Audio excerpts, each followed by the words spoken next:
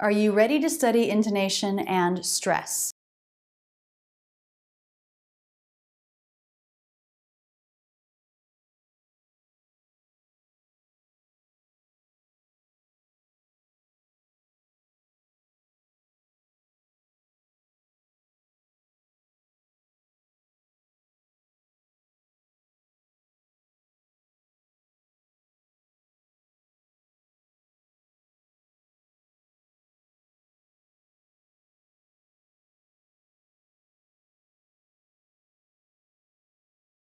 You're on camera, Stony. What do you want to do? What do you want to say? So this is a really long thought group. It's 3 sentences, but I don't put any breaks in between any of the sentences. Even so, each sentence sort of works on its own as having a most stressed word. So the first sentence was, you're on camera, Stony. You're on camera, Stony. You're on camera, Stony. You're on camera, Stony. You're on camera, Stony. So the stressed syllable of cam is the most stressed there. You're on camera.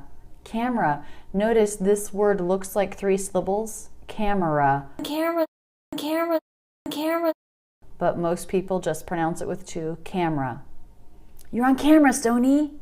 You're on camera, Stony. You're on camera, Stony. You're on camera, Stony.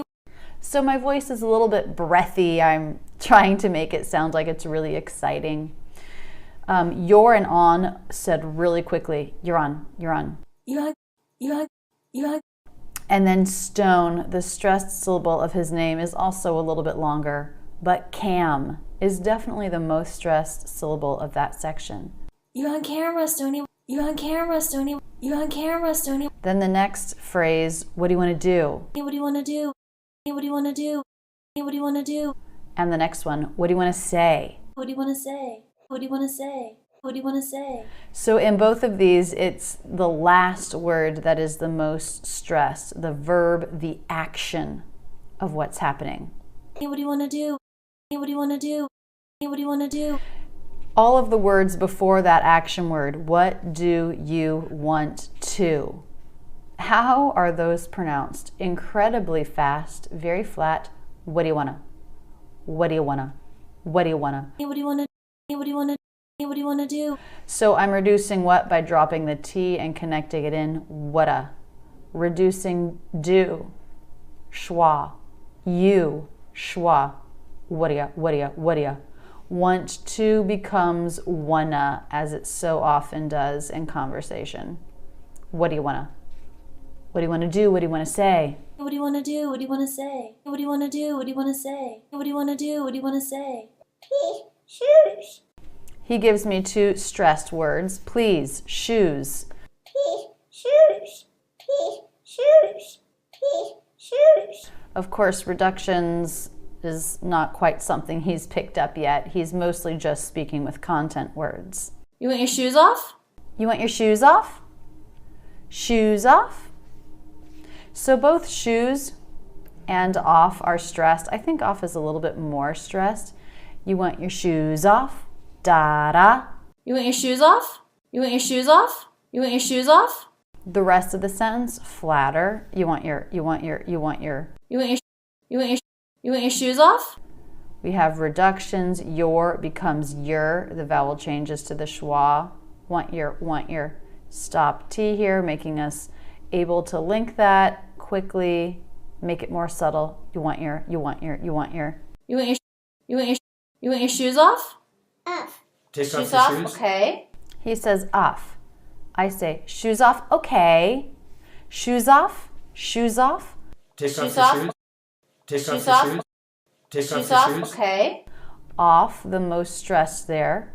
Take shoes off. Take shoes off. Take shoes off.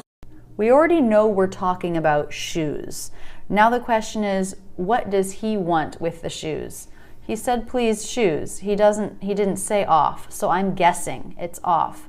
And so off is becoming the most stressed. It's the piece of information I'm still trying to clarify. Shoes off? Okay. Take shoes off, shoes. Okay. Take shoes off, shoes. Okay. Take shoes off, shoes. Okay.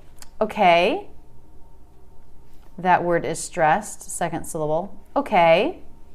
At the same time that I'm saying shoes off, my dad is also speaking. Take Shoes off off, your shoes. okay. Take Shoes off off, your shoes. okay. Take Shoes off off, your shoes. okay. He's saying, take off your shoes. Take off your shoes. Take and shoes, most stressed. Shoes is the most of the two, I think. Take off your shoes.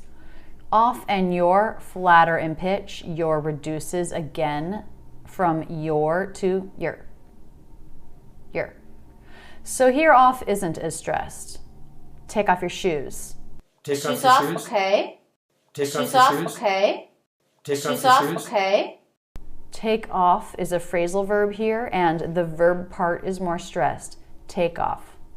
Take off your shoes here in this sentence.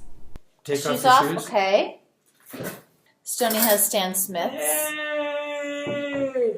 Stoney has Stan Smiths. Then my dad starts saying, yay! My dad's name is Stan Smith.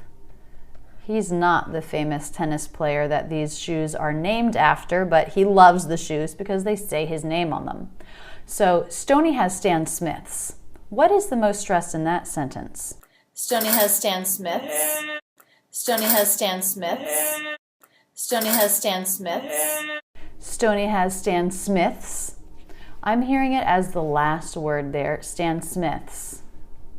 So whenever you're saying a name like Rachel Smith or Martin Luther King Jr., no matter how long it is, no matter how many words are in the name, it's the last part of the name, the last word of the name that is the most stressed. Stoney has Stan Smiths. Stan Smiths. Stan Smiths. Stoney has Stan Smiths. Stowe and Stan, also longer, also shape of stress, but I would say the peak is on the stressed word Smiths. Smiths. Smiths. Smiths. I'm actually not sure if that should be written with an apostrophe. I don't think it should because I'm just saying the plural. He has two of them. He has a pair. He has two Stan Smiths. Stoney has Stan Smiths. Oh, your shoes need to go in the laundry, don't they? Oh, I do a little break here as I'm thinking of what exactly to say. So even though I break, there is still the reduction of your. It's not pronounced your, it's still pronounced your. Oh, your? Oh, your And then the rest of the sentence. Oh, your shoes need to go in the laundry, don't they? What's the most stress there? Definitely lawn. Shoes need to go in the laundry, don't they? The laundry. The laundry. Shoes need to go in the laundry, don't they? So the main part of this sentence ends with laundry, don't they, is a little question tagged on at the end. Don't is more stress there, don't they? Don't they? Don't they? Oh, your shoes need to go in the laundry, don't they? Shoes need to go in the laundry. So shoes is also stressed, but I would say I'm bringing out lawn the most. Why? Well, because we've been talking about shoes. We know that's the topic. Here I'm shifting it a little bit by adding something new. His shoes are dirty. They need to go in the laundry. The laundry. The laundry. Oh, your shoes need to go in the laundry. So need to go in the are all flatter, faster, lower in energy. Need to go in the laundry. Need to go in the laundry. Need to go in the laundry. Need to go in the laundry. To is reduced. It's got the flap, which is just connecting right into the D, and it's reduced to the schwa. Need to go in the. Need to go in the laundry. Shoes need to go in the. Need to go in the. Need to go in the. Need to go in the. Need to go in the. Need to go in the. Need to go in the. Shoes need to go in the laundry, don't they? Your shoes. We put them through the laundry just a couple weeks ago. Yeah. They came out pretty clean. So again, this is a longer thought group, and where my dad interjects with the question really is a natural place to break it in two. Weeks ago, Yeah. they came. Weeks ago, Yeah. they came. Weeks ago, Yeah. they came. So what about the first half of this sentence? We put them through the laundry just a couple weeks ago. Yeah. We put him through the laundry just a couple weeks ago. We put him through the laundry just a couple weeks ago. I'm hearing those as the two most stressed words. Laundry, lawn, to me, is the peak. We put them through the laundry just a couple weeks ago. Yeah. We put them through the laundry just a couple weeks ago. Yeah. We put them through the laundry just a couple weeks ago. Yeah. We put him through the laundry just a couple weeks ago. So the energy of the voice is leading up to the most stressed syllable, lawn. We put him through the laundry just a... And then the energy falls out. It shifts towards going up then to weeks again. Just a couple weeks ago. So these peaks of energy of pitch are happening on these stressed syllables. Just a couple weeks ago. Yeah. Just a couple weeks ago. Yeah. We put him through the laundry just a couple weeks ago. Yeah. And the rest of the words said more quickly. There are reductions. The word them, th is dropped, put 'em, and then we link that with a flap T. We put 'em through the, we put 'em through the, we put 'em through the. We put him through the, we put him through the, we put him through the, Just a couple, just a couple, just a couple. just a couple, just a couple, just a couple. So the words between the stressed words said very quickly to provide more contrast to these longer stressed syllables of the stressed words. We put him through the laundry just a couple weeks ago, and Yeah. they came out pretty clean. And they came out pretty clean. And they came out pretty clean. And they came out pretty clean. And they came out pretty clean. And they came out pretty clean. I'm hearing this last word as the most stressed, though came is a little stressed and out is also a little bit longer. Stop T at the end there. Other than that, lower in pitch. And they, I'm reducing the word and. It sounds just like and they, and they, and they. And they, and they, and they. And they, and they. And they came out pretty clean. Also pretty, not stressed here. It's leading up to clean, the main word. Pretty clean. Pretty clean. Pretty clean. Pretty here being an adverb describing the adjective, the actual thing I'm talking about. Clean is more important than pretty, which is an amount for clean. So pretty clean, pretty clean. Clean is getting more stress there. Huh. Sony, what else do you want to say to the camera? Sony, what else do you want to say to the camera? What do you hear as being the most stressed word there? Sony, what else do you want to say to the camera? Sony, what else do you want to say to the camera? Sony, what else do you want to say to the camera? I hear else. What else? To me, that's the peak of energy of that sentence. Stoney, what else do you want to say to the camera? Stowe has a little bit of stress. Cam has a little bit of stress. But I definitely think that else is the peak. Stony and what lead up to it? Stony, what else? Sony, what else? Sony, what else? Sony, what else do you want to say to the camera? And then, do you want to say to the camera? Falls away from it. What do you want to say to the camera? What do you want to say to the camera? What do you want to say to the camera? We have reductions. Want to becomes wanna.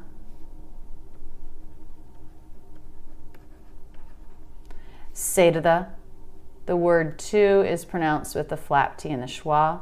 Say to the, say to the. I want to say to the, I want to say to the, I want to say to the camera. So between the stressed words, we have reductions, simplifications, so these words can be said more quickly. Ian? Ian is my brother's name, and we were trying to call him with the computer. We had just tried calling him, the call hadn't gone through, so we were going to wait a couple minutes, and that's when I started recording this video with the photo booth app on my Mac. Ian? Ian? Ian? So the word Ian, single word, question, statement, sentence, Ian. Ian, stressed word, longer, has up-down shape. The second time when I say it, my pitch goes up because I am making sure I understood what Stoney said. Ian? Ian? Ian? Ian? Yeah. Should we try him again in 2 minutes? Should we try him again in 2 minutes? What do you think is the most stressed word in that sentence? Yeah. Should we try him again in 2 minutes? Yeah. Should we try him again in 2 minutes? Yeah. Should we try him again in 2 minutes? It's always harder, I think, to determine most stressed in a yes-no question because the pitch goes up at the end of a yes-no question. So that makes the peak of the pitch a little less obvious. We do have quite a few stressed words here. Should we try them? try 'em again in 2 minutes? To and min. Yeah. Should we try him again in 2 minutes? Yeah. Should we try him again in 2 minutes? Yeah. Should we try him again in 2 minutes? I think probably the most stressed word there is try. Even though towards the end the pitch is going up, if I made it a statement, we should try him again in 2 minutes. Try would be the peak of the pitch. Should we try him again in 2 minutes? Let's look at the words that are not the stressed words. Should we? Should we? Should we? I drop the end of that word and link it right in. Should we? Should we? Yeah. Should we? Yeah. Should we? Yeah. Should we? Him. I drop the H, try 'em, and link it right into the word try. We try him. We try him. We try him. So these reductions help provide the contrast we need between the stressed and the unstressed words. Yeah. Should we try him again in 2 minutes? Yeah, we'll call him in a minute. Yeah, yeah. Yeah, yeah, yeah. So I go on with my sentence, but this can be its own separate thought group. Yeah, up-down shape of stress. Yeah, we'll call him in a minute. We'll call him in a minute. What is the most stressed word in that sentence? We'll call him in a minute. We'll call him in a minute. We'll call him in a minute. Call. We'll call him in a minute. Min also has a little bit of the shape there of stress, but I think call is the peak. We'll call him in a minute. We'll call him in a minute. We'll call him in a minute. We'll call him in a minute. Other than that, we have some reductions. We, will, we'll becomes wool, wool, wool. Said very quickly with the schwa, dark L, wool, wool. Him, I drop the H, column, columnina, imina. I can say these 3 words really quickly with a flat pitch, imina. We'll call him in a minute. We'll call him in a minute. We'll call him in a minute. We'll call him in a minute. Pull your arm. Pull your arm, pull your arm. What's the most stress there? Pull your arm. Pull your arm. Pull your arm. Arm. Pull and arm are both stressed, but I would say arm is the peak. Pull your arm. And then the word in between, less important, said quickly, it's reduced. Your. Instead of your. Pull your. That's so my dad can say it really quickly. Pull your arm. Pull your arm. Pull your arm. Pull your arm. We'll call him. Stoney says, come. He's starting to play around with this reduction, isn't he? And then I say, we'll call him. We'll call him. We'll call him. We'll call him. Call him. Wool, again, reduced. Call, the most stress there, and him, reduced. So I'm linking the L into the word him, column. So even though this is a dark L, I do finish it with the tongue tip up so that it helps to separate the 2 words, the vowel from call with the vowel of him. Call him. We'll call him. Call him. Call him. We'll call him. Call him. Call him.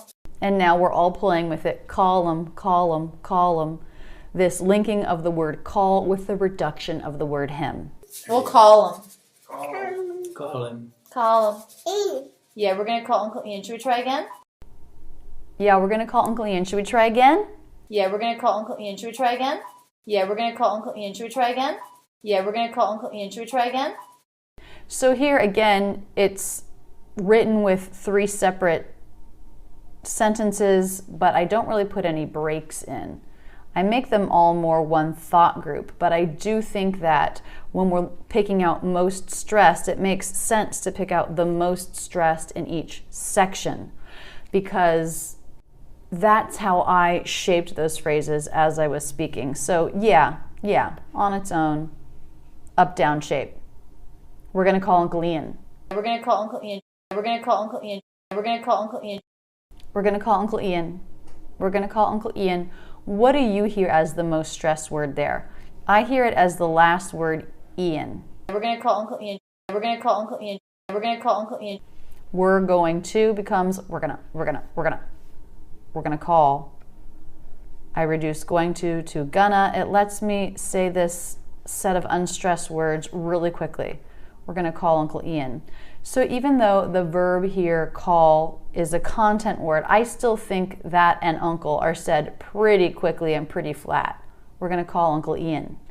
And then Ian, E, has a little bit more length and that shape of stress. Yeah, we're going to call Uncle Ian. Should we try again? Should we try again? Should we try again? Should we try again? Should we try again? Should we try again? Okay, this one's pretty obvious. Everything is kind of mumbled until we get to again. Should we try again? And the pitch does end pointing up because it's a yes/no question. Should. I dropped the ending there. Sh. So it's just SH and the schwa linked into the next word. We do this with the word should all the time. Should we try again? Should we try again? Should we try again? Should we try again? Smoothly linked together, leading up to that most stressed syllable, which is the final syllable of this thought group.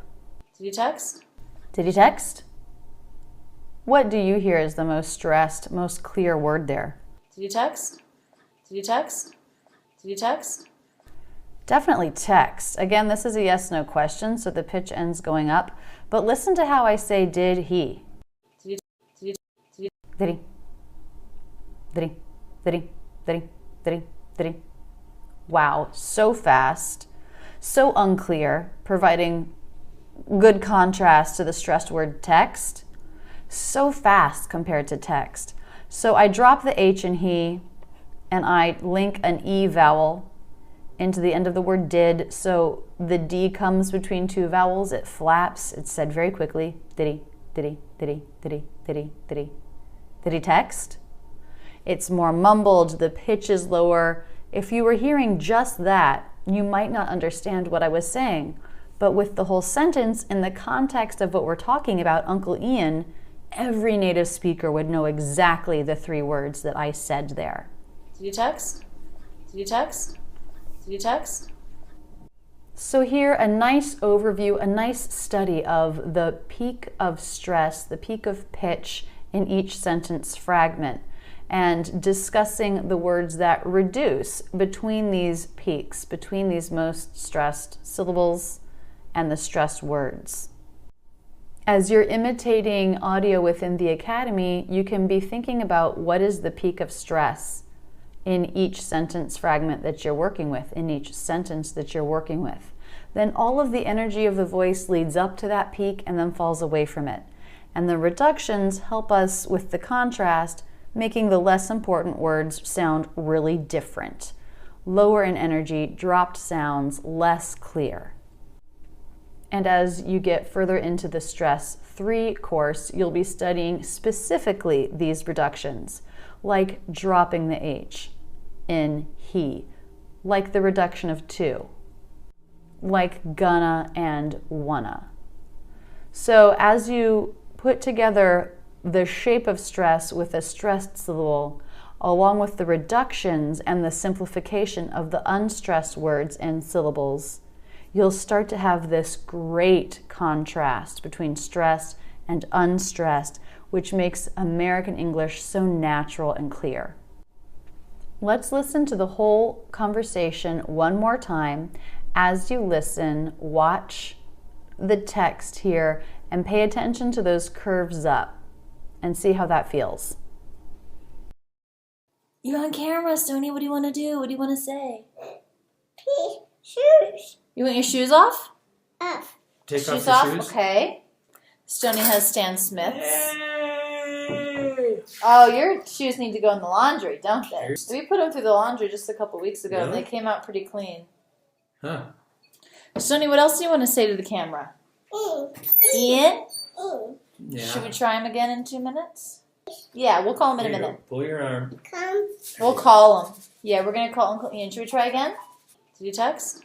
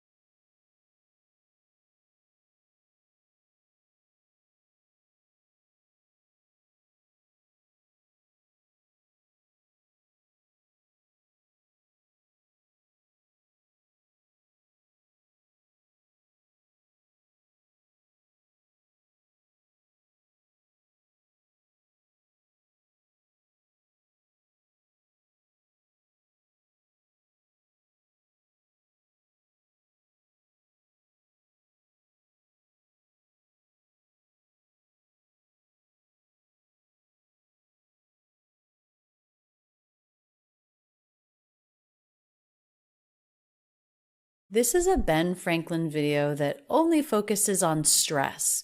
What are the most stressed words in each thought group? This is an interview with a cast member from the television show Grey's Anatomy.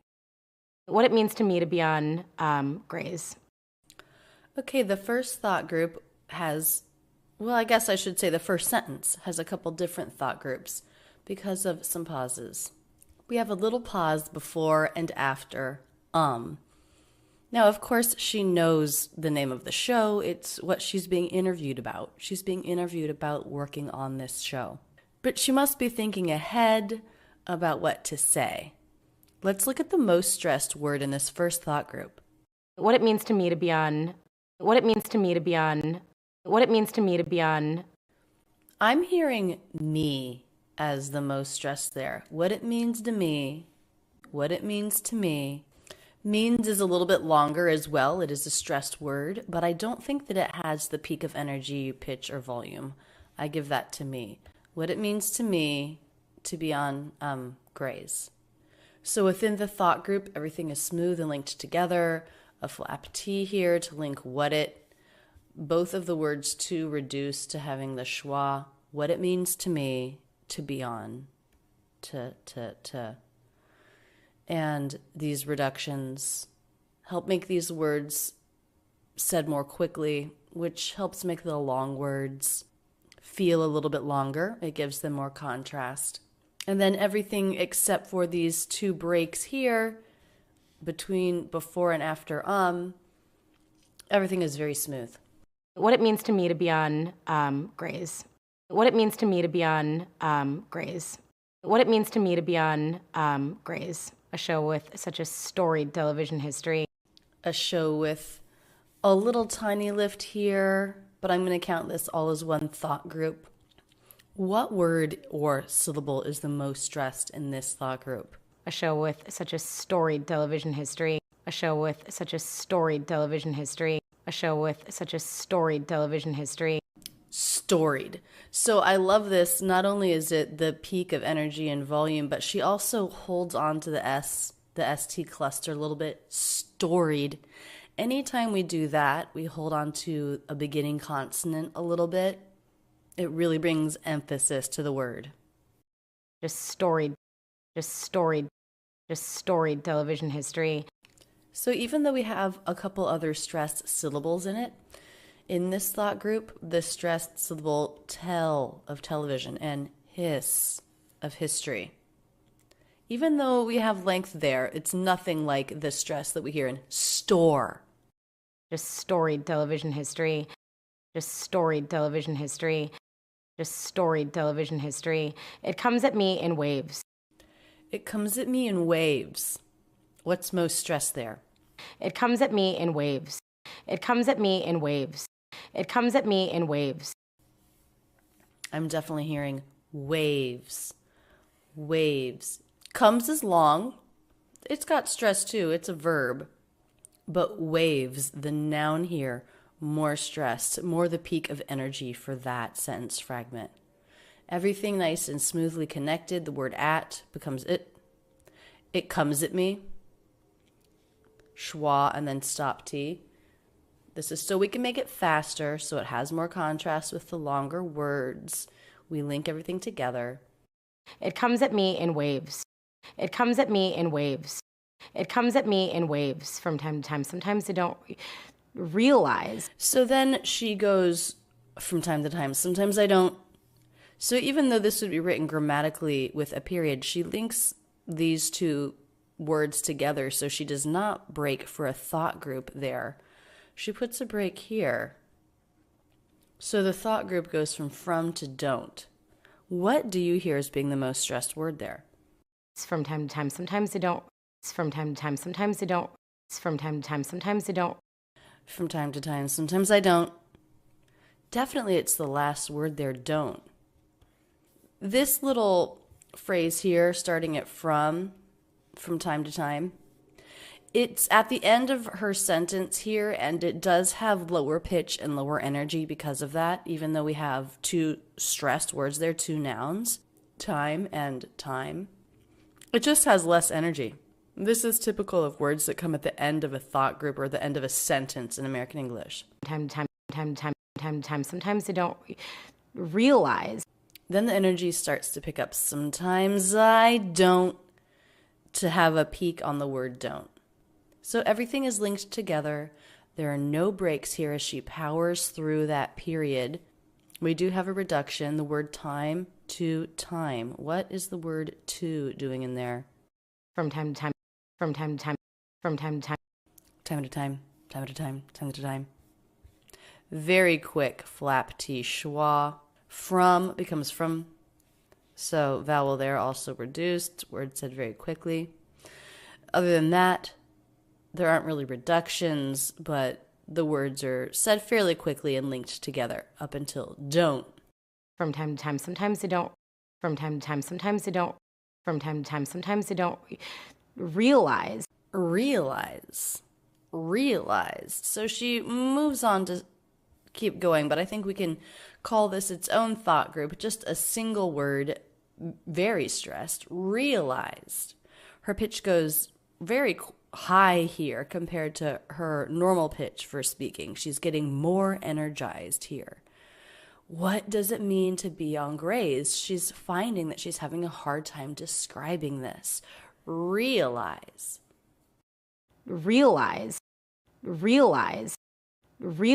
Sometimes you see it in the eyes of a guest star who's like completely awed seeing the walls of the hospital. So she's moving pretty quickly here now as she has figured out how she wants to describe this. There's a tiny break here, a little pullback in energy. So I'm going to call this its own thought group. What do you see being the most stressed here? Sometimes you see it in the eyes of a guest star. Sometimes you see it in the eyes of a guest star. Sometimes you see it in the eyes of a guest star. Sometimes you see it in the eyes of a guest star. Guest. I'm hearing that as being the most stressed. Star is also longer. Also, I would say eyes is a little bit longer. Guest star. Everything in this thought group is linked together. She actually drops the T in this most stressed word. Yes, we can do that. It's very normal to drop the T when it comes between two consonants, especially two consonants that are the same. Guest star. So all of the energy building up to guest.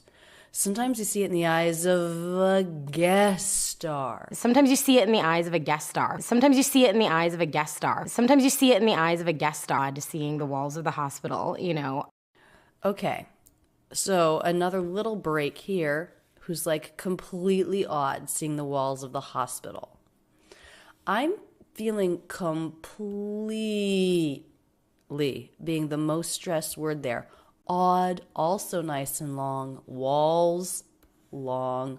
Hospital, also longer and stressed. But the peak for me, energy and volume-wise, is on completely. Star, who's like completely awed seeing the walls of the hospital. So after the main peak here, we have two little half peaks. So it's like you're coming down the hill, down the mountain from the peak of stress, and you hit two little smooth bumps on the way down, popping you up again a little bit. Completely awed seeing the walls of the hospital. Completely awed seeing the walls of the hospital. Completely awed seeing the walls of the hospital, because they've been watching the show forever. Okay, so then here we have a little thought group that doesn't really have much of a peak, So the word no would be stressed compared to you, especially, which she reduces to you, But it's certainly not the same feeling as the stress word in guest in the first sentence here, or in complete. Now it's just, because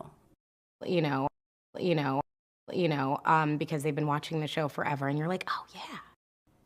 So now we have a longer thought group. It's split here between two screens because they've been watching the show forever, and they're like, oh yeah. Because they've been watching the show forever. I think watch is the most energy, the highest peak in volume and pitch here. Because they've been watching. Because they've been watching. Because they've been watching. because they've been watching the show forever and you're like, oh yeah. The show forever. So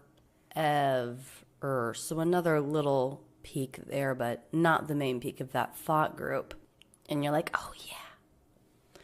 Okay, so again, she hasn't put a break here.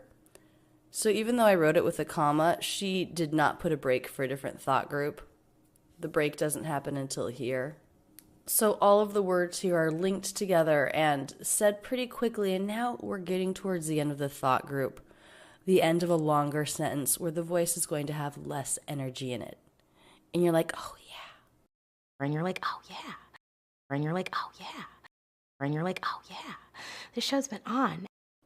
This show's been on. Okay, there it's very obvious. This show's been on. Definitely more stressed than the other words. This show's been on. This show's been on.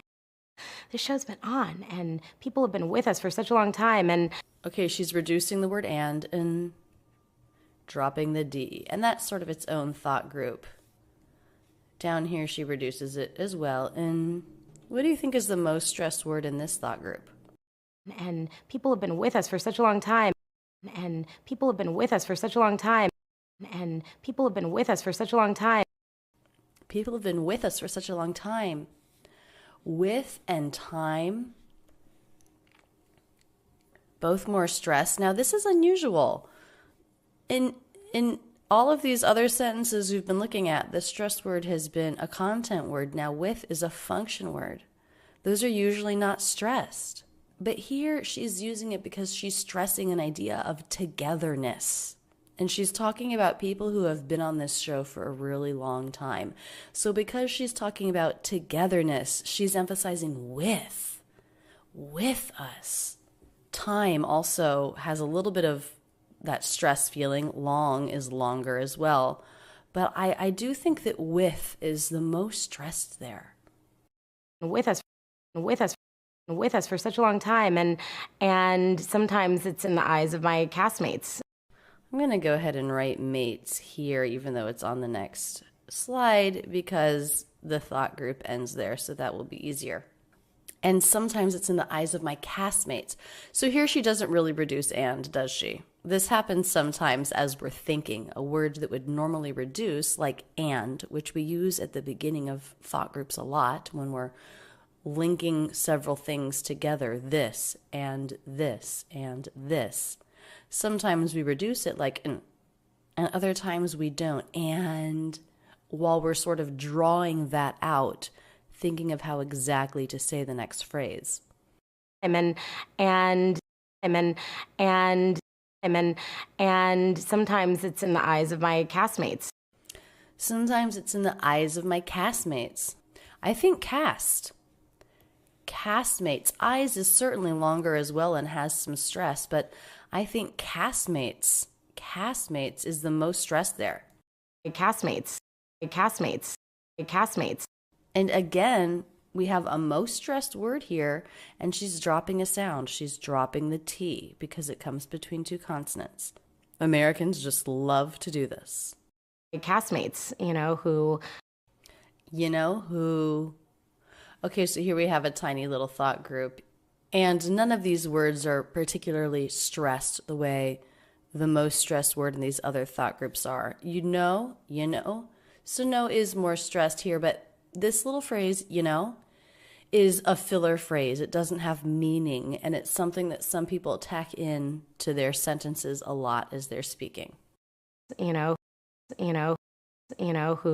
have been holding it down for 14 seasons and have been holding it down for 14 seasons and down, definitely peak of stress there, who have been holding it down, holding a little bit longer it down for 14 seasons. But down is the peak of stress there. And she gives us a visual clue too. I love it. She sort of bobs her head a little bit, emphasizing that most stressed word, down. Down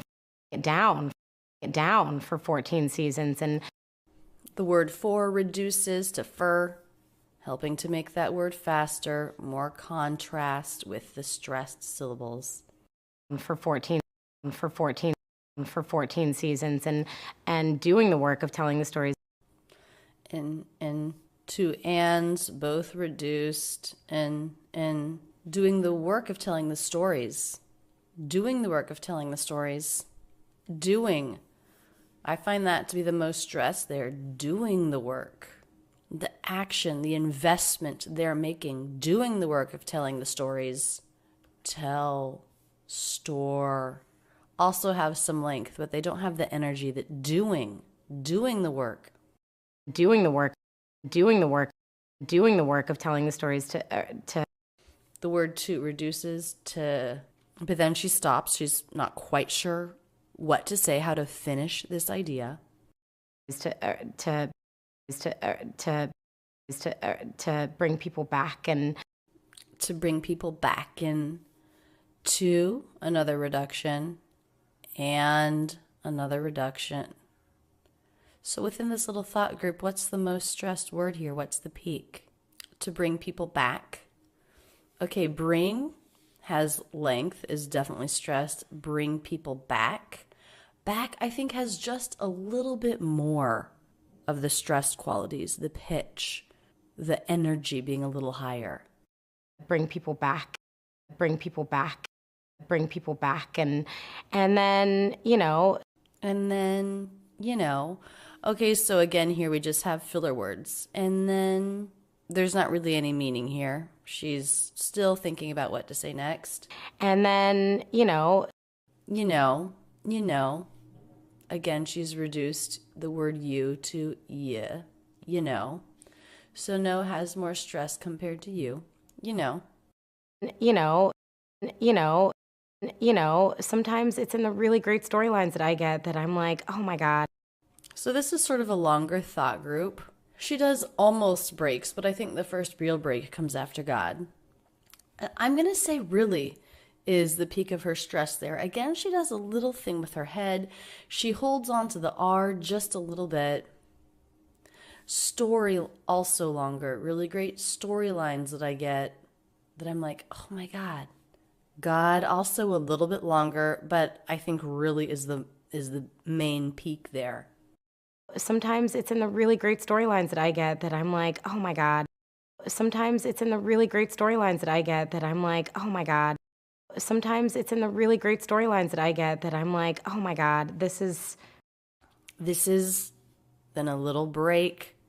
This is why I'm so grateful for this job. This is the kind of job. This is the kind of, yes. And then again, here we can see she's not quite sure what to say. So within this thought group, why I'm so grateful for this job. This is why? Peak of stress there. Grateful, yes, that has length. Job, yes, that has length. But why? It's drawn out even more. It has that really clear up-down shape. Why? To me, that is the peak of energy here for this sentence, for this thought group. Everything else smoothly linked. Another 4 reduction.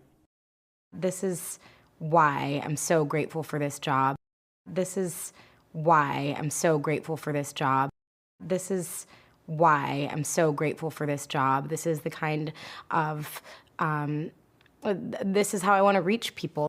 This is how I want to reach people. This is how I want to, reach. Most stress there. Reach people. Notice she does a hand gesture on reach. This is something that you can do as you're practicing, that as you're feeling the energy of your voice, let your hand move, let your head bob on the most stressed word. That will probably help with smoothness and with helping the energy peak on that word for emphasis. This is how I want to reach people. This is how I want to reach people. This is how I want to reach people. This is how I want to teach people. We have reductions want to becoming wanna in both places. Why? Just because this is a very common reduction. It makes this verb want less important than the main verb. I want to reach. I want to teach. That's why we do this reduction all the time, to place the emphasis on the more important verb. Teach people. So again, the peak of that sentence fragment and another hand gesture. This is how I want to teach people. This is how I want to teach people. This is how I want to teach people. This is how I want to teach people. This is how I want to, then she slows down here, a little break here as she's thinking. The word to here does not reduce. Why? Because she's thinking. She's not sure what to say, so she makes that word a little bit longer. So we don't have the one a reduction here. This is how I want to, this is how I want to, this is how I want to use my skills and my talent and my art to. So she has a lot of repeated words here. My, to. She's still doing the reduction, but she's repeating that word. She's doing that because, you know, she's speaking off the cuff about something she's passionate about, and the words aren't coming to her so quickly. But between my and to, what is the most stressed word in that thought group? Skills, talent, art. These are all stressed. I think art is a little bit more stressed, although it's not as clearly obvious as some of the other stress words in thought groups. And is reduced. To is reduced. Use my skills and my talent and my art to use my skills and my talent and my art to use my skills and my talent and my art to do the good work. And so to do the good work. And so, okay, within this thought group, what do you hear as being the peak of energy, the most stressed word? This one is also a little hard. I'm choosing the word do. To do the good work. Good and work both also longer, but I think do has the most energy in it. To do the good work. And so yeah, that's what it means. So in the end here, again, there are pauses, there's repeating herself. That's what it means. That's what it means. Most stress word there. That's what it means. It means a lot of things. That's what it means. That's what it means. That's what it means. It means a lot of things. That's what it means. Means a lot of things. Means a lot of things. Also stressed, but I think within this thought group that means is the most stressed. We have reductions. We have the word it is dropped. That's what it means. Means a lot of things. A lot of becomes a lot of things. Means here is longer a little bit. Things is longer a little bit. But the peak of this little mini fragment means a lot of things. Is definitely lot. It means a lot of things. It means a lot of things. It means a lot of things. So within all of these thought groups, we have a direction for the voice. It's moving in energy up to the most stressed word, and then it falls away in energy from the most stressed word. And the most stressed word has a peak in pitch. And sometimes she emphasizes this stress word by holding on to the beginning consonant or moving her head or making a gesture with her hands. So the energy is not just in the voice, but it's in her body as well. Let's listen to her answer one more time. What it means to me to be on Grey's, a show with such a storied television history, it comes at me in waves from time to time. Sometimes I don't realize. Sometimes you see it in the eyes of a guest star who's like completely awed seeing the walls of the hospital, you know, because they've been watching the show forever. And you're like, oh yeah, this show's been on and people have been with us for such a long time.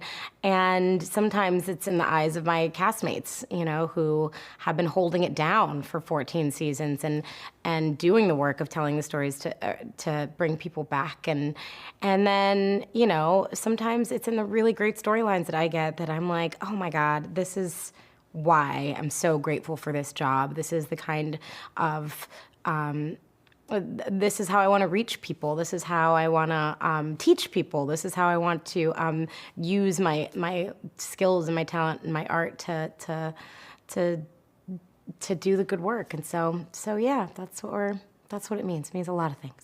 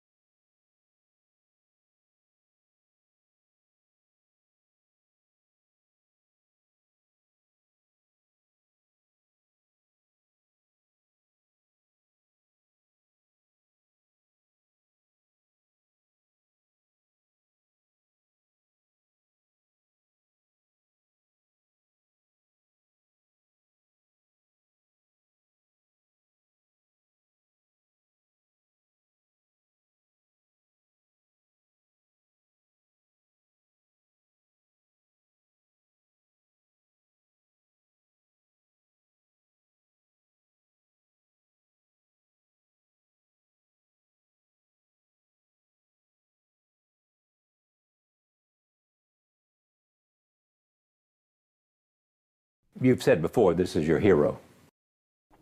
You've said before, this is your hero. One thought group. What do you think is the most stressed word here? The peak of stress. I'm hearing it as hero. Hero. You've said before, this is longer. There's a little bit of a peak of energy here, but it's not as dramatic as the word hero.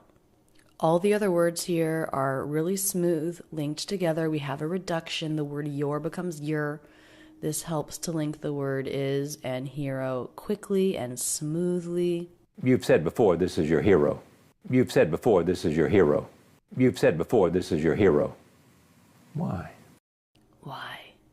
Why? Single word, single thought group.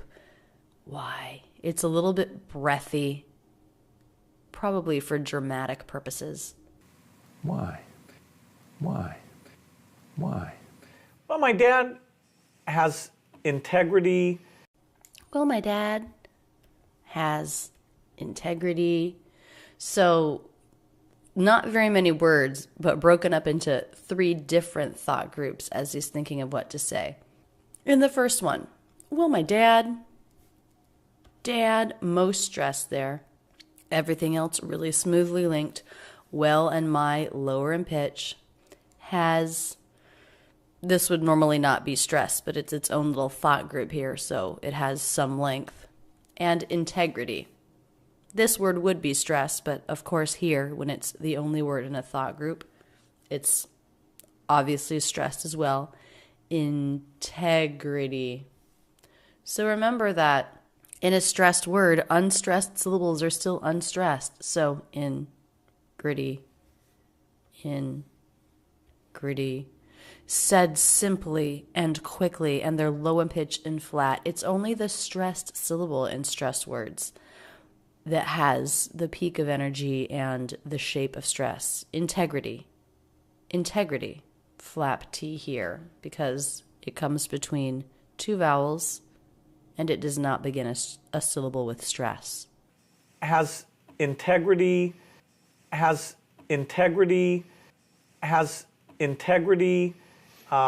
got a humble approach to things. What do you think is the most stressed word there? Humble approach to things. Things is longer, but it's definitely humble approach. Honestly, I think these are almost equal. So if you chose one or the other, I don't think you're wrong. Humble approach. He's got a humble approach to things. He's got a humble approach to things. He's got a humble approach to things. So I mistyped here when I was typing this up. It's not he has a, but it's he's got. But these words are much flatter. They're not stressed the way hum. He's got a hum. He's got a humble approach to things. The word to reduces. We've got the schwa. He's got a humble approach to things. He's calm. He's calm. Okay, this is easy, right? It's a tiny thought group. And calm is clearly more stressed. He's calm. He's calm and wise about things. And wise about things. I really feel wise has this just expansive up-down shape. In wise about things. Things has a little bit of length, but it doesn't have anywhere near the peak of energy and volume and pitch that wise has. And wise about things. And wise about things. And wise about things. It's just a huge influence to always, want to live up to. Okay, a little pause here to always, Okay, it's just a huge influence to always. What do you hear as being the most stressed word there? It's just a huge influence to always, want to live up to. Huge influence. Huge, definitely an important word, longer. But I hear influence as being the most stressed syllable there.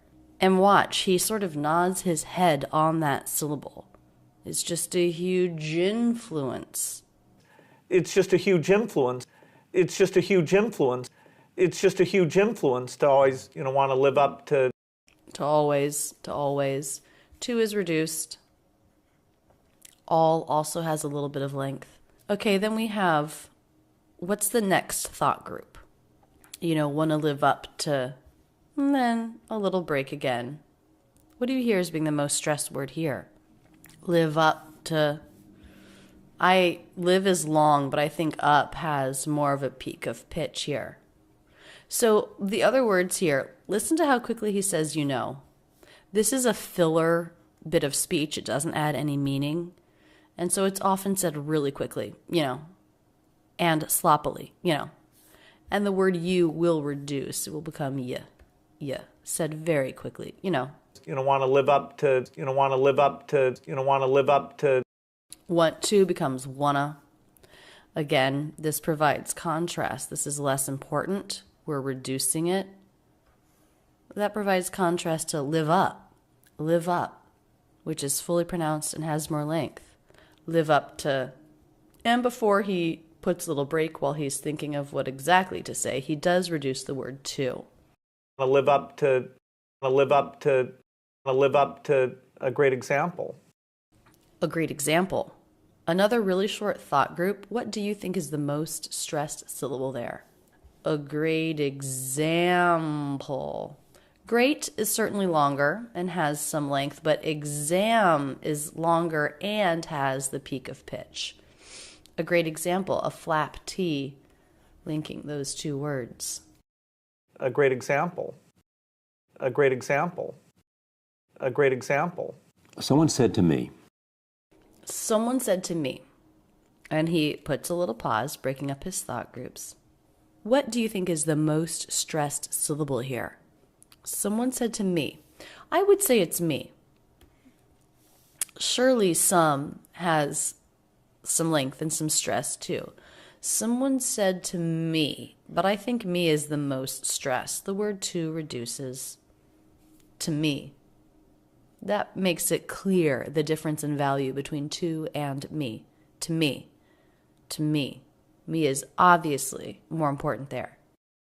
said to me, your son. Your son. Another little break. Your son. Most stress there. Now, he doesn't reduce your. He could have said your son. Your. He didn't. He says your son. But he still lets the peak of pitch and then the falling off of the pitch be on the word son. Your son. Your son.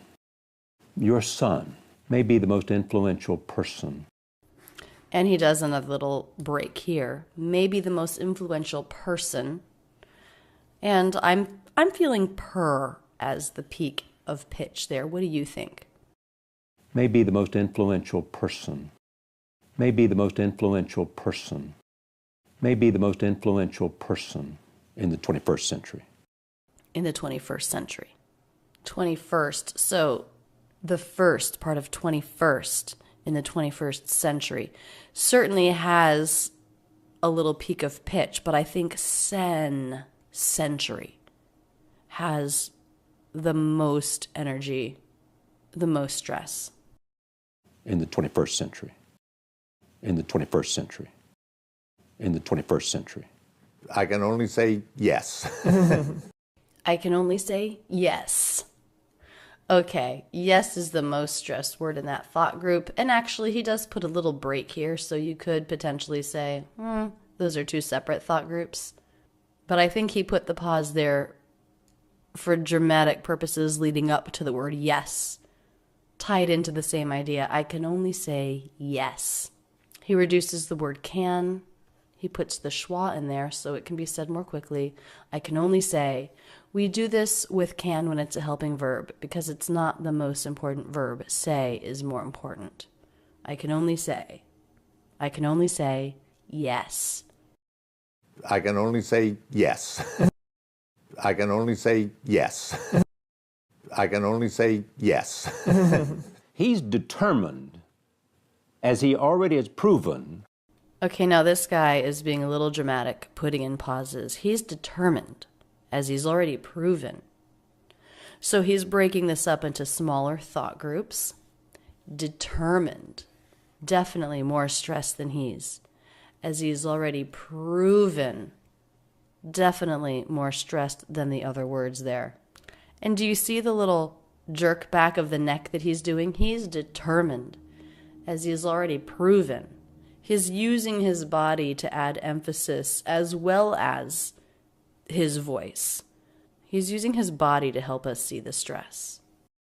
He's determined, as he already has proven.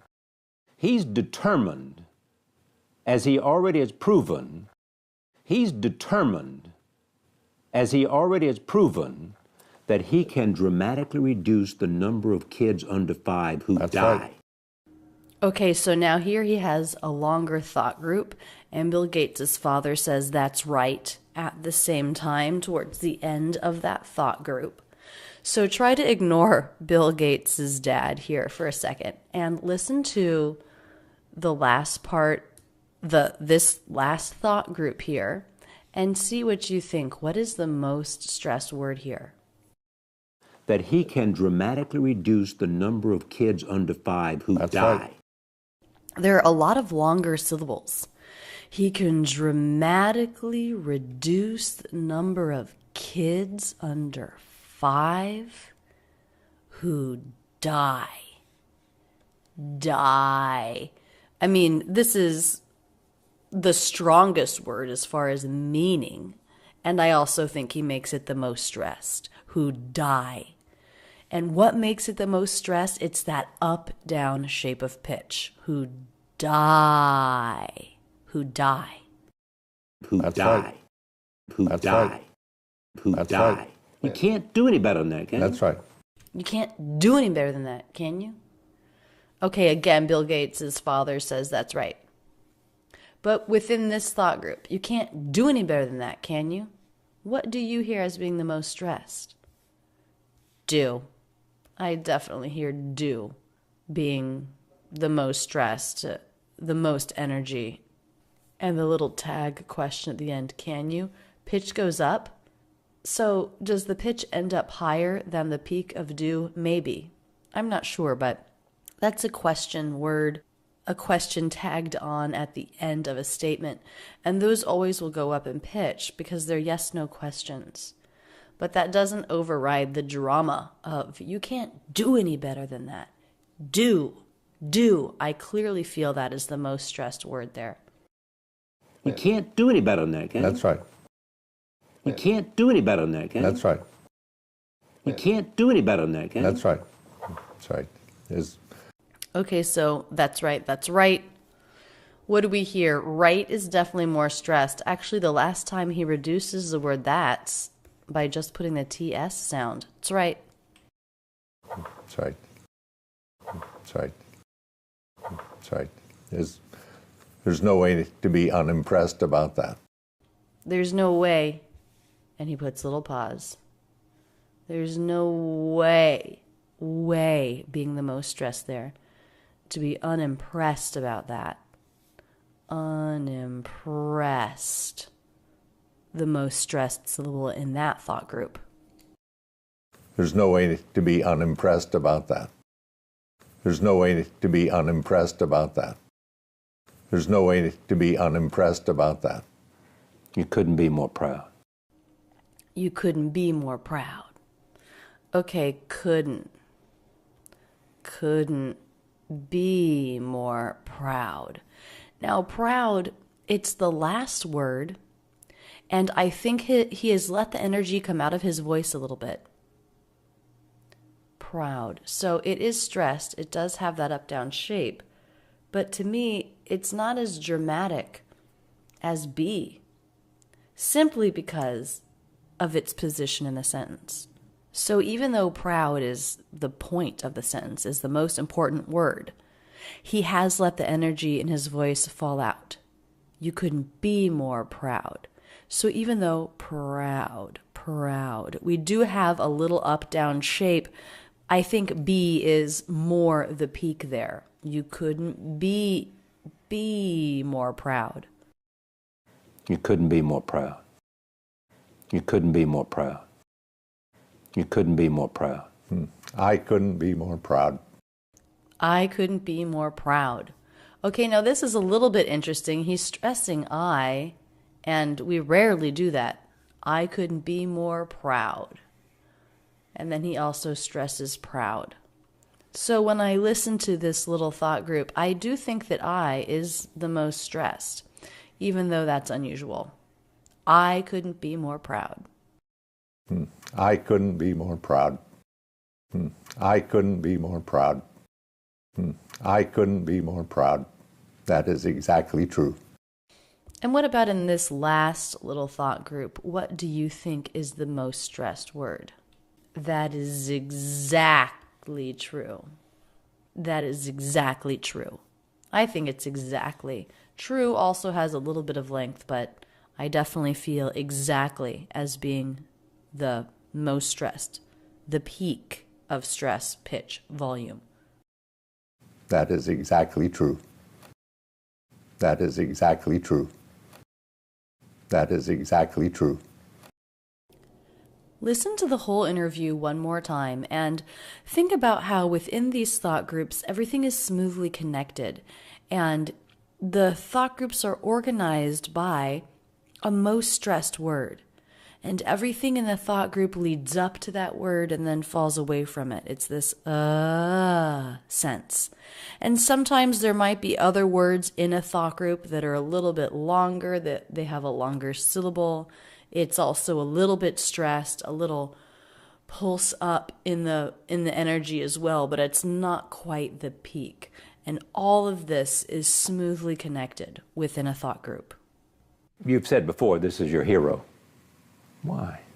Well, my dad has integrity. He's got a humble approach to things. He's calm and wise about things.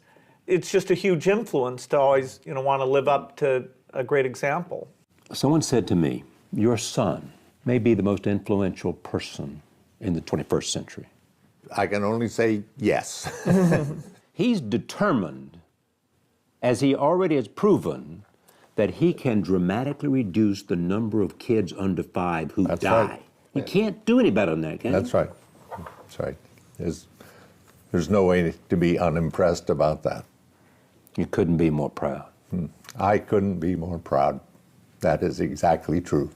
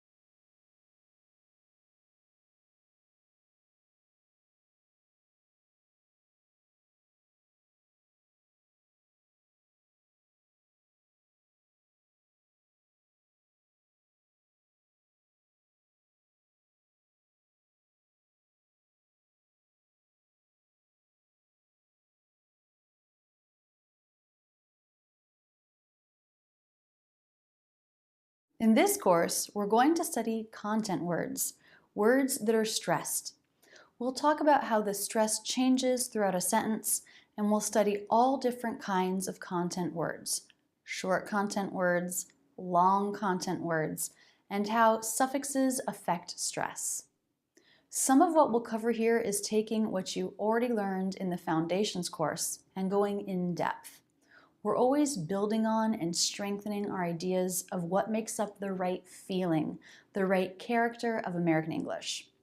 Today we're going to focus in on 1- and 2-syllable content words to talk about intonation. You know the shape of a stressed syllable looks like this. It has a curve up and a curve down in the voice. High. High. High. High. High. Don't forget that shape, it's important. And what's also important is what happens on either side of this curved line, how it relates to the intonation of the whole sentence. The stressed word is never separate. It's always part of the curved line, the overall melody of the thought group. Let's look at some simple examples. First, I think so.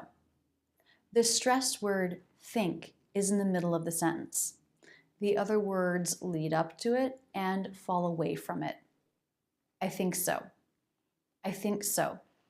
I think so. I so. I think so. I think so. I think so. I think so. There is a direct connection in pitch. We do not have jumps in the pitch. We don't have any separation. This is so important. This is the character of American English.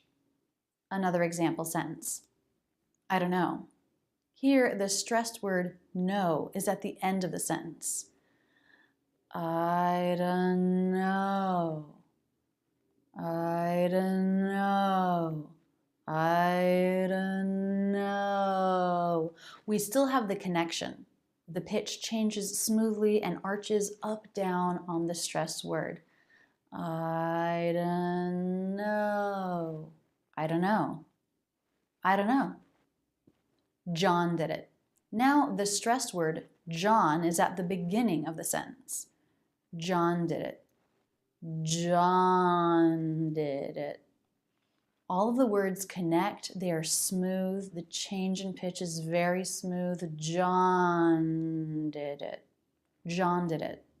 The stressed word still has that curve up and then down. John. John. John did it. John did it.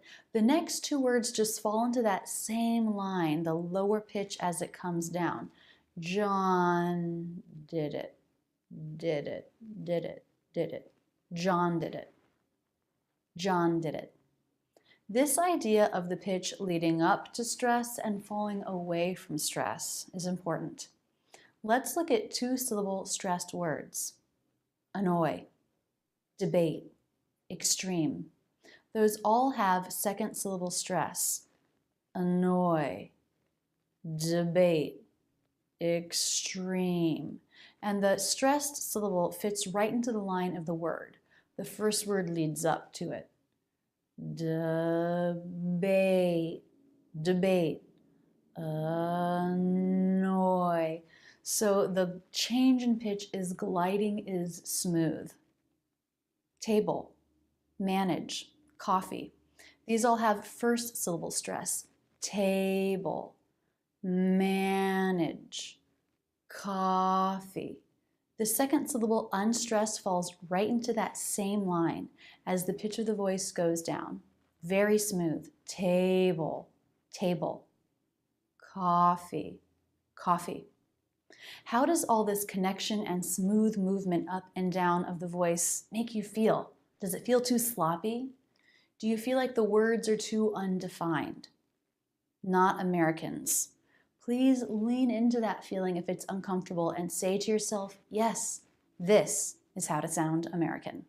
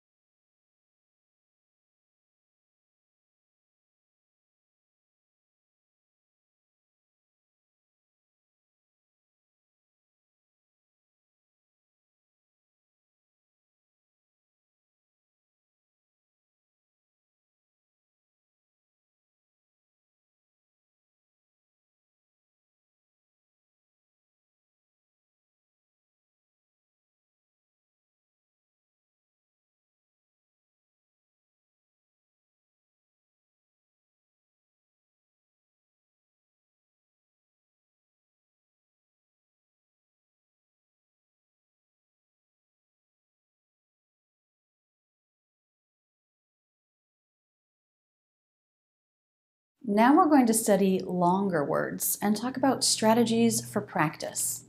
Depending on your interests and your field of work, you may find that there are particular long, tricky words that you need to work on. In this video, you'll get an idea of how to break down longer words. The basic idea is break down words by separating out the stressed syllable. When you put them back together, keep in mind that feeling of connected line. Pitch leads up to the stressed syllable and falls away from it. Let's take, for example, a three-syllable word, substantial. It's a three-syllable word with stress on the middle syllable, so I'll break it up like this. Substantial. Substantial. These unstressed syllables are flat and lower in pitch and said really quickly. Substantial. Stan. This one has the up-down shape and is longer. Substantial. Practice that way for a while, then put it together. Substantial. Substantial. Substantial. Substantial. Capacity. 4 syllables now. Stress on the second syllable, so I break it up. City. City. I'm saying this like unstressed syllables. Pa, pa. This one stressed, up, down shape. Pa, city. Practice it broken up like this, then put it together. When you break it up, it allows you to focus on making the short syllables really short. Pa, city. Capacity. Capacity. All connected and smooth. Capacity. Capacity. Capacity. Capacity. Now let's talk for a second about syllabification. That is how a word is broken up into syllables. Sometimes I'll get a question from someone saying something like, should I break up the word like this? Ca-pa-city or cup-a-city. It actually doesn't matter. When it's all smoothly connected together like it should be, it will sound the same. And since the real length and feeling of the shape comes from the vowel or diphthong in the syllable, where you think of the consonant being doesn't really matter. So don't worry about it. Moving on to 5 syllables. Recommendation. Now is a good time to talk about secondary stress. My rule with secondary stress is don't stress about it. Treat it like an unstressed syllable. That's true. However, as you get into really long words, you may find that these syllables with secondary stress can help you say the word, adding to the rhythm. With this 5-syllable word, it helps a little bit. But as we get into longer words, you'll see that it helps even more. Recommendation. This has secondary stress on the first syllable. Recommendation. Recommendation. Let's break it up to practice. Recommendation. Recommendation. Recommendation. Recommendation. Recommendation. All very smooth. 6 syllables now. Secondary stress on the second syllable. Availability. Veil. Bill. Itty. Veil. Bill. Itty. Availability. Availability. If you have a tricky word that you always mess up, practice it like this, slowly breaking it up over and over. You will be able to speed it up. It will get much less tricky if you spend some time with it. Availability. Let's move on to 7 syllables. Industrialization. The second syllable has secondary stress. Industrialization. Industrialization. Industrialization. Notice how little I move my mouth for the unstressed syllables. Industrialization.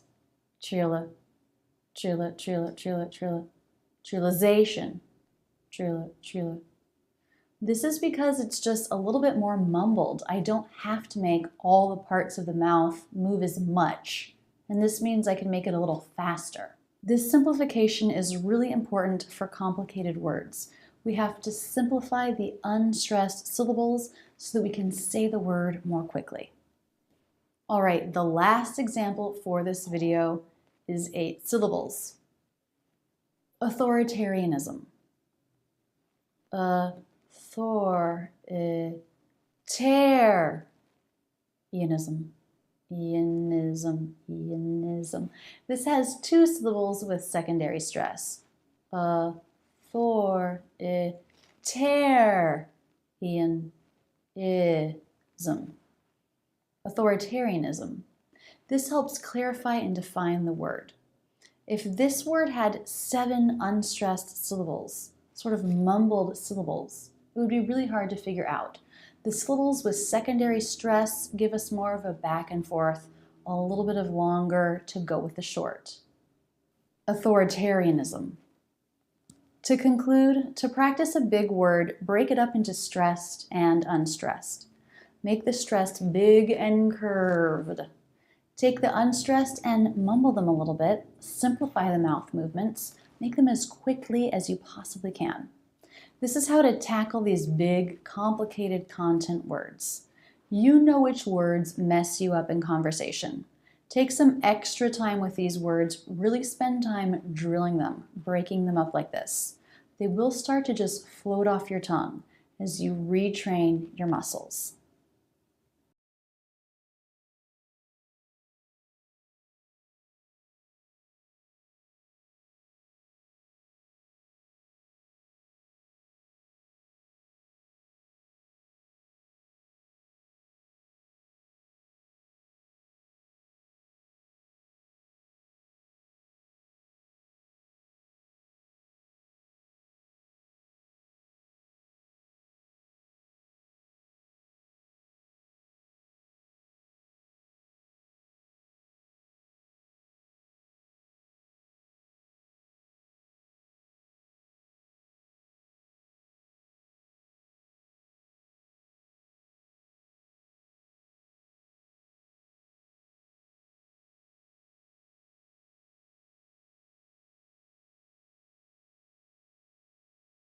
Today we're going to talk about the final word in phrases and strategies on how to sound more American by taking energy out of the voice. The general trend in American English is that the energy of the voice and pitch are both lower at the end of a sentence. I had fun making a video on this topic a long time ago for my YouTube channel where I took two sentences that had the word home in them. In the first sentence, it came towards the beginning of the sentence. And in the second sentence, it was the very last word. And the difference in pronunciation is amazing. The same word pronounced totally differently depending on where it is in the sentence. Let's see a clip of that video. And in general, American English goes down in pitch throughout a sentence.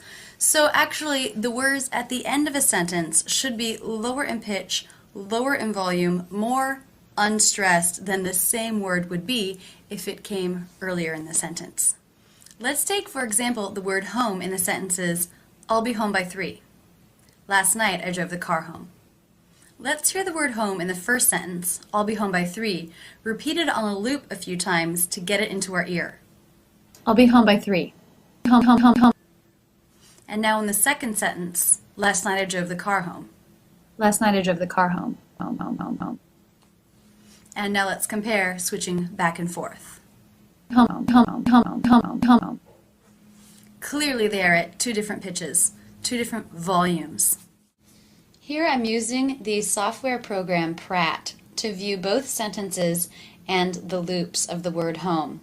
The first sentence, I'll be home by 3. And the loop for the word home in that sentence, home, home, home. You can see that the volume is greater compared to the word home in the second sentence, home, home, home. And down here we see the pitch. Both of these sentences have the downward trend, the second one ending with this little dot down here, as most statements in English do. The word home in the first sentence, here quite high in pitch. The word home in the second sentence, here quite low in pitch. This section up here is the M, sort of just a grumble in the voice. It sort of stops sounding like speech at this point, doesn't it? It's so low in pitch, so low in volume, so far down in the throat. Yet when you hear it in the context of the sentence, last night I drove the car home, you do identify it as the word home. Isn't that crazy? The word home at the end of a sentence hardly sounded like a word at all, and yet the sentence was still totally clear. What can you learn about sounding natural by studying this? If you let the volume of your voice come down at the end of a sentence, that's a very natural characteristic of American English. You can even let some of this quality in your voice, A current trend is to call this a popcorn sound, and it happens when there's not quite enough air coming through the vocal cords. This quality can sound very natural when it comes at the end of a sentence. Let's listen to the word sentence when it's at the end of a sentence. I can't really think what to say in this sentence. Sentence, sentence. So the word sentence becomes the word sentence. It sounds different. It feels different, doesn't it? Yes. Bringing in this quality to your accent can really make a difference in how you sound. Let's take a quick second to talk a bit more about vocal fry. You may hear people say, you shouldn't do that. And it's true that some people do it all the time, not just at the ends of phrases. And in those cases, it does sound weird. I don't think it's healthy or good to do all the time. Okay, that was all vocal fry. Some people do this, more or less. Actually, I've noticed that the American character that the British actor Hugh Laurie has developed uses a lot of fry. This is in the show House. Listen to this sentence. We have a duty of confidentiality, and you have an undiagnosed heart problem that could kill you at any moment. Wow. We have a duty of confidentiality. We have a duty of confidentiality. That's a lot of fry. When you work on imitating Americans speaking phrases like in the Hollywood conversations or listening comprehension courses, keep this in mind. Pay attention to it. What's happening at the end of the phrase? Is the volume getting lower? Is the pitch getting lower? Is the energy getting lower at the end of the phrase? Really imitate that. Is there a little bit of vocal fry quality towards the end? Imitate that too. After you spend a session working with the soundboards using the play it, say it method, do a little free talk. Talk about your day or what you'll do tomorrow, and focus on this. At the end of your sentences, the lower energy, the lower volume. It's really going to help you sound natural. Natural, natural, natural. Less energy, very American.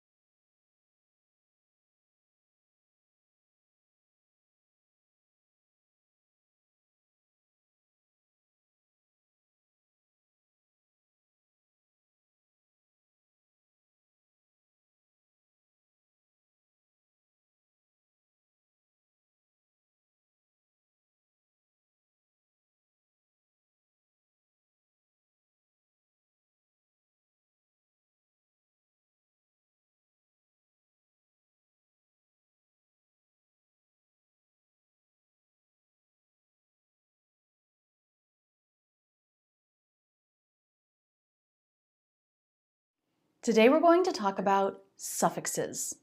We don't have many rules on pronunciation in American English, but we do have some rules about stress here. What is a suffix? It is a particular set of letters that changes the meaning of a word. For example, the word quiet. Let's find a quiet spot to study. It's an adjective describing the spot. But if we add the suffix ly, it becomes an adverb describing an action. He walked over quietly. This is how he walked. We can break suffixes into 3 categories. Today we'll talk about category 1. This is words where the stress is on the suffix or the last syllable of the word. This stress isn't too frequent in American English. There aren't so many words with stress on the final syllable. There are 5 suffixes where stress is on the suffix ee, eer, ese,ette, and ique. We'll look at each suffix and go over a couple of examples. Remember, stress is always on the last syllable. For EE, trustee, guarantee, referee. A notable exception, the word committee. It ends in EE, but the stress is not on the last syllable. Which syllable is it on? Committee. Da da da. It's on the middle syllable. Committee. EER. Career. Engineer. Volunteer. Whether the word is 2 syllables or 3, stress is on the last syllable, the suffix. ESE, Chinese, Japanese, legalese. ETTE, cigarette, kitchenette, silhouette. A notable exception, the word etiquette. Stress is not on the last syllable. Where do you hear it? Etiquette. In American English, we put stress on the first syllable for that word. Finally, IQUE, technique, critique, unique. In the audio that goes with this lesson, all of the most common words for each suffix is recorded. The words are arranged by the number of syllables, and as you work, get into a rhythm for each set, always stressing the final syllable.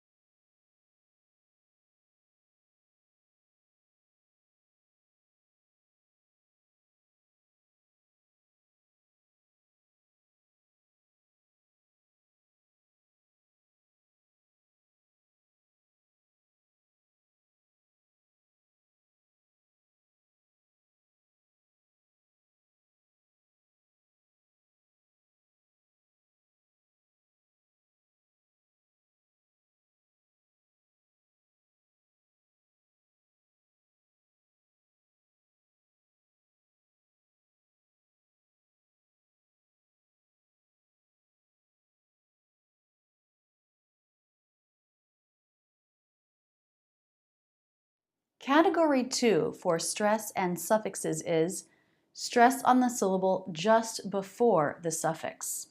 For example, the IC suffix, basic, artistic, academic. A 2, 3, and 4 syllable word as an example, but on each of these, stress is on the second to last syllable, 1 syllable before the suffix. Category 2 is a little messy because some of these suffixes are 1 syllable, like ick, basic. Others are 2 syllables, and some can be pronounced both ways, either 1 or 2 syllables, depending on the word. So today we're going to focus just on the suffixes that are 1 syllable long. There are 4 of them: IC, CIOUS, and SION or TION. Remember, no matter how many syllables in the word, primary stress is always 1 syllable from the end. So for a 2-syllable word, the first syllable is stressed. For a 3-syllable word, it's the middle syllable. Let's look at examples for each of these suffixes. IC, economic, metallic, poetic. A notable exception, Catholic can be pronounced Catholic, Catholic. That doesn't follow the rule, but the more common pronunciation is Catholic, which does follow the rule. CIOUS, delicious, precious, suspicious. SION, decision, version, permission. And TION, vacation, pronunciation, Application. Stress always one syllable from the end. In the audio that goes with this lesson, all of the most common words for each suffix is recorded. The words are arranged by number of syllables, and as you work, get into the rhythm for each set, always stressing the second to last syllable. When you work with the soundboards, you don't need to worry so much about the rules for stress, because you build the habit of the correct pronunciation by working with these most common words.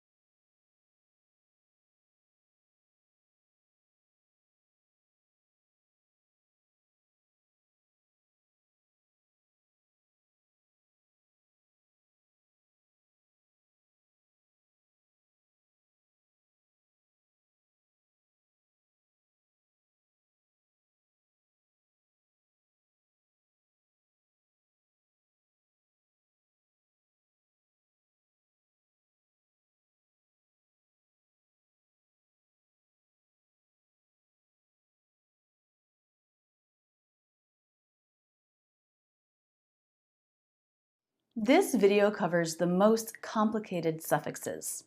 Suffixes that can be either one or two syllables, depending on the word. Same set of letters, but different pronunciation depending on the word. You already know this about English. It's incredibly frustrating. The stress is always one syllable before the suffix, but now you have to know, is the suffix one or two syllables long? As I've said before, don't worry too much about memorizing these rules. These videos are just to make clear what's going on. This soundboard selects the most common words for each of these categories. So if you drill those and get really comfortable, then you'll be setting the right habit of pronunciation. The 6 suffixes we're studying today are eous, ial, ian, ience, IENT, and IOUS. First, EOUS. This can be one syllable, pronounced us, like in gorgeous or outrageous. Notice in each of these words, no matter how many syllables, stress is always second syllable from the end, because the suffix is just one syllable long. But it can also be 2. Then stress will be 3 syllables from the end. In these cases, the suffix is pronounced ious, like spontaneous, hideous. Suffix is 2 syllables, stress is 3 syllables from the end. Hideous. Since this is a 3-syllable word, that means stress is on the first syllable. Hideous. Extraneous. Stress is 3 syllables from the end. Simultaneous. 2-syllable pronunciation of the suffix, so the stress is 3 syllables from the end. You might be asking, how do I know which pronunciation I should be using for a suffix? Is it us or ius? Great question, sad answer. There is no way to know by just looking. You have to know word by word. But the good news is, as I said, all the most common words are in the audio for this course. So as you drill that, you will be learning the pronunciation, the right stress. IAL. This can be pronounced as one syllable, ul, like in social. It's 1-syllable pronunciation, so stress is 2 syllables from the end. Official. Artificial. Ul. But it can also be pronounced eel. 2 syllables, like in the word industrial. Now, since the suffix is 2 syllables, stress is 3 syllables from the end. Industrial, editorial, entrepreneurial. So this suffix is ul, or eel. IAN. 1 syllable pronunciation is n. Musician, n. Electrician, n. Stress is 2nd syllable from the end, but it can also be pronounced as 2 syllables, Ian. Then stress will be 3 syllables from the end, like in median, Ian, librarian, Ian, vegetarian, Ian, humanitarian, Ian. So this suffix is either n or Ian. IENCE. The 1 syllable pronunciation is nts. Now I want to note that when N is followed by S in the same syllable like it is in this suffix, Americans do it a little differently. We make the N short so it feels like it's NTS. Nts, nts. For example, science, nts, nts. Inconvenience, nts. Science, inconvenience. 1 syllable suffix, stress 2 syllables from the end, just before the suffix. It can also be pronounced with 2 syllables, ians. Then stresses 3 syllables from the end, like in experience, audience. So this suffix is either nts or ians. IENT. The 1 syllable pronunciation is nt. Patient, sufficient. Stress just before the last syllable. The 2 syllable pronunciation is ient. Nutrient, ingredient. 2 syllable suffix now stresses 3 syllables from the end. So this suffix is pronounced nt or ient. And finally, IOUS. The 1 syllable pronunciation is this, schwa-s. Just like the first suffix we studied in this video, E-O-U-S. This. For example, gracious, religious, ostentatious. 1 syllable suffix stresses 2 syllables from the end. The 2 syllable pronunciation is ius. So now stress will be 3 syllables from the end. For example, various, mysterious. The pronunciation of this suffix is is or ius. In the audio that goes with this lesson, all of the most common words for each suffix is recorded. When you work with the soundboards, you don't need to worry so much about the rules for stress because you're building the habit of the correct pronunciation.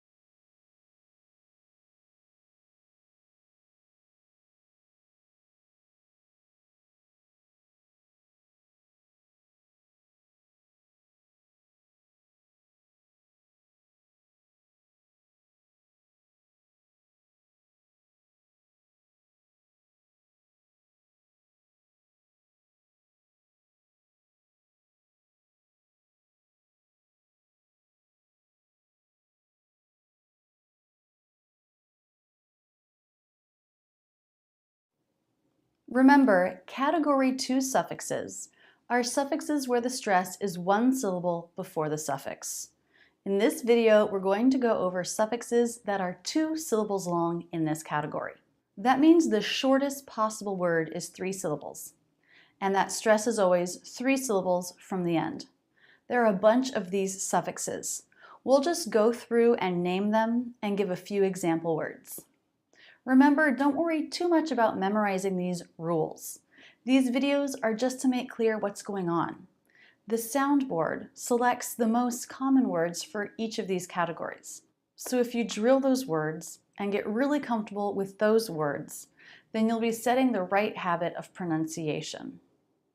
The first suffix is graphy, graphy. Geography, biography, photography. IBLE, able, possible, responsible, terrible. A notable exception, words with ligible, like eligible, negligible, intelligible. These do not follow the same stress pattern. ICAL, ical, political, physical, practical. IFY, identify, clarify, notify. ILY, voluntarily, luckily, momentarily. Notable exception, the word satisfactorily. This does not follow the stress pattern. INAL, marginal, medicinal, original. IONAL, professional, international, educational. ITUDE. I want to point something out here. There is secondary stress in this suffix, and that comes before the syllable that begins with T. So this will always be a true T. Attitude. Little true T there. Gratitude. Solitude. ITUTE. Again, we have secondary stress. And secondary stress doesn't usually matter very much, but it does matter with T pronunciations. If a T begins a syllable with secondary stress, it is a true T. So it's going to be institute, with a little true T there. Institute, constitute, substitute. ITY. No secondary stress here. This will be a flap T. Community, opportunity, responsibility. LOGY, technology, apology, terminology. UAL, individual, gradual, casual. A notable exception, spiritual. This does not follow the same stress pattern. Stress is 4 syllables from the end. Spiritual. UOUS, continuous, ambiguous, virtuous. Wow, that was a lot. Now that you understand the pronunciation of individual suffixes here, and that stress will always be third from the end, work with the soundboard to make an easy pronunciation of these longer words a habit.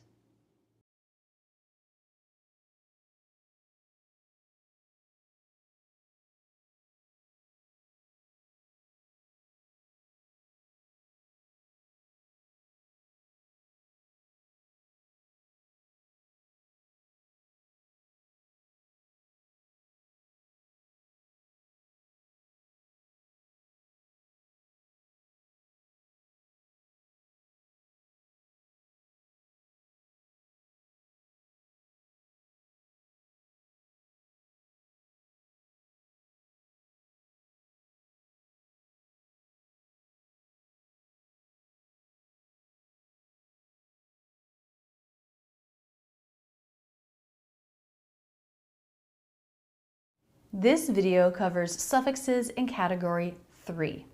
Category 1 was stress on the suffix, Category 2 was stress just before the suffix, and this category is stress 2 syllables before the suffix. That means these words are all at least 3 syllables long. There are 3 suffixes in this category: AL, ATE, and ARY. AL. This is a 1-syllable suffix, and it's pronounced ul.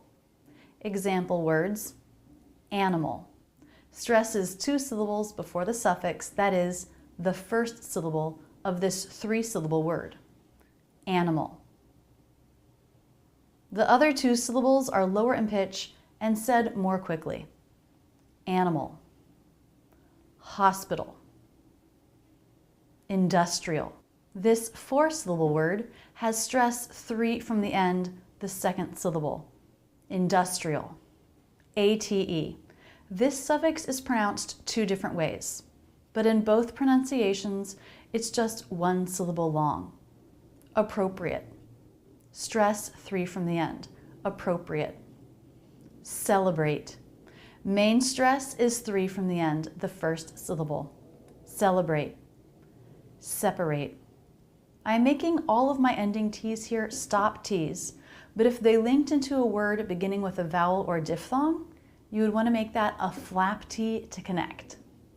ARY. This suffix is 2 syllables long, so the stress here will be 2 syllables before the suffix. That's 4 syllables from the end. We're getting into some longer words here. There's secondary stress within the suffix on the air syllable. The longer the word, the more helpful it is to hold out your secondary stress a little bit. Make them a little bit longer to help break up the word. Secretary. Stress on the first syllable, which is 4th from the end. Contemporary. Stress on the 4th syllable from the end, that's the second syllable. Contemporary. Secondary. Remember, you don't need to worry too much about memorizing these rules. These videos are just to make clear what's going on in the soundboards. The soundboards select the most common words for each of these categories. So if you drill those and get those words really comfortable in your speech, then you'll be setting the right habit of pronunciation.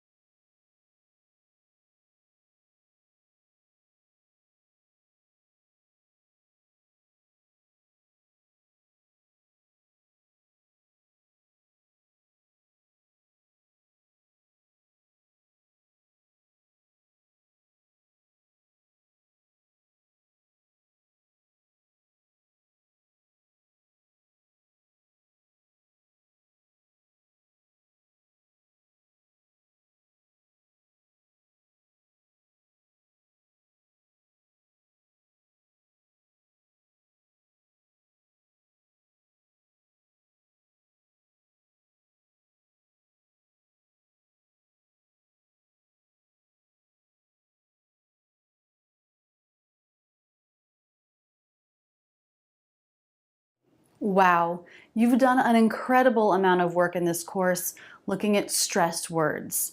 There were so many suffixes to look at, weren't there? And with each suffix, you drilled the most common words. So you should have a firm sense of the stress patterns of some of those longer words. At the beginning of the course, you studied simpler words, which allowed you to really isolate that up-down shape. It's the melody, the intonation of the voice that curves up and falls back down. The unstressed syllables lead up to and fall away from the stressed syllable. All of the unstressed syllables, even in a stressed word, are said simply and quickly. The mouth movements are less dramatic than they are for stressed syllables. You also learned about the overall stress of a sentence and how even stressed words at the end of a sentence will have less energy in the voice and maybe be lower in pitch. I always say it's hard to completely isolate one aspect of pronunciation from another. As you learned about stress and intonation, you were learning about linking, how the syllables in a word or words in a thought group smoothly glide together with this single line of intonation. a melody that doesn't involve big skips or jumps or any separation. In the Stress 3 course, which focuses on reductions, you're focusing on the tiny words, the short words, the unstressed words that link together stressed words in our thought groups. They combine with each other and the unstressed syllables of stressed words to make part of the melody that are lower in pitch and quieter, to provide important contrast between stressed and unstressed syllables in American English. By focusing on stress, intonation, and linking, you're truly mastering the American accent.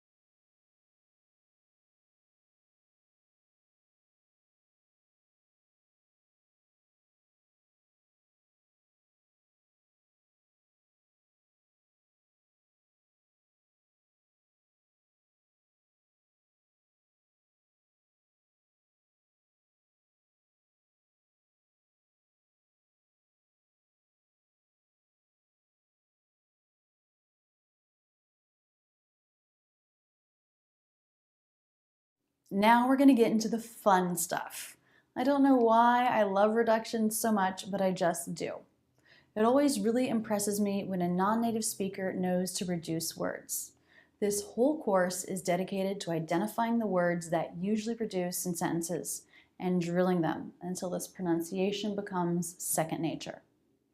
Reductions and unstressed syllables are the key to Americans speaking quickly and naturally. You have these words, which contrast with the stressed words, and you put into thought groups, all linked together within a thought group, but thought groups separated by little pauses, and you have wonderfully natural American English, very easy to understand. Embracing and understanding the character of American English. I was teaching a class several years ago with a woman from Eastern Europe. She'd married an American and they were living here in the States. And as a part of the class, we were working on reductions. She told me this story. She was telling her husband about reductions and about how Americans pronounce for as fur. And he said, "That's ridiculous. We do not do that." And later that day, he was saying something and he reduced the word for to fur. And she said, "See, you did do it. You do. This is how you pronounce this word." He had no idea. Even when it was described to him as something Americans do, it sounded wrong. Americans have no idea how difficult we make it for non-native speakers to understand us. But we're doing little reductions like this all the time. The thing that's great about the example of this woman is once you learn about a reduction, you'll notice that you start hearing it all the time. That will solidify your understanding for the pronunciation. If you're watching recorded TV or online video, I encourage you to do this. Keep your hand on the pause button. If you're studying the for reduction that week, listen for it. Every time you hear it, pause. Say the sentence back a couple of times. This is great training. For each of the reductions that you're learning, you'll get lots of audio for training. Now, you'll notice that this audio doesn't focus on words. It focuses on sentences or sentence fragments. Why? Because reductions only make sense as part of a whole. As an individual word, we would say for, not for. However, when you are working with the audio, you know I like to break things down into smaller parts, and it's very helpful to practice the reduction in isolation. So if you're practicing for, if you're practicing that word as quickly as you can, make it on its own. For. That will help you focus in on the length. Even though I think it's very effective to practice things by breaking them down, you have to know this about reductions. In conversation, they only make sense when they're linked into the thought group. A reduction broken out is unclear. A reduction linked in is beautiful, natural English. So in conversation, you would never want to say for you. You should only say for you, connected, for you. That sounds so much better and so much more natural than for you with no reductions. That's not good English either.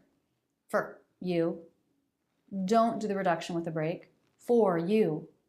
Don't skip the reduction, but for you. For you. Reduction, very quick word, and smooth, connected intonation. No reductions. Practice them separately to get them really short, but also practice them linked up into common phrases, because that's how you'll want to use them in conversation. Okay, I'm so excited for you to jump into this course. I hope that you'll find that you love reductions as much as I do.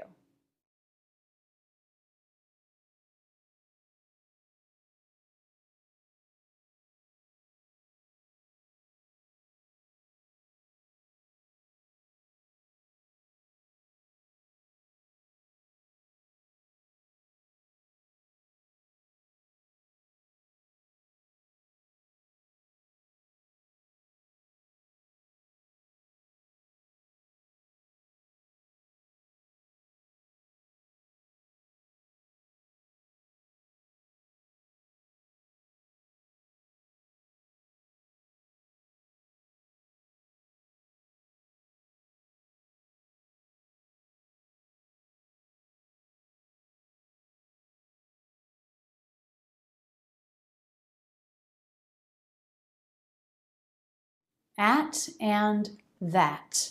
Both beautiful words, but usually they reduce in a sentence. On their own, they have the a as in bat vowel and a true T.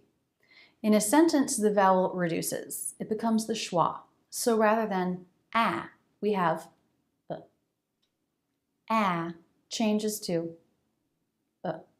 So short, low in pitch. Now the ending T. Let's take a look here. The sound before the T is a vowel. That means the pronunciation of the T is decided by the next word. If the next word begins with a vowel or diphthong, then the T comes between two vowels and will be flapped, like in era, era, era, era, era, era. Reducing the word at, it's a schwa. The word a is a schwa, flap T between. Era.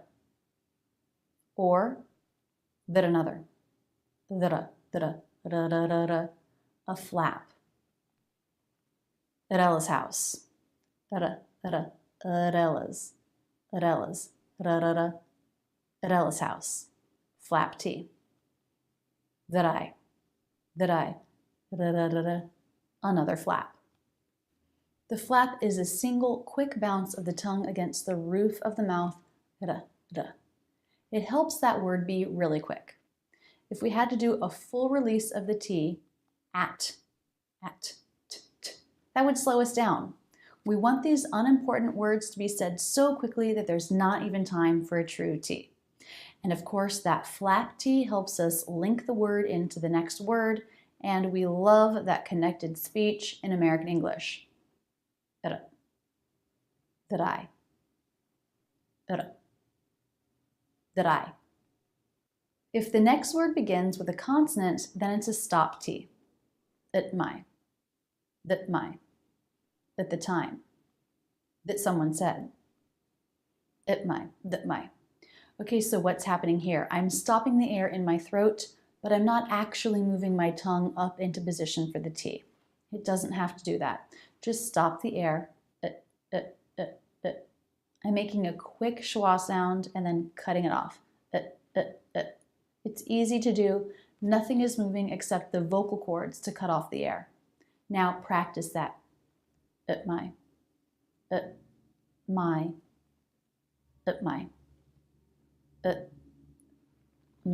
Make a big break between the words. That helps you focus in on how short at is. My.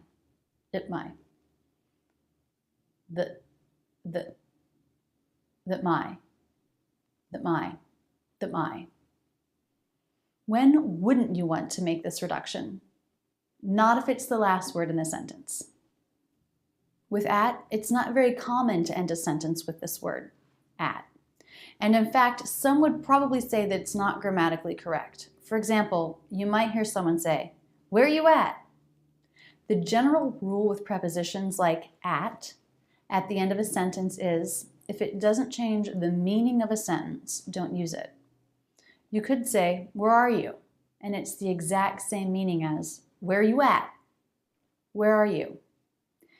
It means, where are you located? So if you say, "Where are you at?"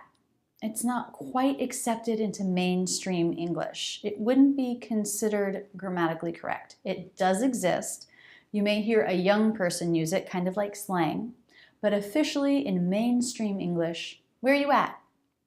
isn't considered good English. However, note I'm not reducing the vowel. Where are you at? Ah, ah, ah. The T is a stop because it's at the end of the sentence, but you don't want to reduce the vowel when the word is the last word in the sentence.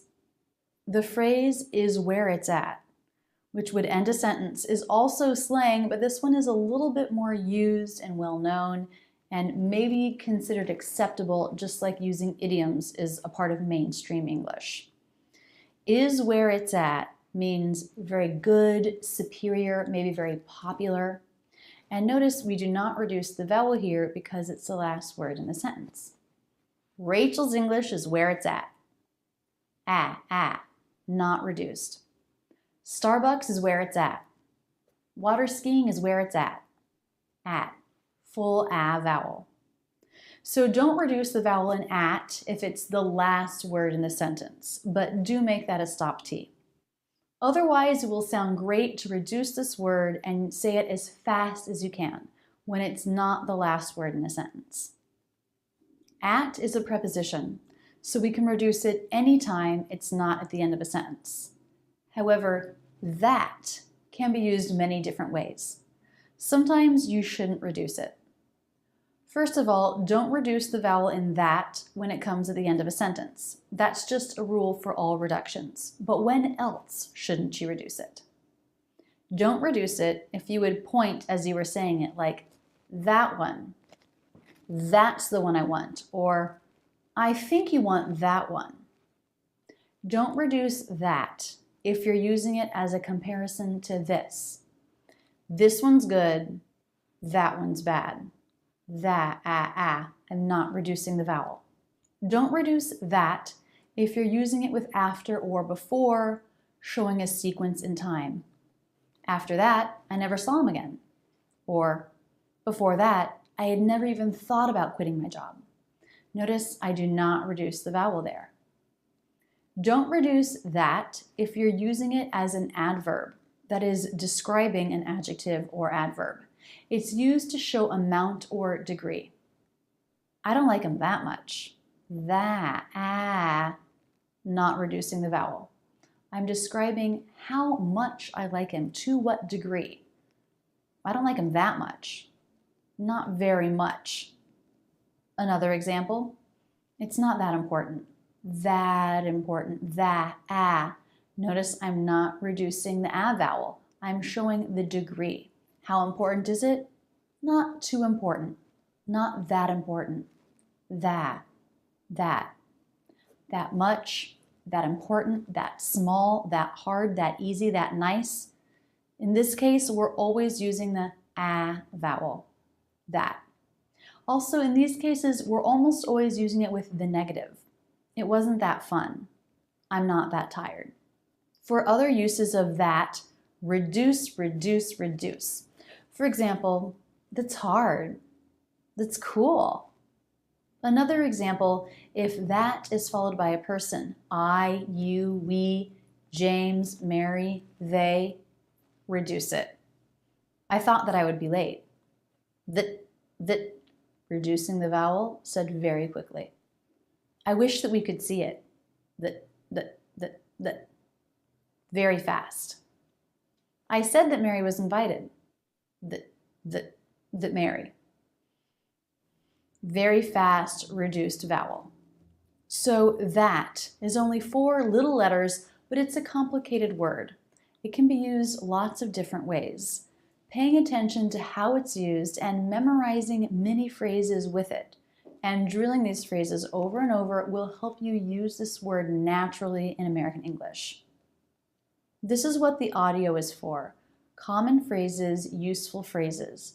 Do them over and over where you do the play it, say it method 7, 8, 9 times in a row.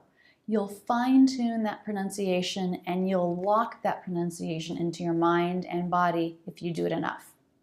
One other thing I want to talk about is when you have more than one reduction in a row.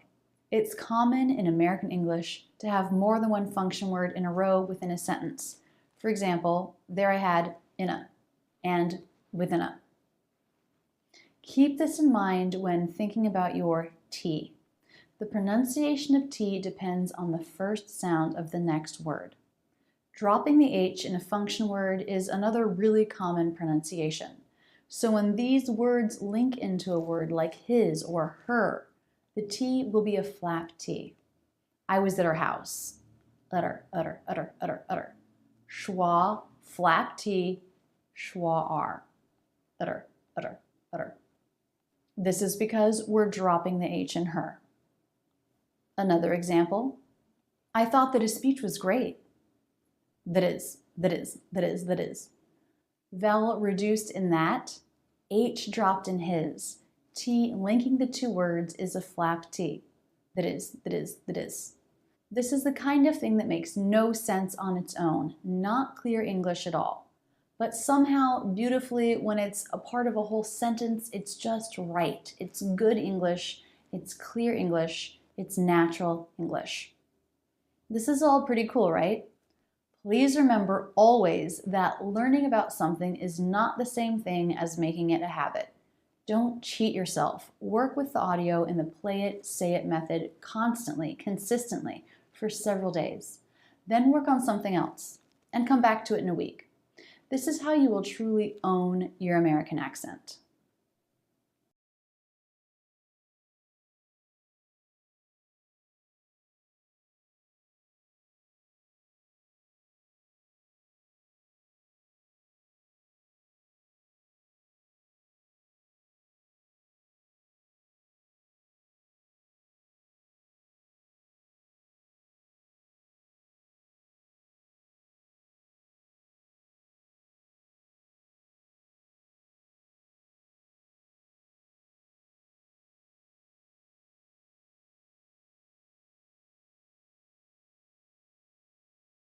Today we're talking about two reductions, for and your.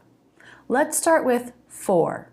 On its own, we would read the word F-O-R, for, fully pronounced, for, for. Like this, it's a homophone with the number 4. For, for. This means they sound exactly the same, even though they're different words and spelled differently. Fully pronounced, it's the aw as in law plus R. And when aw is followed by R, the lips round more, the tongue pulls back a little bit more, o. The sound is more closed, so it's not aw, but o. For. For. This word is unstressed in a sentence, so rather than saying for, you would say for. There I'm saying it very quickly. It's low in pitch, flat in pitch, some of the energy is taken out of the voice. This is unstressed, for, and even reduced. Reduced means we're changing or dropping a sound. Here we're changing the vowel to the schwa, for. Unstressed in a sentence, it can be for. There I'm not reducing, I'm not changing the vowel. I'm keeping the same vowel, but I'm doing all of the other qualities of an unstressed syllable. I'm making it flatter in pitch, lower, and taking some of the energy out of the voice, for. But most Americans will reduce it, for. So they change the vowel to the schwa. The R takes over this vowel, so you don't need to think about making a vowel at all. It's just the F sound and the R sound, for. When we reduce, when we change the vowel from for to fur, we can make the word even shorter, even more quickly. And that's the whole point of reductions, to make these words that are less important very fast, to provide good contrast with the longer stressed syllables of stressed words. Practice this reduction with me right now. Do it out loud and make it as short as you possibly can. Fur, fur, fur, fur. Be careful. If your R isn't very strong or accurate, or you're influenced by British English, you may sound like this, fuh. Now that's very fast, it's low in pitch, it's low in energy.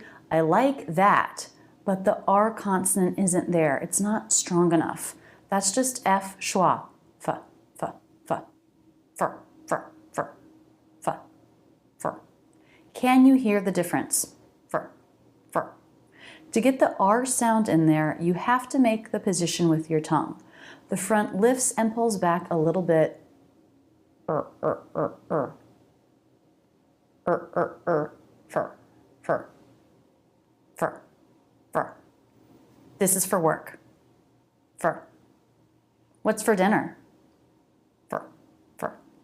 Very, very short. Your is similar. Unreduced, we have the aw vowel followed by R. Your. But we reduce this in speech, whether it's conversational, something with a friend, or something more formal and important like a job interview. This is just how this word is pronounced.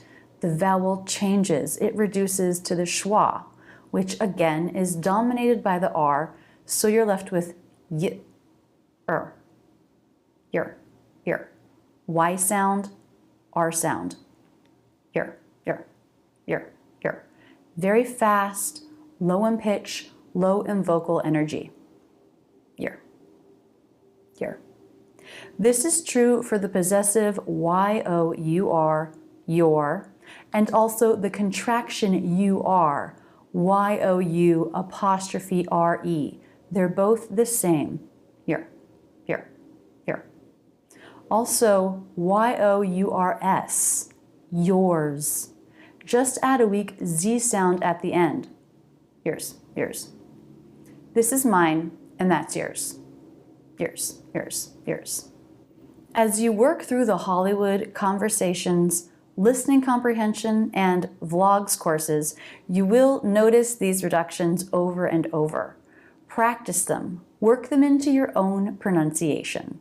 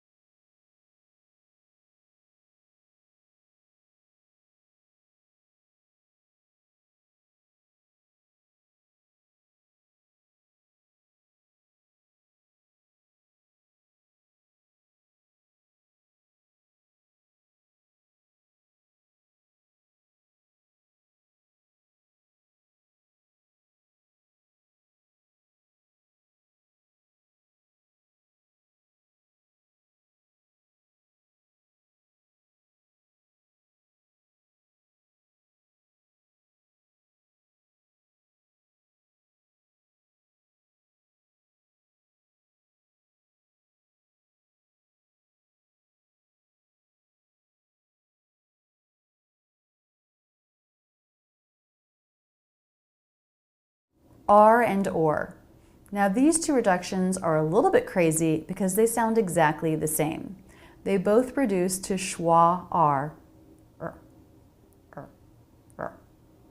Or, fully pronounced on its own, is just like for or your. It has the aw vowel plus the R consonant, or. R, fully pronounced, is a little different. The vowel is the aw as in father vowel, just like the word car, where we have more jaw drop, car, to define the vowel before the R. R. But when we reduce, we change both vowels to the schwa, which feels just like the R sound. The R takes over the schwa, so you don't need to try to think of making a vowel sound here.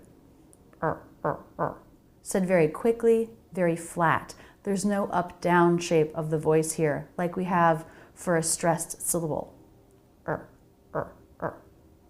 And like with all words that reduce, these words work really well for linking other words, the word before to the next word. For example, black or white. Black or white. No break-in sound there. The energy of the voice is always moving forward. All the sound is connected. Black or white. Black or white. Black or white. Here the word or comes between two content words, two adjectives. Notice how they're louder, longer. They have the up-down shape. Black, white. The word or is said lower and extremely quickly. And it connects these two other words. Black or white. Blacker or white. Black or white. So we have the rhythm difference. Stressed is longer, unstressed is very short. And we also have the intonation difference. Stressed syllables have an up-down shape, a change in pitch. Unstressed syllables are flat and low in pitch, but they link together smoothly. Black or white, giving us that character of American English connected sound. Now, if you're feeling stressed about the fact that R and OR sound exactly the same when they're reduced, please don't be. This isn't important. This never confuses Americans because of context. We always know if you mean R or OR. Practice these reductions with me right now and focus not just on short, but really, really short.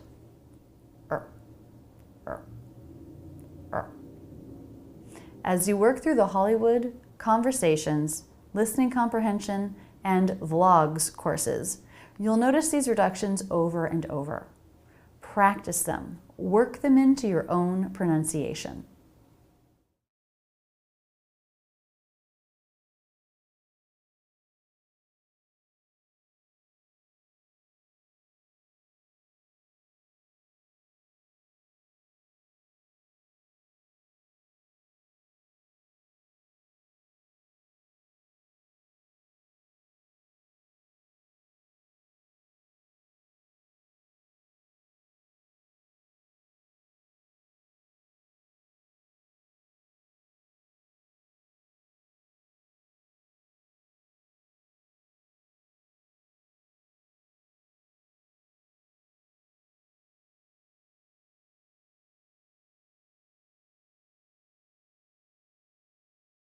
In this video, we'll study the reductions of function words that begin with H and the word them.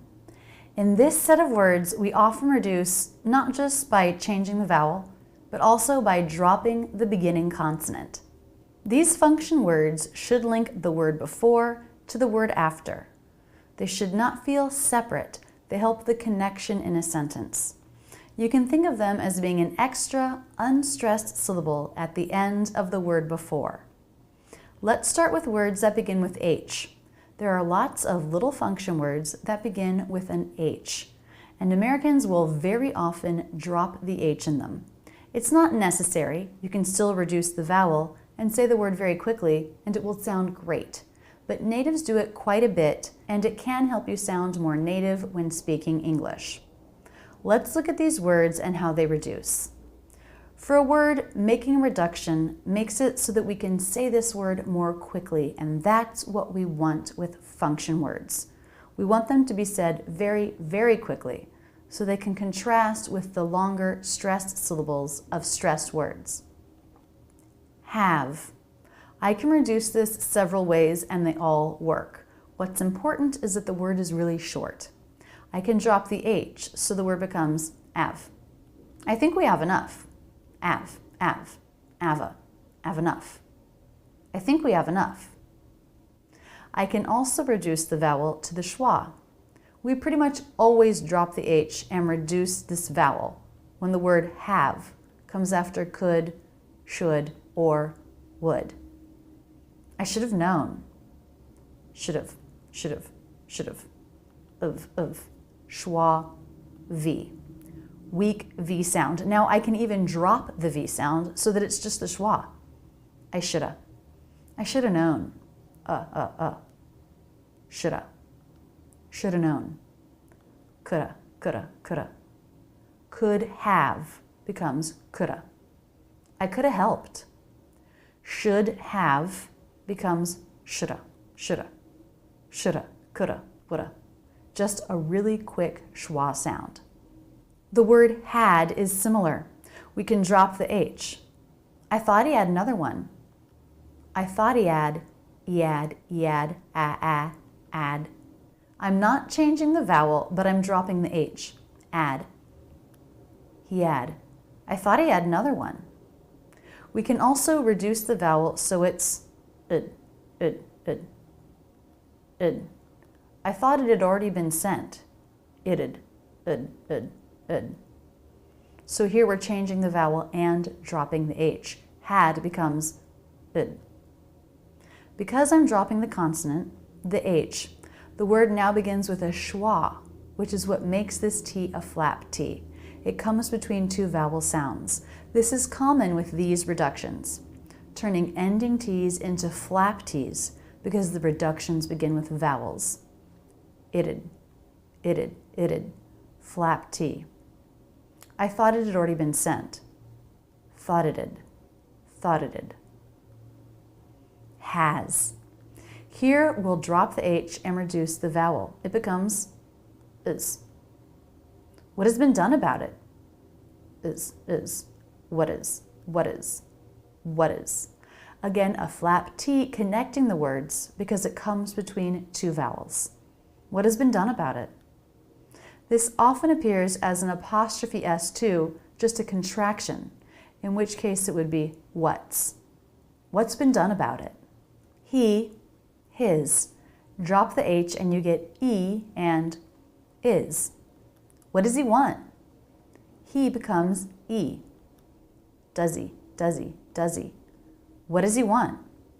It's just an extra E vowel at the end of the word does, said very quickly. Does he? What does he want? I got this for his birthday. His becomes is. Furs. Here we have two function words in a row linked together, low in pitch, low in volume, said very quickly. His is. His is. Reduced. It sounds pretty different, doesn't it? Furs. I got this for his birthday. Her becomes Drop the H, reduce the vowel to the schwa, make it flat, unstressed, I beat her at chess every time. Beat her. It sounds just like an ER ending, doesn't it? It sounds just like beater, which is something you use in the kitchen to mix things together. Yes, they sound exactly the same. Beater. Notice there's a flap T here because the T comes between two vowel sounds. Him and them. Let's talk about them now too. Guess what? They become the same when they're reduced. Schwa, M. So these two phrases will sound exactly the same. I gave him $5. I gave them $5. I gave him $5. I gave him $5. Gave him. Just an extra schwa M, an extra unstressed syllable attached to the word gave. It doesn't matter that they sound the same. With the context around it, are you talking about one person or more than one? We know the meaning. Function words that reduce like this are important because they help us link the words around them to make smooth sentences.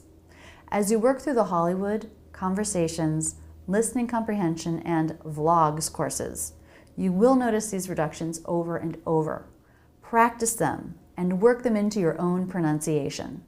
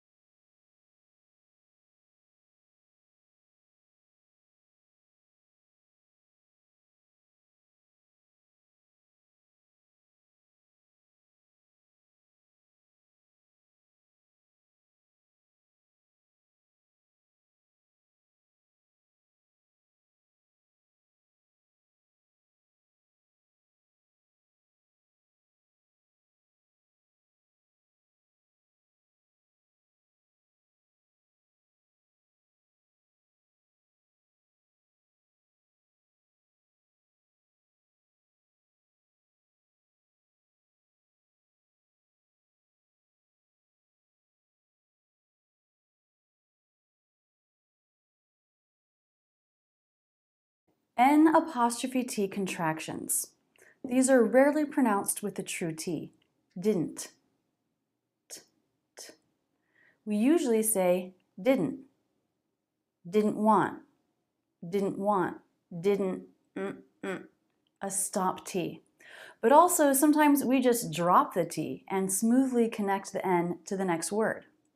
Let's take examples from real life English. We'll listen to clips from other videos here in the Academy in the Conversations course. N apostrophe T is the contraction of the word not, which goes on to the end of a verb to make it the negative form. I did see you. I did not see you becomes I didn't see you. I did see you. I didn't see you. First, let's look at an example that I found where there is a true T, so you can see what that sounds like. Out of all the N apostrophe T contractions in the Conversations course, this is the only one with a true T. They don't. They don't. They don't. They don't. A light true T. Now, why did Tom make that a true T? I don't know. There are not rules that say, in this case, you should make a true T. You never have to make a true T. You can always make a stop T. But here was an example of a native speaker making a true T. That's what it sounds like. They don't. They don't. Now let's look at a few cases with stop Ts. If they don't score early, if they don't score early. If they don't score early. Don't score. Very clear stop T. Don't. The word ends abruptly. There was a little lift before the next word, not continuous sound. Don't score. Don't. When we make that abrupt stop here, we're cutting off the N sound. N is a nasal consonant, so you'll feel this in your nose. Don't score. If I didn't cut off the air, it would sound like this. Don't. It would have shape, and the sound would come down at the end. Don't versus don't, where it's like the sound hits a wall and it stops. Don't score. Don't score. Different from don't score. If they don't score early. Don't. Try pulsing the air off and on in your nose with the N. That's the feeling of a stop. That's the sound you want at the end. Don't. Try that with me. Don't score. Don't score. If they don't score early. If they don't score early. Let's look at another example. I just didn't care about the characters. I just didn't care about the characters. Didn't care. Didn't care. Abrupt stop in the N, tiny lift, tiny break, then the next word. Didn't care. Didn't care. Didn't care. Definitely no release of the T. Didn't care. Didn't care. Try that with me. Didn't care. So that's what it feels like to stop the T. Didn't. But as I said, the T can also just be dropped. Then we connect the N into the next word. What if there is no next word? What if the statement ends with the N apostrophe T contraction? I didn't. I don't. I won't. Then make it a stop T. Didn't. Don't. Won't. Only if there's a next word in the thought group can you drop the T altogether.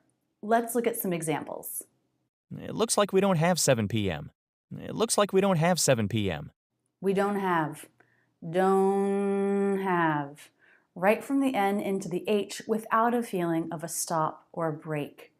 Rather than don't. The N is don't have. Don't have. Don't have. We don't have. Listen again. It looks like we don't have 7 p.m. It looks like we don't have 7 p.m.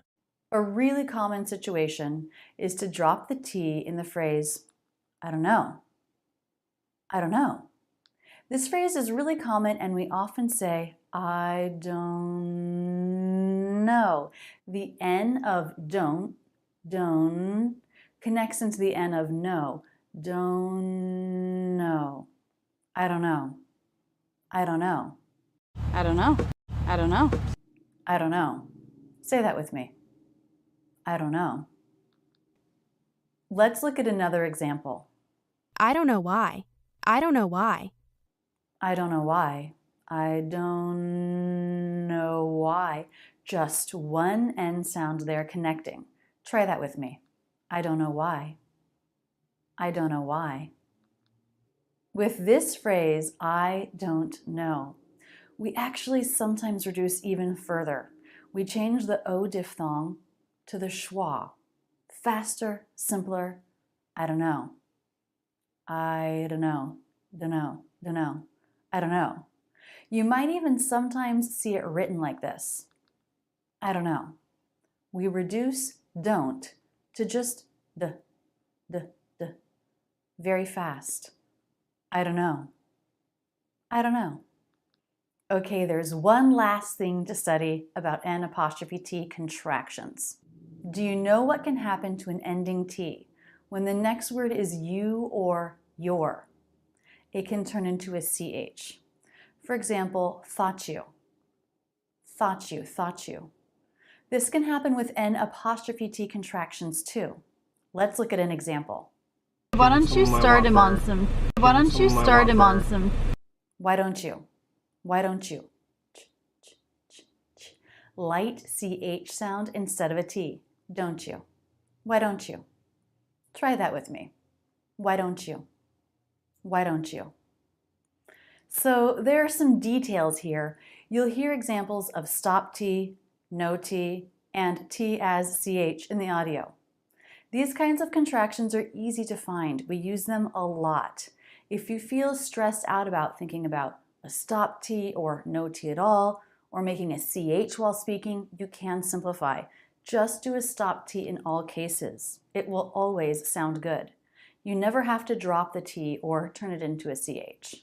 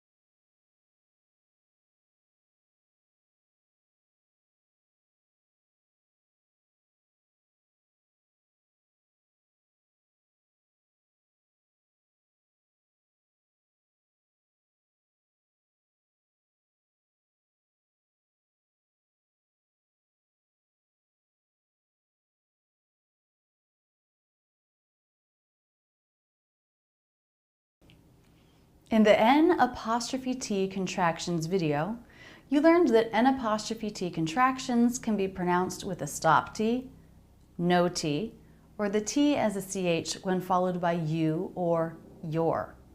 All of this is true of the can't contraction as well. I can't see. Can't see, a stop T. I can't see. I can be there. No T. Can be. I can be there. I can be there. I can be there. Definitely less common than the stop T pronunciation, but it does happen, especially when we're saying the word really quickly. I can be there. Can't you see it? Can't you?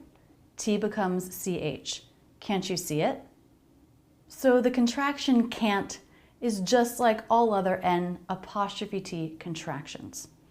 The difference between can and can't is hard to understand if the T in can't is a light stop T or dropped, isn't it? Let's look back at our sample sentences from a moment ago. I can't see. I can't see. I can't see. Very subtle stop T. The T isn't actually the clue of if this is can or can't. The clue is the vowel. The word can will reduce in this sentence because it's a helping verb. Can is not the main verb in the sentence. I can see. The main verb is see. Can is only a main verb if it's the only verb. Who can be here tomorrow? I can. There, it's the only verb. It's fully pronounced. But if the sentence was, I can be here tomorrow, I can be here, I can be here.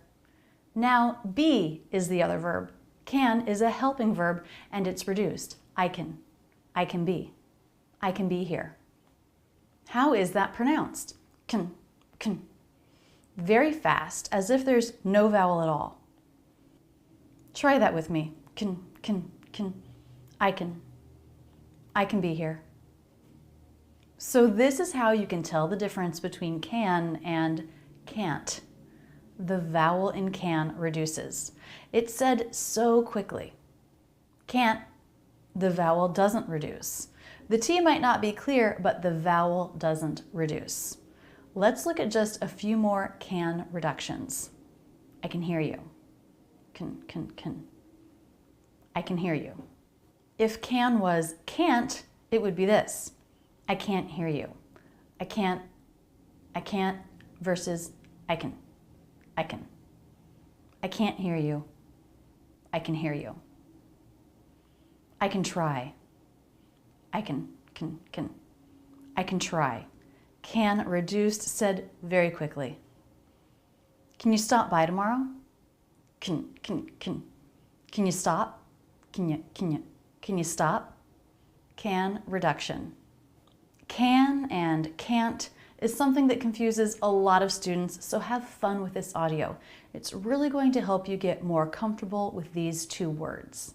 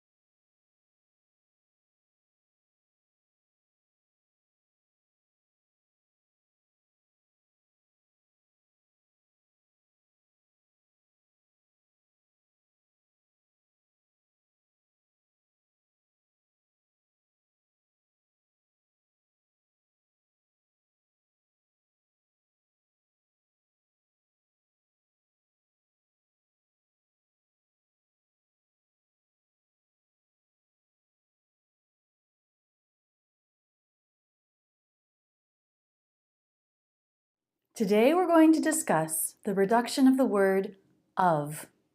Even though there are two different possible reductions, this one is relatively easy.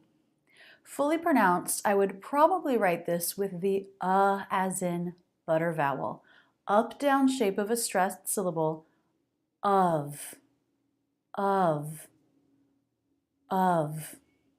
I know you know reductions are not stressed, so rather than of, it's of.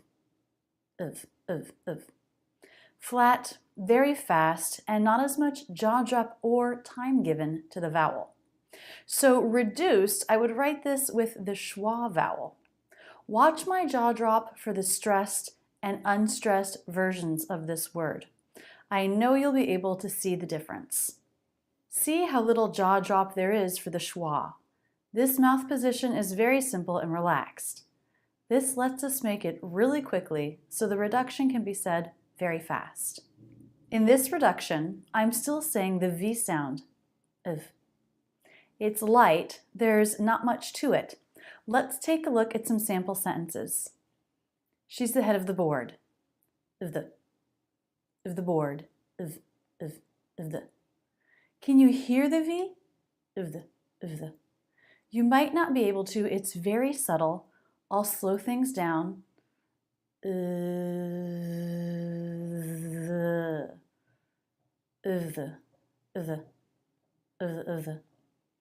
She's the head of the board. I didn't think of that. That. Do you hear the V? I'll slow it down again.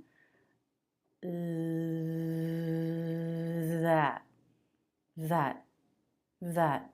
I didn't think of that. The position for the V might be more relaxed than you think it should be here. It's not a very full, clear, strong V, but this is more of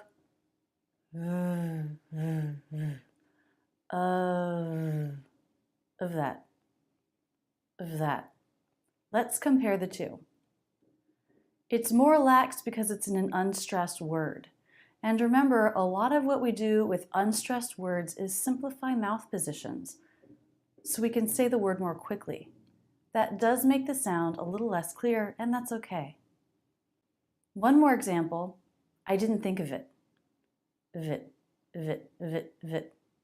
I didn't think of it.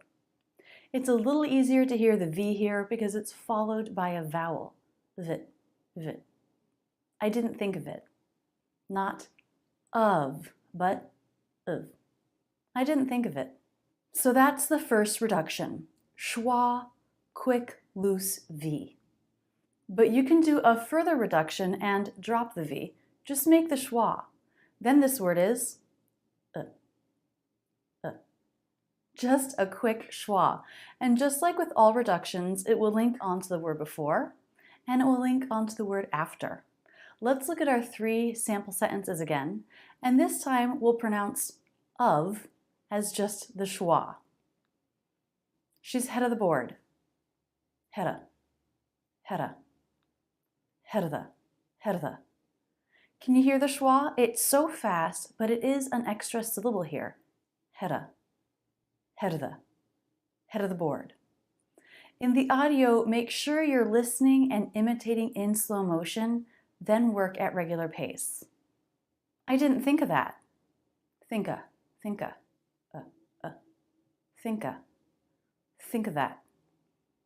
I didn't think of that. Schwa connecting these 2 words. I didn't think of it. Think of it. Now wait, that doesn't sound quite right to me. I don't recommend dropping the V sound if the next word begins with a vowel or diphthong. Think of it. Some Americans probably drop it sometimes in these cases, but I just think for clarity's sake, put in the quick V sound when the next word begins with a vowel or diphthong. This is what you'll hear in the training audio that goes with this video. Think of it. This reduction is really common in the phrases sort of and kind of. Sorta, kinda. Do you really want to go to the late movie? Sorta, I kinda thought you wanted to go too. Sorta, kinda. What do they mean? They're a way of saying something but making it less strong. If I say, do you really want to go to the late movie? And you say, yes. That is a strong, clear answer. If you say, sorta, or kinda, it's like saying, yes, but if you don't want to go, that would be okay too. It's less strong. One more example. I'm kind of thinking about dropping out of school. Or, I'm sort of thinking about dropping out of school. I'm unsure, I'm just considering, I'm open to others' opinions on it. It's a little less strong than, I'm thinking about dropping out of school. Or, I'm dropping out of school, which is saying, I've already decided I'm going to do it. Sorta, kinda. And again, if the next word begins with a vowel or diphthong, I would make those sort of and kind of with a light V at the end. The reduction of the word of, either schwa V or just the schwa. Short, simple, linked to the word before and the word after.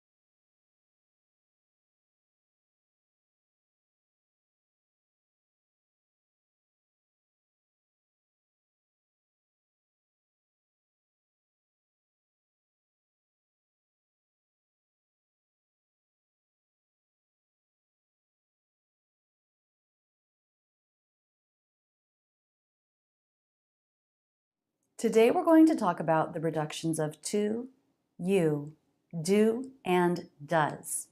They all do something similar. The vowel reduces to the schwa.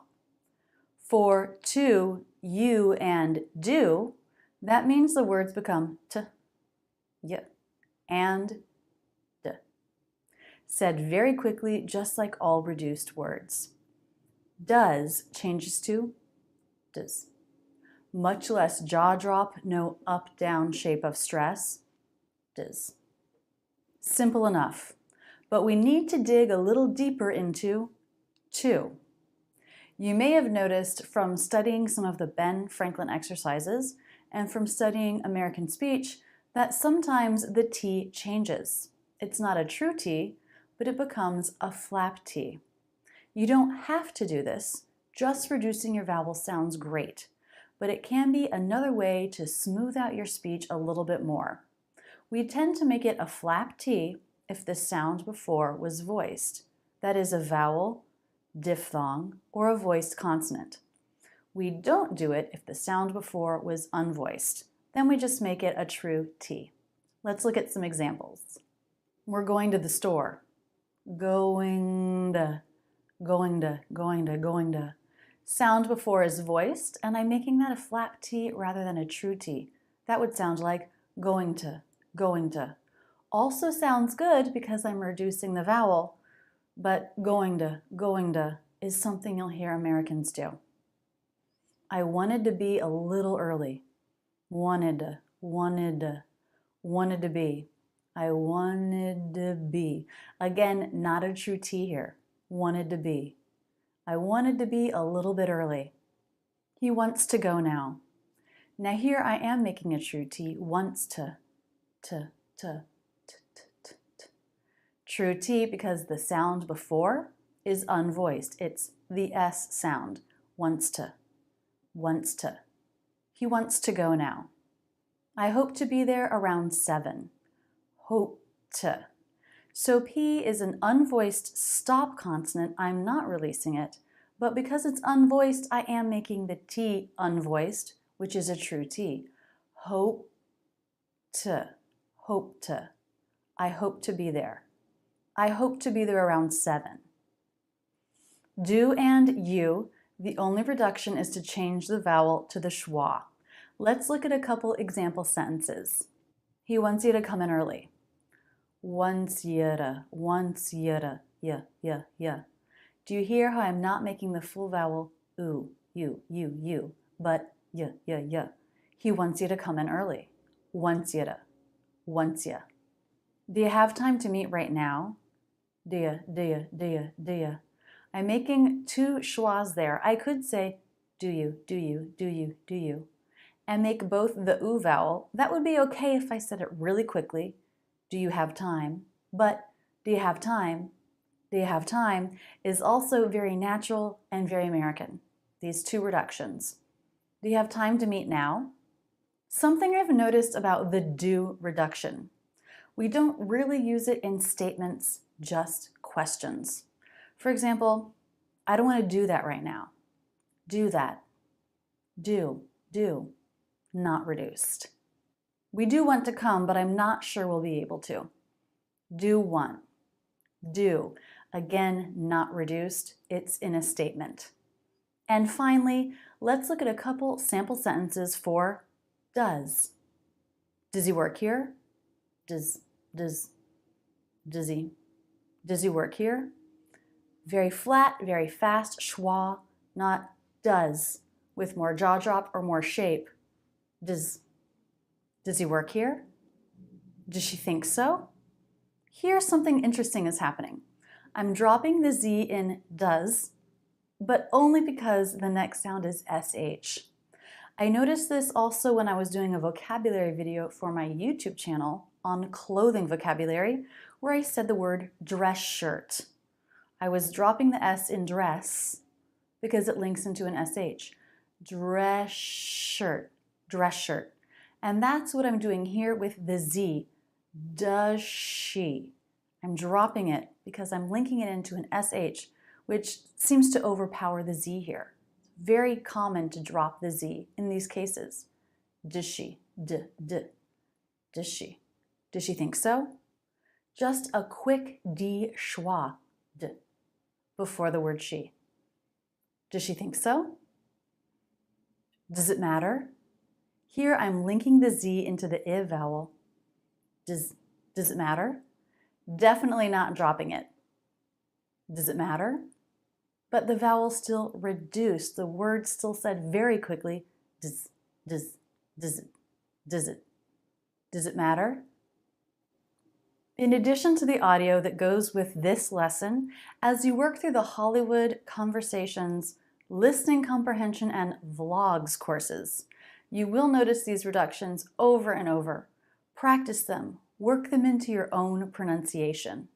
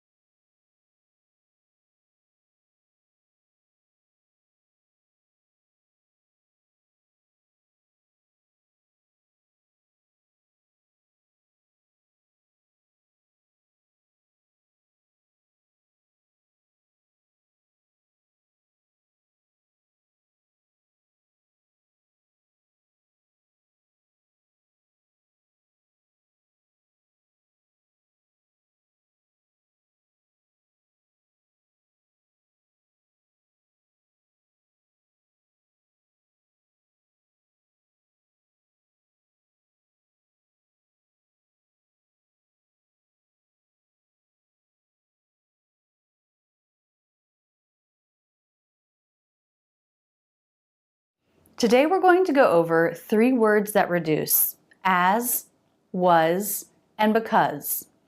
I've grouped them together because as reductions they all end in schwa z. Is, kiz, or because. Let's start with as.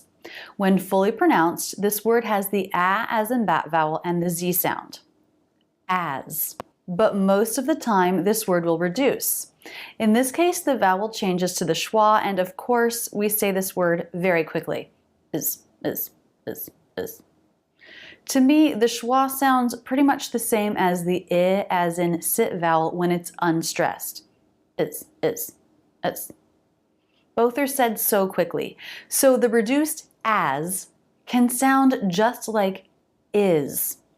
Let's compare two sentences. I had the same problem as you. The problem is you. Is you. In the first sentence, problem as is pronounced problem is. Problem is you. I had the same problem as you. Problem is you. Problem is. And in the second sentence, the problem is you. Is. Problem is you. The problem is you. As and is sound the same. Let's look at a few more sentences with as. There's a saying, do as I say, not as I do. Two as reductions, do as, do as I say, not as I do. Do as I say, not as I do. This saying means, follow my instructions, not my actions. For example, the rule at our house is you have to take your shoes off when you come in. When Sony's a little bit older, I'll have to always be telling him, take off your shoes. But let's say we went out the door and I remembered I forgot something and I run back inside to get it. Maybe I don't feel like taking off my shoes. Stony might say, hey, you didn't follow the rules. I could say, do as I say, not as I do. Basically, it's when someone who makes rules doesn't always follow them, which, let's face it, is annoying. A common way to use as is to see the word twice in the same sentence when comparing. It's not as good as my old one. Not as good as. As good as. As good as. As good as. For both cases, as can be reduced to is. It's not as expensive as I thought. Expensive is. Is expensive is. I fixed your car. It's as good as new. As good as. As good as. Is. As reduction. Was, fully pronounced, has the as in butter vowel. Was. But when it reduces, we change the vowel to the schwa. So even though as has the a vowel and was has the vowel, they both reduce to the schwa. So the was reduction is just like the as reduction, but with a W. Was. Let's look at a few examples. I was thinking of taking a day off. Was thinking. I was thinking. As with all reductions, we want the word before and the word after to connect with no break. I was. Smooth connection. I was thinking. He was on his way when it happened. He was on his. He was. He was on his way. All connected, all smooth, all part of the same line of intonation. He was on his.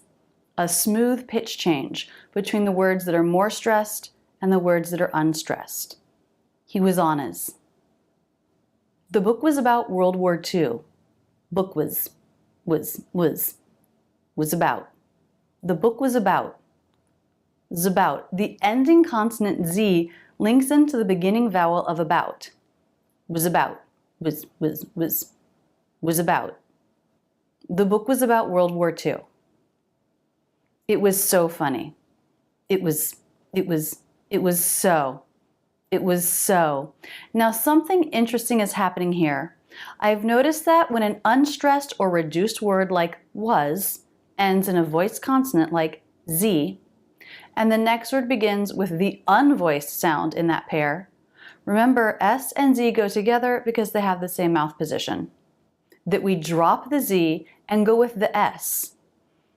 It was so. It was so. Just an S sound. Don't worry about the Z in was. Was so. Was so. This also happens when the next word begins with sh. You can drop the z in was. Was will become w. For example, what was she so upset about?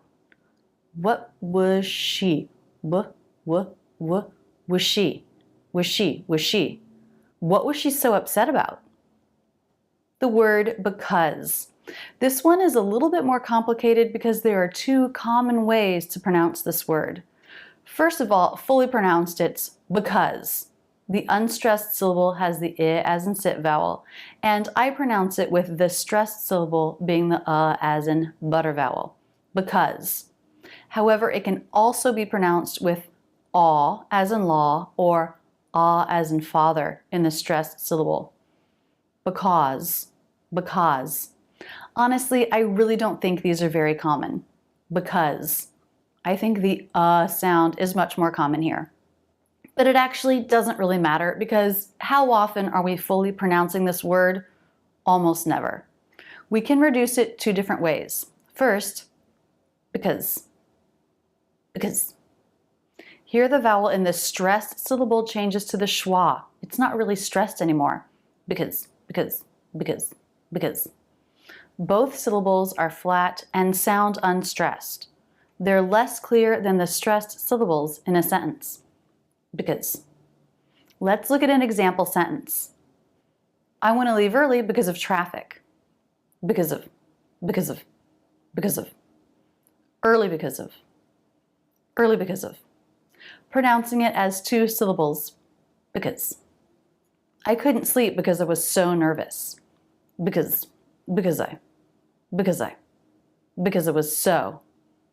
Because it was. Three unstressed words in a row, really unclear on their own. Because it was. But in the bigger picture of the whole sentence, it works. Sleep because it was so. Because it was. Because. Reduced. We can reduce this word further, dropping the first syllable. Then the word becomes cause. Let's look at our two example sentences. I want to leave early because of traffic. Because of. Low in pitch, flat, less clear. I couldn't sleep because I was so nervous. Cause I couldn't sleep because I was so nervous. These two reductions of because are interchangeable. There are no rules about use cause in these cases and because in other cases. You can use either one at any time. And just like with was, if the next word begins with S or SH, you can drop the Z. Let's look at a few examples. She couldn't make it because she was out of town. Cause she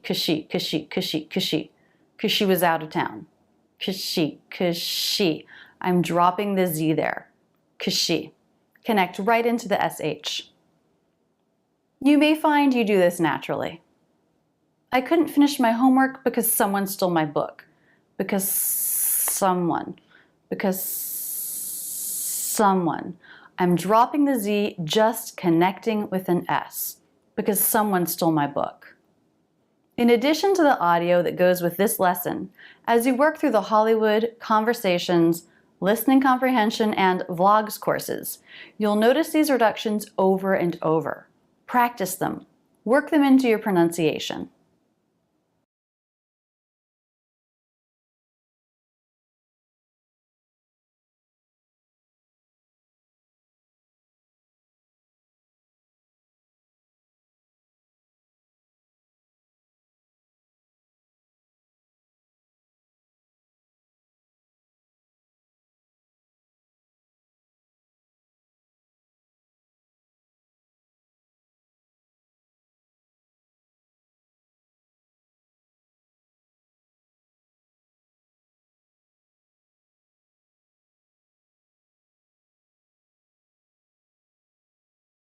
Should, would, and could. First of all, you've probably noticed that the letter L in these words is silent. That's not a reduction. We're not changing a sound from a full pronunciation, but that is the full pronunciation. It's just a silent letter in these words. Should, would, could. Fully pronounced, these words have the push vowel, should, would, could. Did you know that would, fully pronounced, is a homophone with W-O-O-D?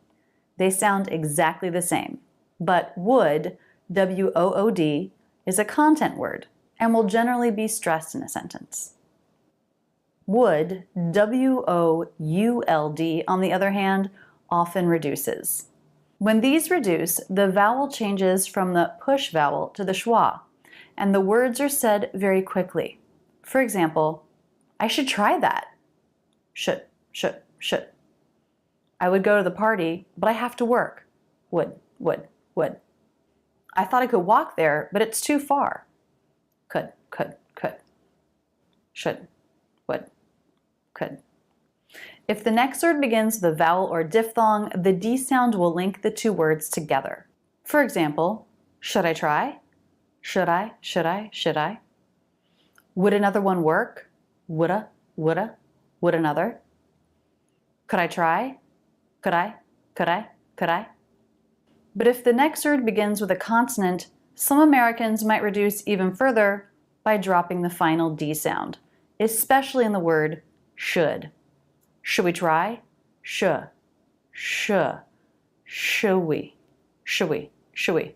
we try? This is a very natural way to reduce and link this word. Would mine work? Would mine work? Would mine work? Or could we try? Could we try? Could we try? Could we try? Very smooth and connected. Of these three, would is a little different. We can reduce it by contracting it. I'd like that. I'd like that. Have you ever heard this phrase, I would like, or I would hate, or I would love? These phrases are common for showing our desire for something, or our reaction to a possible future event. I would love to go whitewater rafting someday. I would. Would is unstressed, and it's very common to use the contraction with these phrases and say, I'd love to go whitewater rafting someday. I'd. So these three words reduce much of the time. When wouldn't you reduce? In a simple sentence where it's the only verb. Could anyone come early to help set up? I could. I wouldn't take a year off before college. I would. Have you called your parents lately? No, I should. We also stress these words if we're clearing up confusion or a misunderstanding. For example, let's say you and your friend just went on a crazy roller coaster. When you got off, you said, I'd do that again, but it was noisy and your friend couldn't really hear you. She says, you wouldn't go on it again? Then you could say, I would go again, stressing would because that was the misunderstanding. But let's look at some sentences where these words do reduce. Would. I would go, but I already have plans. I would go. I dropped the D there. Would go. I would go. I would go, but I already have plans. She said she would start next week. Would start. There I am making a D sound, but the word is still said very quickly. Would start. She said she would start. For both of these sentences, I could have used the contraction. You can use the contraction anytime it's a helping verb, not the main verb in the sentence. I'd go, but I already have plans. She said she'd start next week. Could. Could you repeat that? Oh yeah, I forgot to tell you. D plus U. This thing can happen here too. Could you repeat that? Could you? This is true of all of the words that end in D when followed by you or your. So it applies to phrases like could you, would you, should you, did you. It's pretty common for Americans to switch an ending D to a J when it's followed by you or your. That's true for these three words all of which end in D. Could you repeat that? Could you, j, with a J said very quickly, low in pitch, unstressed. Could you repeat that? Could you repeat that, please? Let's do a sentence where the word is followed by a word that begins with a vowel or diphthong to see how the D links the two words. Could I see? Could I? Rai. Could I see? Could is unstressed and said very quickly. Could I? Could I? Could I? Could I see? Should. Should we head out?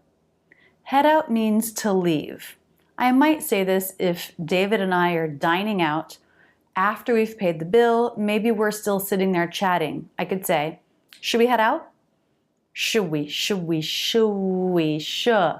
Did you notice I dropped the D? Just sh. Schwa said very quickly, sh, and linked into the next word with no break.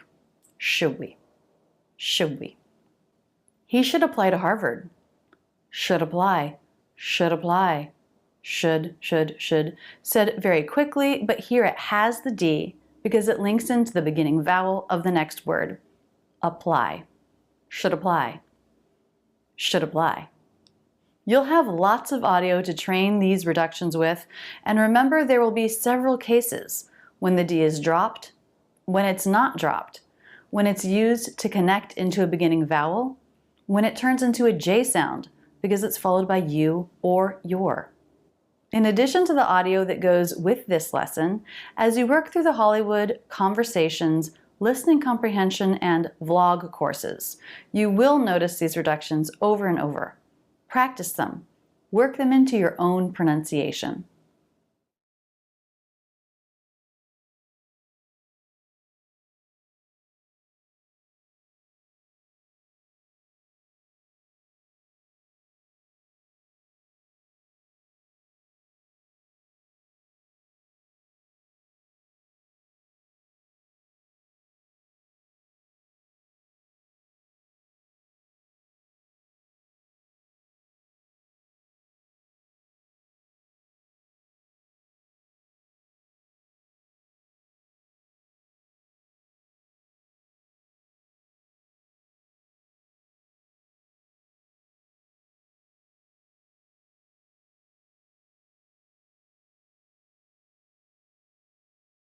Today we're studying more contractions, would, had, and did. They all sound the same. They're all a simple apostrophe D. This pronunciation is sometimes made just by adding a D sound, and sometimes we add a full unstressed syllable, schwa, D. Let's go over all of the possible contractions here and discuss what we learn. We'll only use the did contraction in question words, so for the first several situations we discuss, there's no did contraction. First I would, and I had. Both become I'd. Quick I diphthong and the D sound. I'd like that. I would like that becomes I'd like that. I'd. It's unstressed, said very quickly. It could even be written as schwa-di, I'd like that. I'd like that. I had seen it becomes I'd seen it. I'd seen it. You would like it becomes you'd like it. You'd. You had already done it becomes you'd already done it. You'd. You diphthong, D, unstressed, said very quickly. Now, if you're going to be linking this into a word that begins with a vowel or diphthong, like in you'd already, then the tongue will probably make a flap sound linking those two words together. You'd already done it. You'd already done it. We could even reduce this so the oo sound is actually the schwa. You'd like it. You'd like it. You'd. He, she, it. He would like it becomes he'd like it. He'd like it. He had already done it becomes he'd already done it. He'd already. The reductions you've already learned can apply here. You've learned about dropping the H in he.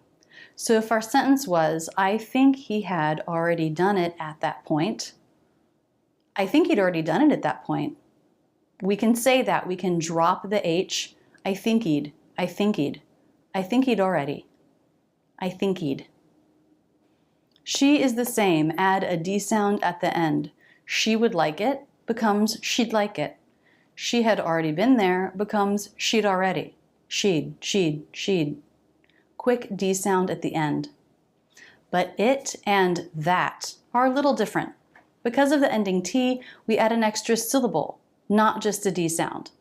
Schwa D. So it would seem like it becomes it'd. It'd seem like it. It'd. With a flap T. Da-da-da. It'd. It had already ended becomes it had already ended. It'd. That would be nice becomes that'd be nice. That'd. That had been over for an hour already becomes that had been over for an hour already. That'd. With a flap T. What about a noun like John or Allie or Mom? In these cases, unless the word ends in a vowel or diphthong, add the schwa D ending. For example, John would love it becomes John'd love it. John'd. An extra syllable at the end. John'd. 2 syllables, not just adding a D. Mom would love that becomes Mom'd love that. Mom had already left becomes Mom had already left. Mom'd. Extra syllable. But with Allie, which ends in a vowel, we do add just a D sound, no extra syllable. Allie'd love that. Allie'd. Light D sound at the end. Allie'd love that. Love that. We and they both add just a simple D sound.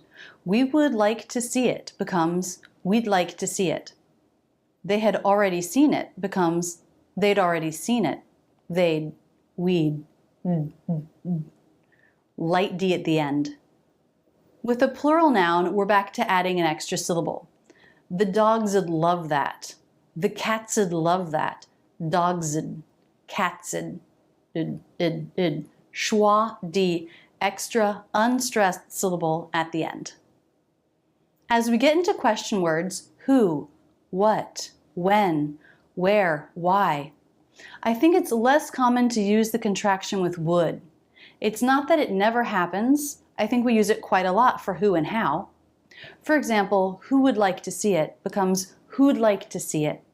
Or how would you like that can become how'd you like that? How'd, who'd. Little D at the end. But for other question words, it's more natural to hear would said very quickly. I'm not going to put these as contractions in the audio.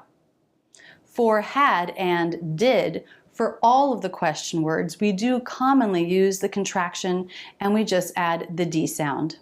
How did she know becomes how'd she know? How had he already known becomes how'd he already known? How'd. Little D sound at the end. Why, why'd.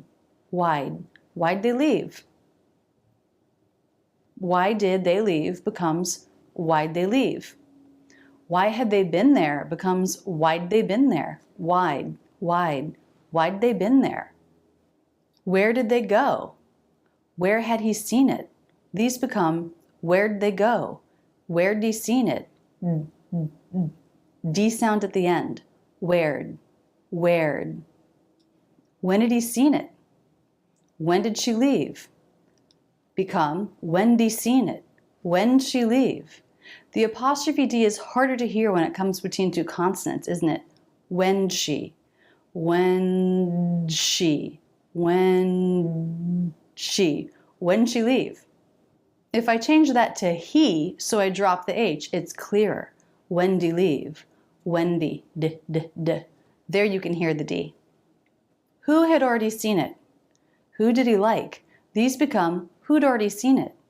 Who'd he like? Who'd. who'd. Just like who would. Who'd. Just a simple D at the end. The only one that's different is what, and that's because it ends in a T. Here we do add that extra syllable. What had becomes whatted. Whatted with that flap T. Whatted. What had, whatted. What did, whatted. Whatted. That was a lot of information to take in. I'll put together a chart for you that will be the next lesson so you can see it visually and use it as a reference. But the basic conclusion is these contractions just add a light D sound. Between two consonants, the D can be very hard to detect. It might even sound dropped. Sometimes in these contractions, we're using an extra syllable. You'll be building this habit as you work with the audio that goes with this lesson.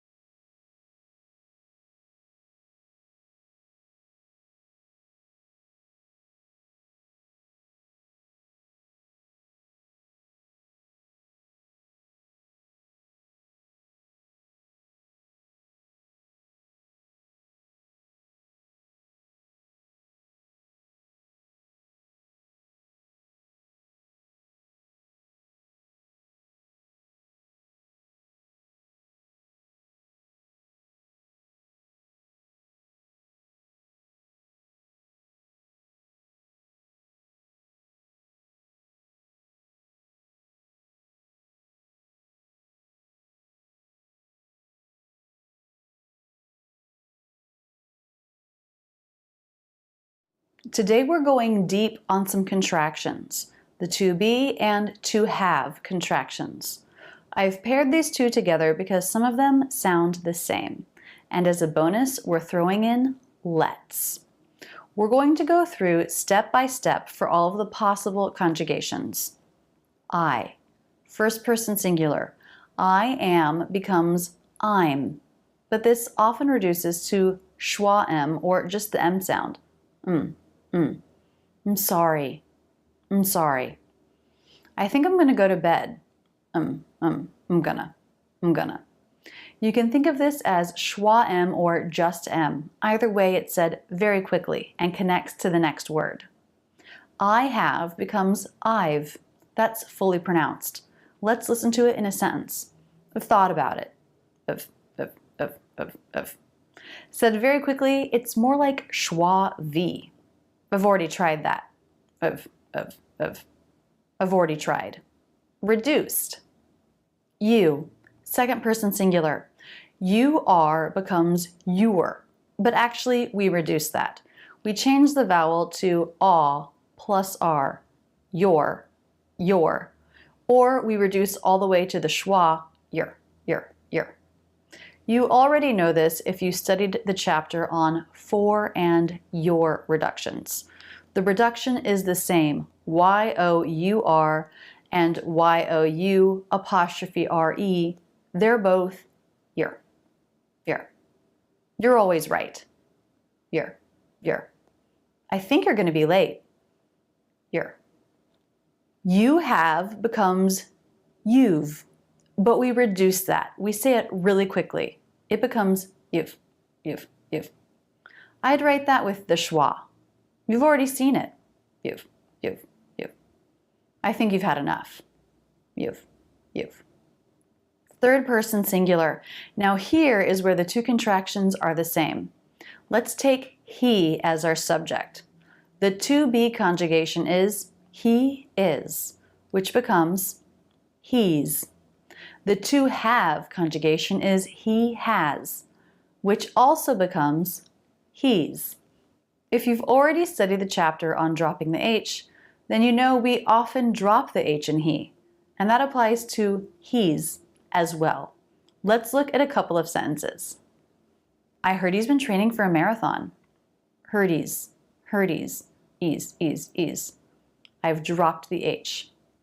I heard he's. Here, he's is the contraction of he has. He has been training. Herdes, Herdes. Mom says he's grounded. Says he's. Again, I dropped the H. Ease, ease. He's is the contraction of he is in this sentence. Mom says he is grounded. Mom says he's grounded. Says he's. She has and she is both become she's. She's funny. She's got to be kidding. It is and it has both become its. In this reduction, we sometimes reduce further. We drop the vowel and just make the TS sounds. You don't have to do this, but it is a reduction that you'll hear, and one that I've noticed as I worked on the Ben Franklin videos. It's late, can be, it's late, it's late. It's gotta be fake, can be, it's gotta be, it's gotta be fake. That is and that has both become that's. That's okay, or that's been a problem.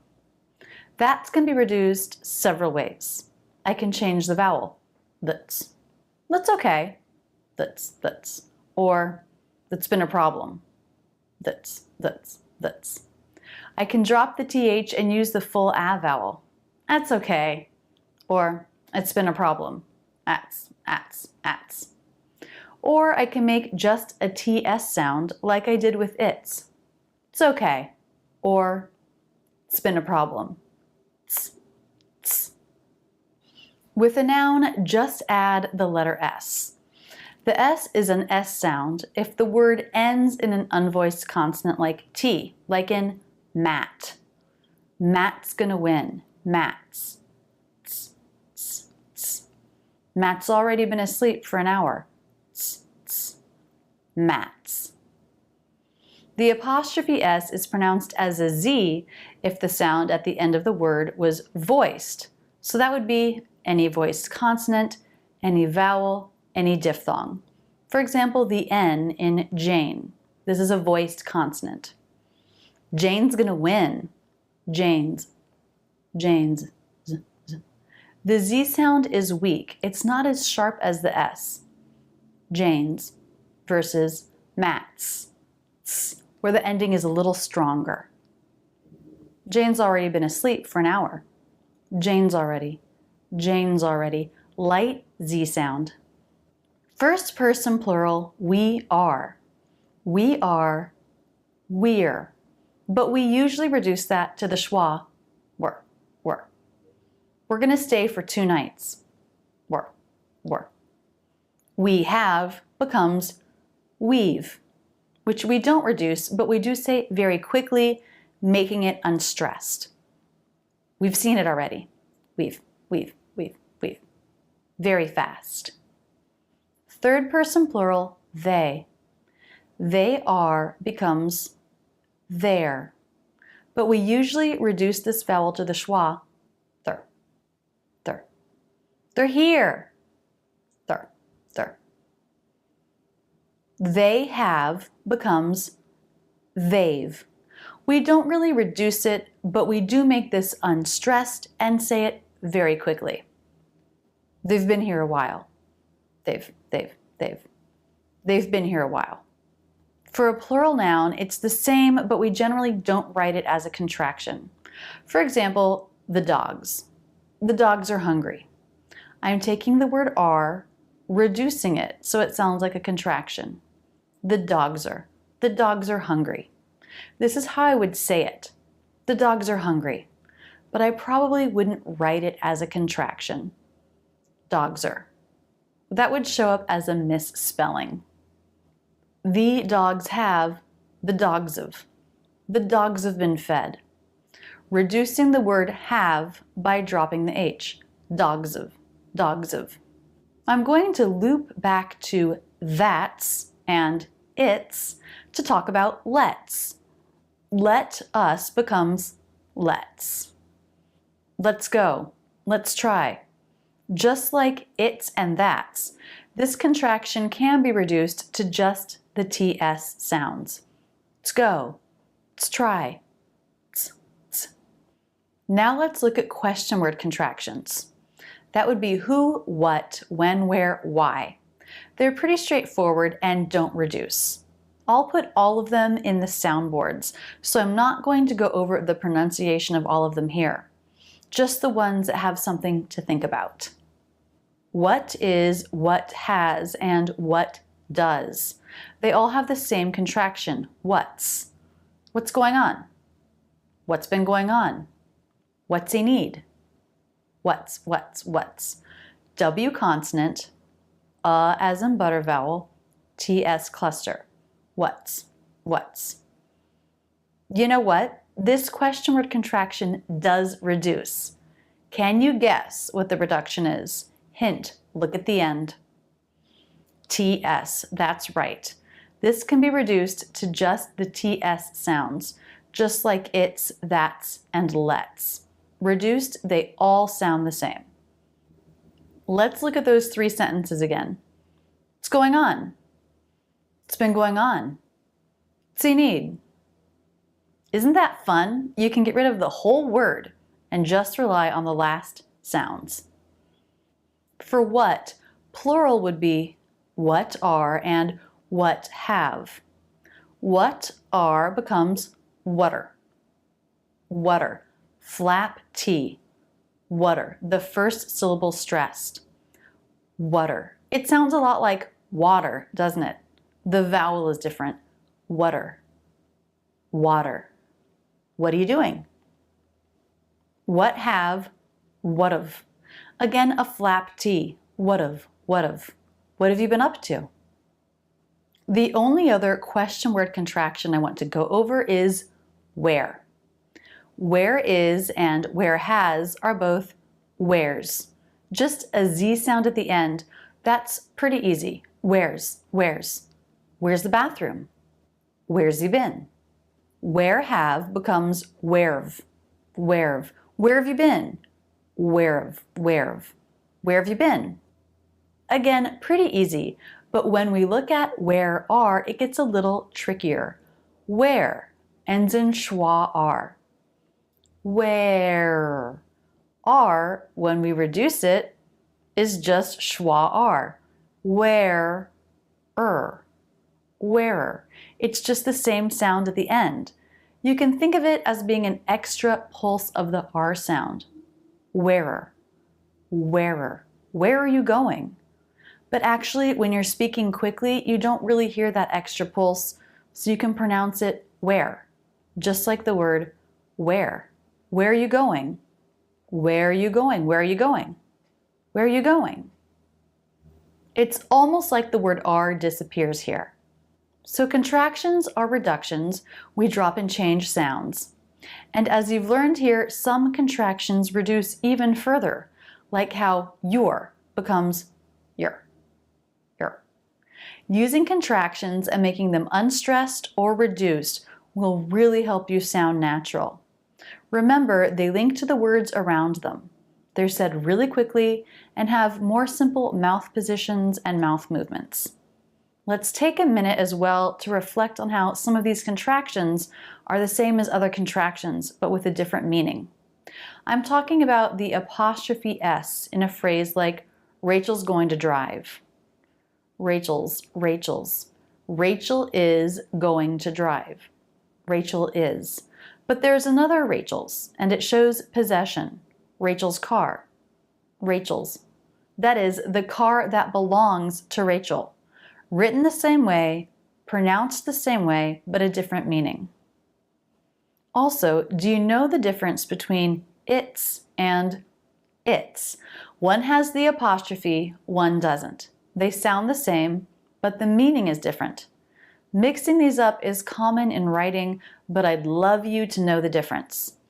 If you can replace the its with the words it is in the sentence and still have it work grammatically, then it's the one with the apostrophe. For example, it's hot outside. Does the sentence make sense if we say, it is hot outside? Yes. So write that one with an apostrophe. What about this sentence? The bird built its nest. Does this work? The bird built its nest. It is nest. No, that doesn't make sense grammatically, so there's no apostrophe. It's, showing possession. It's. The nest, that belongs to the bird. In addition to the audio that goes with this lesson, as you work through the Hollywood, conversations, listening comprehension, and vlog courses, you'll notice these contractions and reductions over and over.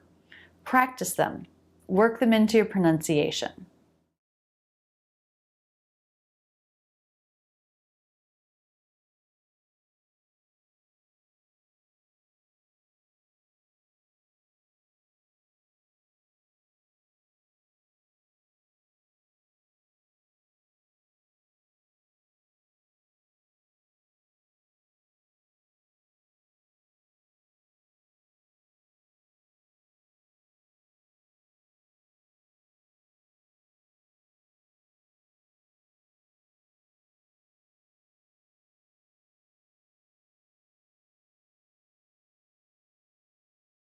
Today we're getting into contractions with will.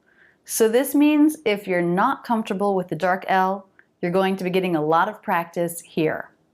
The pronunciation of these contractions is straightforward. Just add the dark L. I'll go over the reductions that we can do. First person singular, I. I will becomes I'll. And we often pronounce this like all.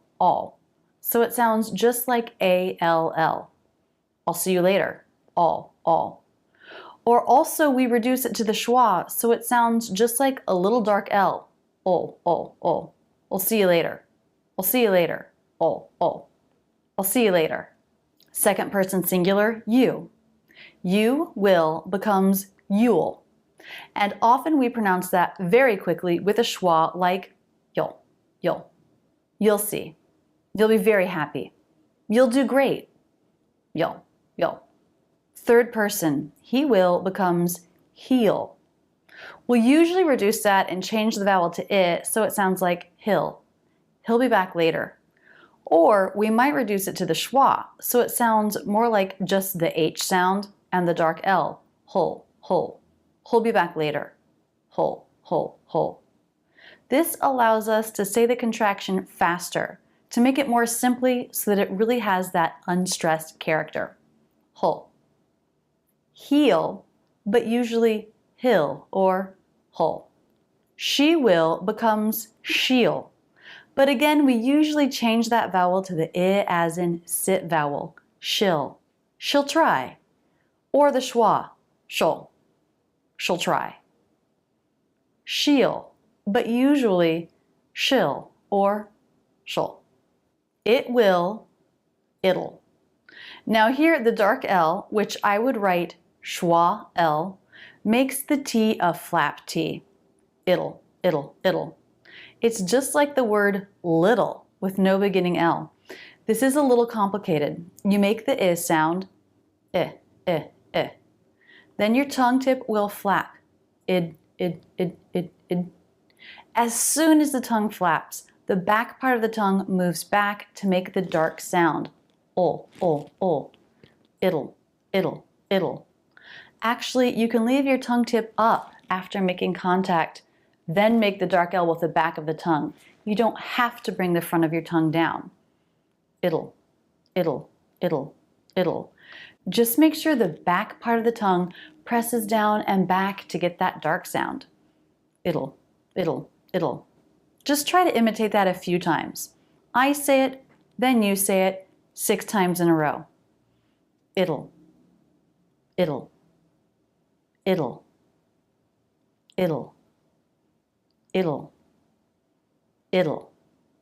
Great. I hope you are doing that out loud. That will, that'll. Same thing. We've got a flap T. The tongue flaps up, then the back of the tongue makes the dark sound. That'll. Notice, I'll, you'll, he'll, she'll. All, you'll, hull, she'll. These were all one syllable. Now, it'll and that'll are 2. That'll. The vowel can either be the a as in bat vowel, tha, that'll be nice. Or it can be reduced to the schwa. I think that'll be okay. That'll. I think that'll be okay. Now for other nouns like mom, my cat, the doctor, John, and so on, just add a dark L sound to the end of the word. This will feel just like an extra little syllable. Mommel, mommel. Mom will be upset. My cattle, my cattle. My cat'll be 15 years old next week. The doctoral. The doctor will be right in. John'll. John will graduate next year. John'll. Let's move on. First person plural, we. We will becomes we'll. But the vowel here will usually be reduced to the I vowel, so it sounds like will, or with the schwa, will. We'll, will, will. We'll try. We'll see. Third person plural, they. They will becomes they'll, but normally we'll reduce that to the schwa, they'll. They'll be right back, they'll. For all of the question words, you're adding the dark L. For who, it doesn't really feel like an extra syllable. Who'll. Who'll watch your dog when you're gone? Who'll. For what'll, it does feel like you're adding an extra syllable. And just like with it'll and that'll, you're making a flap T followed by dark L. What'll. What'll that cost? Where'll it be? Where'll. Here we're adding an extra syllable, and this word is tough because it's an R and then a dark L. And I know that combination can be tricky. Let's slow it down. Where.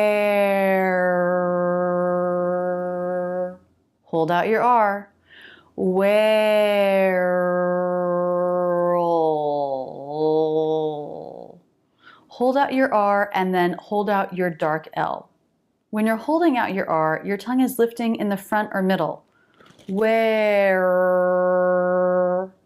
Then you release that down and let the back of the tongue make the dark L sound. Where'll.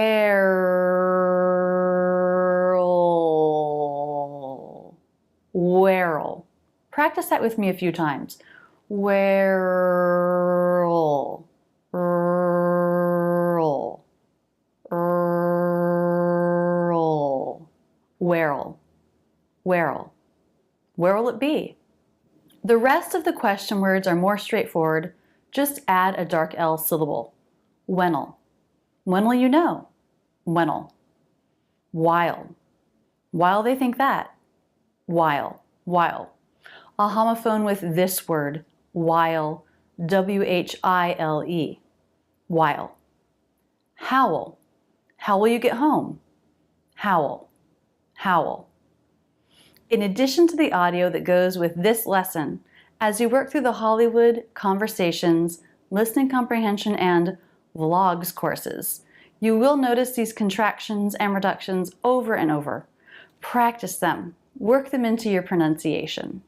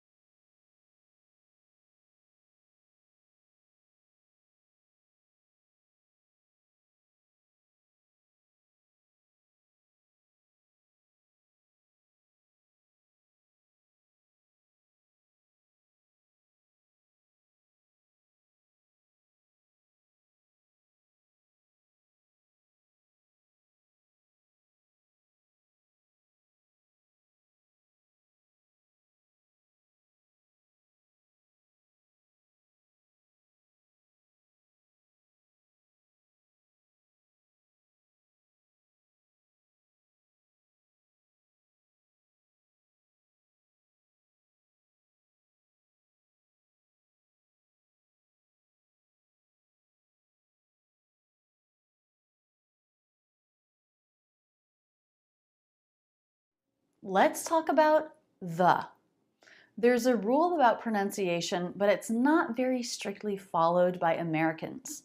The rule is if the next sound is a consonant sound, the vowel in the is a schwa. The rule. The next. If the next word begins with a vowel or diphthong sound, the is pronounced with the E as in she vowel, the. However, I've noticed that sometimes I and other Americans don't follow these rules too closely. I mentioned this in a video that I was making with my friend Laura. Let's take a look at that discussion. I say, where's the new flower? The new. New begins with a consonant, so that should be the, not the. Where's the new? I say, where's the new? E. Okay, where is the new flower? In Here the bag. it is. I had a fan write in and tell me that I don't follow the rules for the pronunciation of the word the. Oh, really? What are the rules? Well, and I noticed just then that I did not use it correctly. It should be a schwa before a consonant. So I said, where's the new? But I said, where's the new? And I said the. And you're really only supposed to do that before vowels. But since that person pointed it out, I noticed that You do that. do that quite a bit. So it's not like it would be strange. It's not strange because someone no heard one it. has ever said, Rachel, shouldn't that be the? Like no native speaker Right. has ever noticed. And I didn't even think about it when No, you just said it. no one thinks about it. If you ever say the instead of the, people probably won't notice. Also, make sure to always keep this word short, whether it's with the schwa or the e vowel. The. So you'll have audio to drill the pronunciations with, but don't worry too much if you can't keep track of the rules. What's more important than which vowel here is length. The best. The only.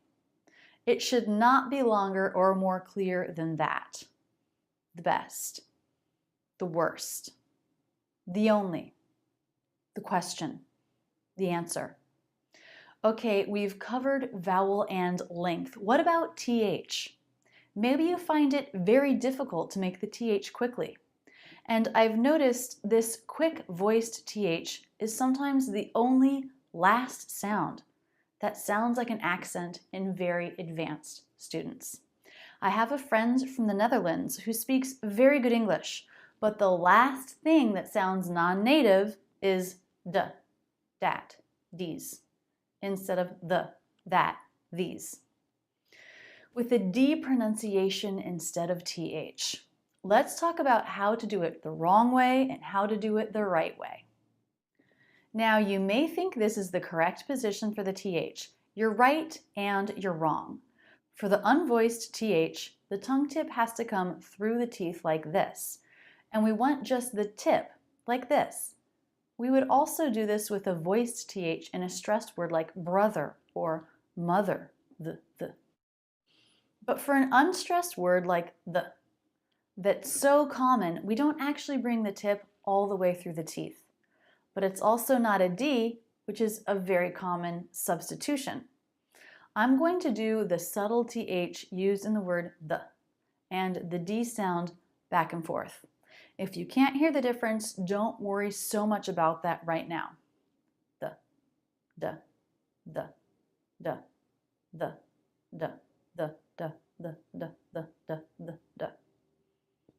Now let's look at a photo. Here's the full TH on the left, which you know isn't quite right for this word, and the D sound on the right.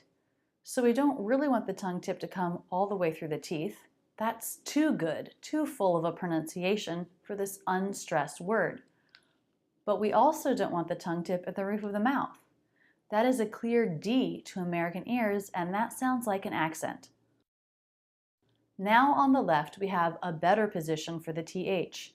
The teeth are still mostly closed, and the tongue, which is thick, does touch the roof of the mouth, but the tip is pressing not on the roof of the mouth, but the backs of the front teeth. It's not down here, touching just the bottom teeth.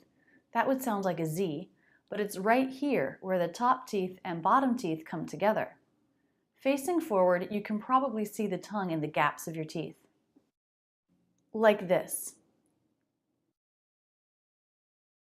It's this position that you want, not the tongue tip all the way through with a full, clear, voiced TH, and certainly not up here for a D. Here, pressing the back of the teeth, maybe peeking through a bit. I said before, if you can't hear the difference between the and the, don't worry too much. You can still study the mouth position and know what is right and practice it. You'll have lots of audio to train with as you work on this new, simplified, shortened voiced TH.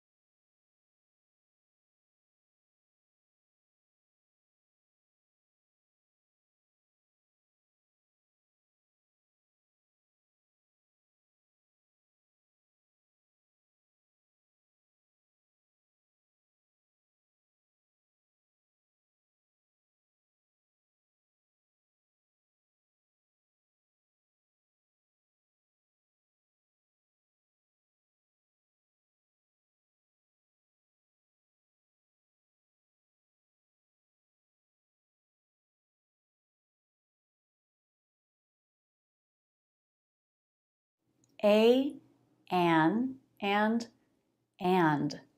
Three similar words all reduce in American English. The article a reduces to just a quick schwa. You'll want to link that right on to the next word. A book, a desk, a shelf, a different one. This indefinite article comes before any word that begins with a consonant sound. What if it begins with a vowel or diphthong sound? Then it's n. Here we reduce to the schwa n, and we use the ending n to link into the next word. An apple, an apple, an apple. An easy one. An eyelash. Both said very quickly. The rule with versus applies to sounds. Let me show you what I mean. The word hour or honor. They both begin with a consonant letter, the H. But in both words, the H is silent. The first sound is a vowel or a diphthong. So the article will be an hour, an honor. Whether the article is a or an, or n, it smoothly connects to the words around it. Let's look at a couple sample sentences. We need a better one. Need a better, need a better. Just a little schwa, low in pitch, quickly connecting these two stressed words, need and better. Need a better, need a better. I'll be back in an hour. In an hour, in an hour. Smoothly connecting, no break in sound, no separation between words. Back in an hour. In and an are two function words. They're lower in pitch, in an. When you have more than one function word in a row, it can help to practice them away from the rest of the sentence so you can focus on how fast to make them, how simply. In an hour. Back in an hour. I'll be back in an hour. The word and. This conjunction is usually reduced. We don't reduce it when we're thinking of what to say next and we're talking slowly like this. And. But most of the time we're saying an or an. We're dropping the D. an, or n. In the second one, n, I'm not just dropping the D, I'm also reducing the vowel to the schwa. When we do this, it can sound like just the N sound, like there's no vowel at all. Let's look at some examples. He came over and said, "You're doing a great job." I'm reducing the vowel so it sounds just like an N sound, connecting over and said. He came over and said, over and said, over and said, over and said. He came over and said, over and said. This is the beautiful thing about studying reductions. You're building your linking skills as you study. You're building the smoothness and the connection between words and the smooth pitch change that is so important to the character of American English. Over and said, over and said, over and said, over and said, over and said. He came over and said. Mom and I are going to the beach. Mom and I. Mom and I. And can sound like in when it's reduced. Mom and I. That's okay. Mom and I, mom and I. Mom and I are going to the beach. I'm reducing the vowel, dropping the D. Mom and I. So smooth. And then I thought about it. And then. Here I'm dropping the D, but I'm not reducing the vowel to the schwa. And then. Reducing the vowel sounds like this. And then. When should you reduce the vowel and when not? That is not a rule you need to worry about. There isn't one. It will always sound right to reduce the vowel, so you can always just reduce. I've noticed when you're listing two things like two nouns, that's a case where we especially reduce the vowel.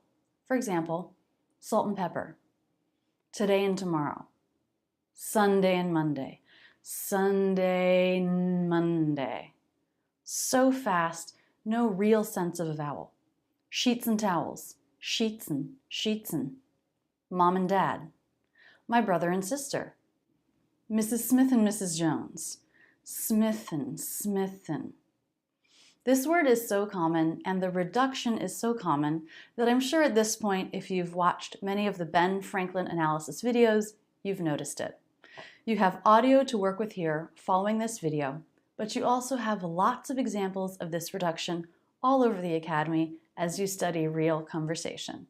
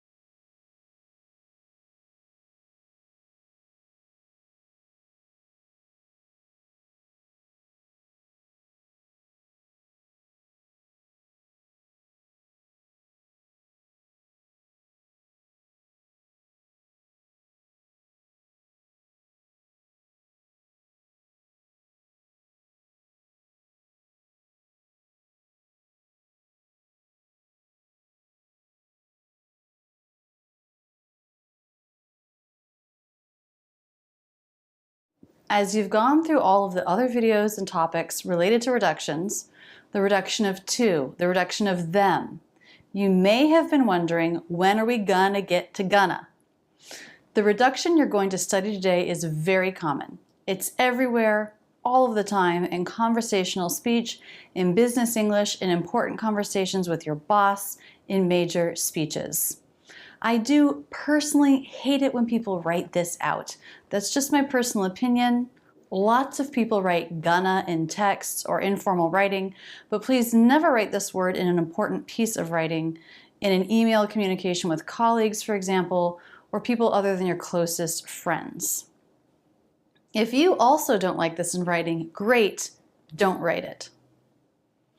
Gonna is the reduction of not just a word, but a two-word phrase, going to. So we have to keep this in mind when we put it in a sentence to make sure it's grammatically correct. I've definitely heard students make this mistake. He gonna be here soon. That phrase is not grammatically correct, and so it sounds like a mistake. It sounds like something a non-native speaker might say. He going to is not correct.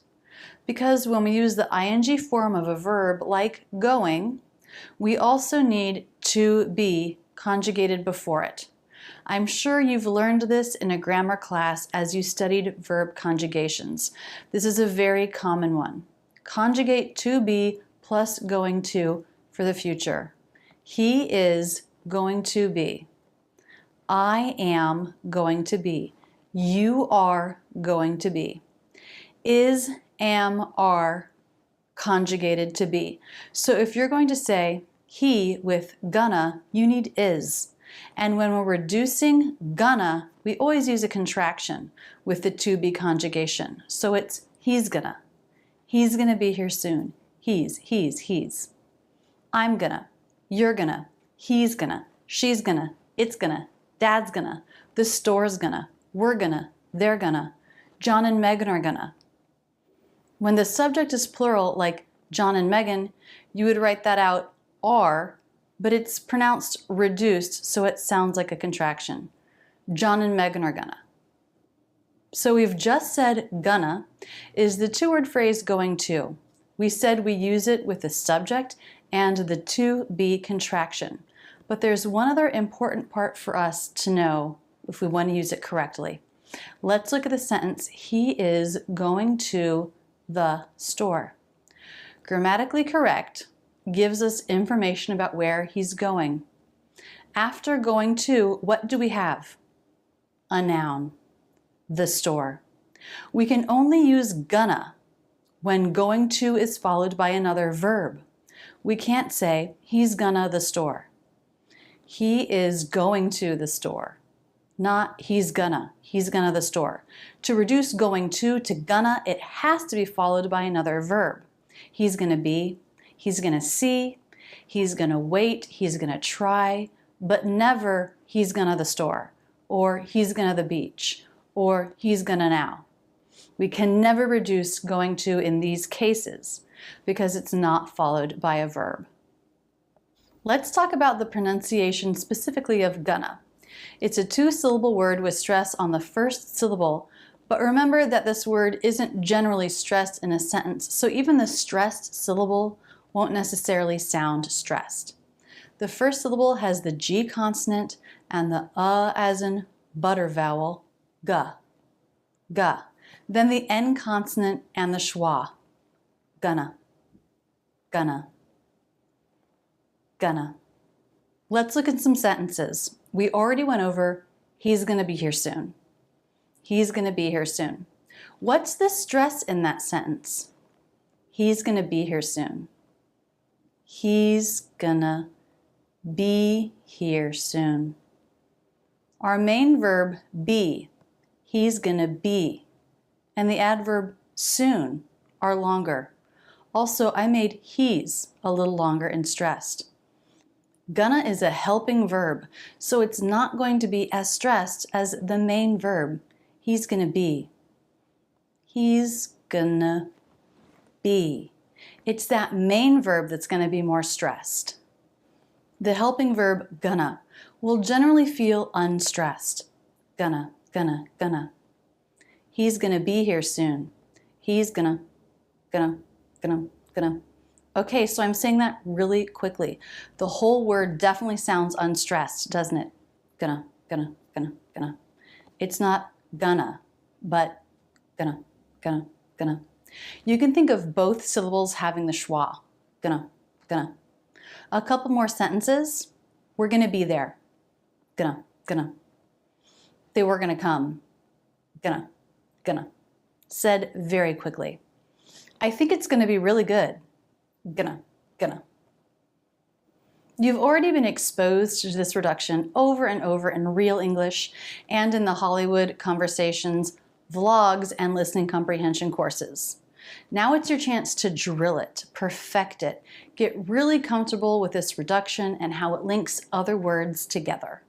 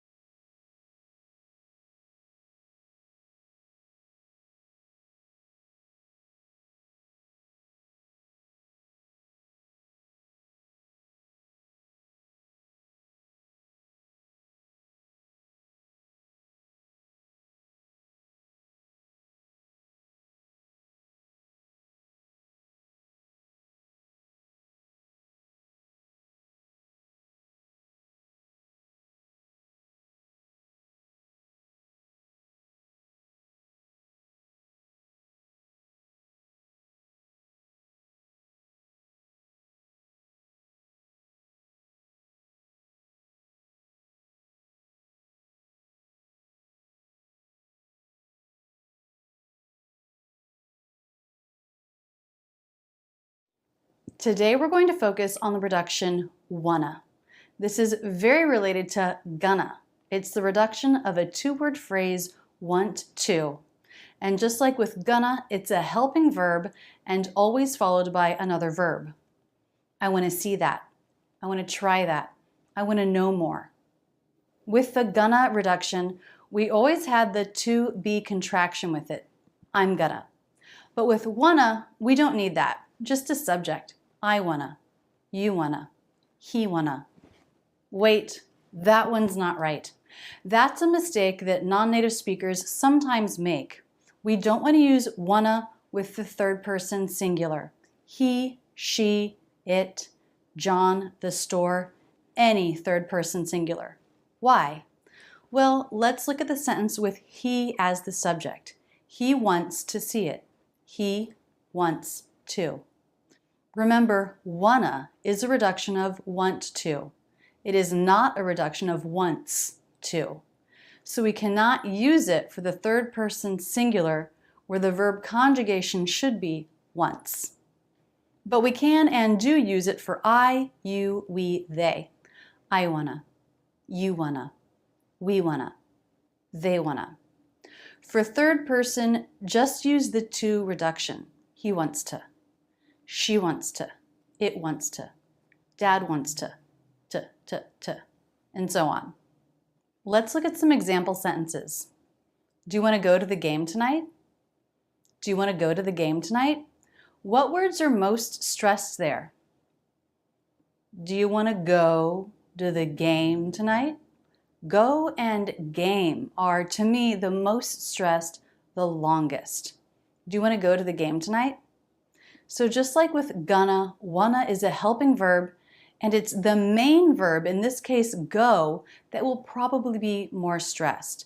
Now you could stress wanna instead if you were more about seeking the person's opinion. Do you want to go to the game tonight? That would also work. How is wanna pronounced? It's a two-syllable word, and any word that's more than one syllable has a stressed syllable. In wanna, it's the first syllable, wanna. But as I said, this word often isn't stressed in sentences, so both syllables will end up sounding unstressed. We have the W consonant and then several options for the vowel. It can be ah as in father, wa, wanna, wanna, aw as in law, wa, wanna. Those are the two options a dictionary will give you, but actually there is a third option, which I use, and I think it's the most common, and that's with the as in butter vowel. Wanna, wanna. When we do that, it rhymes with gonna. Wanna, gonna. Let's study this in some more sentences. First, let's go back to the sentence we just did. Do you want to go? Do you want to go to the game tonight? Do you wanna? Both syllables are pretty flat and quick. It's not wanna with first syllable stress with an up-down shape, but wanna. Both syllables really sound unstressed. Another sentence. We want to have you over for dinner. We want to have you over for dinner. We wanna. Again, wanna, said very quickly, low in pitch. Do you want to watch a movie? Do you wanna? Those three words, all unstressed, said really quickly. Do you want to watch a movie? Watch and movie are the most stressed words there. So just practice that word, wanna. You want to say it quickly, and you want the other words in the sentence to be linked together. The main verb in this sentence will usually be clearly more stressed than this word. Just like with gonna and any reduction, I don't recommend writing this reduction out. I don't know, I just don't like the way that it looks, but it's very, very good to use this reduction in your speech. You've already been exposed to this reduction over and over in Real English and in the Hollywood, Conversations, Vlogs, and Listening Comprehension courses here in the Academy. Now it's your chance to drill this reduction, perfect it, get really comfortable with it and how it links other words together.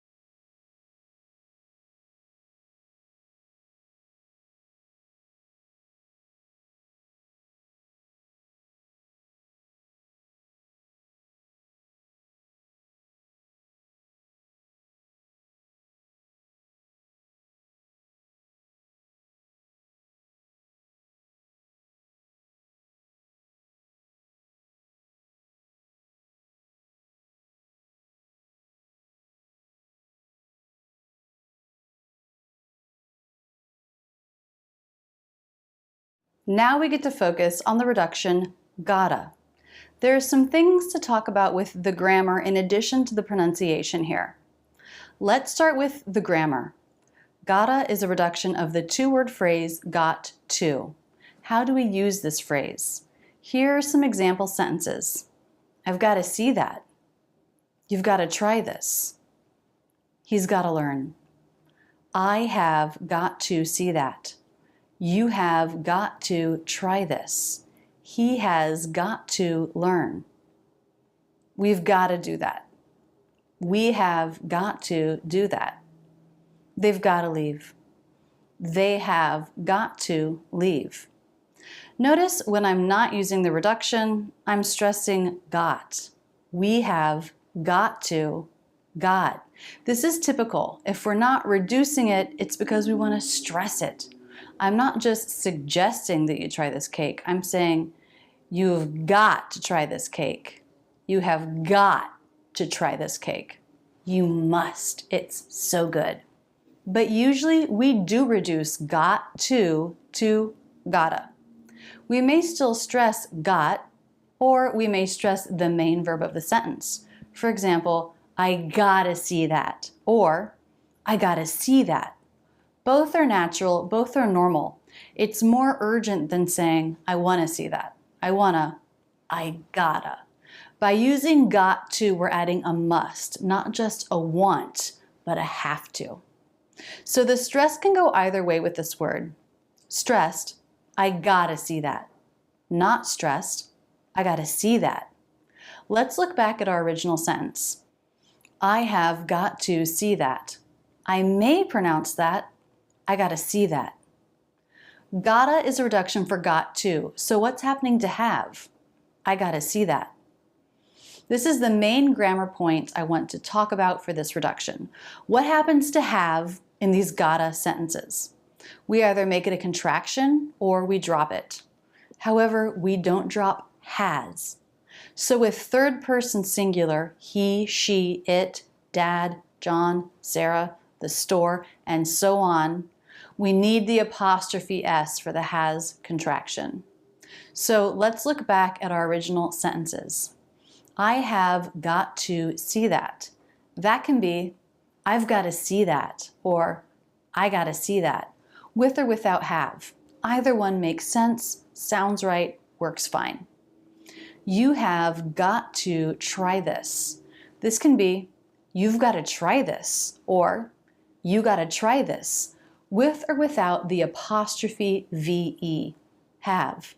Either one is okay. You gotta or you've gotta. Both work. But now, third person singular. He has got to learn. We can only do he's gotta learn. He's gotta learn. She's gotta learn. We cannot do he gotta learn. She gotta learn. That does not sound right. We need the Z sound. He's gotta. She's gotta. The store's gotta be open by now. My mom's gotta know. Always the apostrophe S, which makes a Z sound, plus gotta. We have got to do that. Have, not has, so we can either use have in a contraction or just drop it. We've gotta do that, or we gotta do that. Finally, they have got to learn. We can use the have contraction, they've gotta learn, they've, or drop it. They gotta learn. They gotta learn. The have contraction is just a very light V sound added to the word. So it's light, it might even sound like a weak F to you. I've gotta, you've gotta, we've gotta, they've gotta. The pronunciation of gotta, it starts with G and the ah as in father vowel. Ga, ga. This is in the stressed syllable. Then we have a flap T and the schwa. Gotta, gotta. I gotta try that. I gotta try that. There I'm stressing it. Gotta. But I can also say, I gotta try that. Gotta, gotta, gotta, gotta.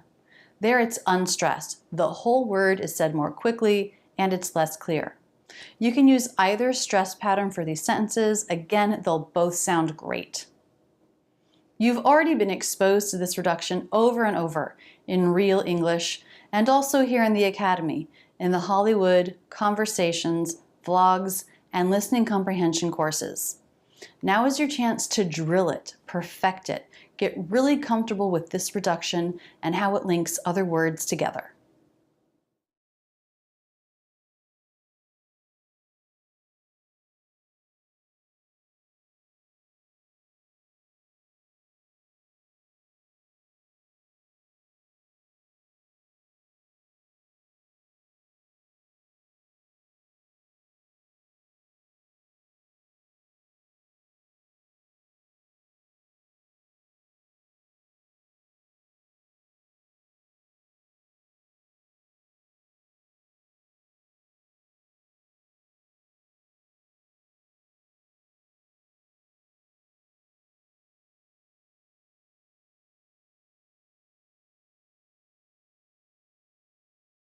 Now we're getting into some real fun. As you've studied reduction strings throughout the Academy, you've probably noticed that it's pretty common to have more than one reduction in a row. I call these a reduction string. You may find 4 or 5 unstressed words where most of them reduce. Whenever I study a sentence like this, it just cracks me up to take those words out of the sentence and say just them. They're so unclear when we do that. It's so hard to believe that that's how they're pronounced, and yet, when you put it back into the context of the whole sentence, nothing about it sounds strange. No native speaker would even notice how unclear they were. Yet, if you went up to a native speaker and said just the reduction string, and said, "Can you tell what I'm saying?" I think there's a 50-50 chance they would understand. Isn't that crazy? Maybe only half the time would a native speaker understand another native speaker saying a reduction string. But in a sentence, the native speaker would understand that 100% of the time. What does this mean? That means that native speakers are extremely familiar with reductions in the context of speaking, and that reductions truly are unclear. As you worked through the audio for individual reductions, you may have at times had the thought, there's no way that's true. There's no way I should be pronouncing this quickly, this unclear. But it is true. Let's look at an example sentence. You said that it was a bold move. Let me take out that it was a. You said that it was a bold move. That it was a.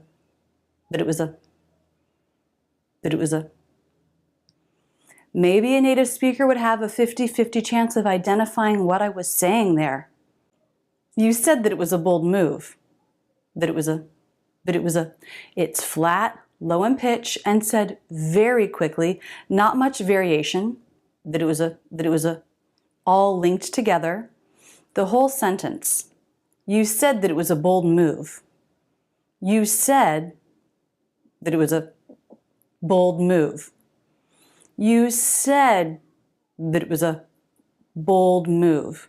You said that it was a bold move. That it was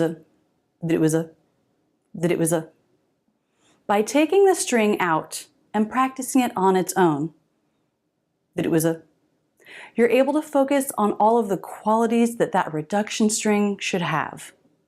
We've come up with and recorded 140 sentences that have 3 or more reductions or unstressed words in a row. For the sentences, there might be even more than one reduction string.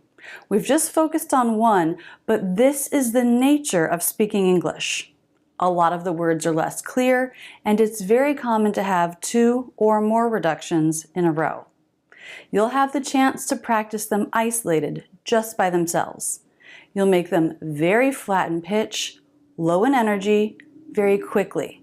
So the words will be like this, will be like this, will be like this. The words will be like this. Practice this part many, many times. Make it feel really natural and simple. Then work on the sentences as a whole and keep that same feeling with the reduction string. Look for other reductions or unstressed words in the sentence. This is where you're really solidifying what you've learned about all of these reductions. You're cementing the give and take of stressed and unstressed, the rhythmic character of American English.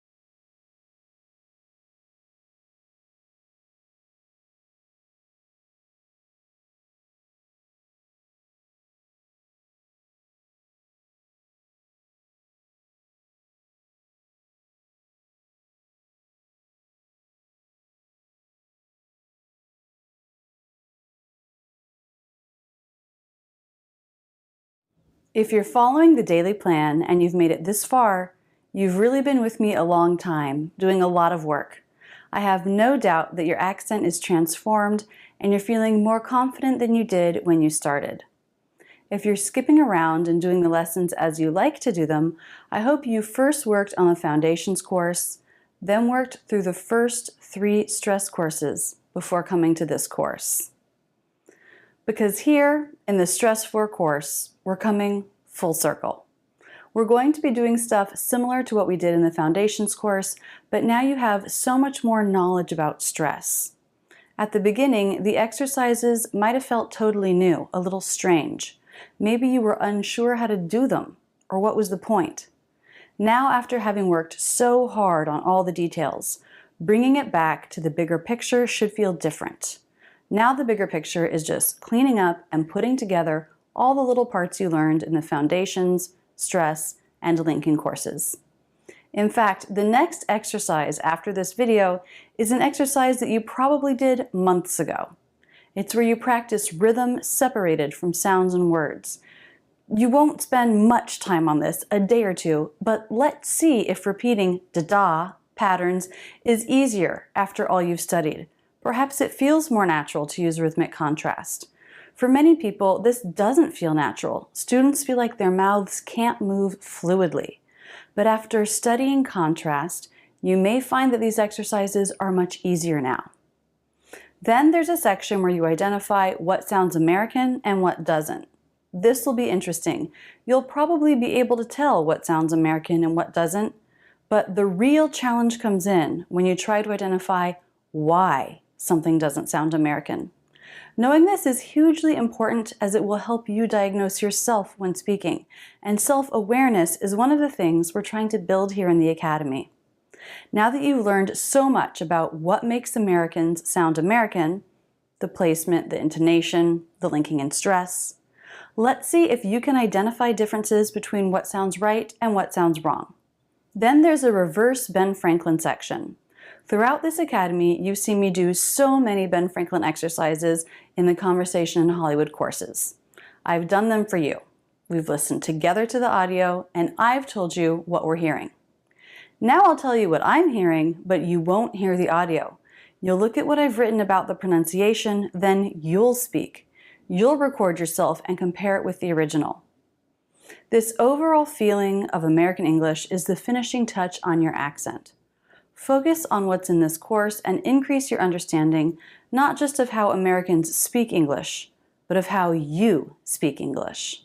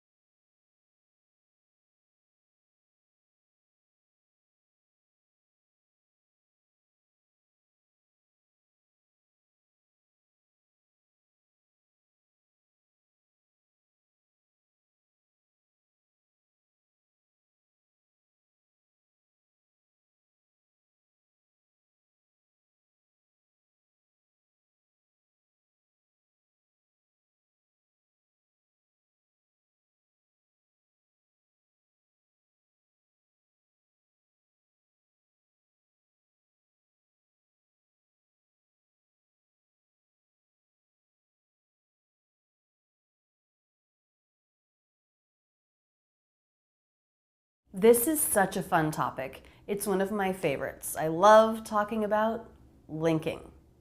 I love talking about reductions, connected speech, placement, rhythm, intonation. Okay, let's face it, I love talking about all of this stuff.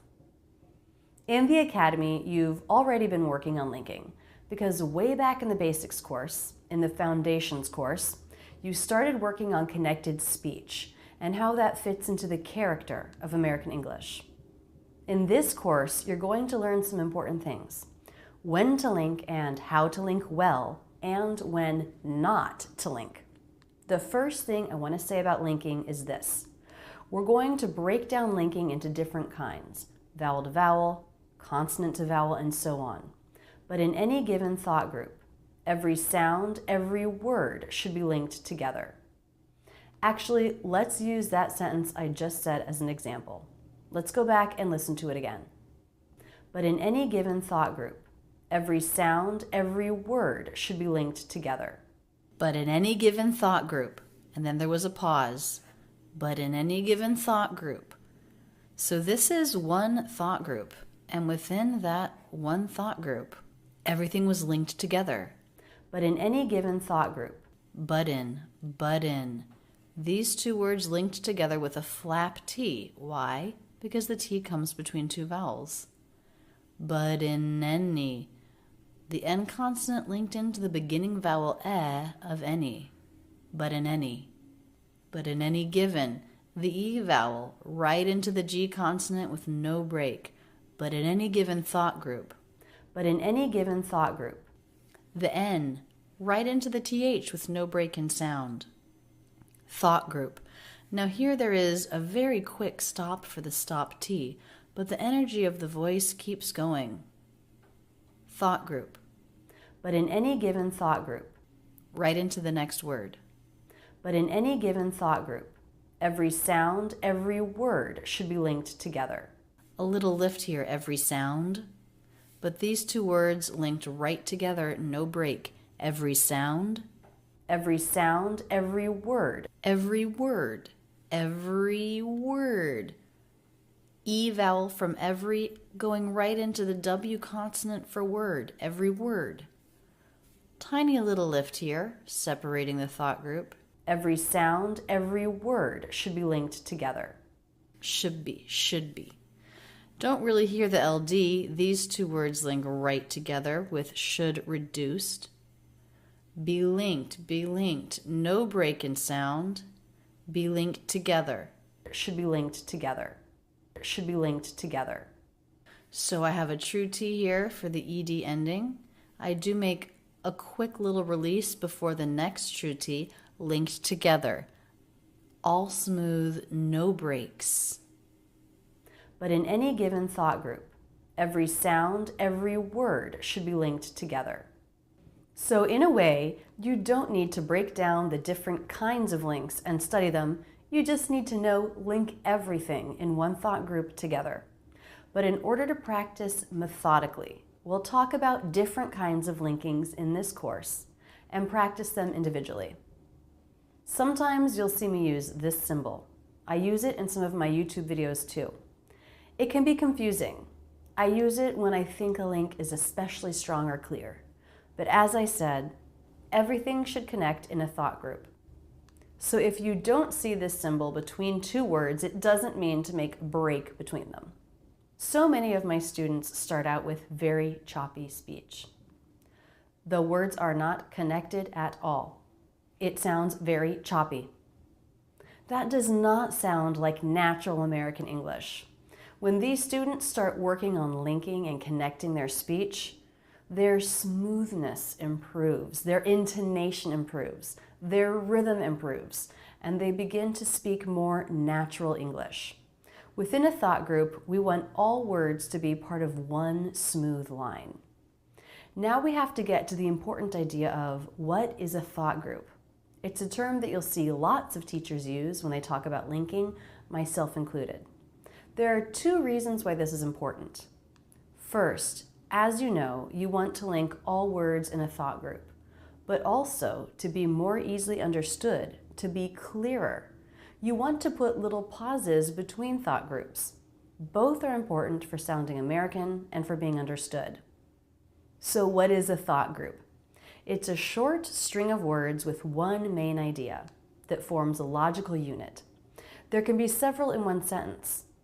In writing, we may separate thought groups with punctuation. And it's important to know, native speakers don't think about this at all when they're speaking. And there's no one right way to break up speech into thought groups. Let's look at a sentence I just said. And it's important to know, native speakers don't think about this at all when they're speaking. And it's important to know, I did a break here, making a separate thought group. And it's important to know, native speakers don't think about this at all when they're speaking. And then I did a little lift here, a little pause. Native speakers don't think about this at all when they're speaking. Making another thought group.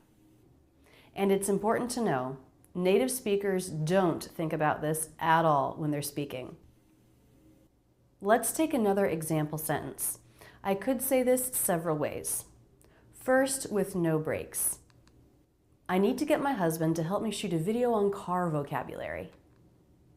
That's not as clear as it could be. Definitely there's a set of native speakers that use less pauses than others. Their speech sounds extra fast and they can be harder to understand. Especially as a non-native speaker, I would encourage you away from imitating speakers that put in very few pauses. Another way to say it, I need to get my husband to help me shoot a video on car vocabulary. There, I put a little break before the last three words. on-car vocabulary. This phrase has one meaning. It's describing the topic of the video. I need to get my husband to help me shoot a video on car vocabulary. The first part of that sentence is pretty long. I could definitely break it up further. I need to get my husband to help me shoot a video on car vocabulary. So here I've broken out the middle chunk of information. What's happening? I'm shooting a video. I could keep the first separation and get rid of the second. I need to get my husband to help me shoot a video on car vocabulary. There I linked video on. Video on. A native speaker may do any of these or even something different. Chances are you're already doing a good job separating thought groups, and your main challenge will be linking and connected speech within a thought group. If thinking about thought groups, linking smoothly, and knowing when to pause sounds intimidating, don't worry. In this course, you're going to link so smoothly. And in order to understand thought groups, you're going to study native speakers, both in conversations and giving speeches and presentations, to see how they link words and how they group words with phrases. And best of all, you'll be given audio soundboards and imitation files to help you sound just like them.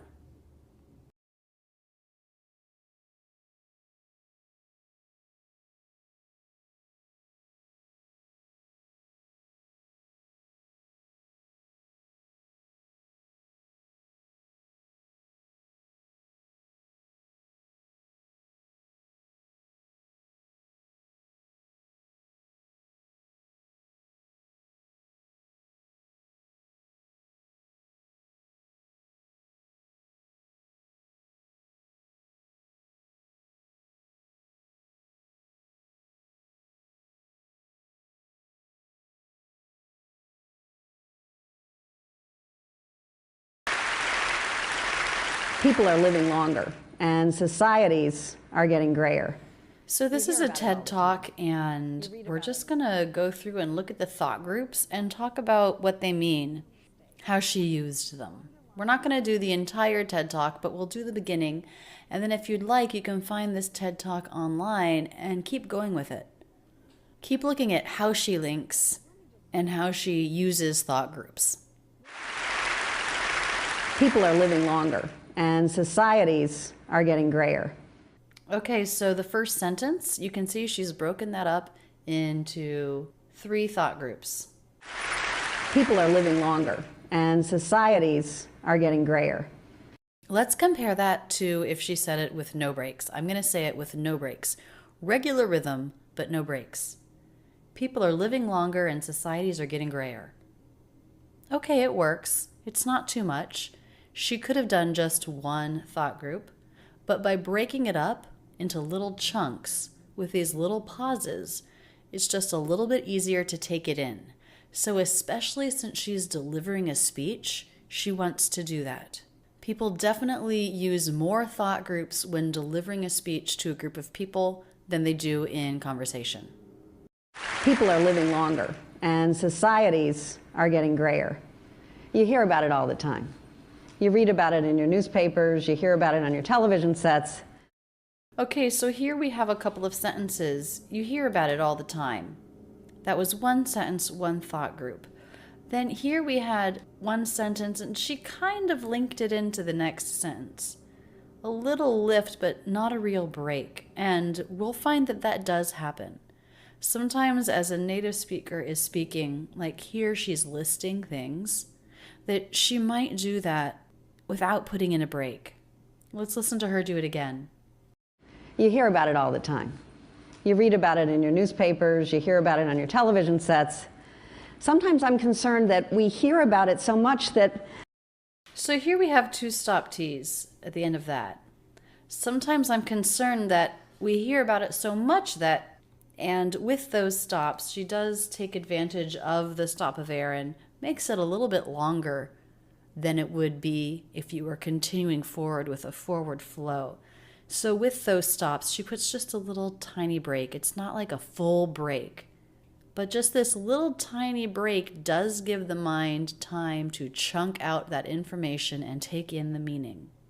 Sometimes I'm concerned that we hear about it so much that we've come to accept longer lives with a kind of a complacency. Kind of a complacency. So you can see that before this break between I'm and there are a lot of words there. And so giving these two little lifts after the stop T's and that, separating those out a little bit, definitely makes it easier to understand. Sometimes I'm concerned that we hear about it so much that we've come to accept longer lives with a kind of a complacency, even ease.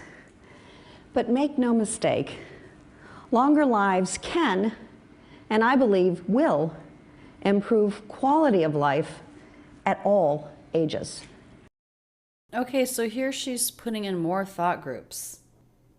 Especially at the end here, she has just these two little words, at all, and then the word ages. And when she does that, when she has just one or two words in a thought group, like she did up here with complacency as well, what that does is it really adds emphasis.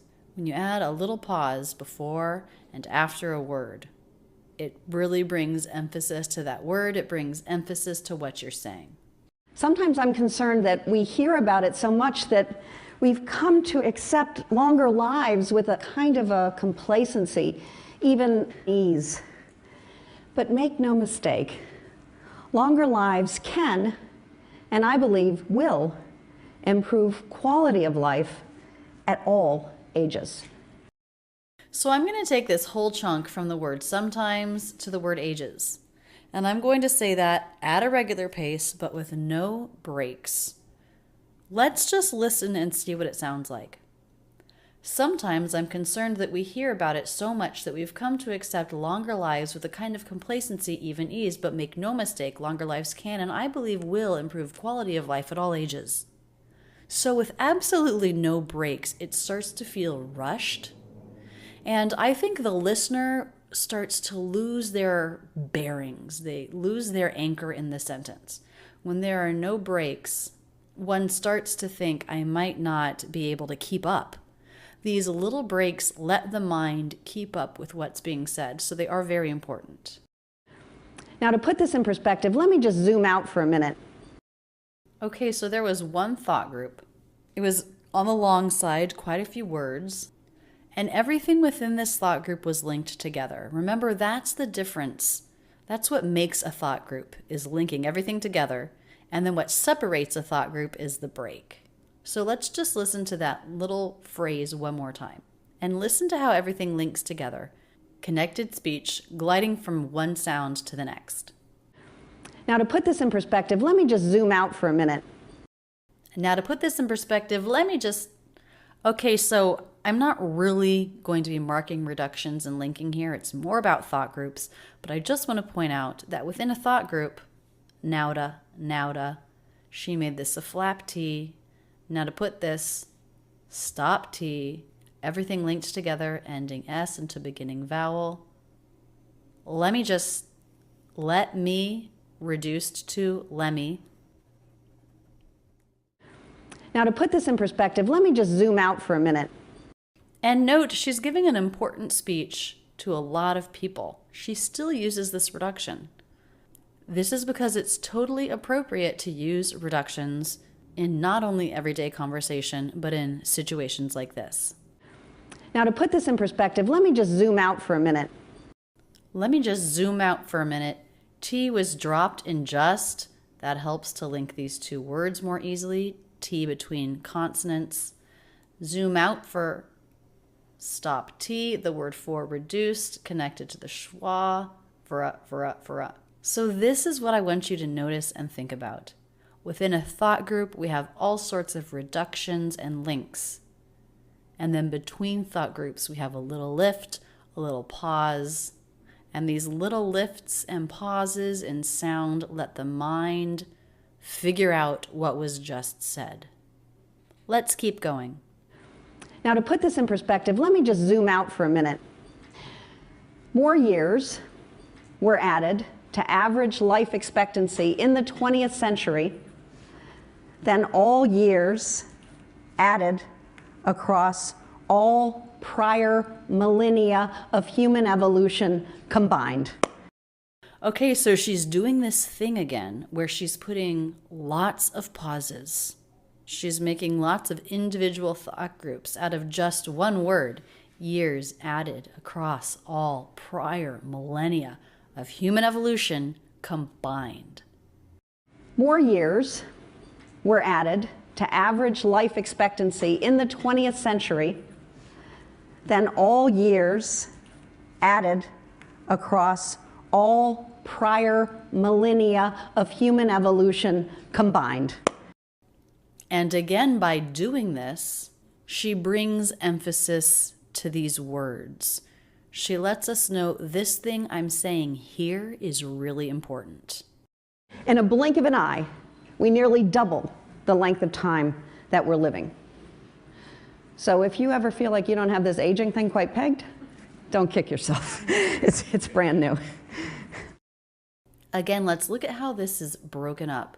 Each phrase is 3 to 5 or 6 words long, except for this one in the middle. It's a bit longer.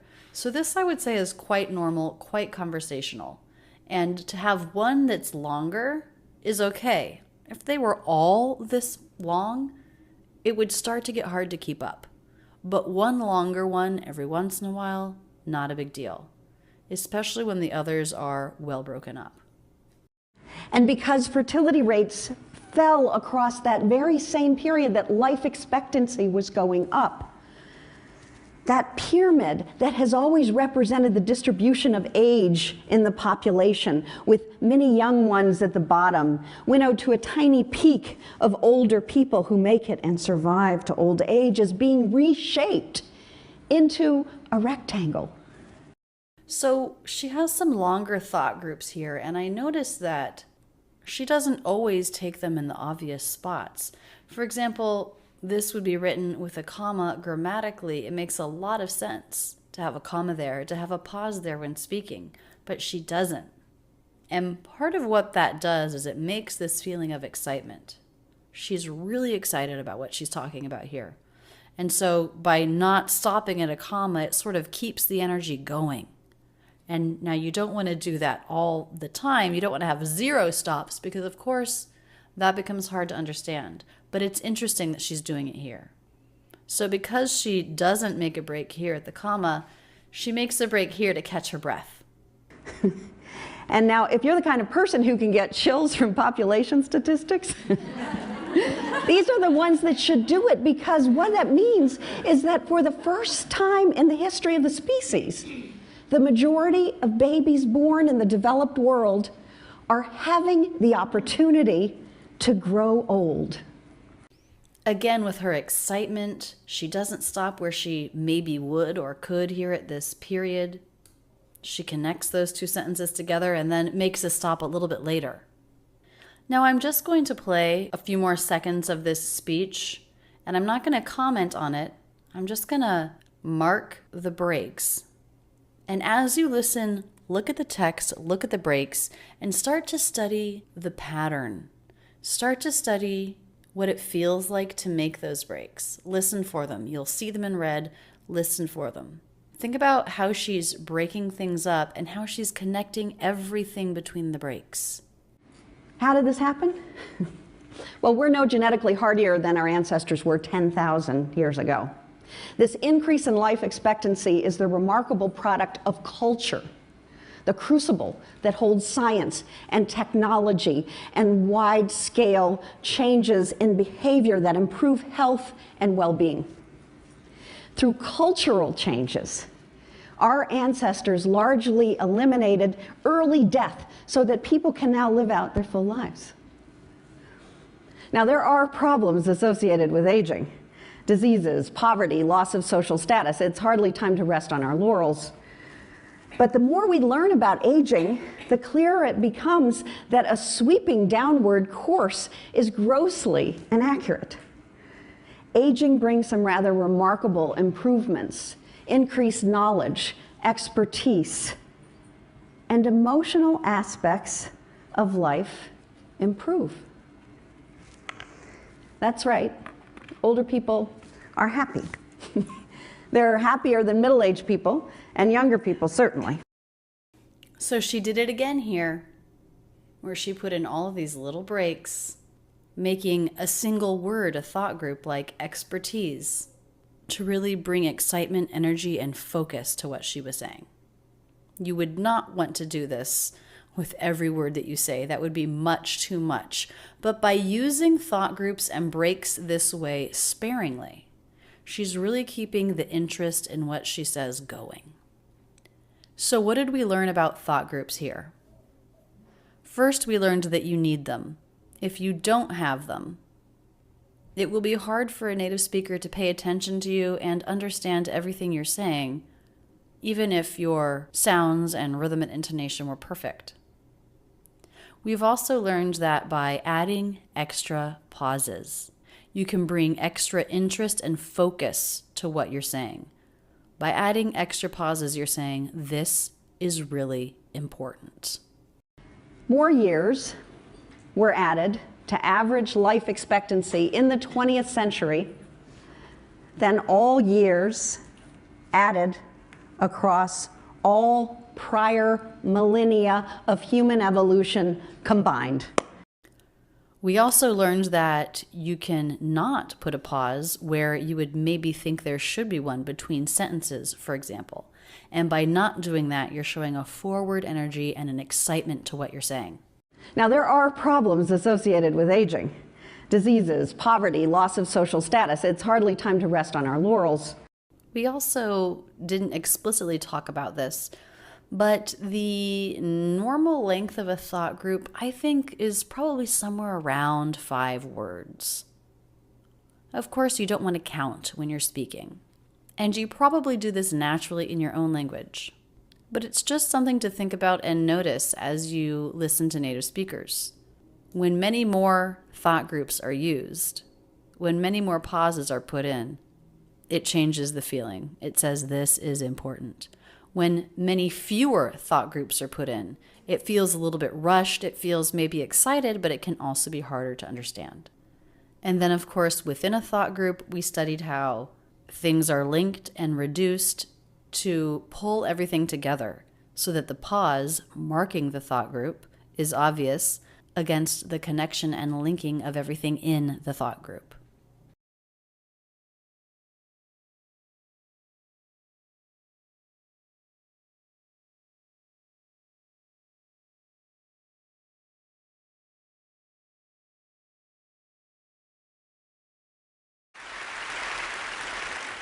I love a great mystery, and I'm fascinated by the greatest unsolved mystery in science.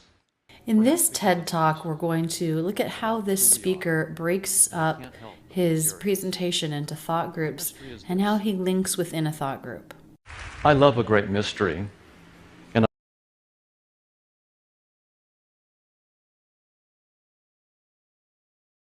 I'm fascinated by the greatest unsolved mystery in science. Okay, so I've marked these 2 thought groups here with these red lines. And what I find interesting about anyone speaking, this guy in this case, is that we do these big breaks, but then we also do little lifts. For example, I notice mystery in. He doesn't link that mystery in. And so I try to catch those and put a little dot in between to show that it's not a full link. For example, this is vowel to vowel. So this would be mystery in.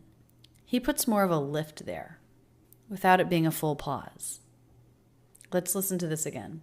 I love a great mystery, and I'm fascinated by the greatest unsolved mystery in science. Perhaps because it's personal. It's about who we are, and I can't help but be curious. Okay, it's about who we are. He does on the little dot there. It's about who we are. So he does a stop T and just lets that stop last a little bit longer. But other than that longer stop, everything links together, everything's smooth. It's about who we are, who we are, who we are.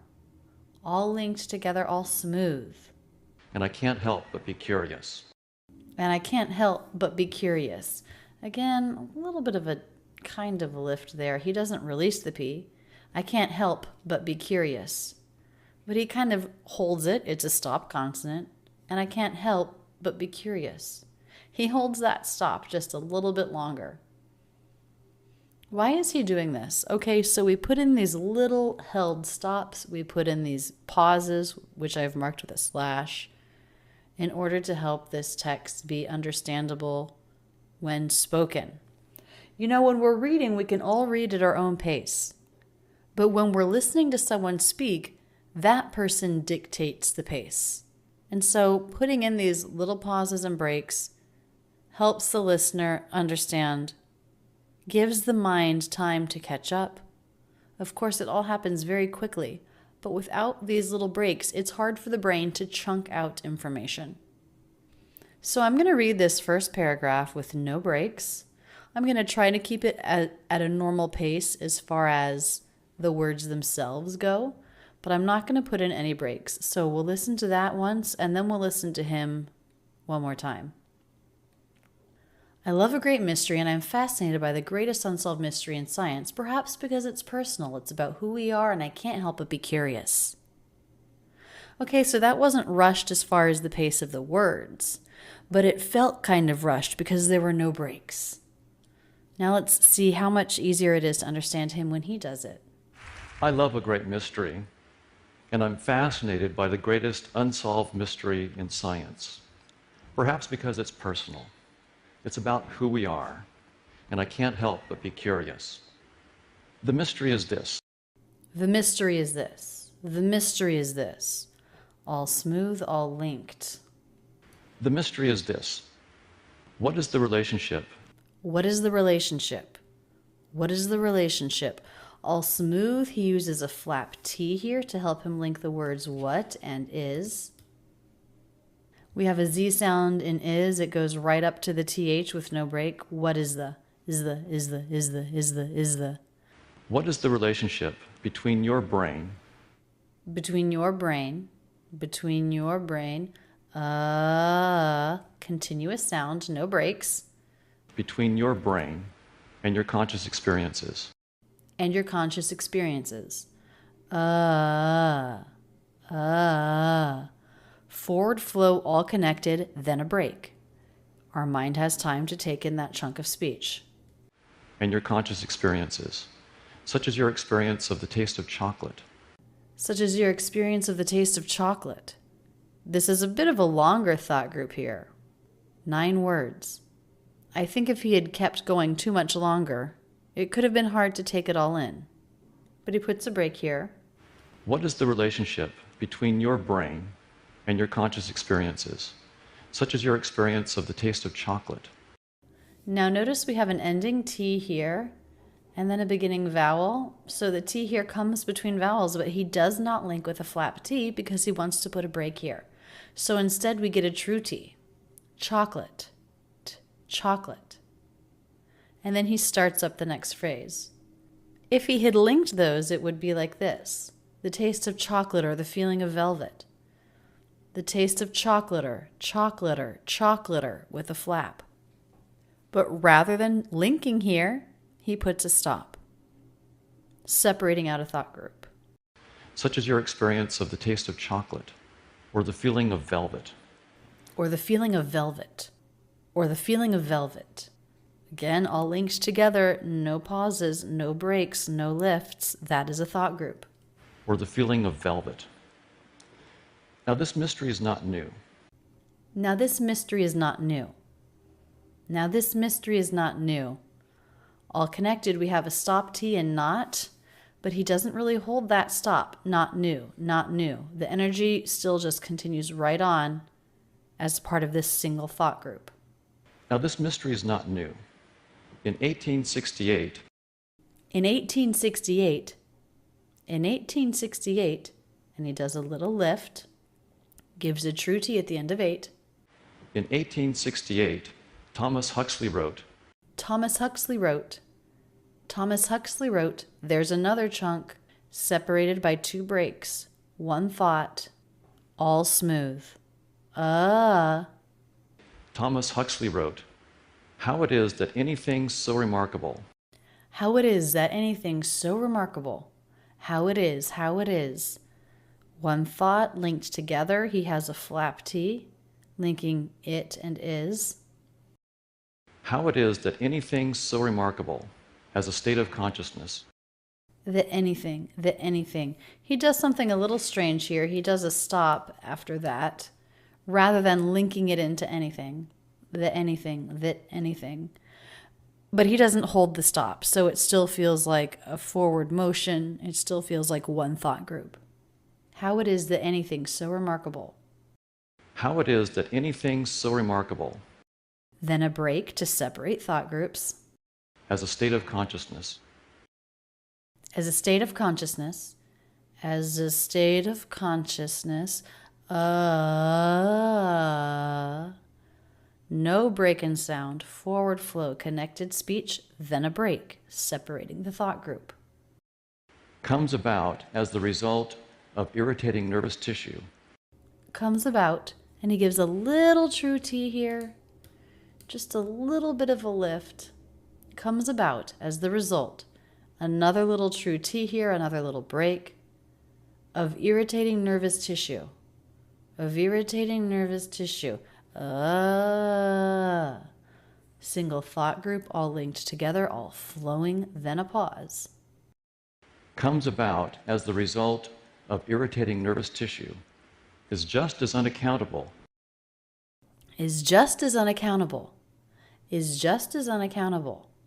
Then a break. So he makes this thought group 4 words long.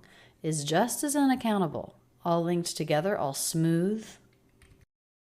Is just as unaccountable as the appearance of the genie when Aladdin rubbed his lamp. As the appearance of the genie when Aladdin rubbed his lamp. Breaks this up. As the appearance of the genie, holds for a second. Little pause, little break. As the appearance of the genie, one thought group. When Aladdin then does a little lift, a little pause, rubbed his lamp. Another thought group. As the appearance of the genie when Aladdin rubbed his lamp. Rubbed his lamp. Rubbed his lamp. All connected. He doesn't drop the H in his, but it's pretty light. Rubbed his lamp. Rubbed his lamp. Rubbed his lamp. No breaks. When Aladdin rubbed his lamp. Now Huxley knew. Break. These 3 words smoothly linked together. Now Huxley knew. Now Huxley knew that brain activity and conscious experiences. That brain activity and conscious experiences. 2 more thought groups, each 3 words long. What would it have sounded like if he had made that all one thought group? That brain activity and conscious experiences. Then activity would have linked into and. Activity in. But it didn't. There was a break there. Those 2 weren't linked. But all the other words were. Now Huxley knew that brain activity and conscious experiences are correlated. Are correlated. Just a 2-word thought group here, linked right up together, the R consonant, the K consonant, no break. Are correlated. Are correlated. But he didn't know why. Not really much of an H sound here in he, buddy. Flap to connect them, but he didn't know why. So another thought group here, 5 words long, all connected, but he didn't know why. So within these thought groups, we do all these things to help us link. We reduce, we do ending consonant linking to beginning vowel, we do flap T's, we link a vowel to vowel, and then we put the pauses to separate out the thought groups. But he didn't know why. To the science of his day, reductions, to becomes to the science of his day. Doesn't really make much of an H in his. This helps him link it. Of his, to the science of his day. Nice and smooth. No breaks. Then a break to separate it from the next thought group. to the science of his day, it was a mystery. It was a mystery. It was a mystery. Here we have another thought group, 4 words, smoothly connected, no breaks. And this is how it goes. a thought group. Every 3 to 9 words on average, but definitely some will be shorter and some will be longer. Everything within the thought group well linked, smooth. Forward, no break in sound. Then between the thought groups, a lift, a pause, maybe even a pretty long break, maybe even a second, as the speaker waits for the information to sink in and maybe to think of what to say next. So this is the pacing of American English. Now we're going to keep listening, and we're not going to do the whole video, but you can find the video online. We're going to do a little bit more of the video here, and I'm just going to scroll so you can see how I've broken it up. When you see it with the thought groups broken up with this red slash, it helps you notice them, helps you feel the rhythm, the lilt of the speech. In the years since Huxley, science has learned a lot about brain activity. But the relationship between brain activity and conscious experiences is still a mystery. Why? Why have we made so little progress? Well, some experts think that we can't solve this problem because we lack the necessary concepts and intelligence. We don't expect monkeys to solve problems in quantum mechanics, and as it happens, we can't expect our species to solve this problem either. Well, I disagree. I'm more optimistic. I think we've simply made a false assumption. Once we fix it, we just might solve this problem.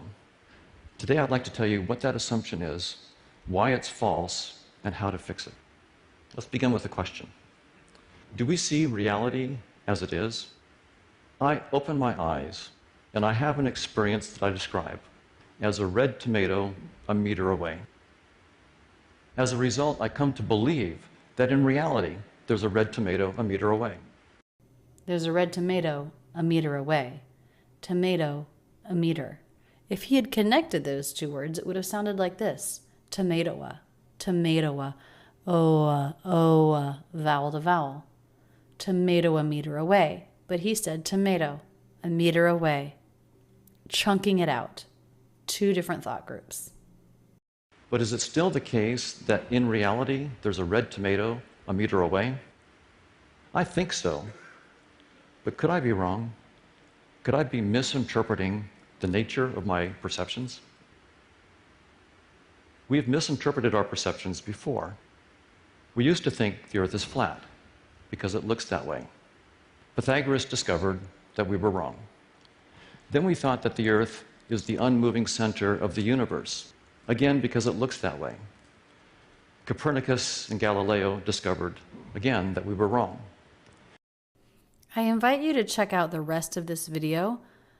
All of the TED Talks do have the transcripts, so you could print it out. Here I have it in Photoshop, where I'm marking it up. When you do that and you mark it, you start to listen for these different thought groups, these different separations, and then also pay attention to how things are linked within a thought group. It's this contrast of smooth and stop that helps make up the character of American English.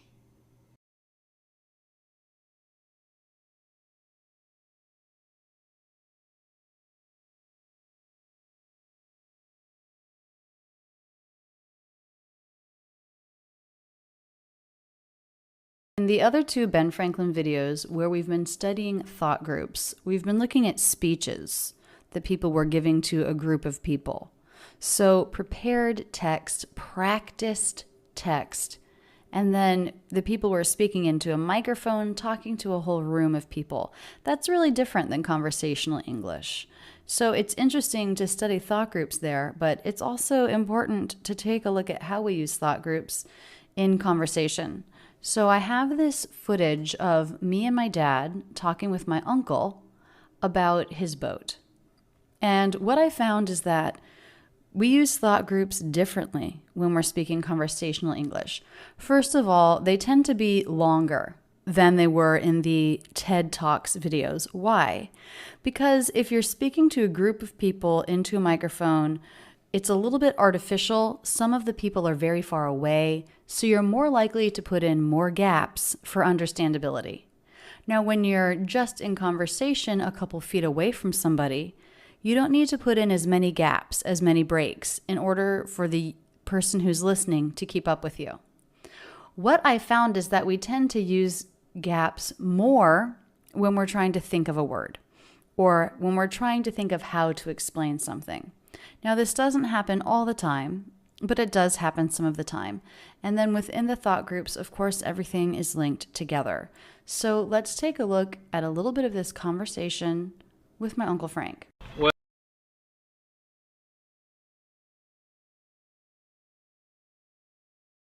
Well, on the top of the fuel tank, which is in the bottom of the boat, there's a... So there, he's starting his story. He says, well, on the top of the fuel tank.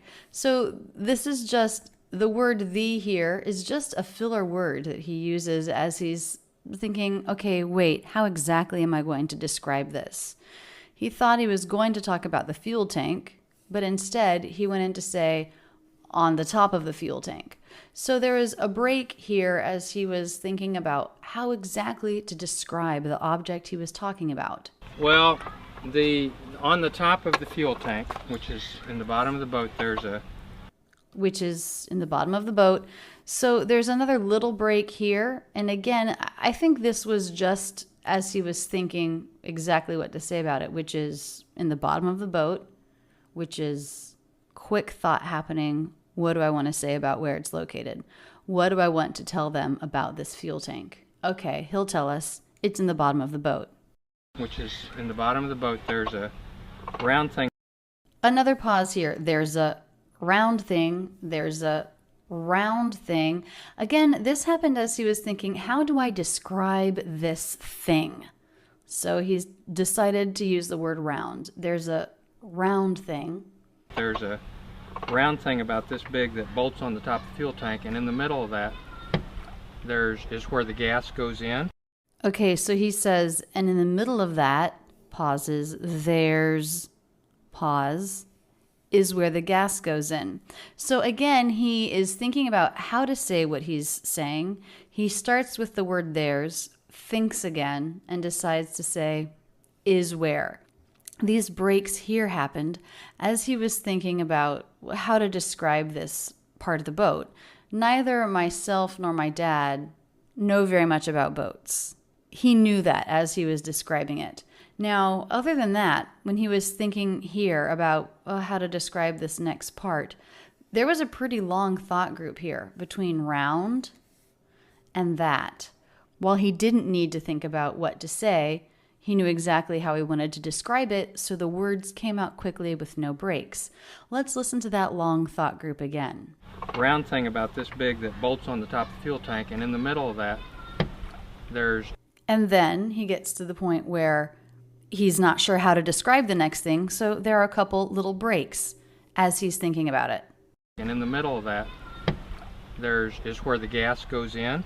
Okay, so he finishes his sentence, is where the gas goes in. He puts a little natural pause there between thoughts. This is where the gas goes in. Now he's getting ready to talk about the air vent, so there's a natural little break in conversation there. And in the middle of that, is where the gas goes in, and there's an air vent for the air to come out as the gas is going in. There's also a sending unit to tell you how much fuel's in there.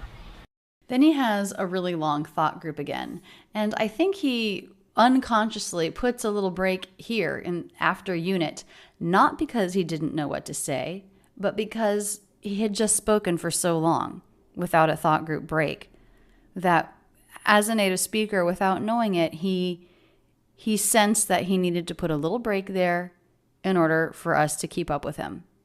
Because if, as a native speaker, you never put in any thought groups, you never put in any breaks, it gets very hard and tiresome to listen to that. So even though he does not need to stop to think about the right word to say, and even though it's not a big sentence break, it's not necessarily grammatically very clear that you would have to put a thought group here, he does put a little break here. Just because natural conversation needs these little breaks. Let's listen again to that long thought group. And in the middle of that, is where the gas goes in, and there's an air vent for the air to come out as the gas is going in. There's also a sending unit to tell you how much fuel's in there. So that was a lot. You can see how if he just kept going and going like that for 10, 20, 30 seconds, it would be very challenging to listen, to focus, to keep up with that. These little tiny breaks that separate the thought groups just give the brain time to relax while listening to speech, even as a native speaker. Is where the gas goes in, and there's an air vent for the air to come out as the gas is going in. There's also a sending unit to tell you how much fuel's in there. And while the tank is made of aluminum, this top... So this little thought group here, and he separates out and. I think he probably did this because he was thinking of how exactly to describe the next thing.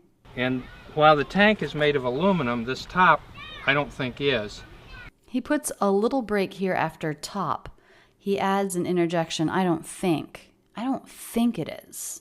This top I don't think is. And it's rusted and it's corroded. Okay. And it's rusted and it's corroded. Maybe not a full break here, a little lift though, a little mini separation. And it's rusted and it's corroded. He's listing things. He's repeating the first two words of the sentence. It's natural there to put a little break to separate that repetition. This top I don't think is. And it's rusted and it's corroded. Okay. And so what happens... Sort of a longer break, probably thinking about how to describe what happens to the boat in this situation. And so what happens is if we don't run the bilge pump often enough, or if it gets too full of water, water comes over the top of the tank. This break between the word water and the other word water is a very natural place to put a break in conversation. If this, then this.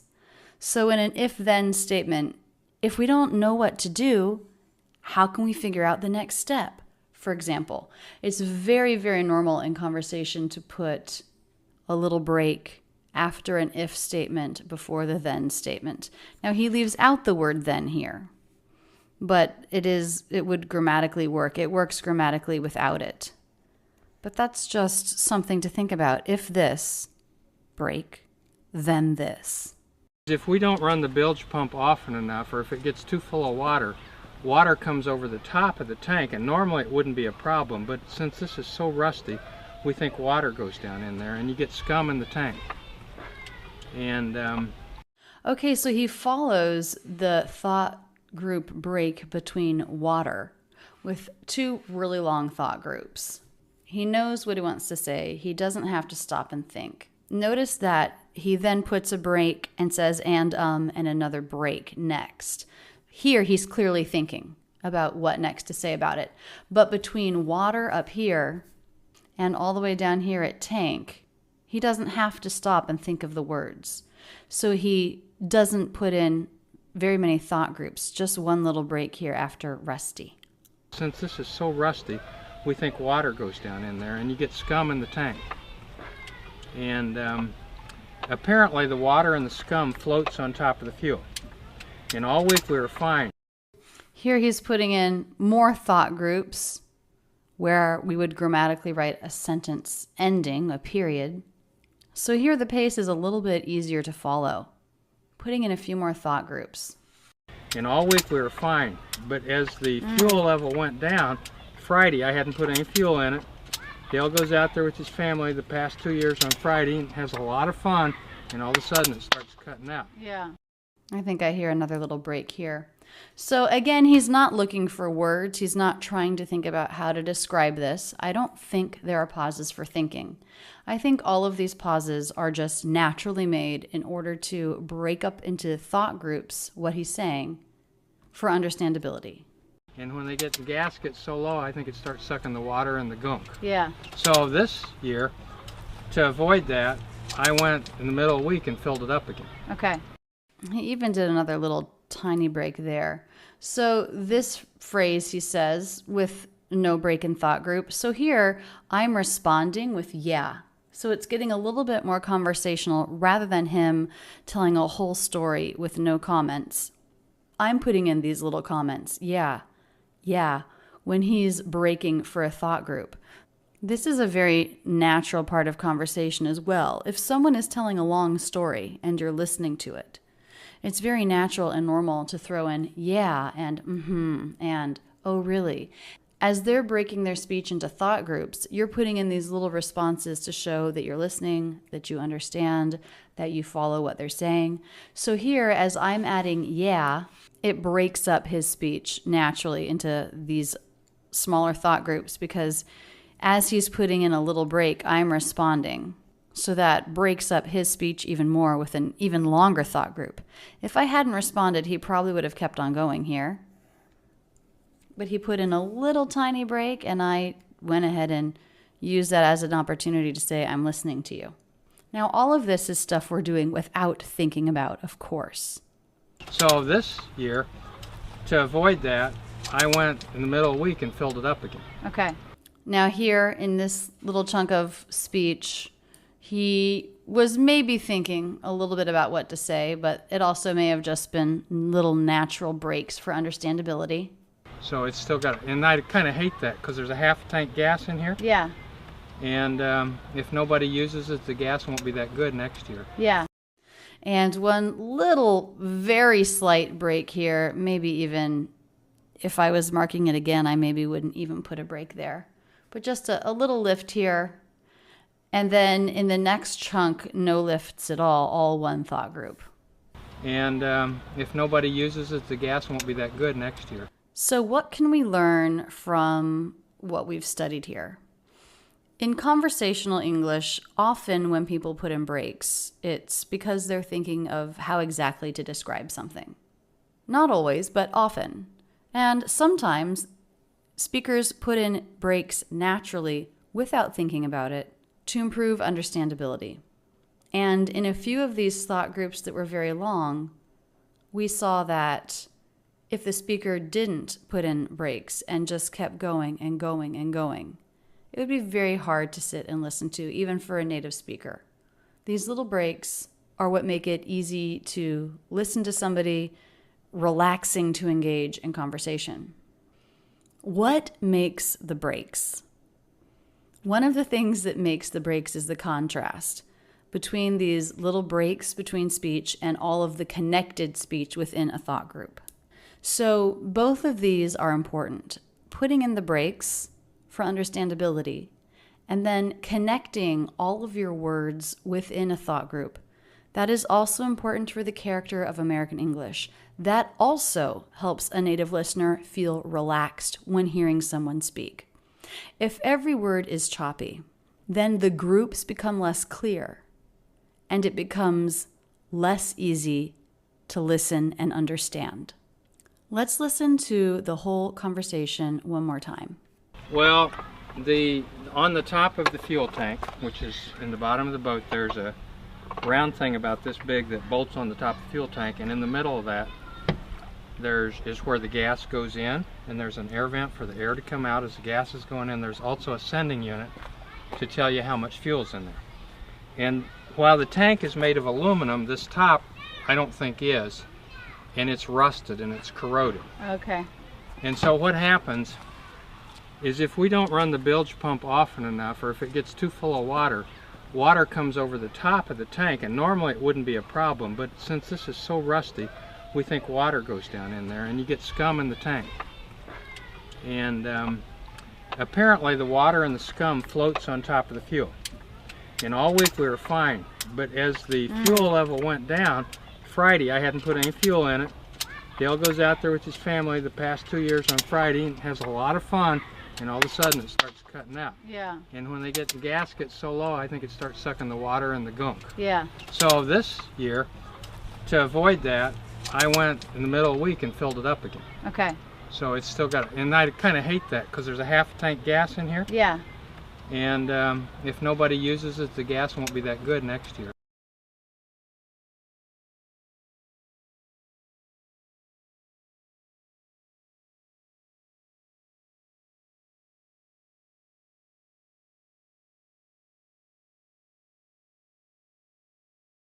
Today we're going to study linking consonant to vowel. What does this mean?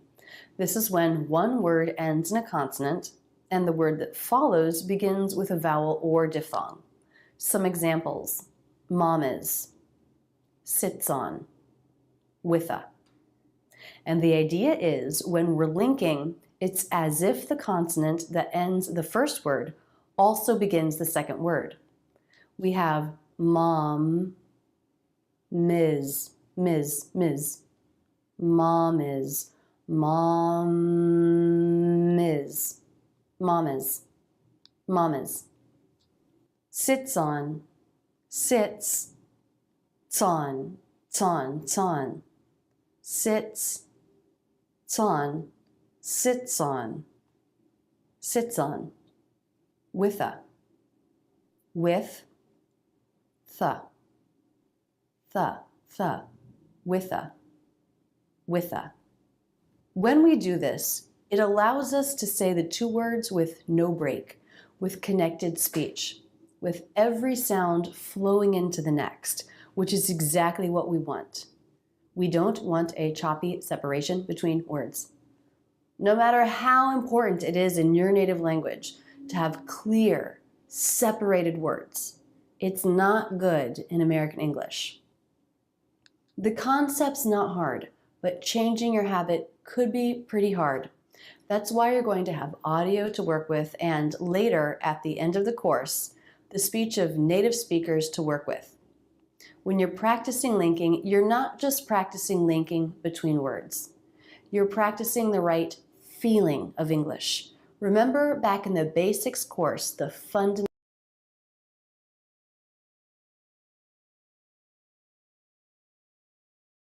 fundamentals course, how you worked on sentences on how you worked on sentences on There, you were practicing the feeling of line. There are no breaks there. It's one connected sound. You want that same feeling when you put the words back in. Back in, back in. It's all connected sound. Linking helps us find this connected sound. When we're linking an ending consonant to beginning vowel, there are a couple of things to notice. First, you may be making a flap T. When is a T a flap T? When it comes between two vowels or diphthongs, or when it comes after an R and before a vowel or diphthong. So sometimes linking will make a flap T, and we use a flap T to link the words together. We do this all the time. For example, at, atta. Here the T comes between two vowels. We link the words, we get a flap T. Atta, atta, atta. Sort of, sorta, sorta, or sort of. You can drop the V sound or not, but either way, the T comes after an R and before a vowel, so it's a flap. Sorta, sort of. It's always helpful when practicing a light, clear flap T to hold out the sound before and after. Sorta, sorta. This helps you isolate the flap. If the flap T doesn't come naturally to you, or the idea of putting two words together as if they were one, practice this way with the audio. Sorta. Another interesting thing that happens with an ending consonant linking into a beginning vowel or diphthong is a strengthening of that ending consonant. An ending voiced consonant can sound weak. But remember, when we're linking an ending consonant to a beginning vowel, we can think of it as beginning that word. So now it's not just an ending consonant, it's also a beginning consonant, which will be stronger. If I say, I'm hearing a buzz, buzz, buzz, buzz, it actually sounds like a really light S, buzz. It's not a strong Z sound. But when I change the sentence a little bit, there's a buzz in my ears. Buzzin', buzzin', zin, zin, zin. Now it's more of a clear Z sound. It's been strengthened. When you're working with the audio that comes after this video, do work with a slow motion audio first to make sure you're feeling that connection and that flow between words. You're going to see two words, but think of them as being one single word. And remember, when you're practicing this, you're not just practicing linking. You're practicing the overall feeling. And that's going to help you improve lots of areas of your spoken English.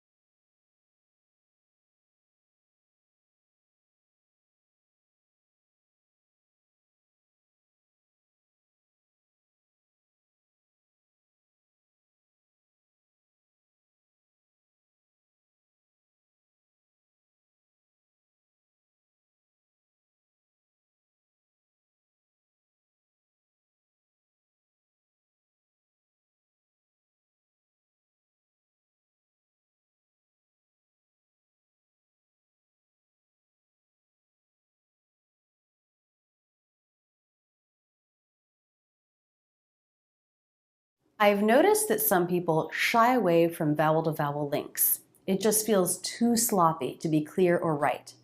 So they put a break or emphasis at the beginning of the second word. That might feel right, but it's not. What's right is that link, which may feel sloppy. Go ahead and do it, except that it might feel sloppy or lazy to you. That's not because it is. That's because of your native language.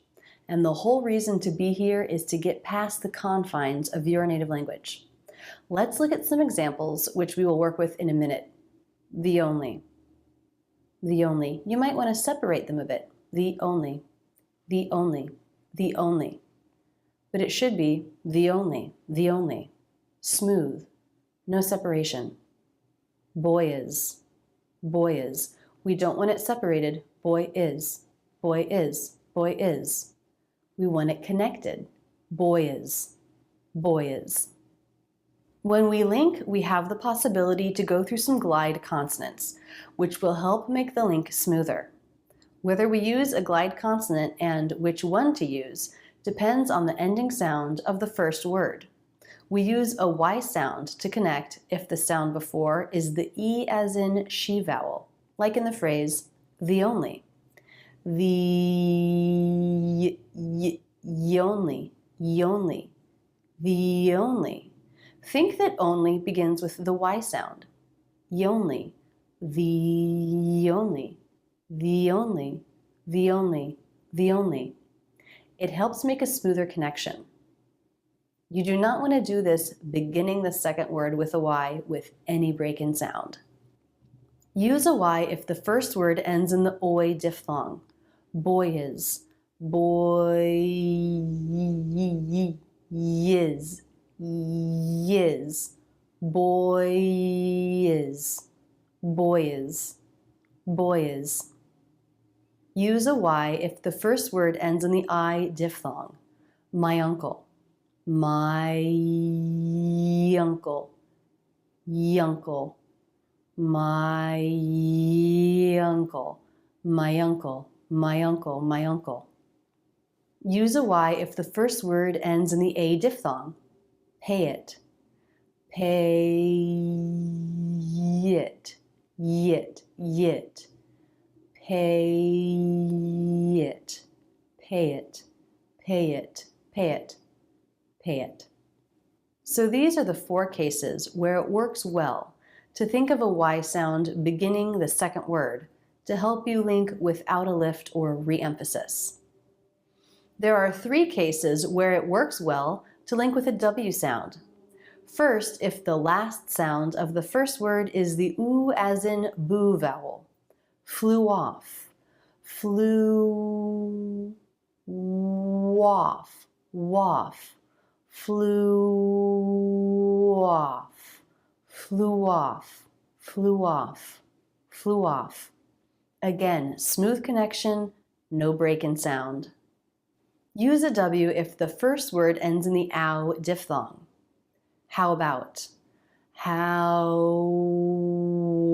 about? About, about. How about? How about? How about? How about? Use a W if the first word ends in the O diphthong. Show everyone. Show everyone. Everyone. Everyone. Show everyone. Show everyone. Show everyone, show everyone. For other sounds, just connect with no break. For example, law is, laws, laws. The law is clear, laws, laws. You don't make a W sound, law whiz, law whiz. You don't make a Y sound, law is, law is. But you just connect the aw vowel to the I vowel. I, laws, laws, laws. No break. Another example, area is. The area is blocked off. Area is. Area is. Schwa connecting into the I vowel with no break. Area is. Area is. Great. Work with the audio, connect smoothly.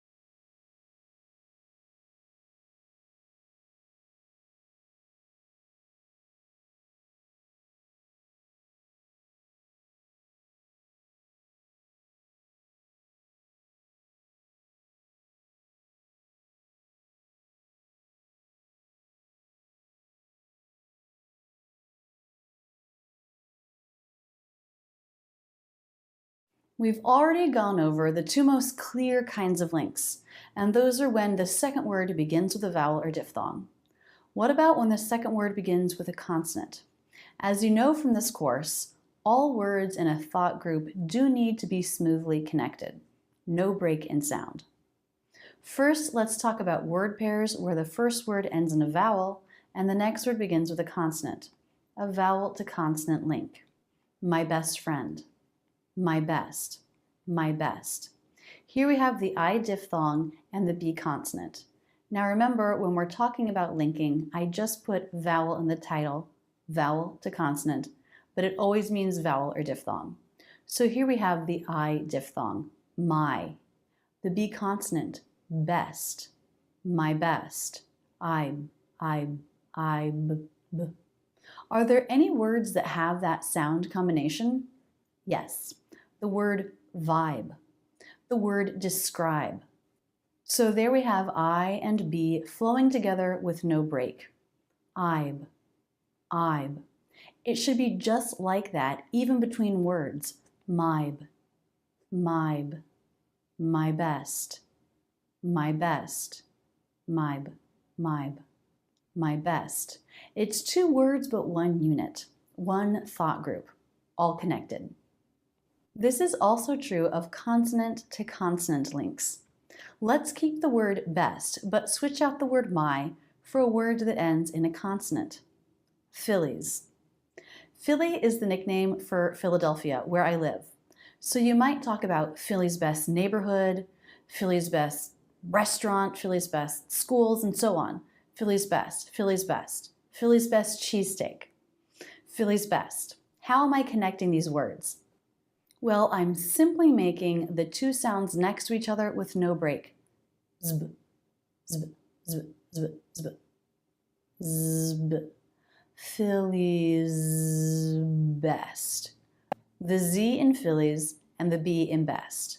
And this is what you want to do all the time.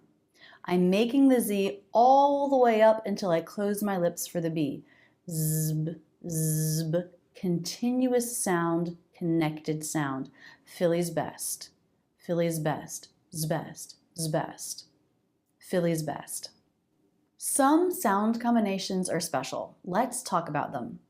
First, a stop T ending a word. You probably know from studying the T sound that an ending T, when not in a cluster, is a stop T when the next word is a consonant. So a stop means a stop in air. How can that be continuous sound? Let's take the word thought. I thought we'd be there by now. I thought my mother was here. I thought she said she couldn't make it. I thought the show started at 3. Thought we'd. Thought my. Thought she. Thought the. Those do all have a tiny break, a tiny stop in sound. I call it a lift. The energy of the voice keeps going forward, but for 1 second it just catches, pauses, lifts. But even with this stop, we don't sit on it. We don't let the energy of the voice die. It's all going forward. With the energy of the voice going forward, even these stops have a place in connected speech. Thought the. Thought the. It's not thought the, but thought the. Thought the. Moving forward. This stop T isn't the only stop. We have two other unvoiced stop consonants, K and P. Back me up. Back me up. That means support me. Here I'm not releasing the K. Just like the stop T, there's just a little lift in sound before the M. Back me. Back me. Back me. Back me up. Shop for shoes. Shop for shoes. Shop. P, stop consonant followed by another consonant. No release. Shop for. Shop for. Shop for. My lips come together for the P, but they don't release. There's just a little lift in sound. Shop for. Shop for. Shop for. So these are all unvoiced stop consonants. We don't release, we just stop the sound. But the forward motion keeps going, it takes us right into the next word. So if the sound isn't released, if it's just a stop, How do we tell the difference between Schopfer and Schopfer or Schopfer? I need to shop for shoes. I was in shock for 3 days. He was shot for attempting to escape. Schopfer, Schopfer, Schopfer.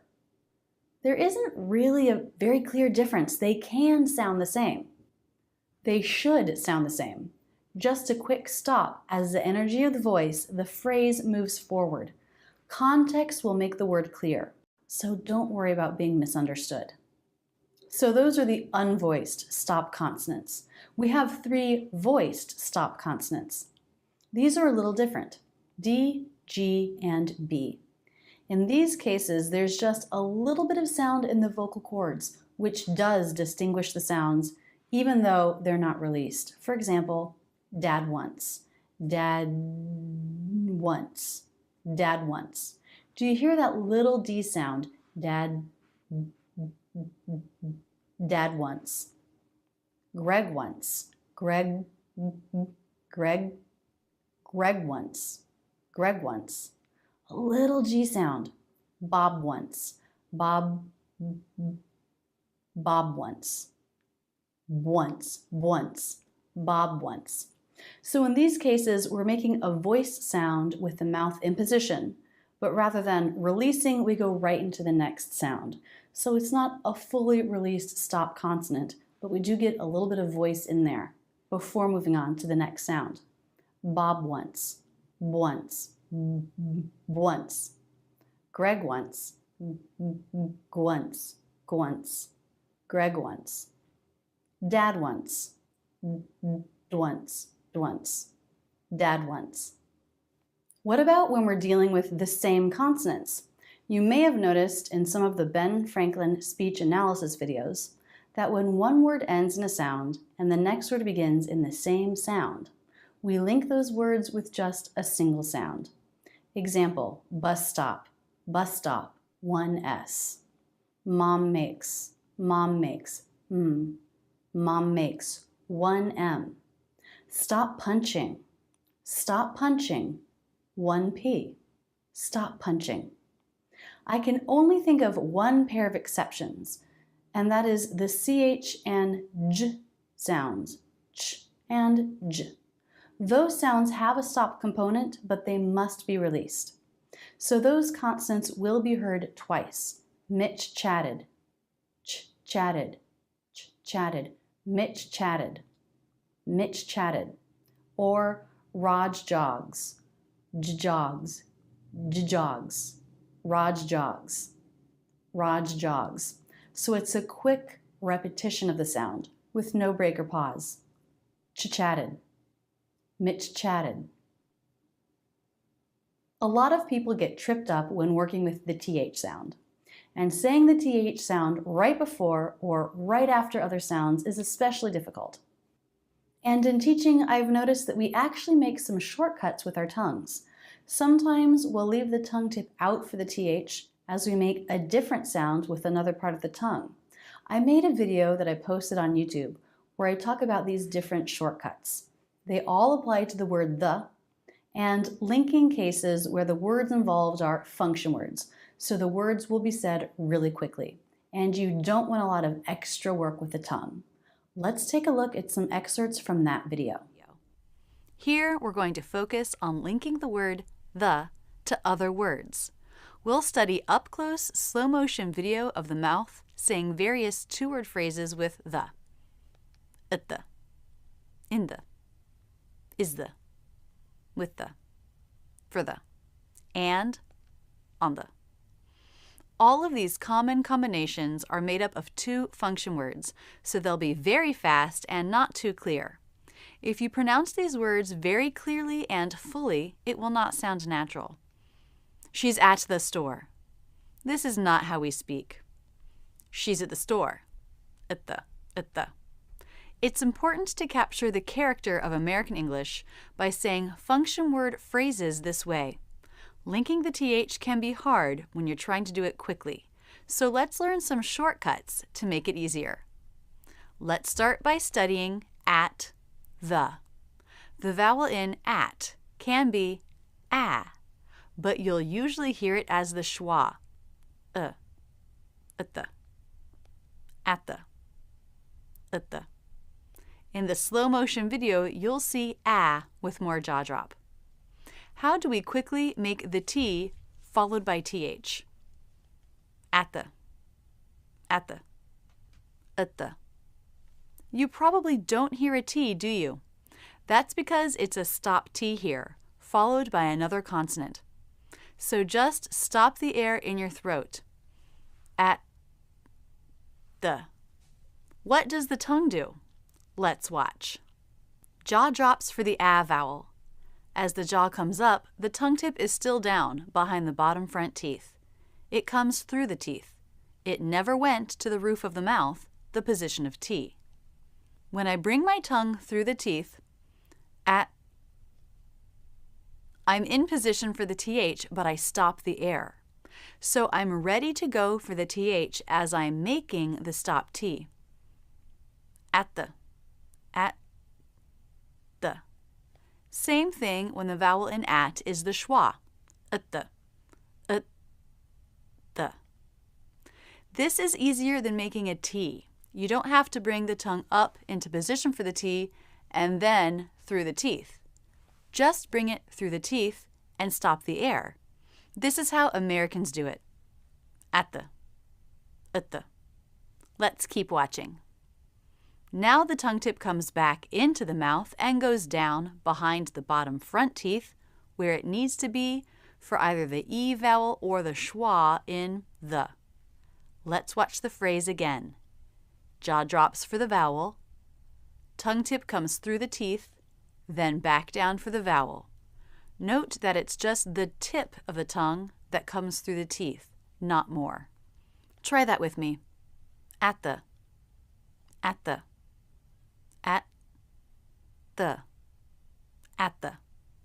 Or with the schwa. At the.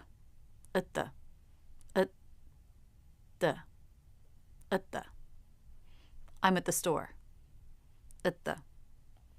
I'm at the store. Next, the phrase in the. Let's take a look. In an unstressed syllable, the jaw barely drops for the I vowel. Now the tongue tip comes through the teeth. But wait, isn't the tongue supposed to go to the roof of the mouth for the N? Yes, that is usually how the N is pronounced, but I can make the sound with the tip of my tongue through the teeth. While the part that's just a little further back is at the roof of the mouth. In the. Now the TH, and the tongue tip goes back in the mouth and down for the vowel. Let's watch the phrase again. Tongue comes through the teeth for the N, TH. This is simpler than making the full N position and then the TH position. This is how Americans do it. So now you have two shortcuts. The stop T can be made with the tongue tip in position for the TH, and so can the N. Let's watch at the and in the again. Notice the movements of the mouth are small and simple. Next, the phrase is the. A lot of people have a hard time linking the S or Z with the TH.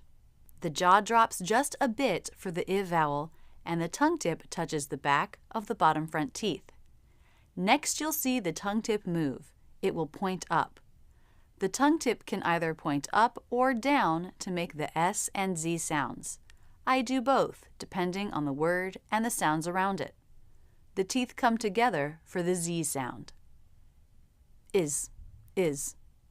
Now the tongue tip does something interesting. It doesn't come through the teeth for the TH. When the voiced TH begins a function word, like in the, these, this, we can do a shortcut. Rather than the tip coming through the teeth, it presses behind closed teeth. The. Important, it is not at the roof of the mouth. That would make a D sound, and that's not correct. Let's look at the correct position. Jaw drops for the vowel. Tongue tip up and teeth close for the Z. Tongue tip comes back down and touches the back of the closed teeth. This is the correct position. Tongue tip is not at the roof of the mouth. And tongue tip down for the vowel in the. Let's watch again.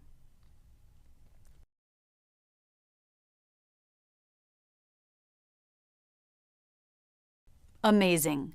This is a much easier way to make the voiced TH quickly in a function word. This happens a lot. In the first two examples, you can make the sound before with the tongue in position for the TH, the stop T and the N. But you can't make the S or Z with the tongue tip through the teeth, so we take a different shortcut. We alter the TH by not bringing the tongue tip through the teeth. Is the. It still sounds like a TH to native speakers. It still sounds right. The next phrase is with the. Wow, 2 THs. What do we do here? Let's take a look. The lips round for the W. When the lips part, the inside of the mouth looks dark. That's because the tongue was lifted in the back for the W sound. As the tongue comes forward, the tip heads right for the position between the teeth. There's the TH. Then the tongue tip goes back inside the mouth and down behind the bottom front teeth for the vowel. What do we do with the 2 THs? With is usually pronounced with an unvoiced TH, and the with a voiced TH, the. Here's what to do. Combine them. Just make one TH. Make it unvoiced and connect the 2 words with it. With the. A voiced TH would also be okay with the, but it's much less common and it's more complicated. So stick with the unvoiced TH. With the. So here the shortcut is don't make a voiced TH. Combine it with the ending unvoiced TH of with. Let's watch again.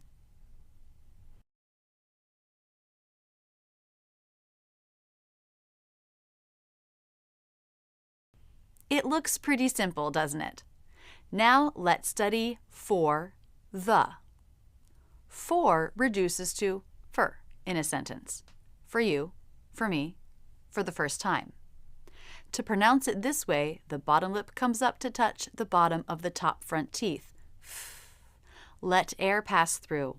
The tongue can be pulled back for the R. It won't affect the F sound. For the R sound, the middle of the tongue shifts back and up a little. Fur. So the tip of the tongue isn't touching anything. Further. So the tongue tip is pulled back and we simply bring it forward through the teeth. Let's take a look.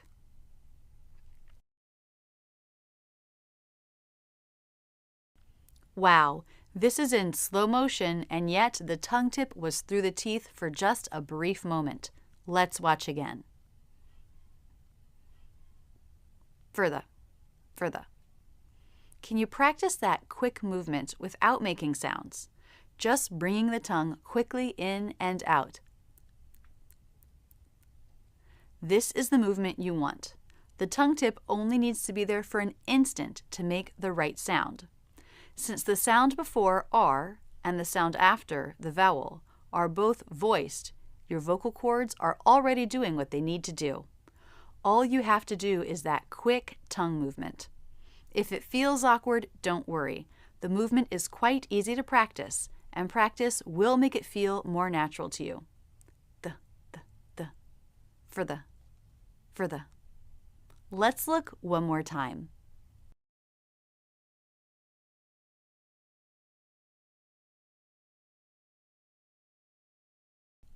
Now the phrase on the. Do you remember the trick from in the? You can make the N with the tongue tip through the teeth. Let's take a look. Jaw drops for the vowel. The tongue tip is pointed down. Then the tongue tip comes up and out of the teeth. A quick, simple movement. Let's watch again.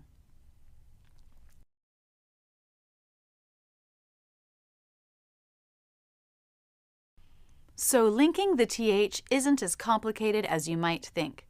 The movements of the tongue are small, and there are shortcuts you can take to make transitions between consonant sounds easier. Let's look at the phrases one more time. Notice the simplicity of the mouth movements.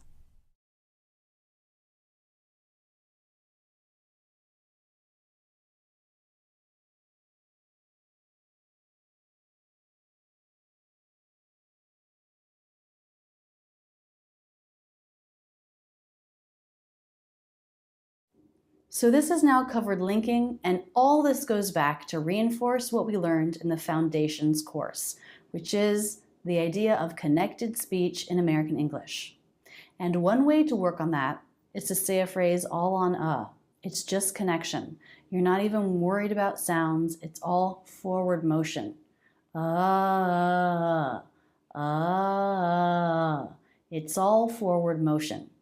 And this is what we want when we put the words back in. Linking helps us do that. It helps us capture the forward motion and connected sound.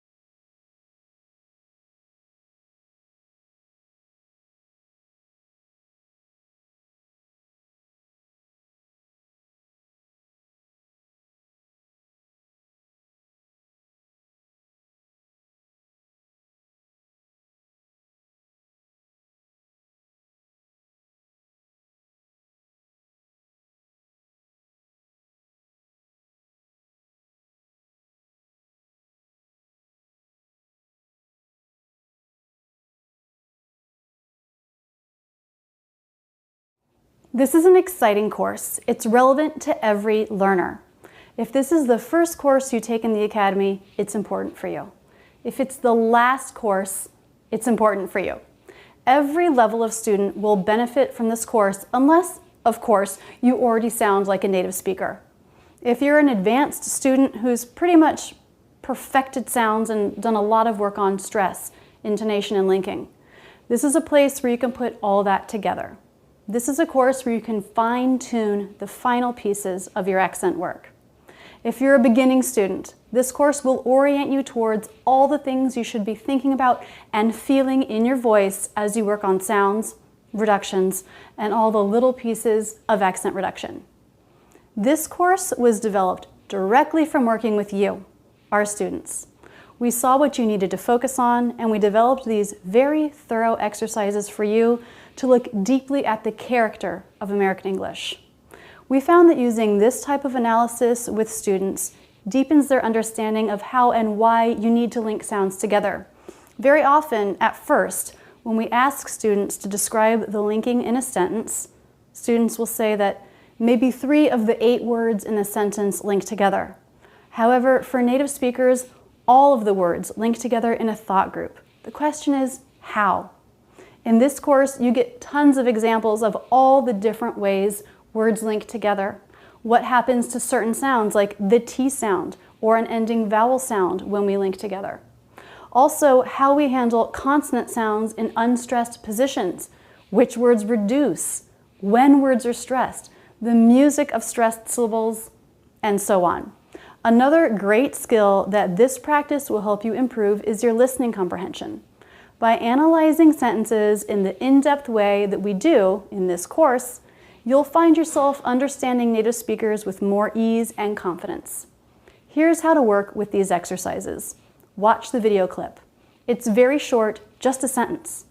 Then listen to the sentence. Listen several times. Press play over and over, maybe 5 or 10 times in a row. Find the peaks of pitch, the most stressed syllables. Hear the melody of that sentence and the rhythm, the intonation. Listen to the links, how the music keeps going forward, always connected. Then read the analysis. Look at the IPA while you listen again. Listen to the audio file of the sentence on that is no words, just melody. Part 1 will focus on rhythm and intonation. You'll be able to hear recordings of the sentence spoken poorly, that is with all syllables stressed or all syllables unstressed. Imitate those too. Contrasting what is right with what is wrong is a powerful tool. Then you'll focus on linking. Each time you read about a link, listen to the sentence again. Focus on that link. Can you believe how smoothly Americans link words together? Once you've worked on a few sentences, treat them like quizzes. Do your own analysis, and then check that against the analysis we've done. And always, always repeat out loud. After you're done studying a sentence, use the play it, say it method 10 times or 20 times for the sentence in slow motion and at regular pace. The more you practice this way of speaking intentionally, the sooner your body will find it as you're engaging in conversation.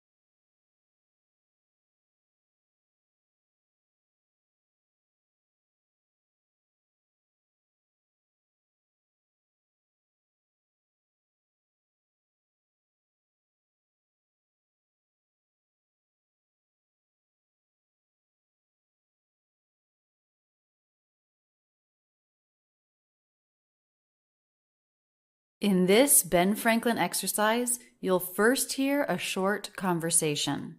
Then there will be an in-depth analysis of the pronunciation. First, the conversation. Dr. Miller's office. Hi, I'd like to change my appointment.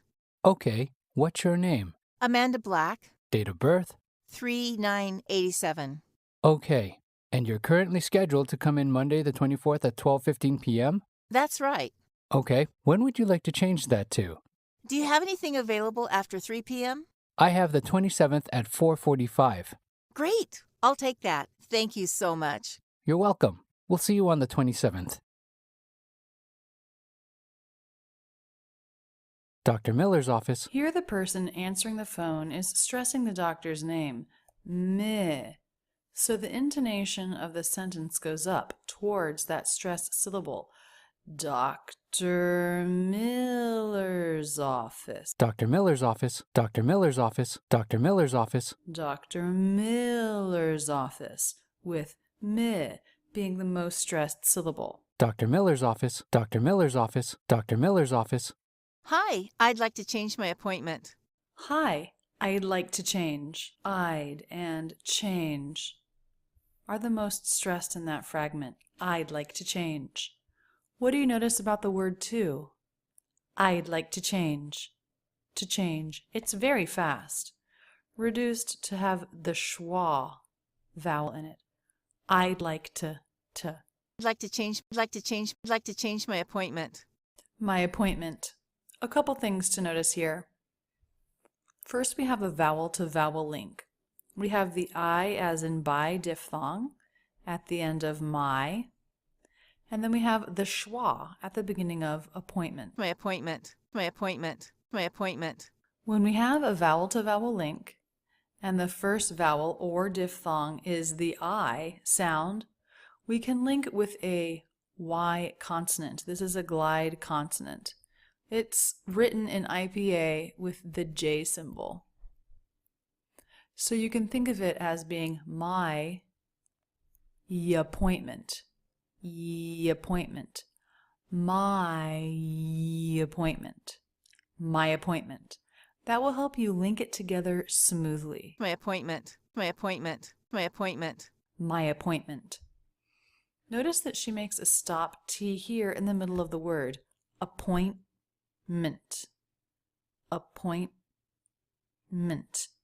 And then she does go ahead and release the T into a light true T at the end. My appointment. My appointment. My appointment. Okay, what's your name? Okay. He makes the pitch go up at the end. That shows that he's not done speaking. He's going to keep going. Okay. Okay, okay, okay, what's your name? What's your name? He makes a CH sound here. What's your? Now, when we have a word that ends with a T and the next word begins with the Y sound, like in you or your, it's common to turn those two sounds into a CH. What's your name? What's your name? What's your name? Usually, when there's an S in between, you wouldn't do that. What's your? What's your? You would make a TS sound. But here, the speaker drops the S and then combines the T and Y to make a CH sound. What's your? Chur, chur. What's your name? What's your name? What's your name? So here we have just the schwa R sound at the end. Wa, chur, the symbol for the CH sound. What's your? What's your name? What's your name? What's your name? What's your name? What's your name? Amanda Black. Amanda Black. She makes her voice go up in pitch at the end, Black, but she could have just as easily made it go down. Amanda Black. Either one's okay. Amanda Black. Amanda Black. Amanda Black. Date of birth? Date of birth. He drops the final consonant in the word of, and so it's just the schwa sound, data, data, date of birth. It sounds just like this word, data. Date of birth, date of birth. Date of birth, date of birth, date of birth. Notice that the T is a flap T, sounding like a D in American English. Date of birth. The intonation of the sentence, it goes up at the end. He's asking for information. However, it's not a yes-no question. Date of birth, date of birth, date of birth. There's not a perfect answer when it comes to the intonation of a question. For example, up here in this question, what's your name? He went down in pitch. What's your name? What's your name? What's your name? He was asking for information. Here he says date of birth, and he goes up in pitch. Again, he's asking for information. Date of birth, date of birth, date of birth. I think if he had just said name in the first question, that he would have gone up in pitch. Name.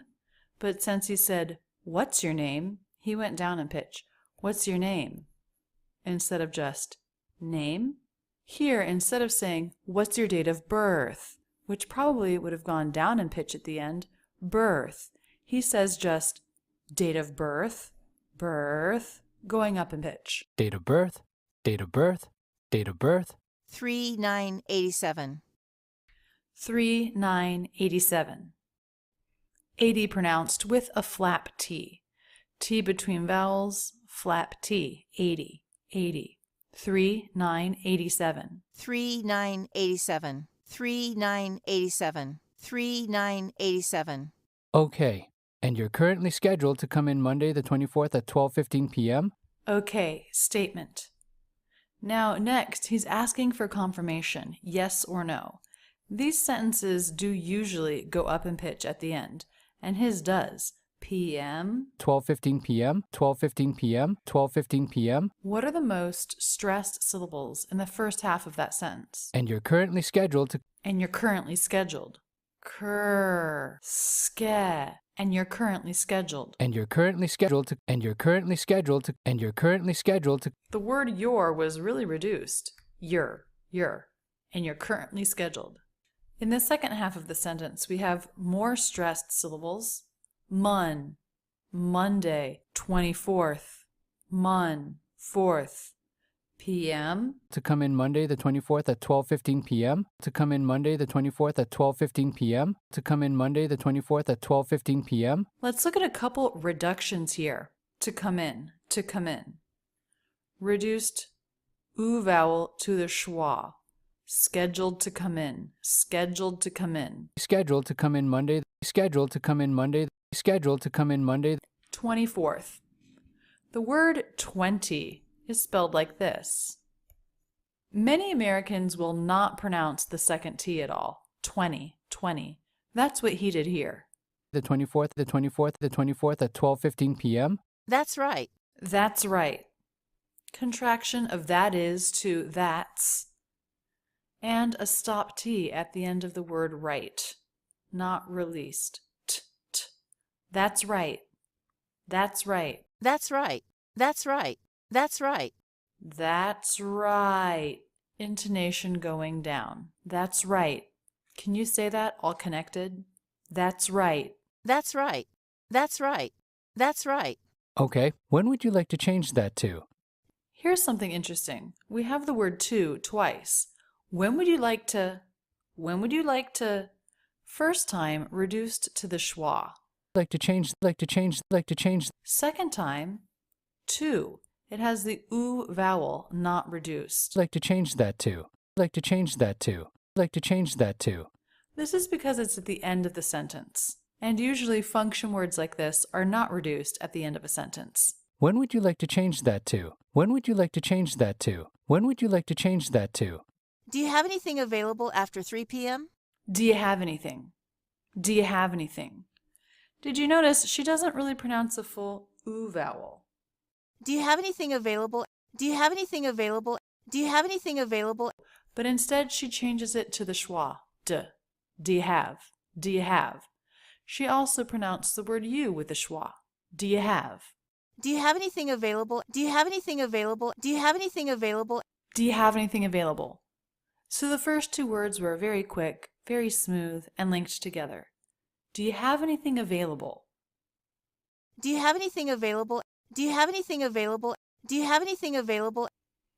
Anything. Available. Those are the stressed syllables in those words. Da-da-da. Anything.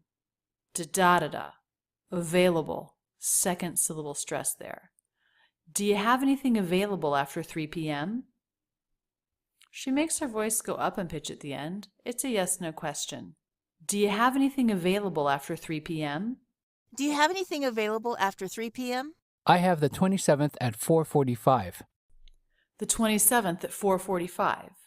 So the most stressed words there are the date, the 27th at 4:45.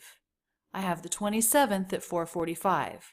I have the 27th at 4:45. I have the 27th at 4:45. I have the 27th at 4:45. Again, notice in the word 20, he did not pronounce the second T.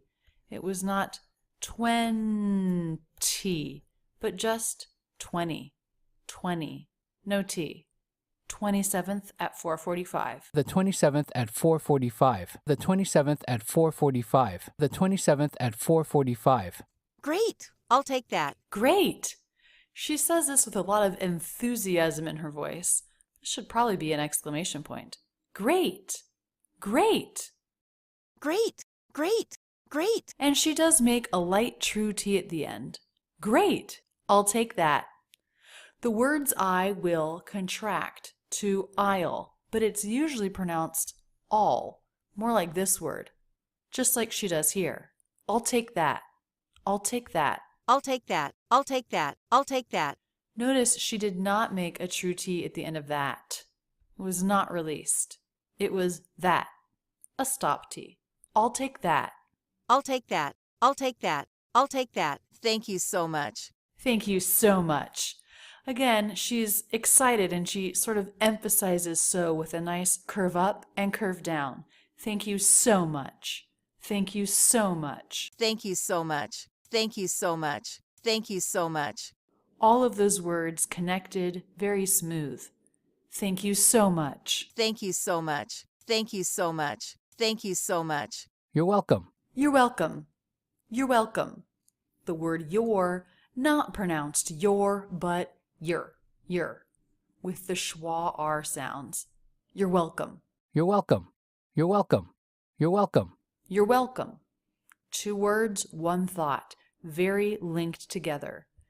You're welcome. You're welcome. You're welcome. You're welcome. Try that. You're welcome. You're welcome. You're welcome. You're welcome. A very common phrase. You're welcome. You're welcome. You're welcome. We'll see you on the 27th. We'll see you on the 27th.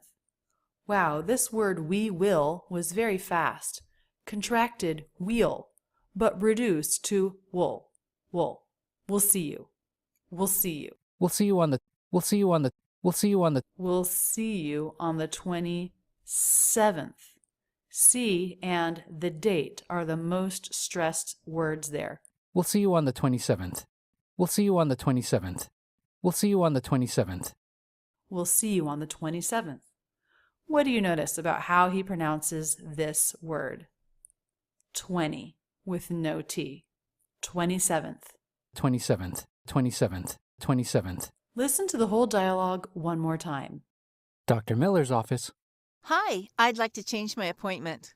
Okay, what's your name? Amanda Black, Date of birth? 3/9/87. Okay, and you're currently scheduled to come in Monday the 24th at 12:15 p.m.? That's right. Okay, when would you like to change that to? Do you have anything available after 3 p.m.? I have the 27th at 4:45.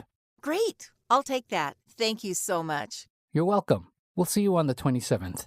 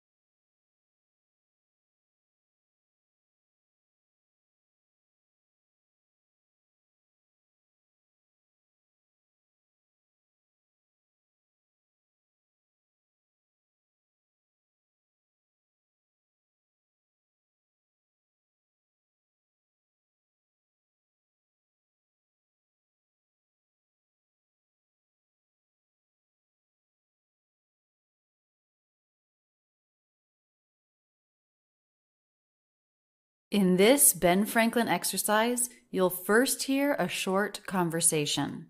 Then there will be an in-depth analysis of the pronunciation. First, the conversation. Did you get the email I sent? Yeah, I forwarded it to Debbie. Okay, and did you remember to copy Stan on it? Yep.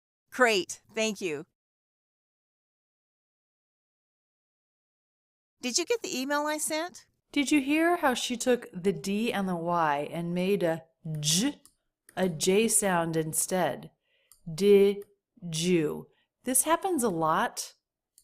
When one word ends in a D, like did, would, could, should, and the next word begins with the Y sound, usually you or your. Did you get the email I sent? What word is the clearest in that sentence? Did you get the email I sent? Email. Email. Did you get the email I sent? The stressed syllable of email is the first syllable. Did you get the email I sent? Email. Did you get the email I sent? Did you get the email I sent? Did you get the email I sent? The word the. When it comes before a vowel, it's usually pronounced with the E consonant. But I've noticed that I sometimes make it a schwa sound instead, which is how it's pronounced in front of a consonant. I think she did here as well, even though the word was so fast it was hard to tell. The email, the email, the email. It's almost like there is no vowel at all. The email, the email. The email, the email, the email, the email I sent? Email I sent? Intonation goes up. It's a yes/no question. The email I sent? The email I sent? The email I sent? Yeah, I forwarded it to Debbie. Yeah, intonation going down. Yeah, I forwarded it to Debbie. Forwarded it. That's sort of a complicated little phrase. Forwarded it. Let's listen again. Yeah, I forwarded it to Debbie. Forwarded it, forwarded it, forwarded it. The stressed syllable is for. Forwarded it. Forwarded it. Notice how these two words are linked together completely. The D sounds like it's just beginning the next syllable. Forwarded it. Forwarded it. Forwarded it. Say that with me. Forwarded it. Forwarded it. Forwarded it. Forwarded it. There's a lot of the tongue bouncing against the roof of the mouth for the D's. Forwarded it. Did it. Forwarded it, forwarded it, forwarded it. Yeah, I forwarded it to Debbie. To Debbie. So with the word it, we have a word ending with a T and the word beginning with a T. So we can just make one true T sound. Make a stop and then a release. Forwarded it to Debbie. To Debbie. Forwarded it to Debbie. Listen to the tiny break after it before to. That's the stop T. It to Debbie. It to Debbie. It to Debbie. To Debbie. To Debbie. Pronounced with the true T and the schwa. T. Very fast. To Debbie. To Debbie. I forwarded it to Debbie. Yeah, I forwarded it to Debbie. Okay, and did you remember to copy Stan on it? Okay. Intonation down. Okay. And did you remember to copy Stan on it? A couple of things here. And. She gave a full A vowel to the word and. She didn't reduce it, but she did drop the D. We really almost never pronounce the D in the word and. We either reduce this to the schwa N, or we give the full vowel and the N. Let's listen again. Did you remember? Sometimes when the D is followed by the word you or your, Americans will pronounce it as a J sound, but here she didn't. She made a clear D sound. Did you? Did you? Did you? Did you? Did you? Okay, and did you remember to copy Stan on it? What syllables stuck out the most to you as being stressed? Okay, and did you remember to copy Stan on it? I heard it as remember, the stressed syllable as in remember, and the word stan. Remember to copy Stan on it? Remember to copy Stan on it? Remember to copy Stan on it? Remember to copy Stan on it? Remember to copy. Remember to copy. What do you notice about this word? Remember to copy. Two things. First of all, the T is not a T, not a true T. It's a flap T, which sounds like the American D. It might sound like the R in your native language. And the word to was reduced, the vowel was reduced to the schwa. Rememberda, rememberda. We pronounce the word to this way often. Rememberda, rememberda. Remember to. Don't put a break between these two words. The words should flow together. Remember to copy. Remember to copy Stan on it. Remember to copy Stan on it. Remember to copy Stan on it. Remember to copy Stan on it. Remember to copy Stan on it. The intonation goes up at the end. Again, it's a yes/no question. Stan on it. She gives a very light release of the T. So it's a very light true T. Stan on it. Stan on it. Stan on it. Stan on it. Also, towards the end, we have a couple of consonant to vowel links. Stan on it. These are just extra ways in which we can make the phrase more linked together. We always want the words in a thought group to link together, but when we have an ending consonant and a beginning vowel, I think it's even easier to link. We can think of the consonant as beginning the next word. Sta-na-nit. Stan on it. Stan on it. Stan on it. Stan on it. Stan on it. Yep. Yep. Yep. Are you hearing the P sound? Yep. P is a stop consonant. Stop consonants have two parts, a stop of air and a release. Often we don't make the release. Yep. He did not make the release here. So the word was abrupt. It was flat. Yep. Instead of curved. Yeah. Yep. Yep. And that flatness and the shortness of it, yep, signifies the P. His lips came together, but we did not hear them release. Yep. Yep. Yep. Great. Thank you. A couple things about the word great. First of all, she made a true T. We did hear the release. Great. Great. Great. Second of all, the beginning consonant is the voiced consonant G, but she made it sound more like the unvoiced consonant K. She put a little extra breath in it. Great. Great. Great. She put this extra energy in it. It made it sound upbeat. Crate. It's not usual to pronounce it this way, but if you weren't studying the way it was pronounced, it would sound normal. Great. Great. Great. Thank you. Thank you. Thank you. With the unvoiced TH, this is truly one of the hardest sounds for non-native speakers to make. The tongue tip comes through the teeth lightly.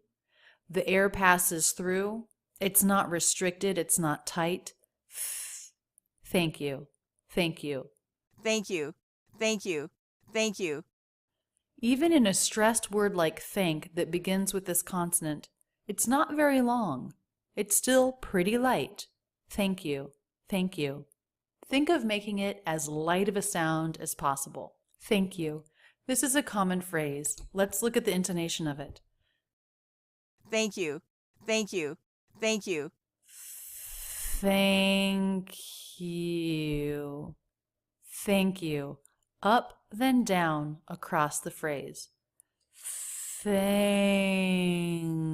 you. Thank you. Thank you. Thank you. Thank you. Listen to the whole dialogue one more time. Did you get the email I sent? Yeah, I forwarded it to Debbie. Okay, and did you remember to copy Stan on it? Yep. Great. Thank you.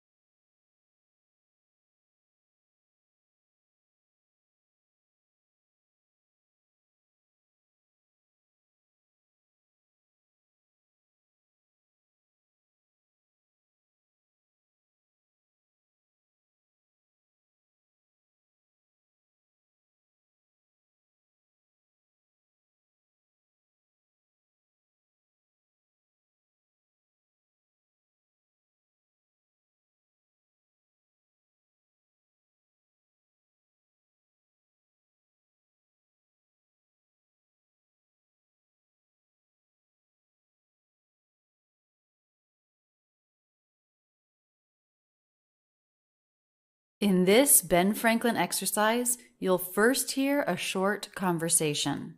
Then there will be an in-depth analysis of the pronunciation. First, the conversation. I just finished On Beauty and I loved it. Oh man, I hated that book. What? How? I don't know, I just didn't care about the characters at all. Well, I love all her stuff. I usually do too. I like her style of writing. I just didn't like this one.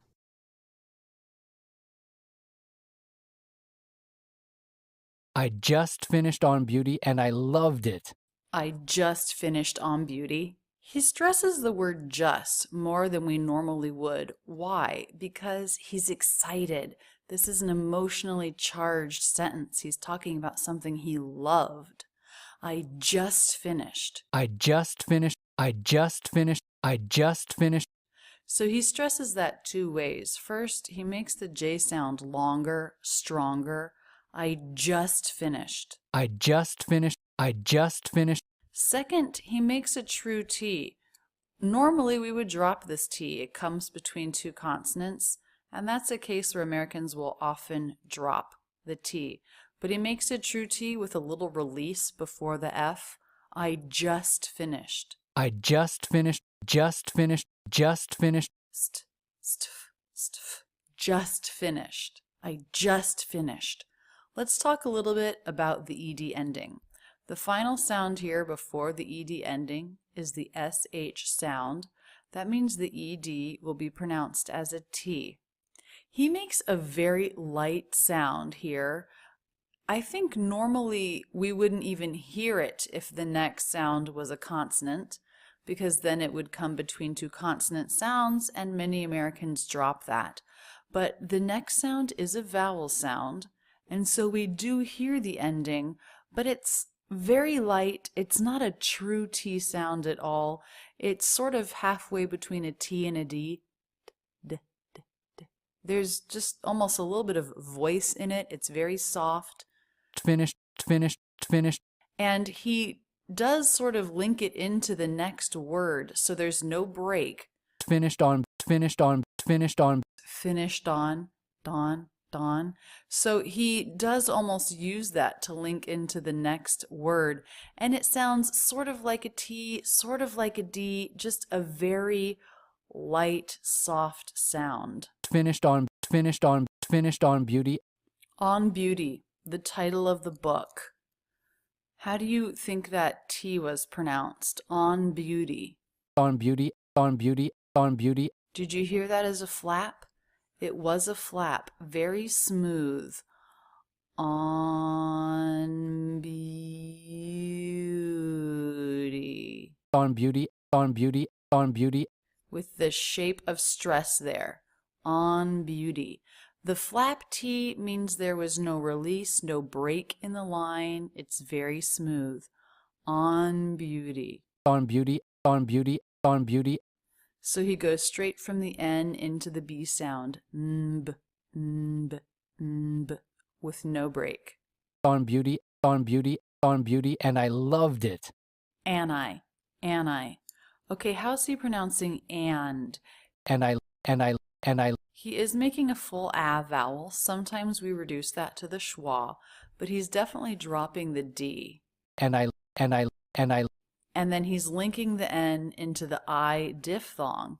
Ani, and I loved it. And I loved it. And I loved it. What's the most stressed syllable there? And I loved it. And I loved it. And I loved it. Definitely the word loved. The most emotional word there. The verb. And I loved it. So the words and I, the energy there, the shape goes up towards loved. And I loved it. And I loved it. And I loved it. And the word it sort of falls away from the stress of loved. And I loved it, loved it, loved it. So when we have a stressed syllable, we don't want to just focus on the shape of that. We want the energy of the words before to lead up to it, and the energy of the words after to fall away from it.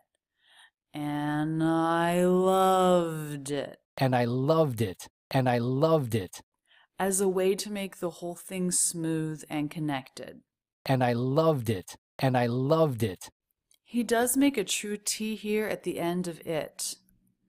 Often we would just make that a stop T because it's at the end of a thought, of a sentence. Okay, so he makes a true T here. Loved it. Loved it. He also made a true T here. I just finished. He's making a few more true T's than a native speaker normally would, and I think partly the reason is this was a scripted conversation, so he was reading it and saying it into a microphone. So that's not quite the same as a natural conversation, and I think people do have a tendency to overpronounce a little bit in these situations. I know I do. For example, right now, I'm speaking into a microphone. I'm speaking just a little bit more slowly than I normally would.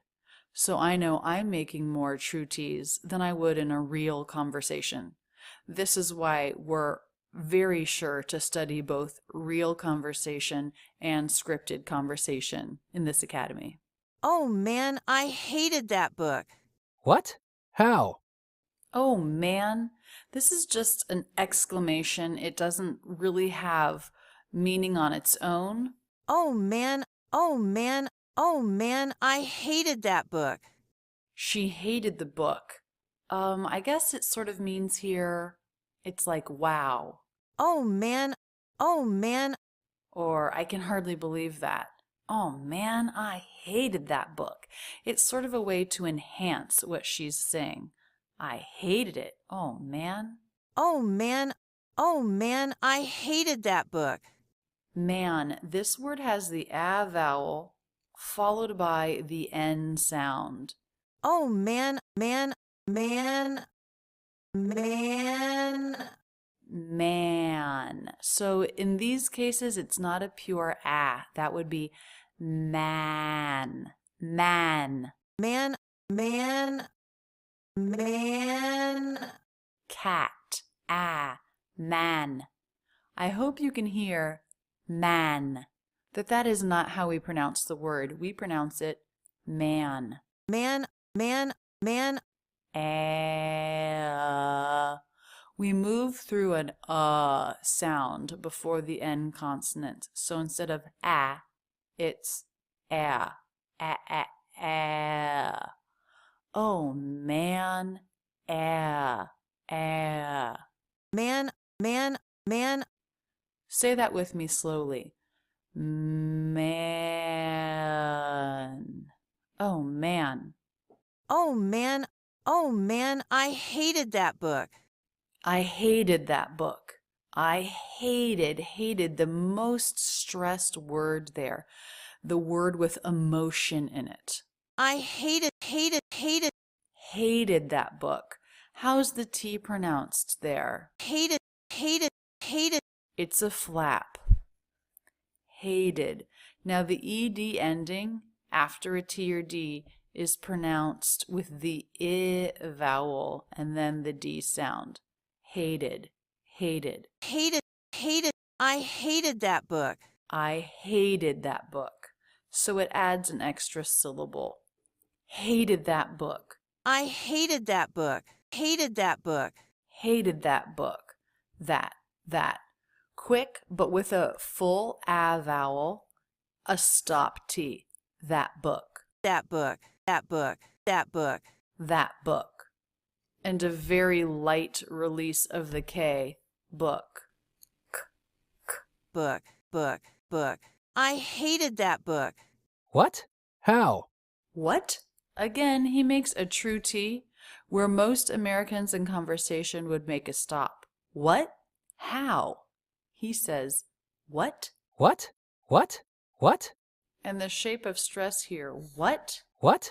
He makes the shape of that go straight up, and then how has the smooth up-down shape. What? How? How? What? How? What? How? How could you hate that book? It's so good, is what he's thinking. What? How? I don't know. I just didn't care about the characters at all. I don't know. I I don't. So she makes a stop here. Quick stop. I don't know. I don't know. I don't know. I don't know. This phrase could also be pronounced I don't know, with no stop at all. But she does make a little stop for the T. I don't know. I don't know. I don't know. I don't know. I just didn't care about the characters at all. I just didn't. I just didn't. What do you notice about the T in just? I just didn't. This speaker is dropping it, isn't she? I just didn't. The next sound is a consonant, and that is how we will normally pronounce that T in just, when the next word begins with a consonant. I just didn't.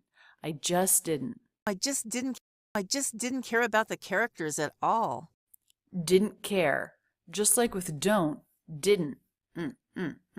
She makes a little stop there to signify the T.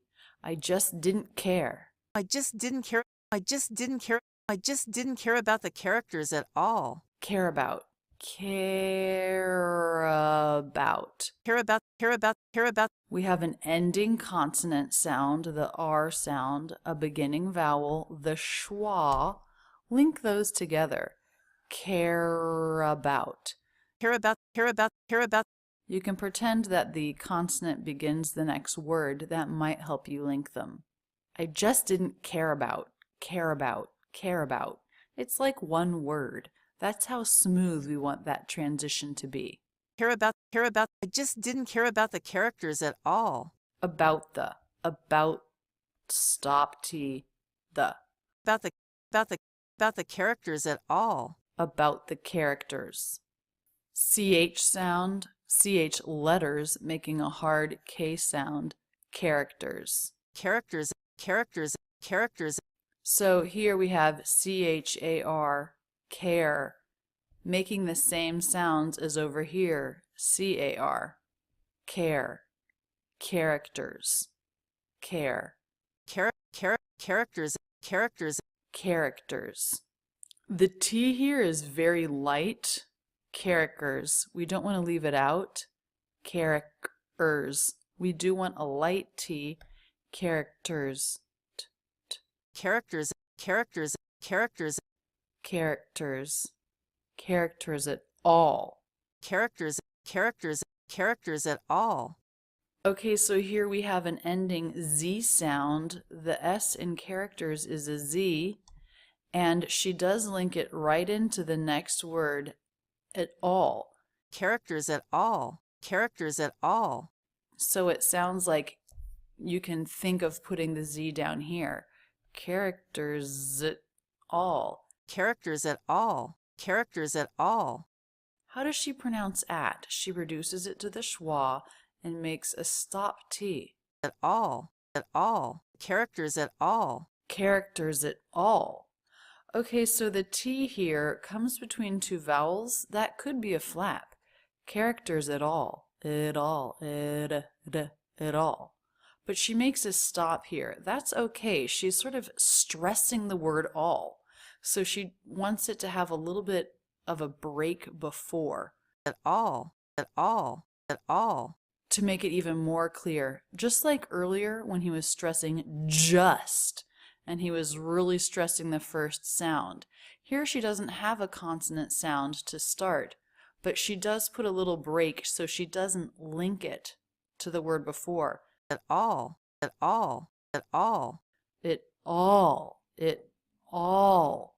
To sort of allow her to stress that word all even more. At all. At all. Characters at all. Characters at all. I just didn't care about the characters at all. Well, I love all her stuff. I usually do too. Well, I love all her stuff. The word well here. Well. It's sort of meaning, even though I disagree with you, I still believe this. Or even though you think differently, well, I love all her stuff. I still love it, even though you hate it. Well, I love all her stuff. Well has the dark L. It's the W sound, the vowel, and the L sound. Let's talk about the dark L for a second. What would it sound like if I didn't make a dark L, if I made a light L? Well. Well. There I'm only using the very front of my tongue. Well. But we say well, ol, ol. There I'm using the back of my tongue and I'm making a dark sound. I'm going to make the light sound again and then the dark sound. Well. Well. Do you hear the difference? Use the back of your tongue to make that dark sound. Well, ol, ol, ol. Well, I love all her stuff. The word I, it's the I diphthong. He was a little sloppy here. It was more like he dropped the second half of it. I love. And he linked that into the word love. I love all her stuff. I love all her stuff. I love all her stuff. I love all her stuff. Ending consonant V. Beginning word followed by a word beginning with a vowel. Love all. Love all her stuff. I love all her stuff. I love all her stuff. And the word all was the most stressed word there. He loves everything she's written. I love all her stuff. I love all her stuff. I love all her stuff. I love all her stuff. Her. Sometimes we drop the H here. He did pronounce it. All her. All her stuff. Her. All her stuff. So even though he made an H sound, do you hear how different it is from the word all? All her. All her. All her. All has more shape in it. Her is flatter. So it's still unstressed. All her stuff. I usually do too. I usually do too. All linked together. I usually do too. Say that slowly. I usually. So we have the I diphthong here. I. And then we have the U diphthong. Link those together. I usually. Here the S, the letter S, represents the zh sound. I usually do too. I usually do too. Usually can be pronounced usually. Usually. It's a little simpler, and that's how she's pronouncing it. Usually. So the middle syllable is the zh, schwa, l. Usually. Usually. So we have the dark sound here. Usual. But then also she does finish the L, bringing the tongue tip up, because we also have a light L to begin the second syllable, the third syllable. Usually. So we want the dark sound and the light sound. Usually.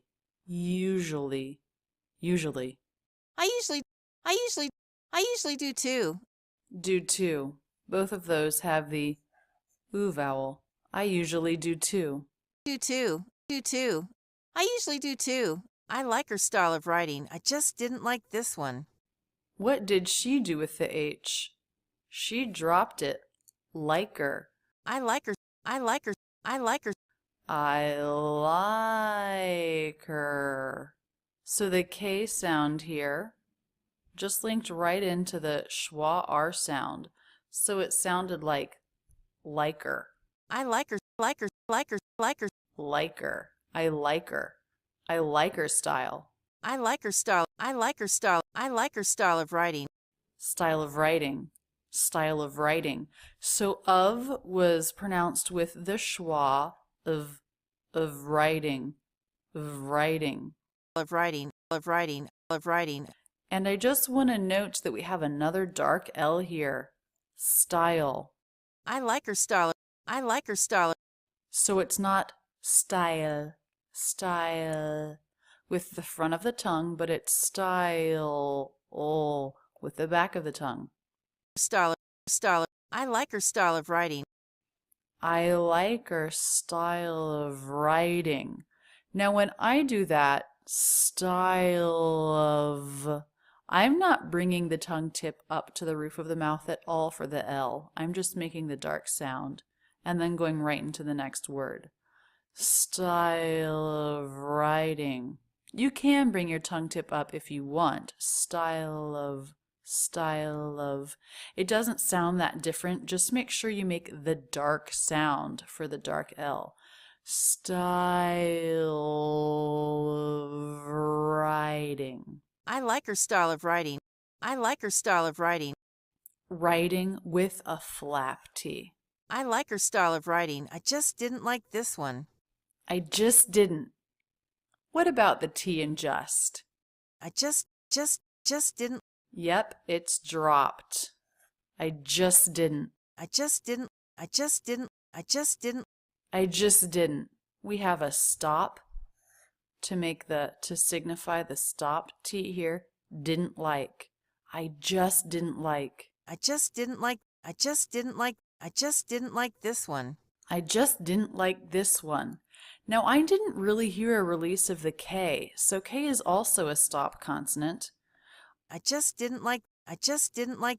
I do think we usually make a light release of it, unlike the T, but I didn't hear her do that here. I just didn't like. I just didn't like. I just didn't like. I just didn't like this one. Like this. Like this, with nothing between. Like this. Like this. I just didn't like this one. I just didn't like this one. I just didn't like this one. Listen to the whole dialogue one more time. I just finished On Beauty and I loved it. Oh man, I hated that book. What? How? I don't know, I just didn't care about the characters at all. Well, I love all her stuff. I usually do too. I like her style of writing. I just didn't like this one.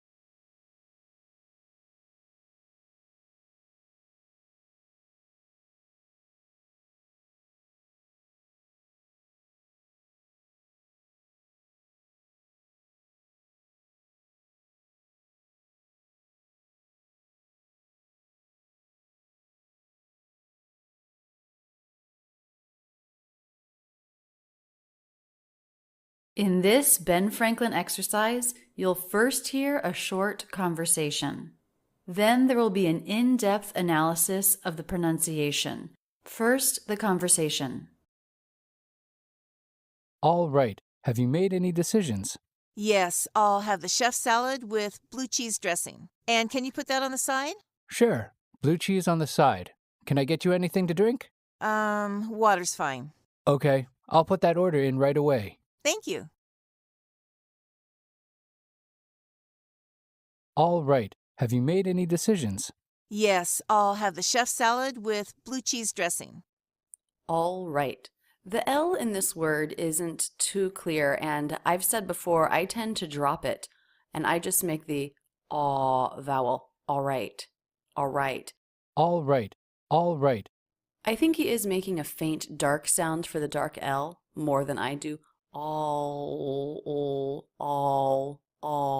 right. But it's definitely not a strong or clear L. It's certainly not a light L. All right. I think you're safe, very safe, just making the aw vowel. All right. All right. And he does do a very light release of a true T. All right. All right. Have you made any decisions? Have you made any decisions? Made any decisions? Those two syllables pop out of the sentence. Have you made any decisions? Have you made any decisions? Have you made any decisions? Have you made any decisions? So the other words and syllables were said really quickly, but by making these stressed syllables longer and a little bit more clear, a native speaker can easily understand what's being said. Have you made any decisions? And notice how each sound flows into the next. It's one continuous line. There are no breaks. This is how we want all our phrases in English to sound. Have you made any decisions? Yes, I'll have the chef salad with blue cheese dressing. Yes, nice up-down shape there for a stressed syllable. Yes, I'll have the chef salad. She holds out the word all a little bit as she's thinking. I'll have the chef salad. But she still modifies it. It's not I'll, but rather all with the aw vowel. All have. It sounds just like this word all. All have. I'll have the chef salad. Have and the unstressed, lower in pitch, flatter. I'll have the chef salad. Have the chef salad.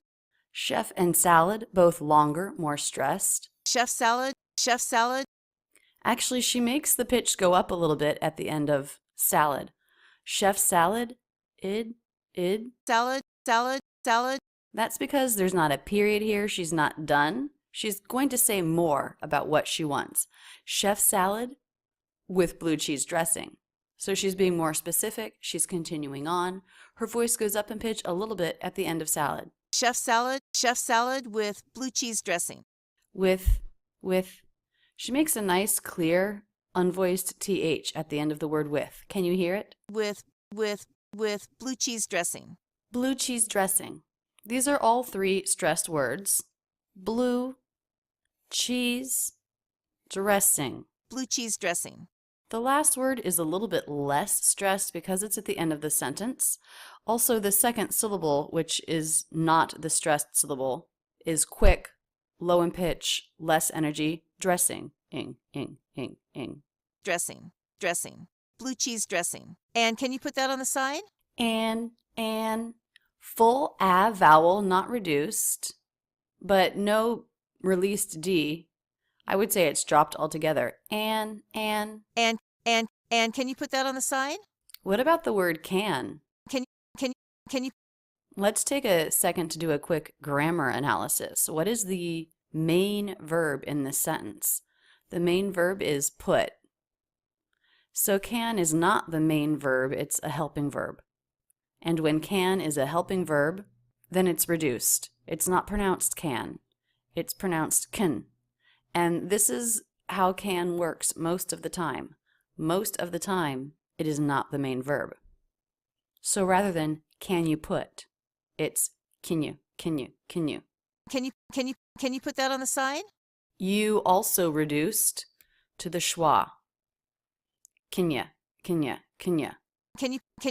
put that on the side? Put that on the side. Put that with a stop T. Can you put that on the side? Put and side. Longer, more stressed. That on the side? Less stressed, flatter. These are all unstressed words. Notice we have a flap T here. That on the, connecting these two words. That on the side? Pitch goes up at the end. It's a yes/no question. She's being polite. She's not telling him to put it on the side. She's asking him to put it on the side. Can you put that on the side? Sure. This word can be pronounced a couple of different ways. He pronounces it sure. Sure. SH sound, and then the vowel and R consonant, which combine to just make the one sound, the sound. Sure, sure. Sure, sure, sure. Other people might say sure, sure, with more of an oo vowel before the R, or even shore, shore, with more of an aw, R sound. But he says sure, sure. Sure, sure, sure. Blue cheese on the side. Okay, what are the stressed words here? We have blue cheese and side. Blue cheese on the side. What about this little string of unstressed function words? It's on the side. Very fast compared to the stressed words, the content words. On the. It's on the side. Flat, way less time is given to them. Of course, in English, we always have this contrast of stressed words being longer and unstressed words being much shorter. Blue cheese on the side. Can I get you anything to drink? Listen to this sentence again and tell me what you think about the word can. Can I get you anything to drink? Can I get you anything to drink? If you guessed that it was a helping verb, not the main verb, and therefore reduced, you were right. Can. The main verb here is get. Can I? Because I begins with a vowel or diphthong, in this case the I as in by diphthong, and can ends in a consonant, the two words link together with that consonant. Can I. It's just one single sound, but it can sound like it's starting the next word. Can I get you anything to drink? Get you anything? Very light CH sound here. Often when a word ends in a T and the next word begins with a Y, actually when the next word is you or your, the T and Y sounds combine to make CH. Get you. Get you anything? Get you anything? Get you anything to drink? The whole sentence starts going up in pitch from anything. Anything to drink? Why? Because it's a yes/no question. Anything to drink? Anything to drink? Anything to. The word to reduce has a flap T and the schwa. Anything to. When would you want to make this a true T? Americans would make this a true T when the sound before was a T, or sometimes when the sound before is an unvoiced consonant. If the sound before is a vowel or a voiced consonant, like the NG consonant, that is voiced, then Americans will usually make that a flap T, just to make it a little bit smoother, the transition between those words. Anything to drink? Anything to drink?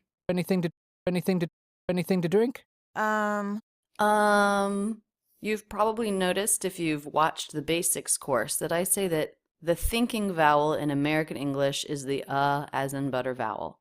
We use it with and and she does this here as she's holding out this vowel while she thinks. Water's fine. Water's fine. Nice and connected. There is a flap T in water. That's a tricky word. I have a video on it on my YouTube channel. Water's fine. Water's fine. Water's fine. Water's fine. So stressed syllable in wa, and fine is also stressed. Water's fine. The middle syllable, is much faster. Water. Water's fine. Water's fine. Water's fine. This contraction is for is, and it would be pronounced with the Z consonant sound. But ending voiced consonants like Z are often a little bit weaker. If the next word begins with a vowel, that tends to strengthen it because we link it in, just like here with can I, that strengthens the ending consonant a little bit. Can I? But when the next sound is a consonant, the ending voiced consonant before does tend to be weak. Water's fine. So it doesn't sound like water's fine, but it actually sounds like a very light S. Water's fine. Water's fine. Water's fine. See if you can make that sound here. Water's fine. We don't want a strong S because then it sounds like an S. But if we make a very weak S, then it sounds like a Z. Water's fine. Water's fine. Okay, I'll put that order in right away. Thank you. Okay. Okay. Okay. O as in no diphthong, and then the A as in say diphthong. Okay. Now we have another I apostrophe LL. Let's listen to how it's pronounced. I'll put that order in right away. I'll put that. Again, it's just like the word all. I'll put that order in right away. Put that. Stop T in put. I'll put that. I'll put that order in right away. That order in. Now we have a really light flap connecting these two words. That order. That order in right away. Right away. Another flap T linking these two words. This is a common little mini phrase, right away. It means immediately. Right away. I'll put that order in right away. All very smooth, all very connected. Listen to me say that phrase with true T's instead of the stop and put and the flap in that and right. I'll put that order in right away. It's less smooth, it's less connected.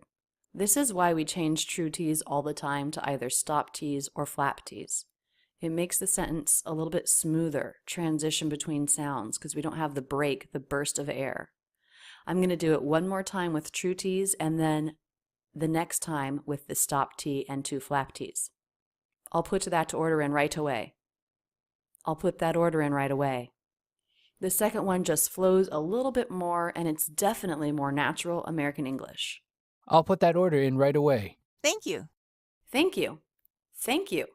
Her pitch is a little bit higher than normal, and that makes it sound more friendly. Thank you instead of thank you. It's got a little bit more energy to it, more positivity. Thank you. And the two words connect together into one single line. Thank you. So the word you falls in here as the pitch in the voice is falling. Thank you. Just one swoop up and down. Thank you. Let's listen to the whole dialogue again. All right. Have you made any decisions?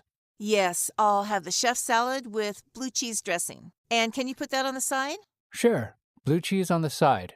Can I get you anything to drink? Water's fine. Okay. I'll put that order in right away. Thank you.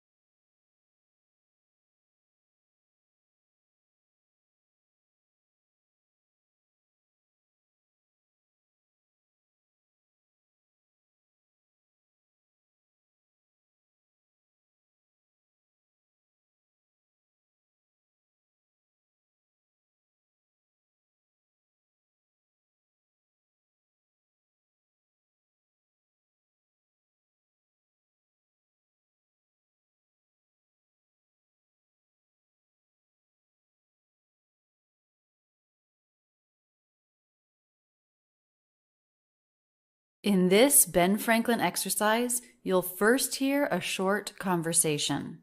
Then there will be an in-depth analysis of the pronunciation. First, the conversation. I'm so tired. Why? I've been staying up way too late watching Breaking Bad. You haven't seen that yet? No, I know. I'm behind the times. I'm on season 3 right now. It's so good, right? So good.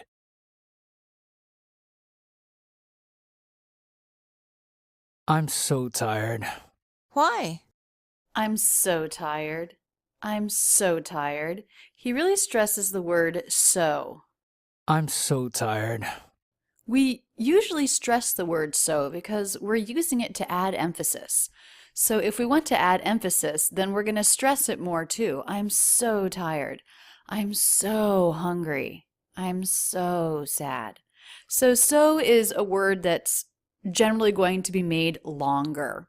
It's amplifying the adjective that comes after it. Really tired. Very, very tired. I'm so tired. I'm. Remember, we want to use contractions in speech all the time. You don't want to say I am, you want to say I'm. That allows you to make it even shorter so that there's more contrast between this less important word and the stressed word so, and the content word tired. I'm so tired. Tired. He releases a little bit of extra air at the end. It sounds a little bit like a light H. Tired. Tired. I don't think I would probably do that, but it doesn't sound strange to me either. He's just emphasizing the word tired. He's putting this extra sound in to sound even more exhausted. I'm so tired. I'm so tired. Tired. This word to me always looks like it should be pronounced red. I always had the hardest time spelling this word when I was a kid. It seems like the E should go over on this side of the R. But nope, this is how we spell it. Tired. Tired. I'm so tired. Why? Why? Why can be pronounced two ways. Actually, any WH word. One way is just with the clean, pure W sound. This is what I do the vast majority of the time. Why? Why? You can also put a really light H sound. We write it like this, smaller and higher in IPA. You can put a really light H sound before, just a little escape of air. Why? Why? So you put your lips in position for the W sound, but then you blow air through it. Why? Why? Can you hear the difference? I'm going to pronounce it a couple times with the H sound before and a couple times without. Why? Why? Why? Why? Why? Why? She pronounces it this way with the light little H sound before. Why? Why? And then she gives it the nice up-down shape of a stressed syllable. Why? Why? Why? I've been staying up way too late watching Breaking Bad. I've been staying up way too late. Okay, the most stressed word there, way. Also, late. But late has a stop T at the end, and so it wasn't quite as long. We have the abrupt stop with a stop T. I've been staying up way too late watching Breaking Bad. The word I've was said very quickly. You don't even really hear a clear V sound at the end, do you? I've been. I'm sure he makes a really quick position for it with his lips, but he doesn't really give enough time to let the lips vibrate. I've been. And actually, now that I think of it, he may even just skip the position for the V. The B sound might just be taking the whole thing over and absorbing the idea of the V. I've been. Try that without the V at all. See if we can simplify it, but make sure you link the I diphthong into the next word, otherwise it will not sound correct. I've been staying up. I've been staying up. Staying up. Now up, P. Just like T, this is a stop consonant and he does not release the P. This is normal for this consonant as well when the next word begins with a consonant. Now the T, we leave it unreleased so frequently, even at the end of a sentence. P at the end of a sentence, I think I would usually give a really short release, but when the next word begins with a consonant, I would skip that release. Staying up way. Staying up way. So you do put your lips into position for the P, you close your lips, but then you don't release, you just open your lips directly into the next sound. In this case, the W consonant. Staying up way, I've been staying up way. The NG, ING ending, ends with the NG sound, which links right into the next vowel. You don't make a G sound to link, you make an NG sound to link. Staying up, staying up, staying up. Staying up way too late. The word to with two O's will never reduce. It will always have the oo vowel. Even though it might not be very long, it might not be really stressed, it will still have the pure oo vowel. So it's a quick too late. Whereas this word would often reduce to the schwa, t. But here we have too. Too late watching Breaking Bad. Watching Breaking Bad. Breaking Bad, the name of a show. So we have break and bad, both stressed. And even though watching is a verb, it is stressed. It's a content word. Watching Breaking Bad.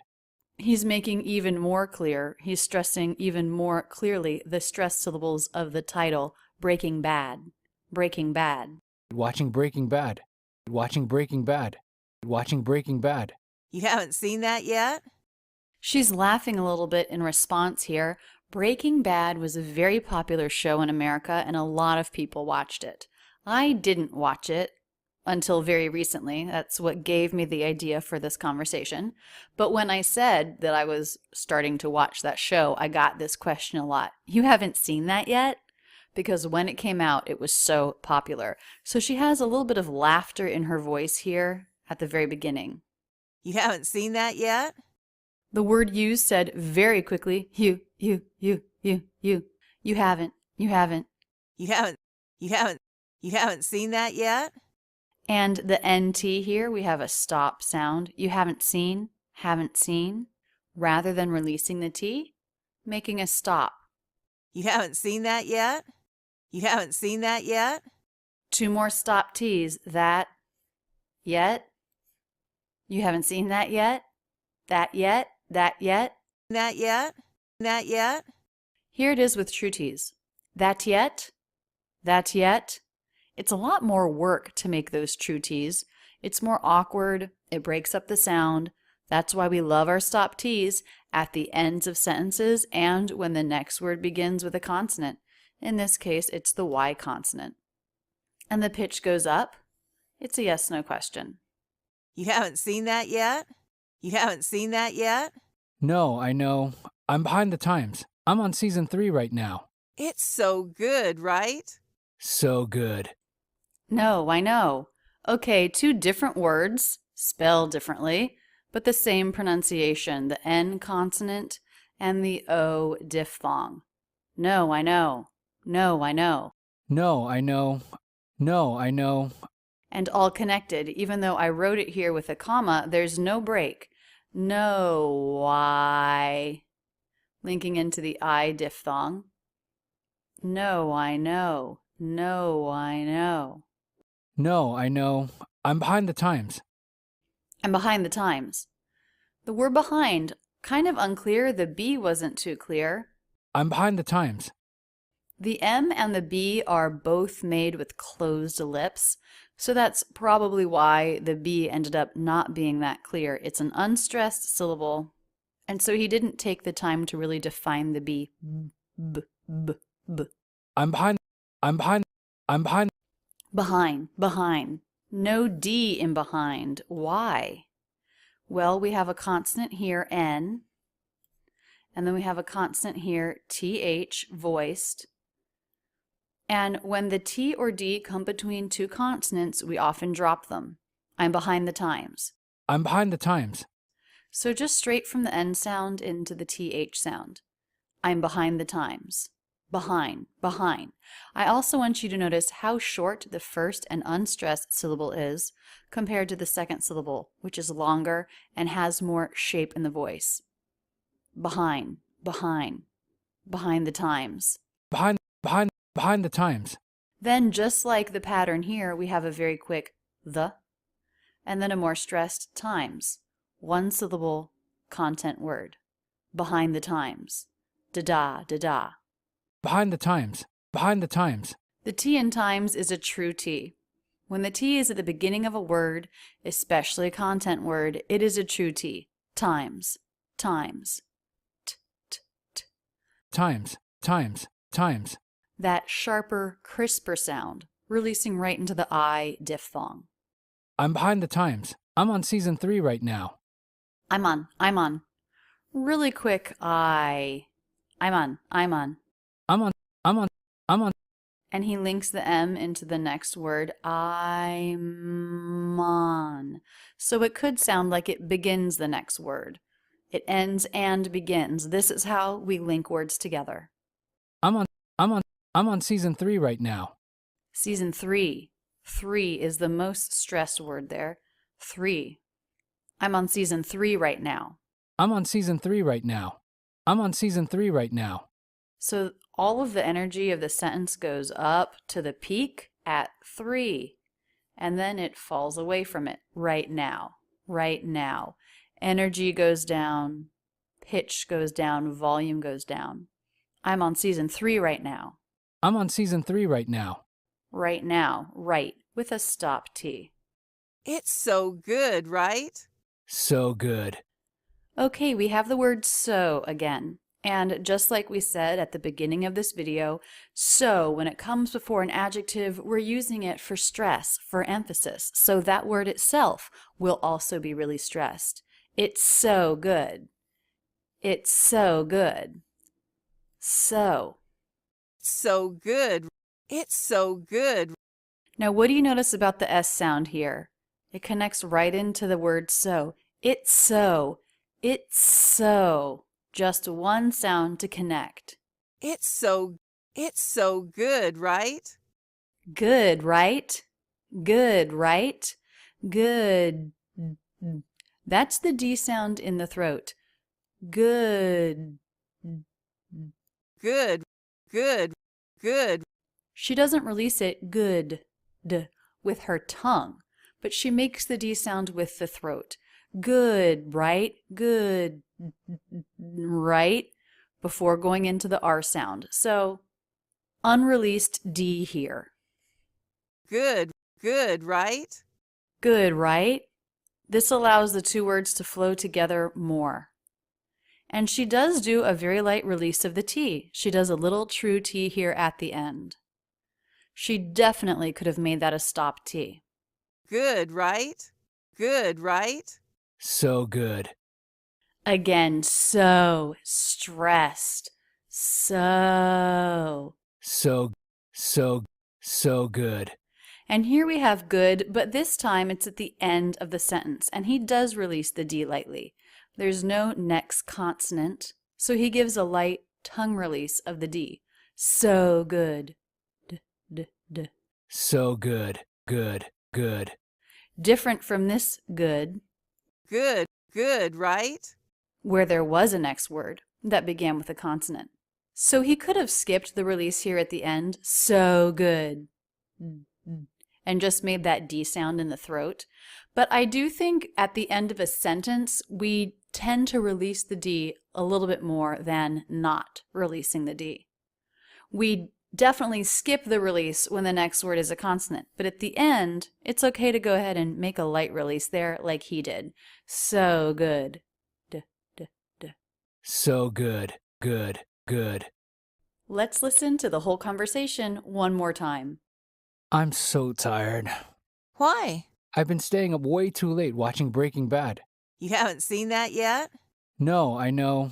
I'm behind the times. I'm on season 3 right now. It's so good, right? So good.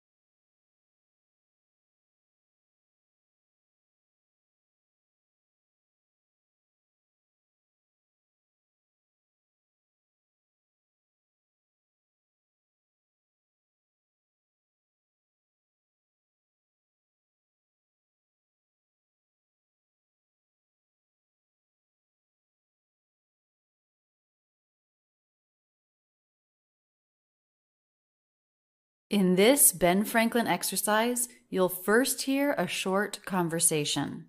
Then there will be an in-depth analysis of the pronunciation. First, the conversation. Hi, I'd like to place an order for pickup. Okay, what would you like? I'd like 1 order of vegetable samosas, 1 order of yellow curry, and 1 order of red curry. Okay, white rice okay? Yes, white rice is great. Okay, anything else? Nope, that's it.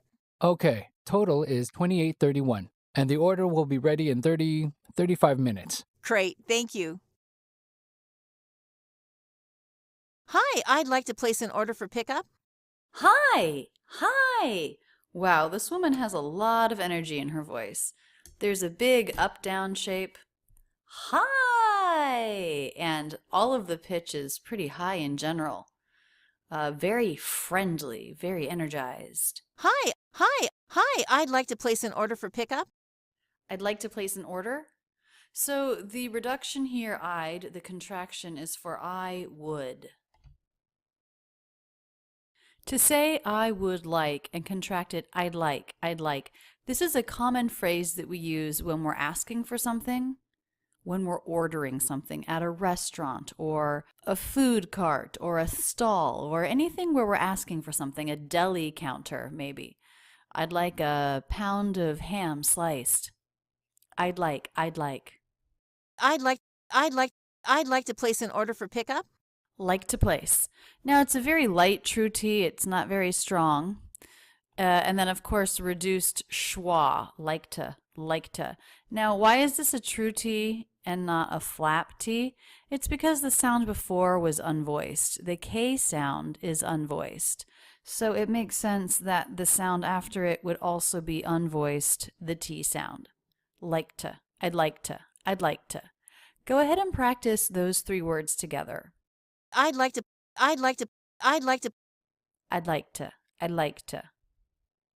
Like being the most stressed of those 3 words. I'd like to. I'd like to place an order for pickup. Place an order for pickup. All smooth, all connected. The ending sound here of place is the S sound. Ending consonant links right into the beginning vowel, the schwa sound of an order. The ending consonant N linking right in to the beginning of the next word, order.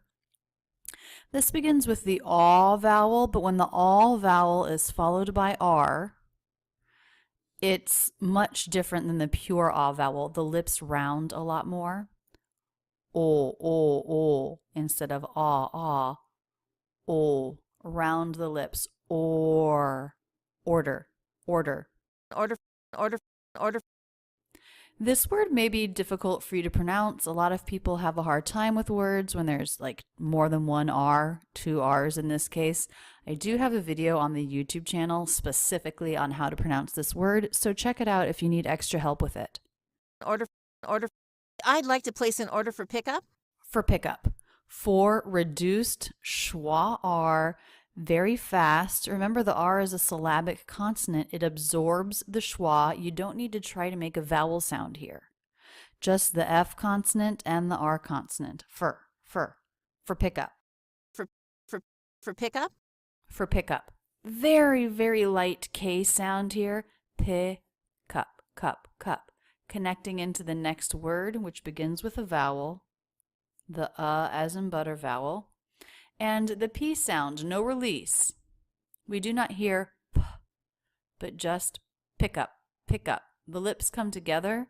The word ends abruptly because it's a stop, but the P sound is not released. An order for pickup. Pickup? I'd like to place an order for pickup. One little note about the intonation. At the end, she goes, pick up, and lets the pitch in her voice go up. Now, this is a statement. It ends with a period. Statements don't go up in pitch at the end. Why does hers? I guess it's because she is making sure the person understood. She wants the person to respond. She's not asking a question. That's a yes-no question. But she needs the person on the other end of the phone to respond that he understands. I'd like to place an order for pickup. Okay. It's like asking, do you understand? And then the person says, okay. So he's giving her the clue, I did understand. I'd like to place an order for pickup. Okay. What would you like? His pitch goes up, okay. And then it goes down. What would you like? And the pitch goes down across that sentence. What would you like? Now, this is a question, but it's not a yes-no question. And those kinds of questions generally do go down in pitch at the end. What would you like? What would you like? What would you like? What would you like? Stop T here, not released, allows the transition between these two words to be said more quickly. What would? What would? What would? What would? What would? What would? Of course, the L in would is silent, and that makes that word a little bit more simple. What would? What would? What would you like? What would you like? Very connected, very smooth. What would you like? What would you like?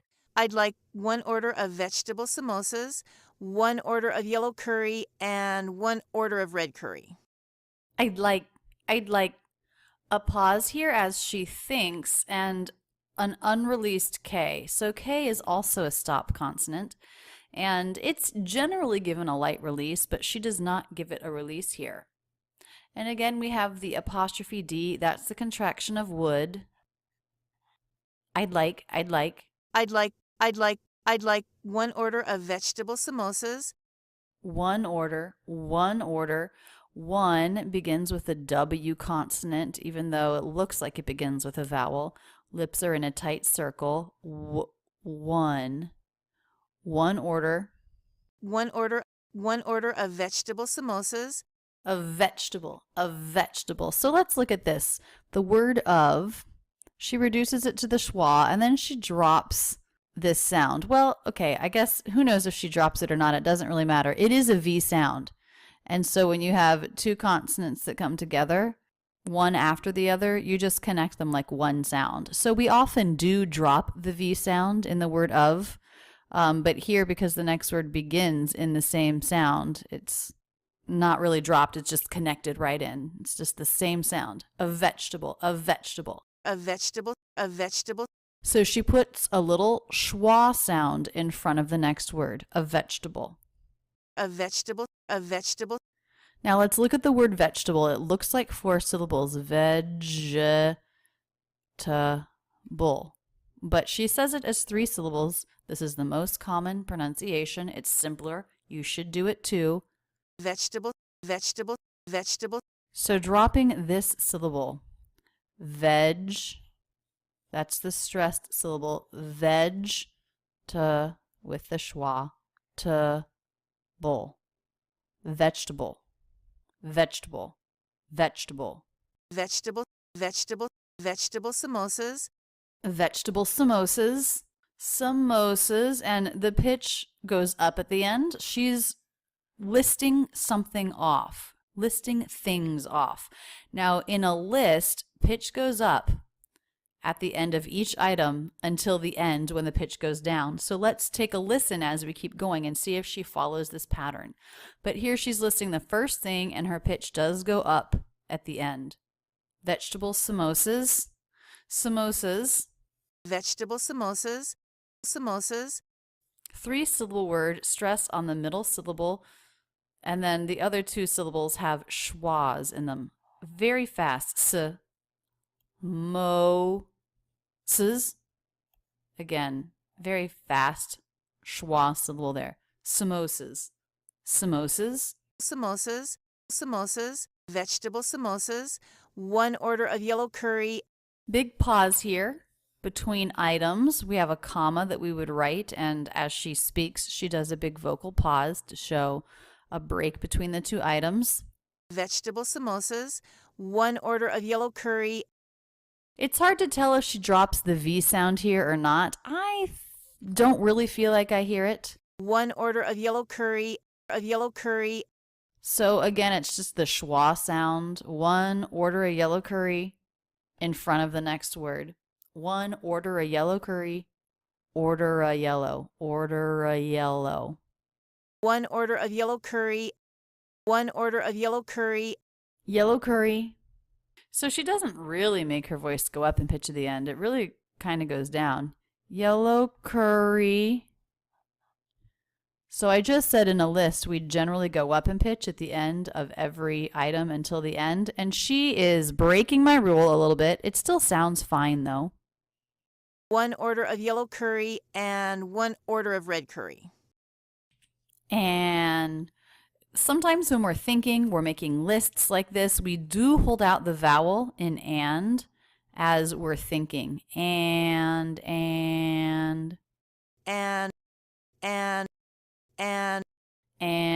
So she drops the D, even though she's holding out the word, taking more time with it, she still drops the D. And right into the W sound, 1. And 1 order of red curry. 1 order of red curry. Now here I really do feel like I hear a very light V sound. Still the word is reduced, it's shorter, it's not stressed, and all of the sounds are connected. There's no break between order and of or of and red. Order of red curry. 1 order of red curry. Red curry. And now the voice is most definitely going down in pitch and in energy at the end of the voice because it's the end of the sentence. Red curry. Red curry. Now we have an opportunity here to study how sentence position affects how words sound. So we have the same word twice, curry. Here it is, and here it is at the very end of the sentence.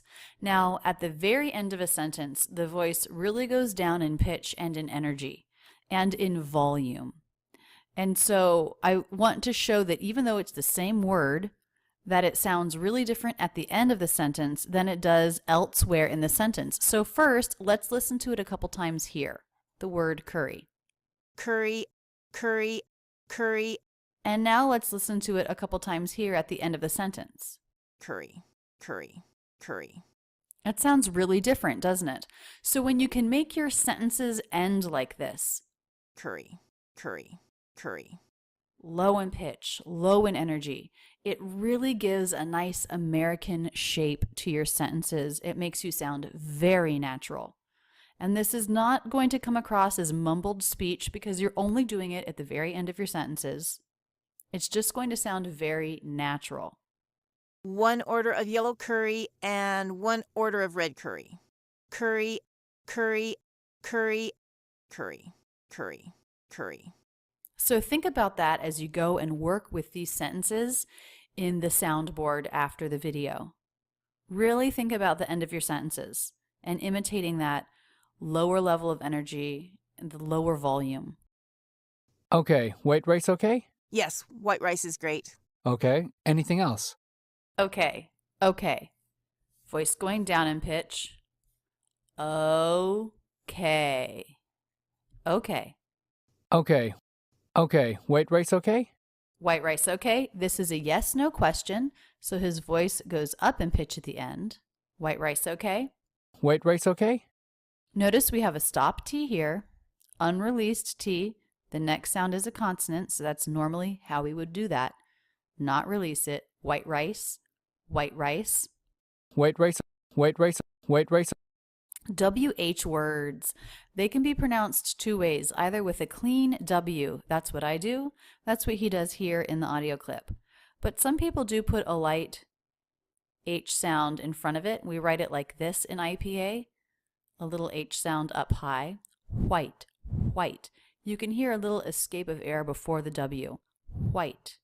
But most people just say white. Most people drop this H sound in the WH and just give a pure, clean W sound at the beginning. White rice okay? White rice okay? Let's just take a second to listen to the pitch of the word okay. Listen here with the pitch going down. Okay, okay, okay. And now listen here with the pitch going up. Okay, okay, okay. Do you hear the difference? It should be really clear what it sounds like when the pitch goes down versus when the pitch goes up. White rice okay? Yes, white rice is great. Yes, yes, yes. Pitch goes down. Clear, crisp, quick. Yes. Yes, yes, yes, white rice is great. White rice. Again, she also does a clean W at the beginning. No escape of air before. White rice, white rice, white rice. White rice. Again, stop T. White rice. White rice is great. Is great. She does do a light release of the T here. Often at the end of sentences, we don't do that. We also make it a stop T. But she gives a very quick release here. Great, great. White rice is great. And everything is connected.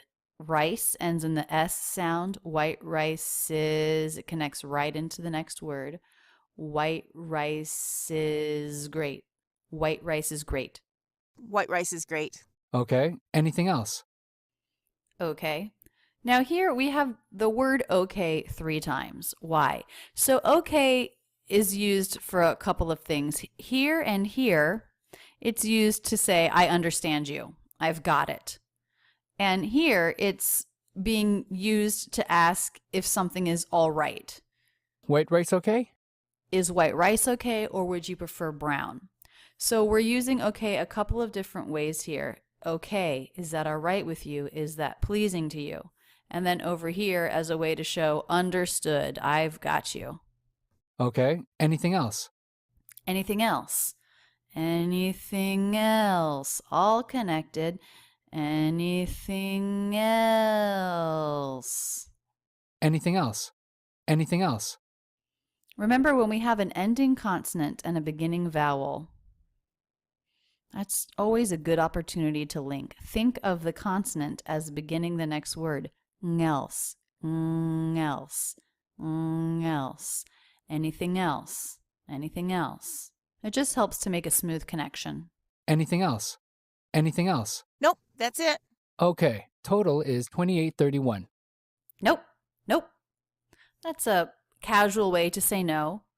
Ends in the P consonant. She made that a stop P. She did not release it. The word was very abrupt, very quick. Nope, nope. Nope, nope, nope, that's it. That's it. That's it.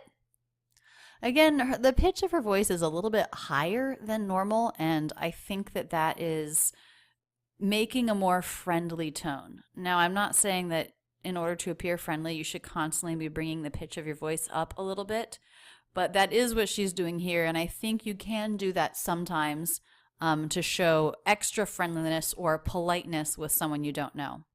That's it. That's it. That's it. That's it. Very quick voiced TH here. That's.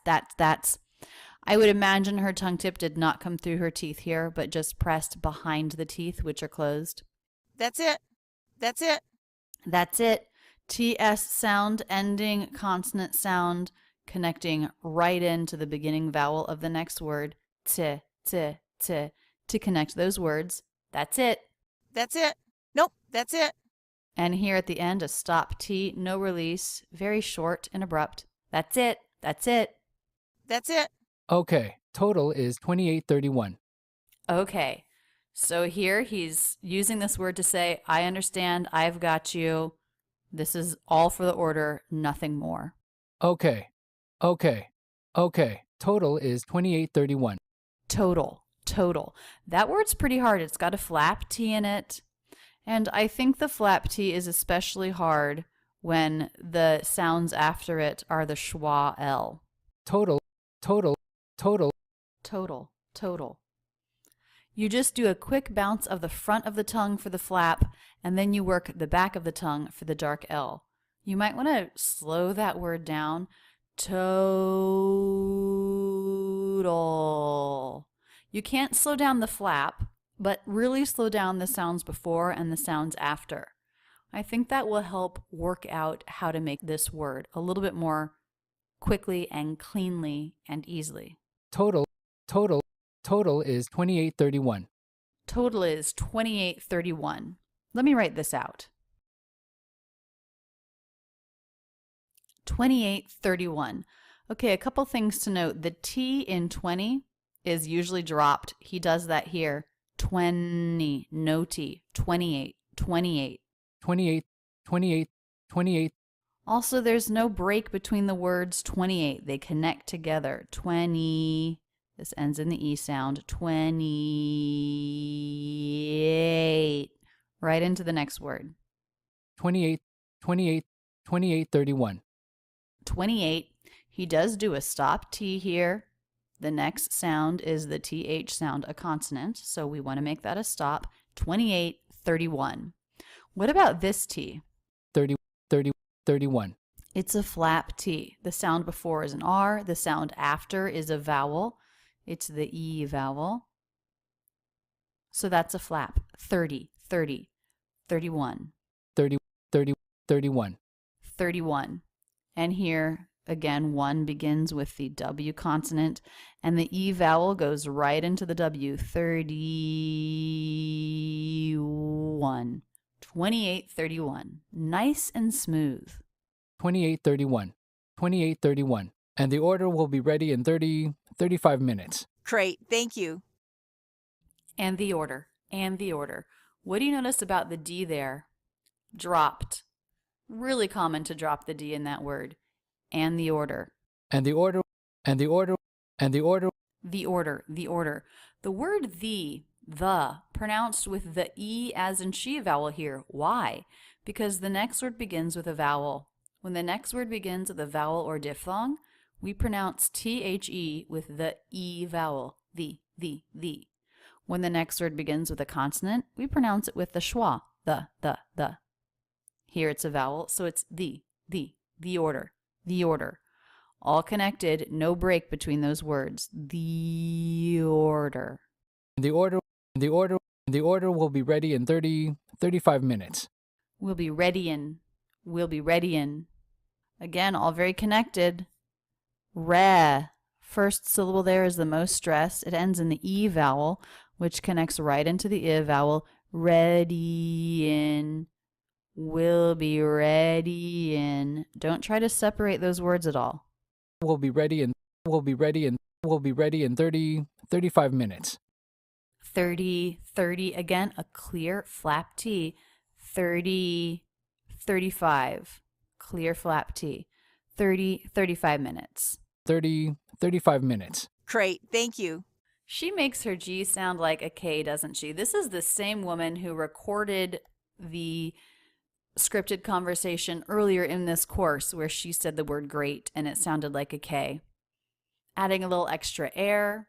Again, maybe in an attempt to sound more friendly, more energized. Crate. Crate, crate, crate. Crate. And she does do a stop T there. No release, abrupt, short word. Crate, thank you. Thank you. Nice, quick, clear, unvoiced TH. Thank you. Thank you. Now here we have the A vowel followed by the NG consonant. So that changes. It sounds more like the A diphthong. Thank. NG sound and the K. Thank you.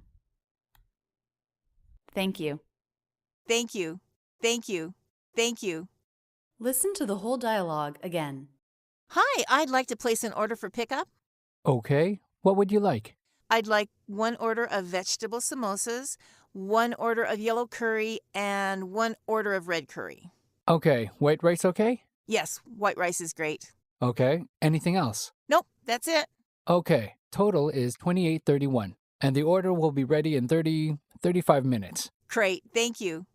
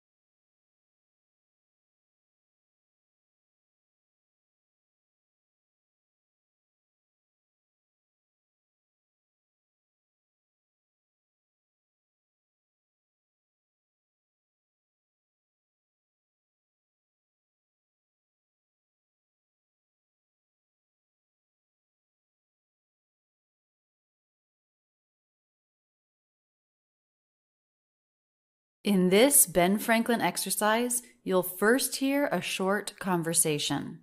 Then there will be an in-depth analysis of the pronunciation. First, the conversation. Hi, I need a book of stamps.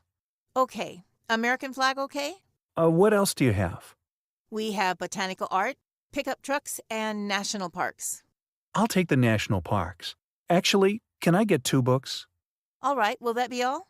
Yes.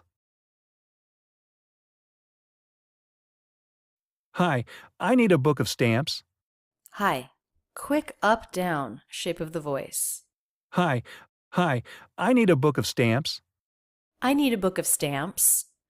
Okay, something that's interesting here, stamps, is that he makes his voice go up in pitch, but he's making a statement. Why? Stamps. I need a book of stamps. He wouldn't have to, but he does it here because he needs a response. And so that's why she answers with, okay. I need a book of stamps. Okay. But first, let's look at the sentence a little bit more. I need a book of stamps. I need a, need-a. He uses the D sound and connects it into the schwa and makes just a flap of the tongue against the roof of the mouth. So the D between vowels is just like the T between vowels. It's just a single flap. I need a, need-a, need-a. I need a book of stamps. Book of stamps. Book and stamps are both a little bit more stressed than the word of, which is pronounced quickly with the schwa and V sound. You can even drop the V. A book of stamps. That's probably how I would have pronounced that. Book of stamps. Use the schwa to connect the 2 words. But he does make a quick V sound. Book of stamps. Of. Book of stamps. Book of stamps. Book of stamps. Book of stamps, with that intonation going up a bit at the end. I need a book of stamps. Okay. Okay. Okay. up, down, clear shape of the voice, clear pronunciation. She's responding to him, yes, okay, I understand why you're here, what you need. Now let's talk details. Okay. American flag okay? American flag okay? Her voice is going up in pitch. She's asking a question this time. She's made him an offer of one of the kinds of stamps that she has, the American flag. American flag okay? American flag okay? So here she's using the word okay to mean I understand you. Got it. Okay. Okay. And here she's using the word okay to say, is that fine with you? Okay? Okay? American flag okay? American flag. Let's talk about the pronunciation of that word. American starts with a schwa, American. So it's 4 syllables. Da da da da. American. American. American. American. American. And the C-A-N here is C-schwa-N. So that should be said really quickly, and you don't need to try to make a vowel. The N consonant will take over the schwa. Kin. American. American. American flag okay? American. American. American flag okay? Flag okay? Flag okay? And it can sound like the G is linking into the next word, gokay, gokay. That might help you connect it a little bit. American flag okay?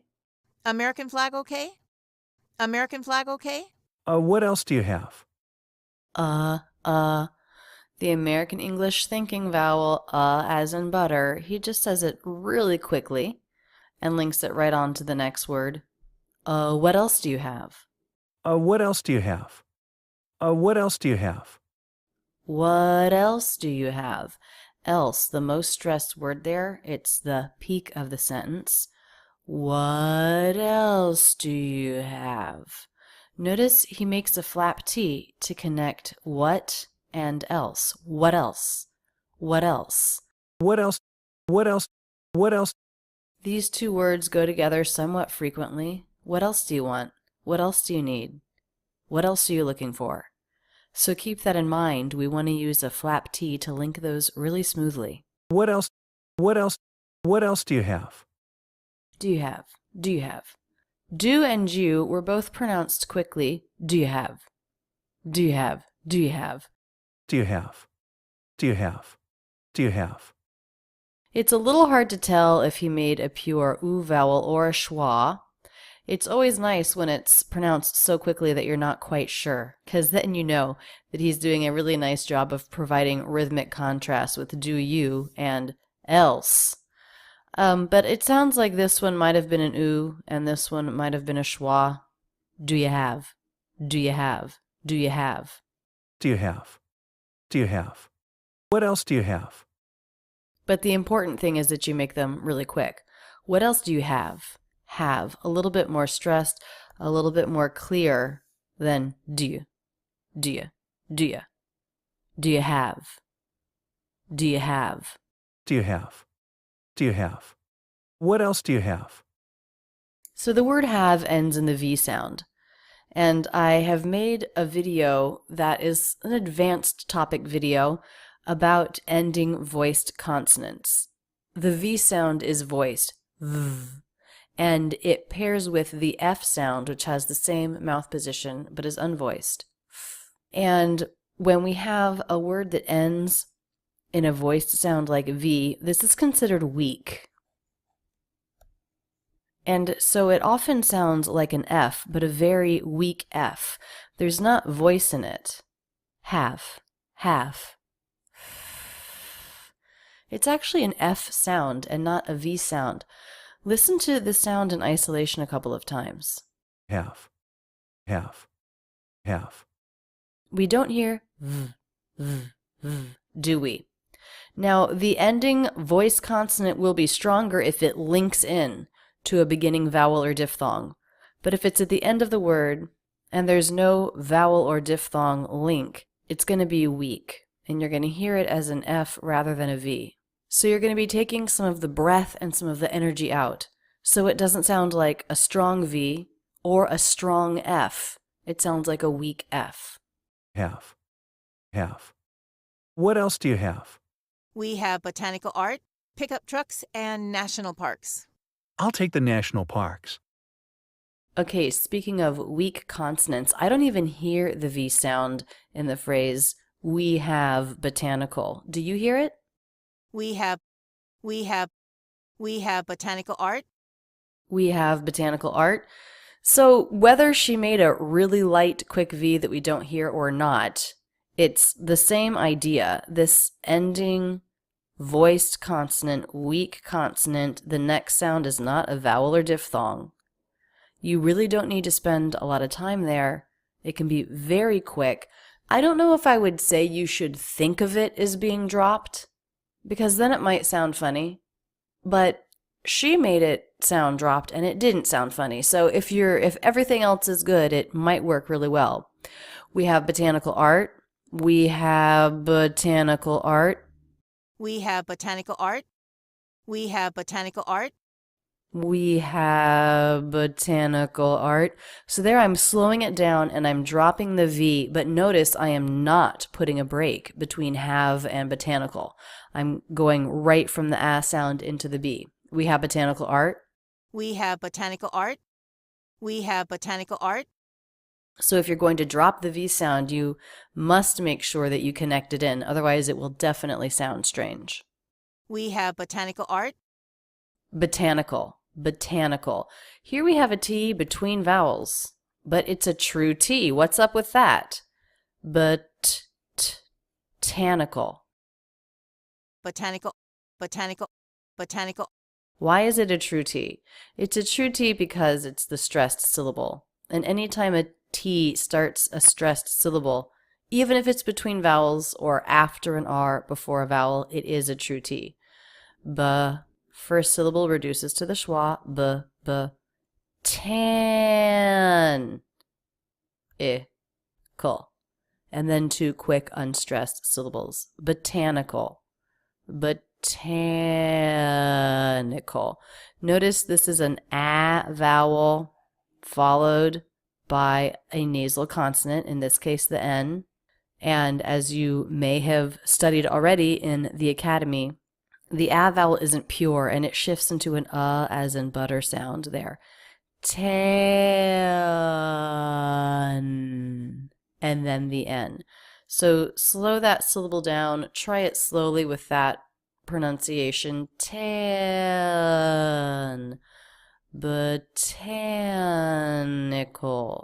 And that will probably help the word sound more accurate. It will help give it a more natural sound. Botanical.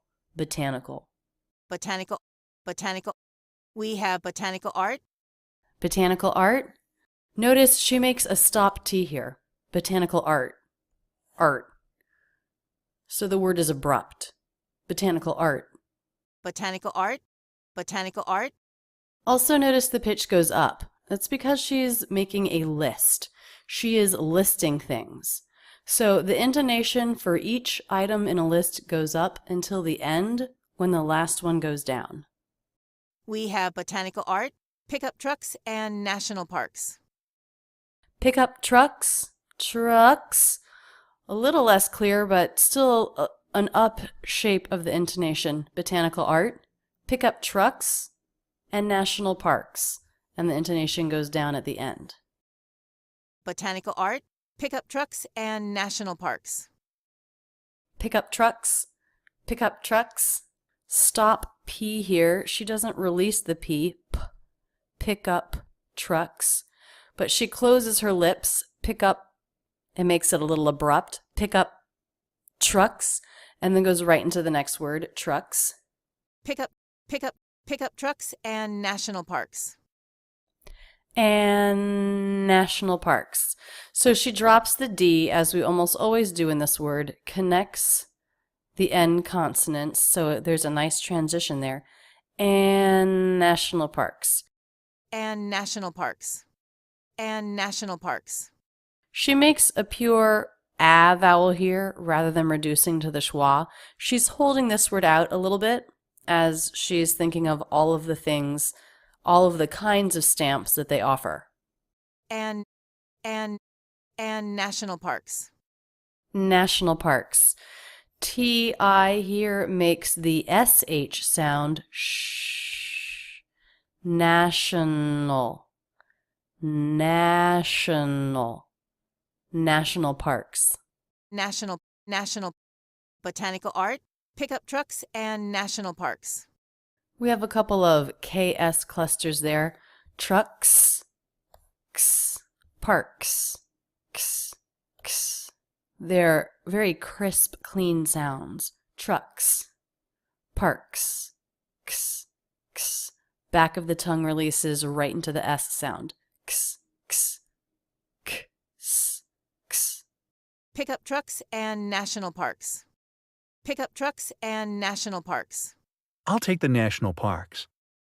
I will reduces to I'll, and it sounds more like all.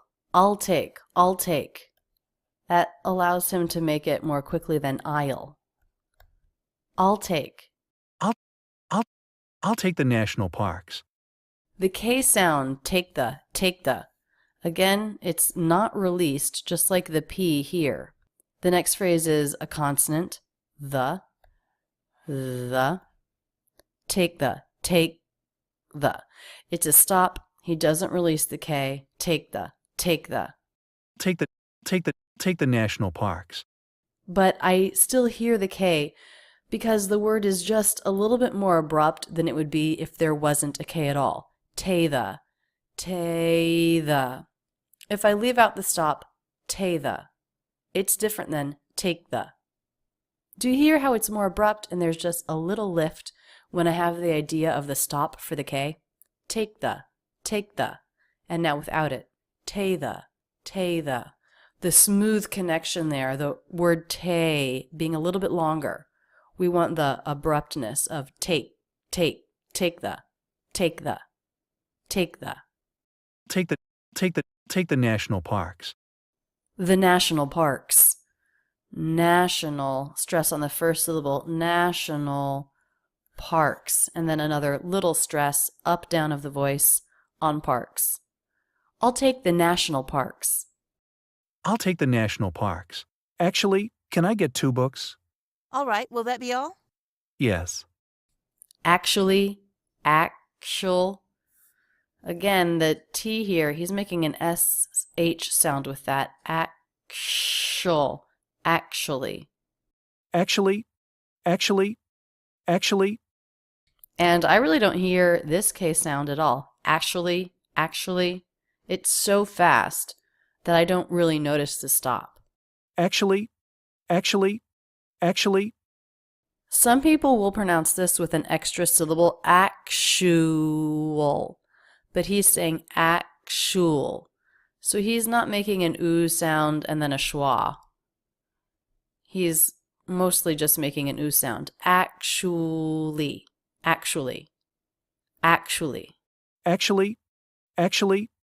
When you make it 3 syllables instead of 4, it's a little bit easier to pronounce. Actually, can I get 2 books? Can I get reduced, not a full can. Can. Reduced because it's a helping verb. Get is the main verb there. Can I get, and the word I, very connected to those 2 words, making it a smooth transition. Can I get? Now we have 2 T's. What do we do there? We just make 1. Get to. Can I get 2? Can I get 2? Can I get 2 books? Can I get 2 books? Can I get 2 books?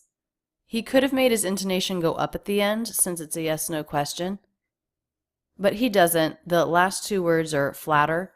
Can I get 2 books? Flatter than the word get. Can I get 2 books?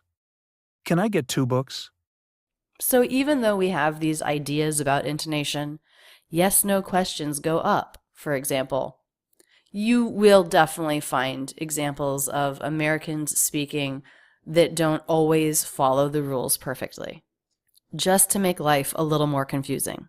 Can I get 2 books? All right, will that be all? All right. All right. Many native speakers, myself included, will not make this L sound. I will just say, all right, aw, make a quick aw sound, and then go on to the word or the word part right. But I do hear her making an L sound, all right, all right, all right. It takes a little bit longer. All right, all right, all right. And it's a little bit more complicated because it is an extra movement of the tongue.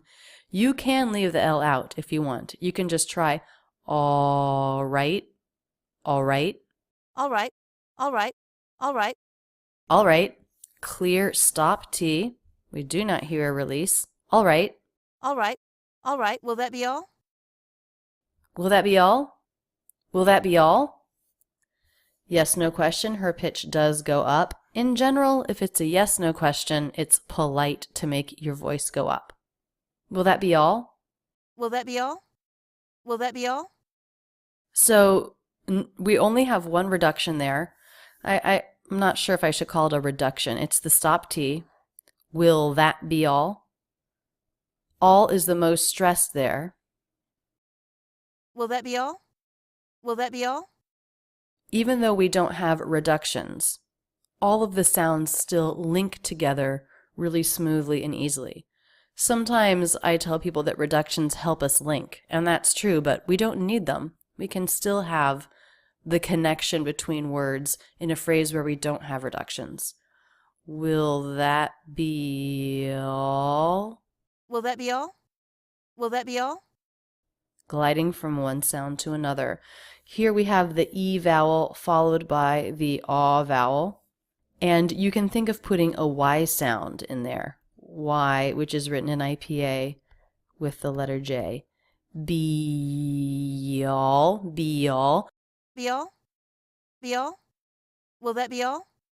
Some people have difficulty with vowel to vowel links. They always want to put in a break. So it can help to think of linking with a glide consonant like this. Will that be all? Will that be all? Will that be all? Yes. Yes. Yes. Statement, voice goes down in pitch. Yes. Has the up swell and then the down fall. The shape of American English stress. Yes. Yes. Yes. Yes. All right, will that be all? Yes. Let's listen to the whole conversation again. Hi, I need a book of stamps. Okay. American flag okay? What else do you have? We have botanical art, pickup trucks, and national parks. I'll take the national parks. Actually, can I get 2 books? All right, will that be all? Yes.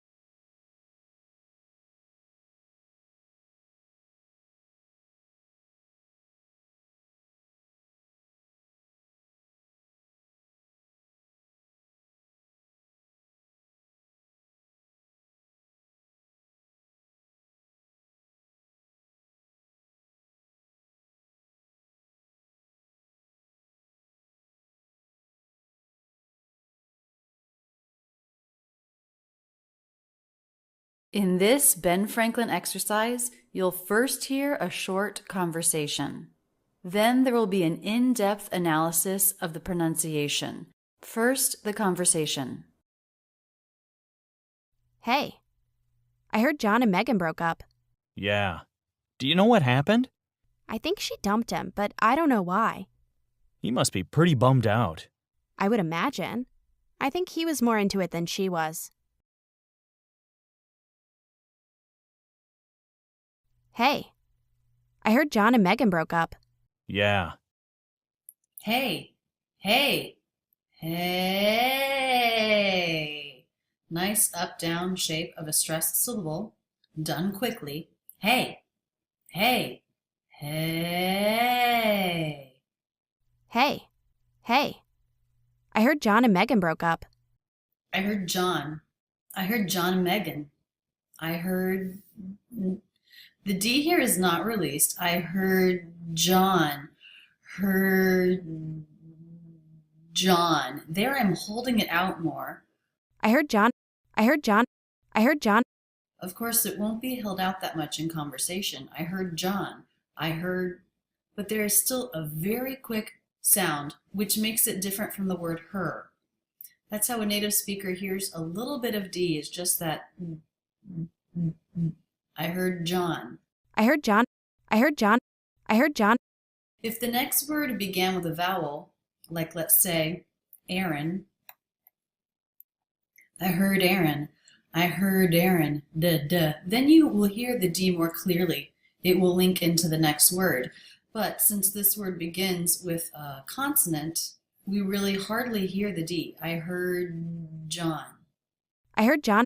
I heard John. I heard John and Megan broke up. Heard. I heard John. I heard John and Megan. I heard John and Megan broke up. The word and often sounds like the word in when it's reduced, or just the N sound. Now here, the word before ends in an N. John. So you do have to release the tongue, so it's up for the N position. You quickly release it down and bring it back up. Johnin. Johnin. That's so that we hear the word and as a separate word. John and Megan. John and Megan. John and Megan. You can't just make one N sound. John, Megan. Then we don't hear the word and. Releasing the tongue and putting it back up, that's how we hear that as a separate word. John and Megan. John and Megan. John and Megan. I heard John and Megan broke up. Broke up. Really light release of the K sound into the vowel, ending consonant, beginning vowel, broke up. Really light sound. It can sound like this is the word cup. Broke up.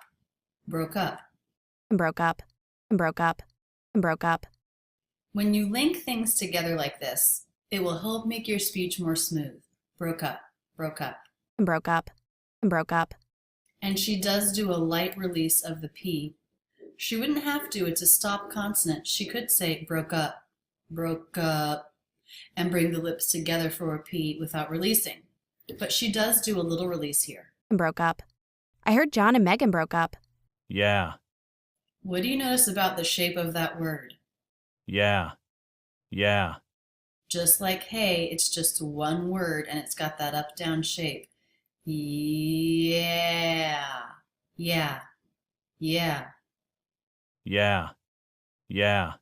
Do you know what happened? I think she dumped him, but I don't know why.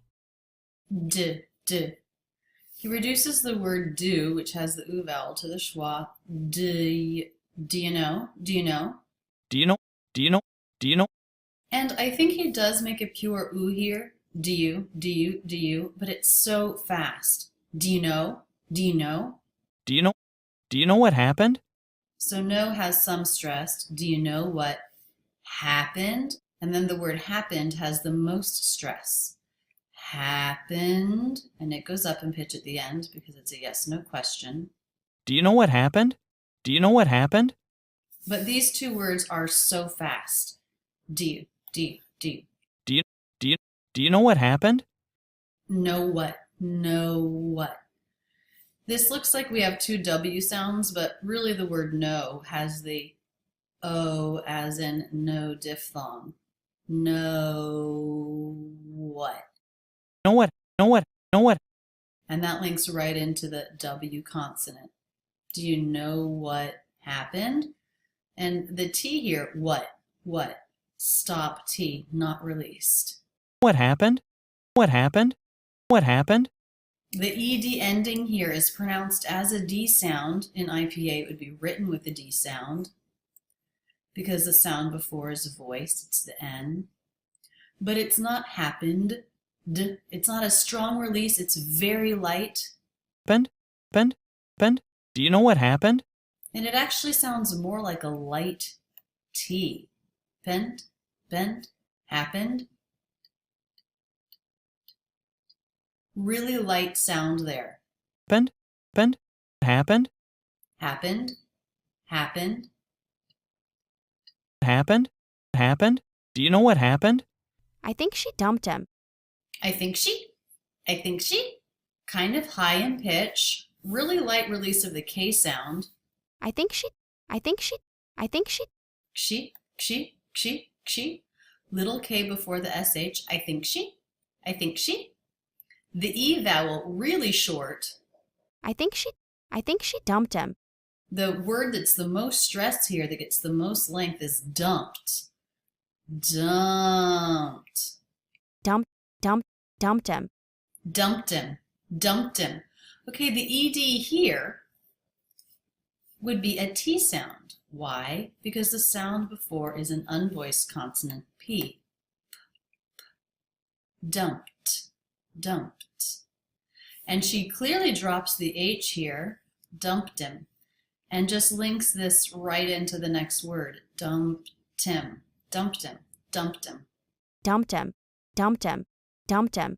So the P is dumped him, pretty much left out. It comes between two consonants, and it's not unusual to drop a consonant when it comes between two consonants. Okay, so when you drop the consonant P, let's just listen to her say these two words. Dumped him. So dumped him can sound like dumb Tim, because the sounds are the same and all of the words are linked together, so there's no break between words. Dumped him. I think she dumped him, but I don't know why. But stop T. But I don't know why. But now when the T is between two vowels or diphthongs, we often link and make a flap T. She doesn't. She makes a stop here. She pauses for just a second, but, and then she goes right into the diphthong. So she doesn't make a flap to connect here. But I don't know why. I don't know why. Okay, what's going on with these two words? Let's listen again. I don't know. So she drops the T and just makes one N sound to connect. The N here, of course, is silent. I don't know.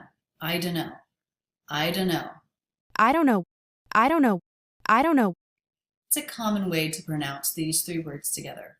I don't know. So this vowel can either be an I don't know, or it can be more like the O diphthong, which is in the word don't. I don't know. Either one is okay. I think she's doing sort of a quick O sound. I don't know. I don't know why. Why? Stressed, up, down shape. Why? I don't know why. WH words can be pronounced with a little escape of air before the W. Why? But almost no one does that. The woman did not do it here for this WH word. Why? And the man did not do it here for this WH word. What happened? Everyone's making clean W's in this dialogue, and that's what I do too. Why instead of why. He must be pretty bummed out. I would imagine. I think he was more into it than she was. He must be, without a clear H. I think he dropped it. He must be. He must be. Then he just takes the E vowel and connects it on to the beginning of the next word. He must be. He must be. He must be. He must be. Now, we reduce words that begin with an H like this all the time. It's less usual to do it at the beginning of a sentence, but you can. He did, and it sounds fine. He must be. He must be. Just a really quick E vowel connecting right into the next word. He must be. He must be. He must be. Must be. Must be. Must be. Dropped T because it's between two consonants. Must be. Must be. Must be. Must be pretty bummed out. Pretty bummed. Pretty bummed. Nice clear flap T here. Pretty. Pretty. He must be pretty bummed. Pretty. He must be pretty bummed out. Pretty bummed out. Pretty bummed out. So the ED ending here is pronounced as a D, bummed. So it's just an extra sound. It doesn't add an extra syllable. Bummed out. And he links it really well into the next word, which begins with the diphthong ow. Dow, dow. Bummed out. Bummed out. Bummed out. Bummed out. Bummed out. And then he does a true T and gives it a little release here, out. He must be pretty bummed out. He must be pretty bummed out. I would imagine. I would imagine. I would imagine. Okay, what do you think is the stressed syllable in the word imagine? Imagine. Imagine. Imagine. Ah, the middle syllable, imagine. It's really clearly stressed in her pronunciation of it. Imagine. I would imagine. I would imagine. I would imagine. Would the ending D sound connecting into the beginning of the next word? D'imagine. D'imagine. Would imagine. I would imagine. Imagine. Imagine. I would imagine. I think he was more into it than she was. I think he was more into it than she was. Okay, the word he here was fully pronounced with the H. I think he, and I would even say it was stressed. Normally, a pronoun like this wouldn't be stressed. I think he was more into it than she was. But it is because here she's contrasting he and she.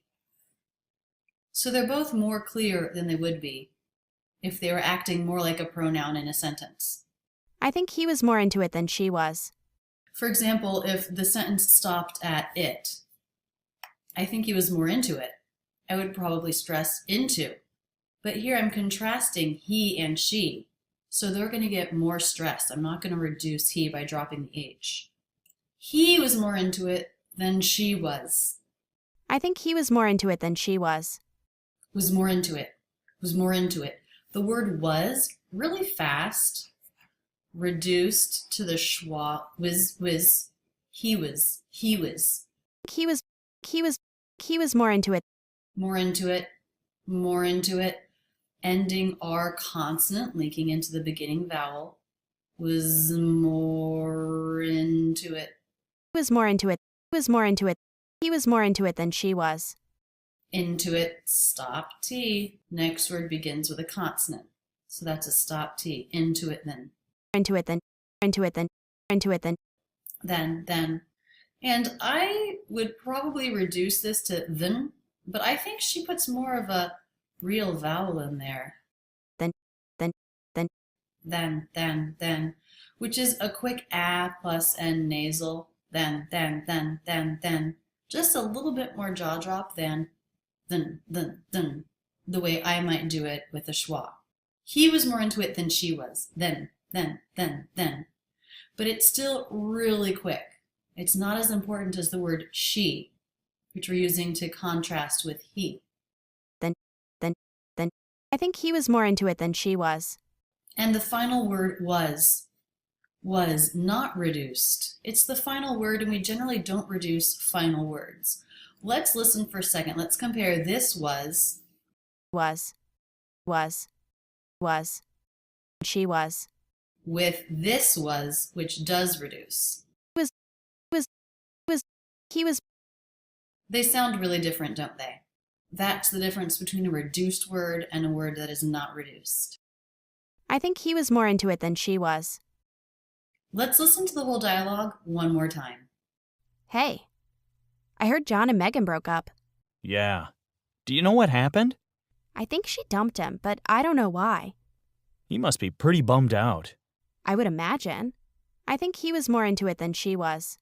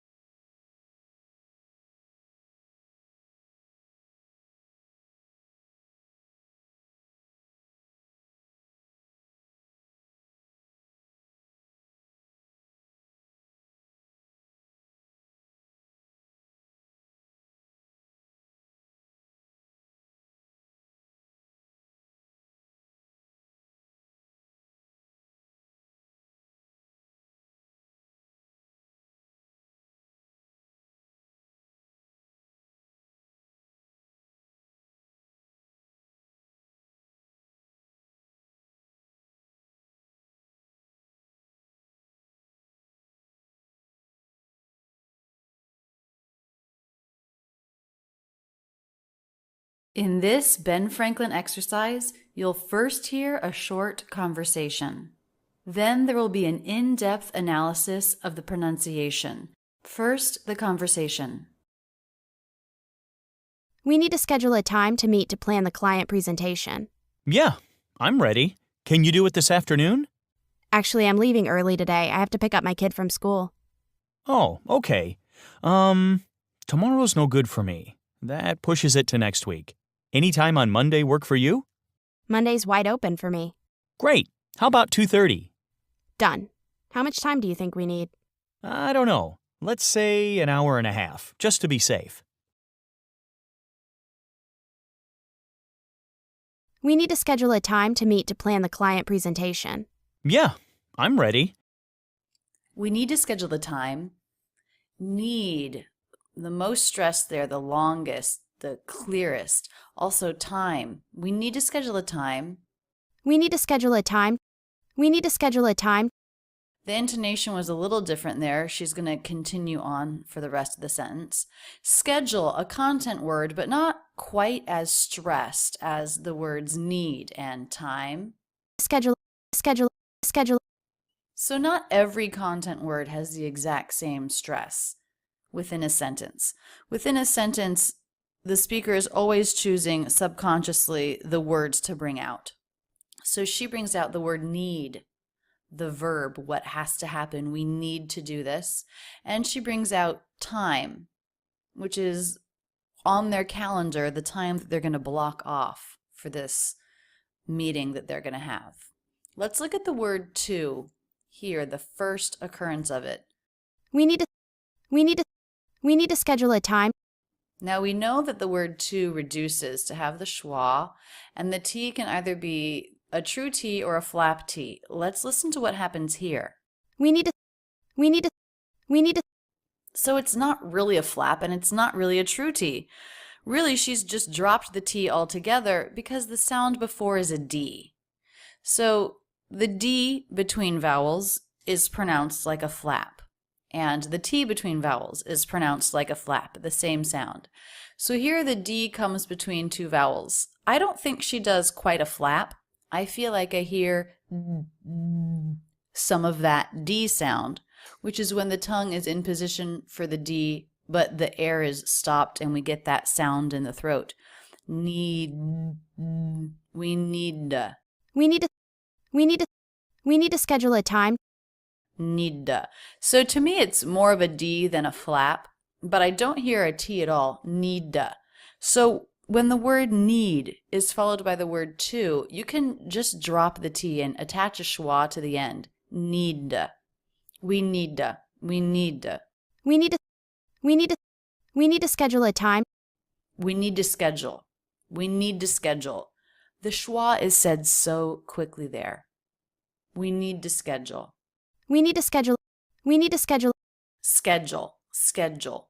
Notice the D makes the J sound. Jol. And we have a dark L here. Jol. Jol. Jol. Jol. Schedule. Make that syllable as quickly as you can. Schedule. Schedule. Schedule. Schedule. Then link the L into the schwa for the word a. Schedule. Schedule. We need to schedule. We need to schedule a time.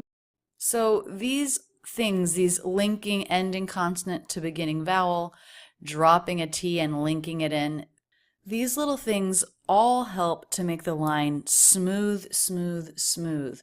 We need to schedule.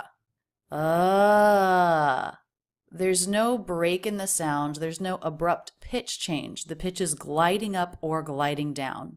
We need to schedule. We need to schedule. We need to schedule. We need to schedule. We need to schedule a time. We need to schedule a time. Time.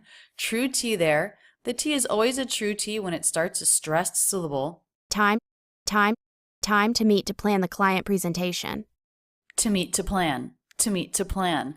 Okay, two more words, to, and this time they're both made with the true T and the schwa.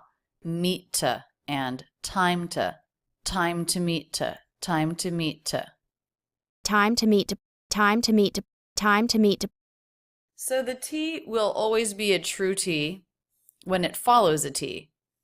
And actually, again, you can think of it as being dropped because there's really just one T sound. Meet to, meet to, meet to. So just put a schwa sound at the end of the word meet. Meet to, time to. Now this could have been a flap T, time to, but she made a true T, time to, time to.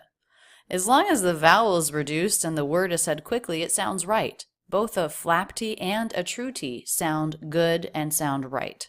Time to meet to plan the client presentation. To plan the client presentation. Okay, so client presentation. The stressed syllables a little clearer, a little longer. The pitch is gliding up and gliding down. No abrupt change in pitch. To plan the client presentation. To plan the client presentation. To plan the client presentation. So plan, again, a content word, but it's not quite as long as client and te. Those two syllables to me are a little bit clearer, a little bit more stressed. Plan the client presentation. Plan. This is one of these tough cases where we have the a vowel followed by a nasal consonant. Plan. So you want to go through an a vowel. You relax the back of the tongue before making the N, and that gives us this a vowel. Or you could think of it as a schwa. before the N. Plan, plan. We don't want plan, plan. That's too bright. It's too much in the face. Plan allows the placement to be a little lower. Meet to plan. Meet to plan the, plan the, plan the, plan the. Client presentation. Plan the client presentation. TION ending, pronounced shin here. Make it fast. Don't try to put an actual vowel sound in there. Remember, the N takes over the schwa. It's a syllabic consonant. That means there doesn't have to be a vowel sound in that syllable. Shin, shin, shin. Presentation. Presentation. Presentation. Presentation. Presentation. Zn, zn, zn. There's another case here. Z schwa N. Pre-zn, zn, zn. Where you don't need to try to make a vowel sound in that syllable. Zn, zn. Straight from Z to N. Presentation. Presentation. Presentation. Presentation. Presentation. And remember, it's all smooth. No breaks between syllables and no abrupt pitch changes. Pitch either slides up or slides down. It doesn't jump. Presentation. We need to schedule a time to meet to plan the client presentation. Yeah, I'm ready. Yeah. Yeah. Yeah. Quick, but also a clear up-down shape of stress. Yeah. Yeah. Yeah. Yeah. Yeah. Yeah, I'm ready. I'm ready. I'm ready. M connecting right into the R. There's no break. Mer. Mer. I'm ready. So even though it's a sentence with two different words, it's still very smooth. There's no abrupt pitch changes. And all the sounds glide into each other. Connected speech. I'm ready. Yeah, I'm ready. Ready has a flap T sound. Flap, r, r, r. Ready, ready. It's not red. With that real D sound in the throat, it's ready, r, r, r. Because the D comes between two vowels. Flap the tongue. Ready, ready.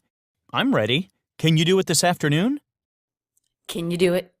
Can you do it? The word can, reduced. Can.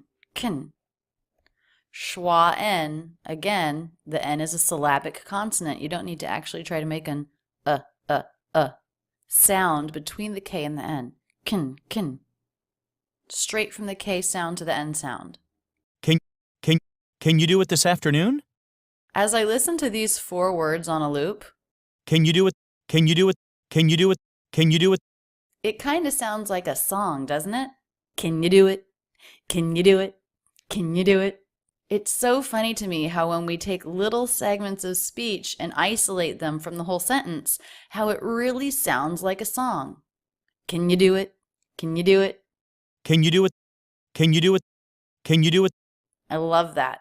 And that just goes to show connected speech, melody, all smooth, singing our phrases. That's what we want. Let's look at the rest of these four words. Can you do it? Can you do it? Can you do it? Can you do it? So the word you, very quick. Can you do it? And I do think it is an oo vowel. He could have said can you do it? Can you do it? I think I hear more of an oo. Can you do it? You. But it doesn't really matter if it's oo or the schwa, as long as it's really fast. Because this is not a stressed word. Can you do it? Can you do it? Can you do it? Do it. Do it. Do has the oo vowel, and it glides into the I vowel. Do it, do it, do it. If you have a hard time making a smooth transition there, think of a W sound. Do it, do it, do it, do it, do it. Do it, do it, do it. Stop T. Do it, do it, do it. Because the next word begins with a consonant. Can you do it this afternoon? Can you do it this afternoon? This afternoon? This afternoon? Couple things. The S sound links into the A vowel. This a, this a, this a. This afternoon. This afternoon? This afternoon? Also, afternoon. Pitch goes up. It's a yes/no question. This afternoon? This afternoon? This afternoon? This afternoon? This afternoon? So a little bit longer and noon a little bit longer. Afternoon? This afternoon? Can you do it this afternoon? This afternoon? This afternoon? Can you do it this afternoon? Actually, I'm leaving early today. Actually, I'm leaving. Actually, I'm leaving. So I hear the word actually said really quickly and not too clearly. There is a K sound here. I don't really hear her do a clear K sound before the SH. Actually,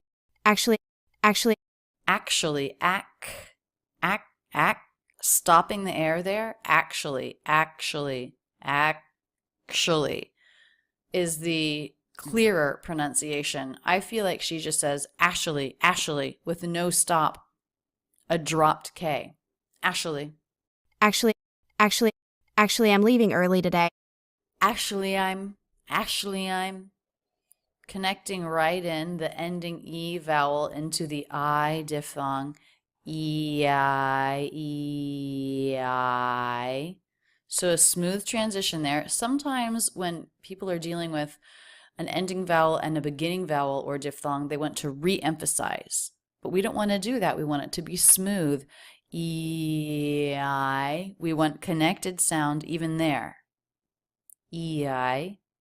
Actually, I'm.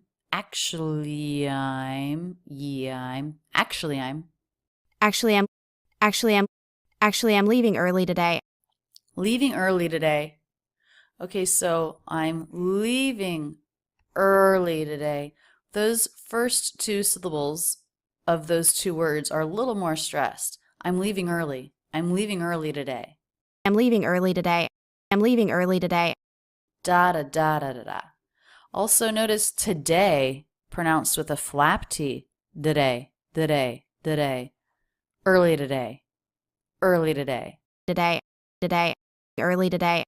The word early can be tricky. We have the letters E and A, but they just make an R sound. Early, early. So don't try to make early a vowel with a lot of jaw drop. There's not much jaw drop for this vowel. Early. Leaving early. Connect the NG sound into that vowel. I'm leaving early today. All smooth and connected. I'm leaving early today. I'm leaving early today. I have to pick up my kid. Today Now there's a period here. It's a new sentence. It's a new thought. Even so, she doesn't stop her connected speech. She could have. That would have sounded okay since it's a different thought, a different sentence, a different idea. But she connected right in. Today I have early today. I have to pick up my kid. I have to pick up. I don't really hear an H here. I have to. Sounds to me like she drops it. I have to pick up my kid. I have to pick up my kid. Okay, what else? The word to. I hear a true T and a schwa. And when we have the word have followed by to, which is fairly frequent, I have to, is a fairly frequent set of words. The ending V sound is usually changed to an F. Because T is unvoiced, we make the F the unvoiced version of V. Have to, instead of v. I have to. So try that. That will make it easier to connect the V sound to the T by turning it into an F. I have to pick up my kid from school. I wrote the word up here, but she said the word up here. Now, both of these are grammatically correct, so let's talk for a second about that. We have the phrasal verb pick up, which means to collect, to get. You can pick something up from the floor or from the desk, but you can also pick something or someone up from a location. So that's what's happening here. She has to pick up her kid from school. So the phrasal verb pick up, it's grammatically correct to put the object, which here is my kid, between the two words pick and up, or after. So you can either split the phrasal verb with the object in the middle, or you can do the whole phrasal verb, both parts, and then have the object. Pick up my kid is grammatically correct. So is pick my kid up. So both work. I wrote it with the word up here, but it was recorded with the word up here. So let's listen to the pronunciation. I have to pick up my kid from school. Pick up my kid, pick up my kid. So here we have an ending consonant and a beginning vowel. So you can think of the ending consonant as very lightly beginning the next word. Pick up, pick up, pick up, pick up. Really light K sound. Pick up my kid, pick up my kid. Pick up, pick up, pick up my kid. Now the P here is a stop consonant. Lips come together. Pick up. But rather than releasing with a puff of air, pick up. Rather than doing that, she, with the lips closed, just begins the M sound. So that's an unreleased ending P stop consonant. Pick up my, pick up my, without releasing the lips between the P and the M. Pick up my kid from school. Pick up my kid, kid. That's a little bit longer. And so is school. Kid from, kid from. So here we have a D, and just like the P here, it's not released. It's not kid, d, d. We don't release the tongue. Kid. But with the tongue in position, we do hear a little bit of that D sound in the throat, the vocal cords vibrating. Kid from, right into the F sound. Kid from. Kid from school. From school, from school. So from, said quickly, reduced, from school, from school, from school. School. Nice up down shape. School. School, school, school. School. Notice when I say it slowly that you can hear that dark L sound. Oh, school. Practice it that way. School. School. From school. From school. School, school. I have to pick up my kid from school. Oh, okay. Tomorrow's no good for me. That pushes it to next week. Any time on Monday work for you? Oh, okay. Oh. Very clear. Oh. Up, down shape of stress. Oh, okay. Okay. Okay. Okay. Again, up, down. Okay. Oh, okay. Oh, okay. Oh, make sure you do a full O diphthong for both of these occurrences of the sound O. Oh, lip rounding at the end. Some people don't do enough of that, and then it sounds more like oh. Oh. Woo, woo, woo, woo. I'm exaggerating it there, but you do want to round the lips at the end. Oh, okay.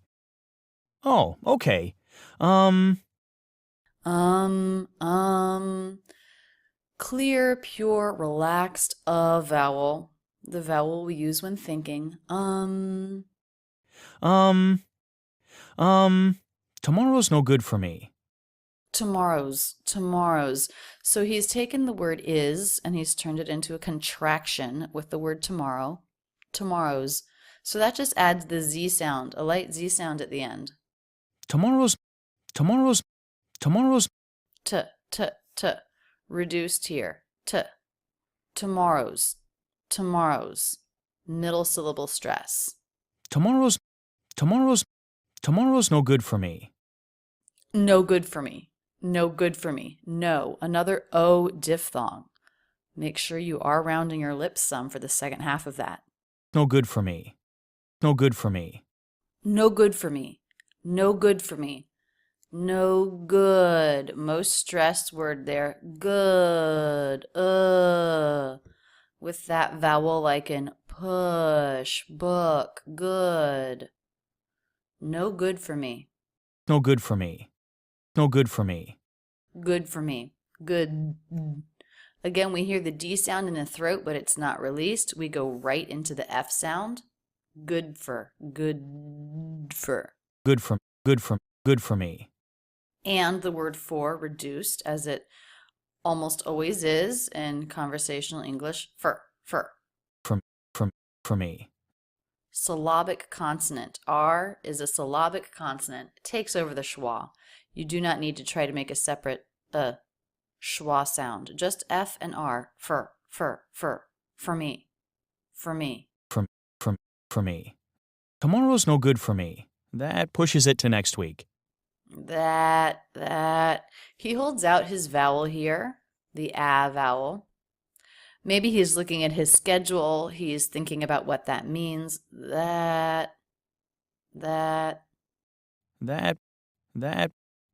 pushes it to next week. Stop T, though, even though he holds out the word, he still doesn't make a clear, full, true T. He still makes a stop T because the next word begins with a consonant. That pushes it to next week. Pushes it to next week. Pushes it to next week. Push, same vowel as good. Pushes, and week. The most stressed words there. Pushes it. So we have an ending consonant here, which is the Z sound. Beginning vowel, we want to link those together. Pushes it, zit, pushes it to. Pushes it to next week. It to. Just one T, it to. It's a true T, it to. Pushes it to. Pushes it to next week. Next week. Okay, this is quite a consonant cluster. We have the K-S sound for the letter X, the T sound, and then the W. Next week. It would be really common to drop the T there and say next week. But I do hear the T, next week. Next week. Can you do all those consonants? Kstwu,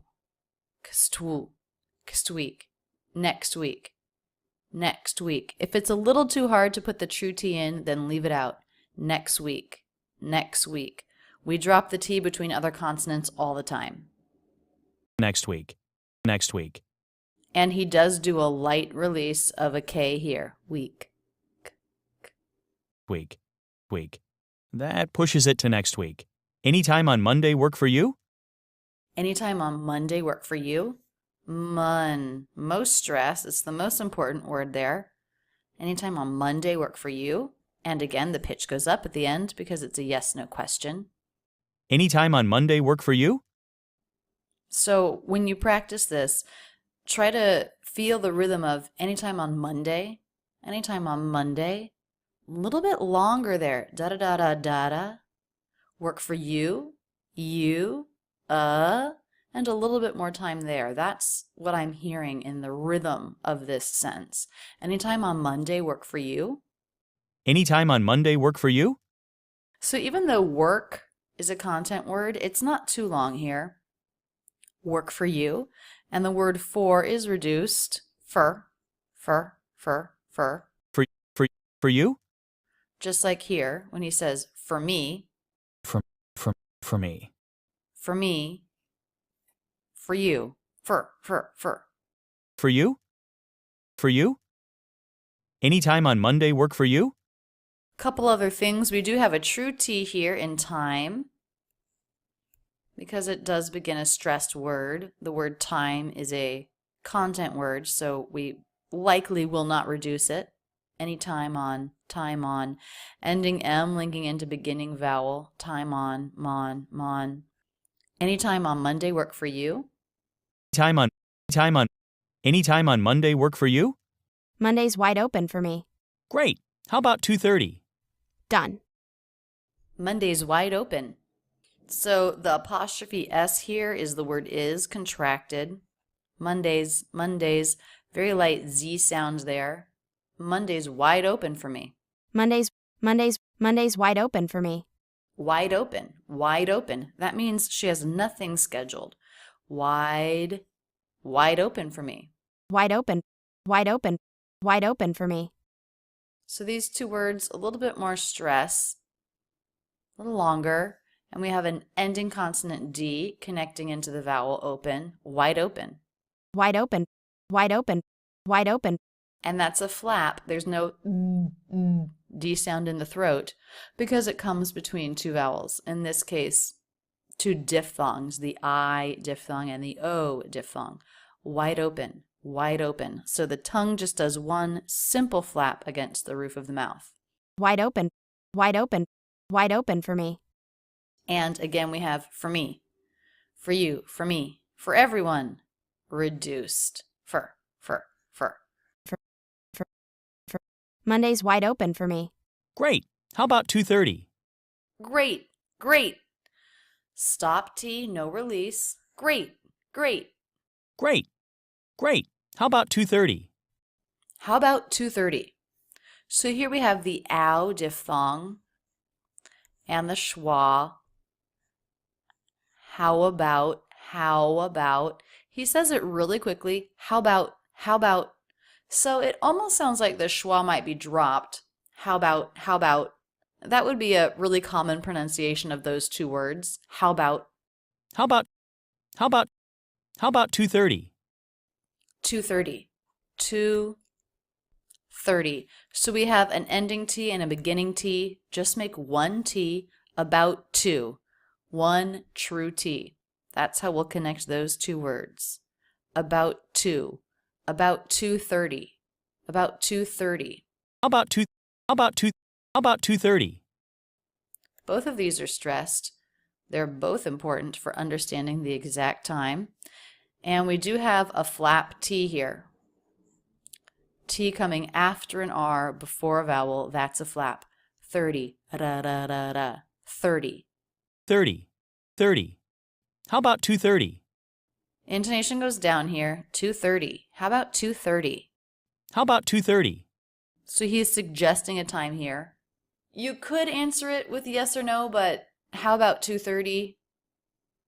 You would more likely say, that works for me, that doesn't work for me. A full sentence that doesn't involve yes or no, so that's why the pitch is going down. Instead of saying, sure, or that works, she says, done. How about 2:30? Done. Done. Really clear, really strong. That means perfect. It's like saying it's already scheduled. I've already gotten in my calendar, which of course she doesn't, but she's confirming very strongly that that does work for her and she's counting on it. Done. Done. Done. Done. Quick up-down shape of the voice. Done. Done. Done. How much time do you think we need? Time, the most stressed word here. How much time do you think we need? How much time do you think we need? All the sounds are connected. How much time do you think we need? And one of the things she does to help connect and to help smooth out is she reduces. Do and you, dia, are both reduced to the schwa. How much time do you? How much time do you, dia? How much time do you think we need? Need. So I hear a D, subtle, but it's not released. Need. So it's not need, but it's need. It's got that sound with the tongue in position and the throat vibrating, the vocal cords vibrating. Need. Subtle sound at the end. Need. How much time do you think we need? Here we have a K between two other consonants, the NG consonant and the W consonant. Think we need. So you could drop it altogether. Think we need. I feel like I hear an extremely light release of the K. Think we. So light, but you can definitely get away with dropping that K, and that would probably make it easier to connect those words. Thing we need.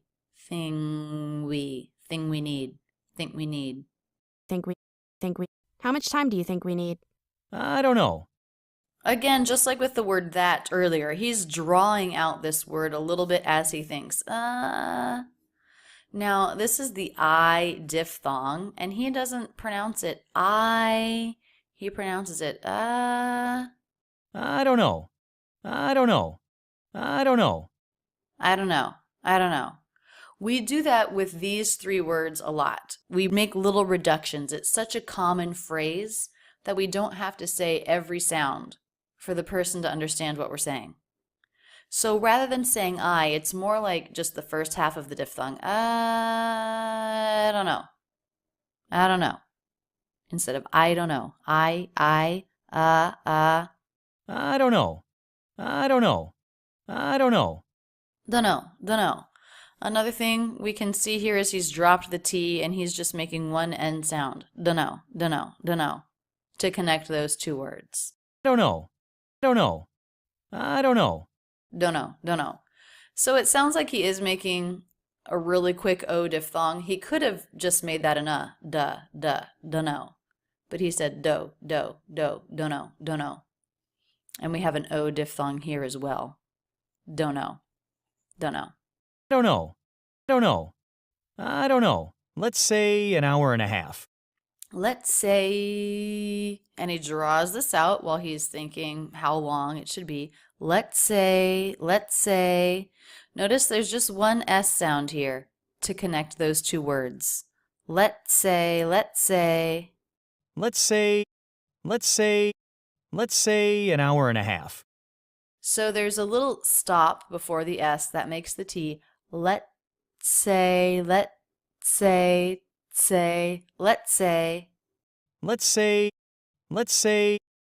say an hour and a half. Let's say an hour and a half. And then he connects it into the schwa here of an hour with a Y sound. Let's say an hour. Let's say an hour. Let's say an hour and a half. An hour and a half.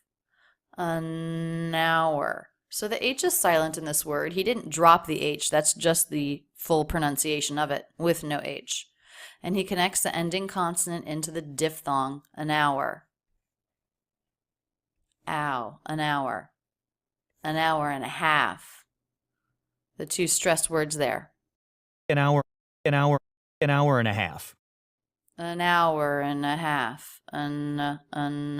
The word and reduced, schwa n, linking into the schwa of an hour, connect the R in, an hour and a half.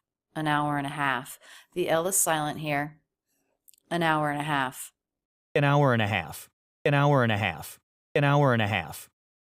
These dropped sounds like dropping the D and linking in ending consonants to beginning vowels helps make everything be really smooth. Let's say an hour and a half, just to be safe. Just to be safe. Just one T here. Just to. A light, true T, and then the schwa, just to be safe. Just and safe. Longer, more stressed than to and be. Just to be safe. Let's listen to the whole dialogue one more time. We need to schedule a time to meet to plan the client presentation. Yeah, I'm ready. Can you do it this afternoon? Actually, I'm leaving early today. I have to pick up my kid from school. Oh, okay. Tomorrow's no good for me. That pushes it to next week. Any time on Monday work for you? Monday's wide open for me. Great. How about 2:30? Done. How much time do you think we need? I don't know. Let's say an hour and a half, just to be safe.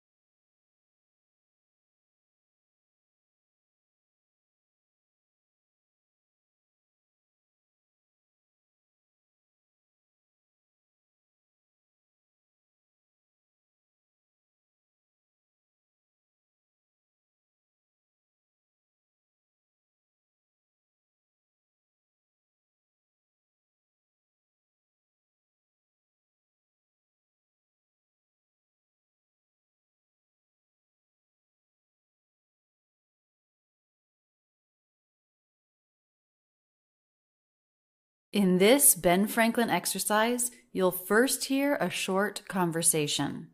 Then there will be an in-depth analysis of the pronunciation. First, the conversation. What brings you in today? I have a pain in my lower back. Sometimes it's really intense and sometimes it's mild, but it's almost always there. How long has this been happening? About 2 months.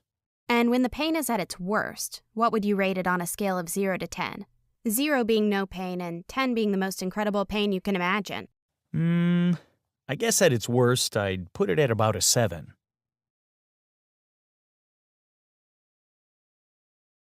What brings you in today? I have a pain in my lower back. What brings you in today? What brings, stop T. What brings you in today? So this is a single thought group. Everything is connected. Even though we have a stop T, there's still the feeling that the energy keeps going. What brings you in today? What brings you in today? Brings you. The ending Z sound here connecting into the U diphthong. You in. Then right into the I vowel for in, and it can feel like you're connecting through a glide consonant W. You win. So if you think of this word being win, you win, you win, you win today, you win today, that may help you connect them if you're having a problem connecting smoothly. Win today. Win today. What brings you in today? Today, true T, and then a schwa sound. Today, today, in today. Today. Today. In today. So here we have a consonant and a consonant, nta, nta. But we still are able to put them together with no break in between, making a smooth connection between words. Nta, nta, ntoday, in today, in today. In today. In today. What brings you in today? I have a pain in my lower back. I have a pain. I have a pain. Really light H sound. It almost sounds like he drops it. I have a pain. I have a pain. The schwa of connecting these words together. I have a pain. I have a pain. I have a pain in my lower back. Pain in my lower back. I have a pain in my lower back. I have a pain in my lower back. I have a pain in my lower back. No choppiness, very smooth. Ah. I have a pain in my lower back.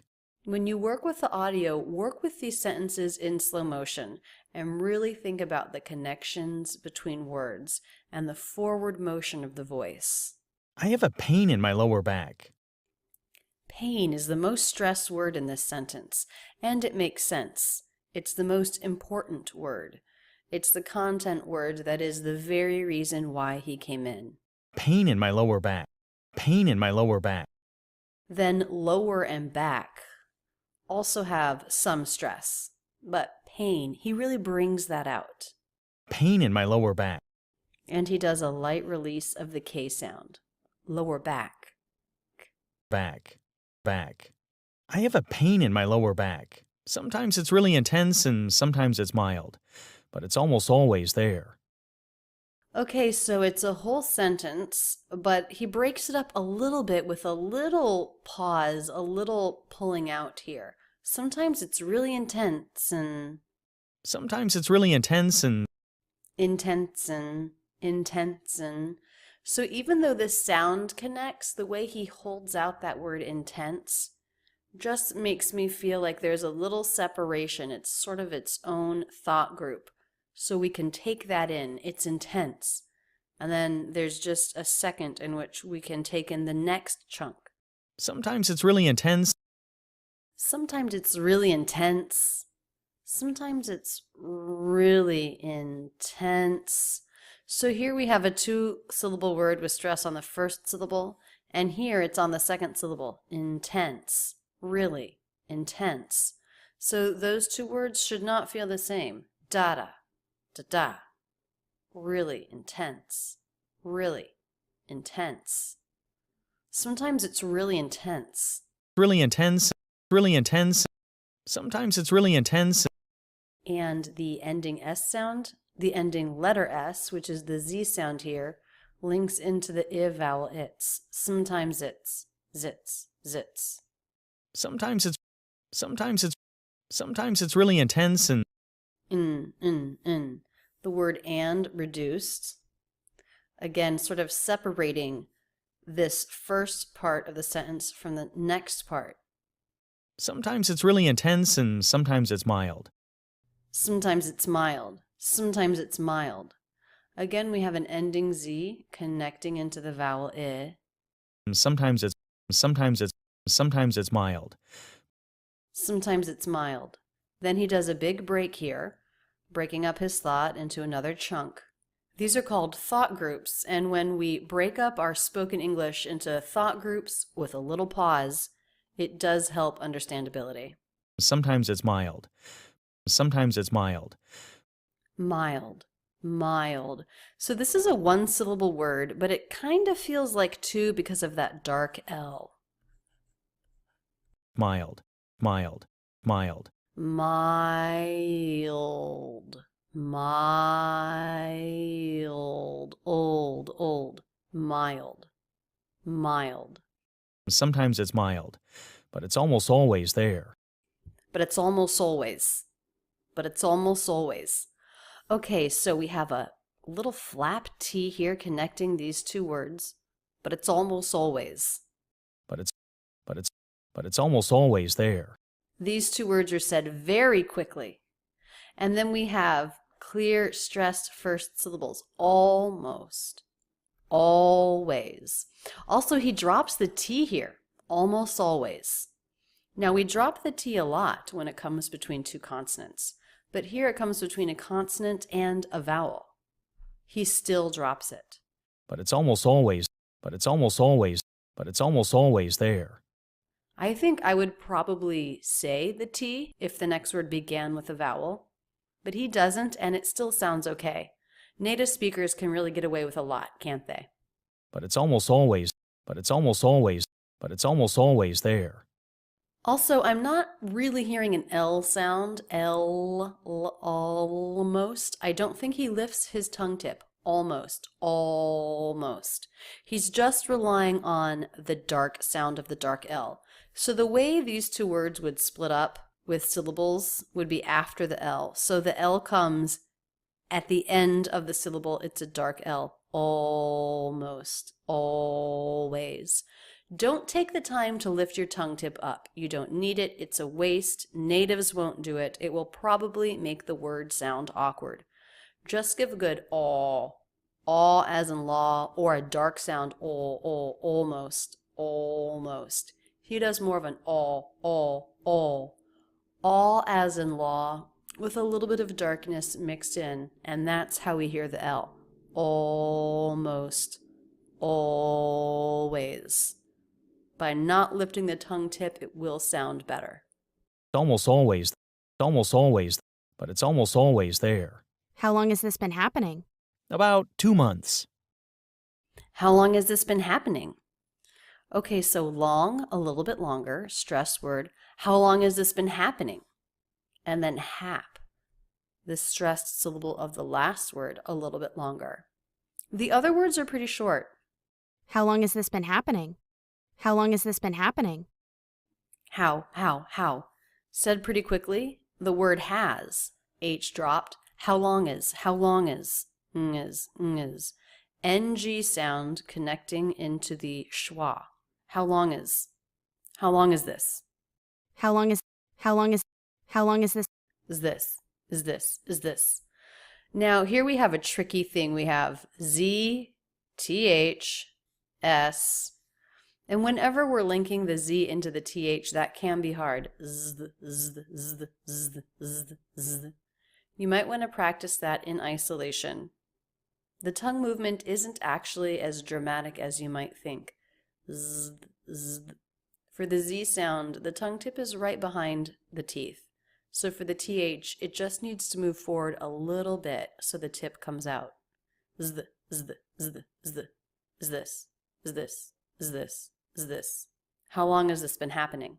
Is this. How long has this been happening? Been with the I as in sit vowel. Been. Been. How long has this been happening? About 2 months. About 2 months. So he puts a little break here. Maybe he's trying to remember back exactly how long it's been. About 2 months. So we have a stop and then a true T. About 2 months. So just one release there. About 2 months. About 2 months. Months. Okay, now I'm pretty sure does a THS sound. Months. About 2 months. Months. Months. 2 months. A lot of native speakers would actually do a little shortcut, and they would say about 2 months. I know I would. About 2 months. There it's a TS sound instead of THS. So that might make it easier to pronounce. Months, months, months, instead of months, months, months. He does make the TH sound really quickly. Of course, a native speaker can do that effortlessly. But as a non-native speaker, the shortcut of making a TS might be easier because it means you don't need to bring your tongue tip out of your mouth. Months. Months. About 2 months.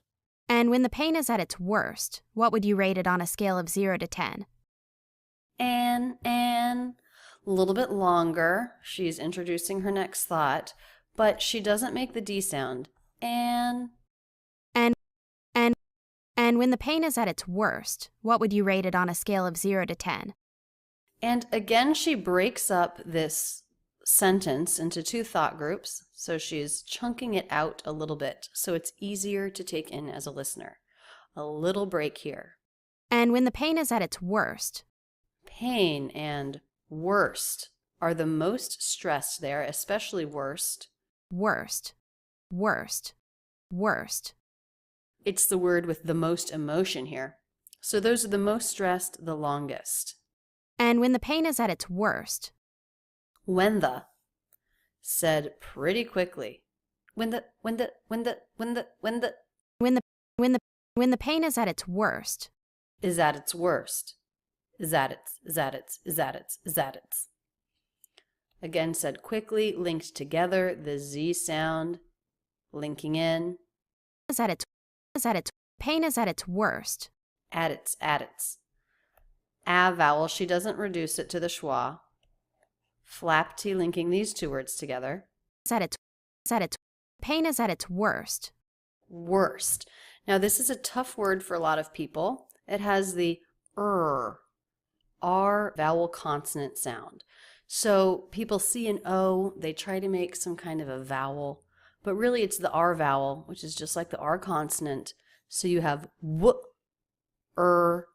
st, W, st, worst. Worst. Worst. Worst. Worst. You don't need jaw drop for this. We don't want wust or anything like that. R sound only. Worst. Worst. Worst. And when the pain is at its worst, what would you rate it on a scale of 0 to 10? One more thought group here. No breaks in between the words. There is a break at the end. But every word in this thought group links together. What would you rate it on a scale of 0 to 10? What would? We do have a stop T here, which could potentially sound like a break, but the energy of the sentence is just going right over that break. What would? What would you rate it on a scale of 0 to 10? So this is said pretty quickly, but rate it is brought out just a little bit. It's what she's asking the patient to do. Rate it connected with a flap T. Rate it. Rated. And then scale 0 and 10, a little bit longer. What would you rate it on a scale of 0 to 10? What would you? So she has a D sound here, ending the word. She does not make a J sound, would you? Which a lot of native speakers would do here, but she doesn't. What would you? Do. D sound before the U diphthong. What would you rate it on a scale of 0 to 10? Rated on a scale. Rated on a scale. So we have two flap T's, the one connecting rate and it, and the one connecting it and on. Rated on, rated on a, and then linking right into the schwa. Rated on a scale. Everything's connected here. Rated on a scale of 0 to 10. The word of, I believe she reduces it to just the schwa. I don't think I hear a V sound. A scale of 0. A scale of 0. And again, that links right into the word before and the word after. 0. A scale of 0 to 10. 0 to 10. Okay, so the word 0 ends in the O diphthong. Then we have the T and the schwa. She reduces it to the schwa. Here she makes the T into a flap. Oda, oda, zero-da, zero-da. 0 to 10. She does that because it comes between two vowel or diphthong sounds. So even though it starts a word, it can still be, this word too can still be pronounced with a flap T. 0 to 10. 0 to 10. 0 to 10. What would you rate it on a scale of 0 to 10? 0 being no pain and 10 being the most incredible pain you can imagine. Okay, so again, on this screen we have some text that she's broken up into two thought groups. Listen again and see where you think the break happens. 0 being no pain and 10 being the most incredible pain you can imagine. No pain and little break between and 10.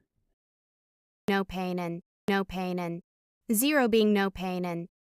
So all of the words in the first thought group linked together. 0 being no pain and 0 being no pain and. So we have an O diphthong here at the end of 0 linking right into the B. 0 being no. Being no. We have an NG sound that links right into the N sound. I'm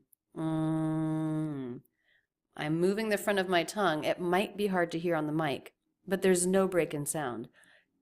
Being no pain. Then the O diphthong right into the P. Being no pain. And the N of pain linking right into the schwa of and. Painin. The word and, when it reduces, can sound like the word in, and I think that's what it sounds like here. Painin. 10 being the most incredible pain you can imagine. Now in this thought group, it's pretty long, but all of the words string together, and the most stressed syllable is ima, the stressed syllable of imagine. And I do know that some people say that the most stressed word in any thought group is the last word. And I think in general that's true. I don't know if I would say it's true every time, but it's definitely true here. I hear imagine as being the most stressed word. Do you? 10 being the most incredible pain you can imagine. 10 being the most incredible pain you can imagine. 10 being the most incredible pain you can imagine. 10 being the most incredible pain you can imagine. Okay, so we also have incre and pain that were drawn out just a little bit to make the sentence more clear. She is speaking pretty quickly, but bringing out these syllables, lengthening them a little bit, does sort of anchor the listener, and that makes it easier to understand. Incredible pain, 10 being the most incredible pain you can imagine. So here we have an N in 10, going right into the B. 10, b, no break in sound necessary. 10 being the. NG, ending consonant, beginning consonant, but no break is necessary. The. Being the most incredible. 10 being the most incredible. 10 being the most incredible. Most incredible. Now here we have an ST consonant cluster ending. She does make it a light true T. And you can hear that crispness against the next vowel. Tin. Most incredible. Most incredible. most incredible, most incredible, most incredible pain. Incredible pain. Bull pain. So here we have a dark sound, the dark L. You do not need to lift your tongue tip here. Bull pain. And in fact, you shouldn't. The next sound is a P. The position of the P is not at all close to the position of L. Don't make the L with the tongue tip up. Just make the dark sound. Bull pain. Bull pain. It will simplify the mouth movement, and that's so important. Incredible pain, incredible pain, incredible pain you can imagine. The N links right into the U diphthong. Pain, y, pain, y, pain you, pain you. Pain you, pain you, pain you can imagine. You can imagine. And the word can reduced, as it so often is when it's not the main verb of a sentence. Here, imagine is the main verb. You can imagine. You can imagine. Can. Very fast. Linking directly to you, linking directly to I with no breaks. You can imagine. You can imagine. 10 being the most incredible pain you can imagine. I guess at its worst, I'd put it at about a 7. Thinking it over.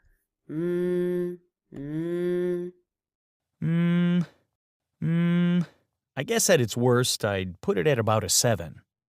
Okay, so when I wrote this, I put a comma here. That's what made sense to me writing. Let's listen to how he breaks it up into two thought groups. I guess at its worst, I'd put it at about a 7. He puts a little break here. Again, he's probably thinking about what number to give it. Maybe he's never thought about that before. So he's having to really evaluate his pain here. I guess at its worst, I'd Guess and worst. The most stress there. The other words said pretty quickly. I guess at its worst. I guess at its worst. I guess at its worst. He does not reduce the vowel here. He keeps a pure a, at its, but he does make a flap T to link the two words. At its. I guess at its worst. At its worst. It's worst. So we have T, S, W, 3 consonants in a row. He does say them all quickly and clearly. It's worst. It's what. It's what. It's what. It's worst. It's worst. It's worst. It's worst. It's worst. And he does make an ST cluster at the end. True T, clear, crisp sound there. Worst. Worst. I guess at its worst, I'd.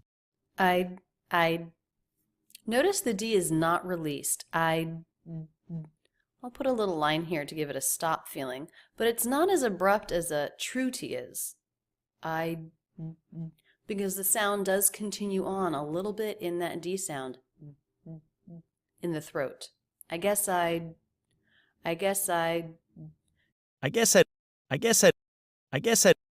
So it sounds different than just the I diphthong. I guess I versus I guess I. It's subtle, that D sound in the throat. I guess at its worst, I'd put it at about a 7. Put it at about a. I love this. There's so many flap T's. Pu, re, one there, linking those. Here, ra, ra, rabau, ra, and another one there. Put it at about a. Put it at about a. 4 flap T's there. Put it at about it. Put it at about it. And it's very smooth. Very smooth transition in this thought group. Put it at about a. Put it at about it. Put it at about it. Put it at about a 7. 7. And 7 is the most stressed word there. The schwa for links right into the S sound. So there's no break in sound in this thought group. Put it at about a 7. Put it at about a 7. Put it at about a 7. Put it at about a 7. If you're looking to practice linking in your flap T, this is a great phrase. Spend some time with this phrase in the audio. Do it in slow motion.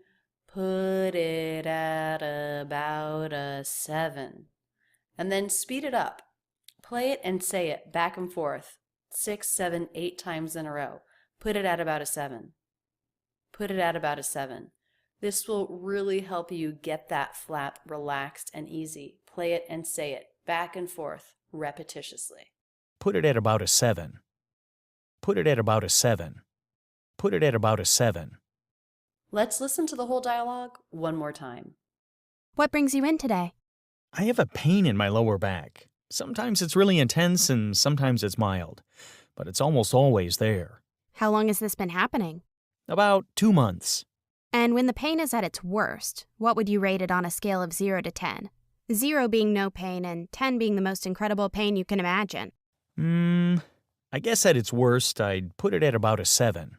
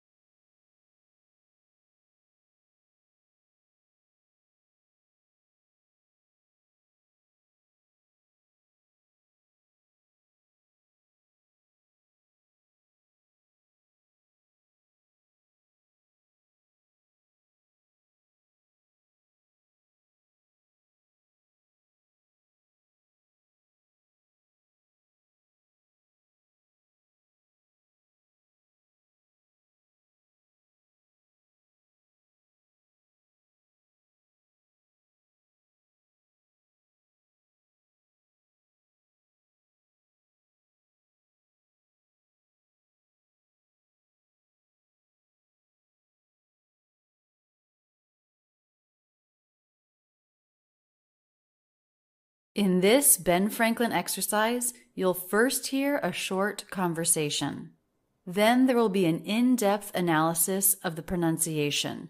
First, the conversation. Hi, I'm here to pick up a prescription for Rachel Smith. Okay, I'll look for that and be right back. Thanks. Got it. Just the one prescription today? Yes. Okay, and your insurance covers it with a $20 copay. Okay, I'll just put that on my credit card. Hi, I'm here to pick up a prescription for Rachel Smith. Hi. So she starts this with a high-pitched, up-down shape of stress word. Hi. The higher pitch and the sort of exaggerated up-down, hi, shows friendliness as she's approaching, as she's starting this conversation. It's less rude than just going up and saying, I'm here to pick up a prescription. Hi. Throwing in a nice little hi there at the beginning gives it a more friendly tone.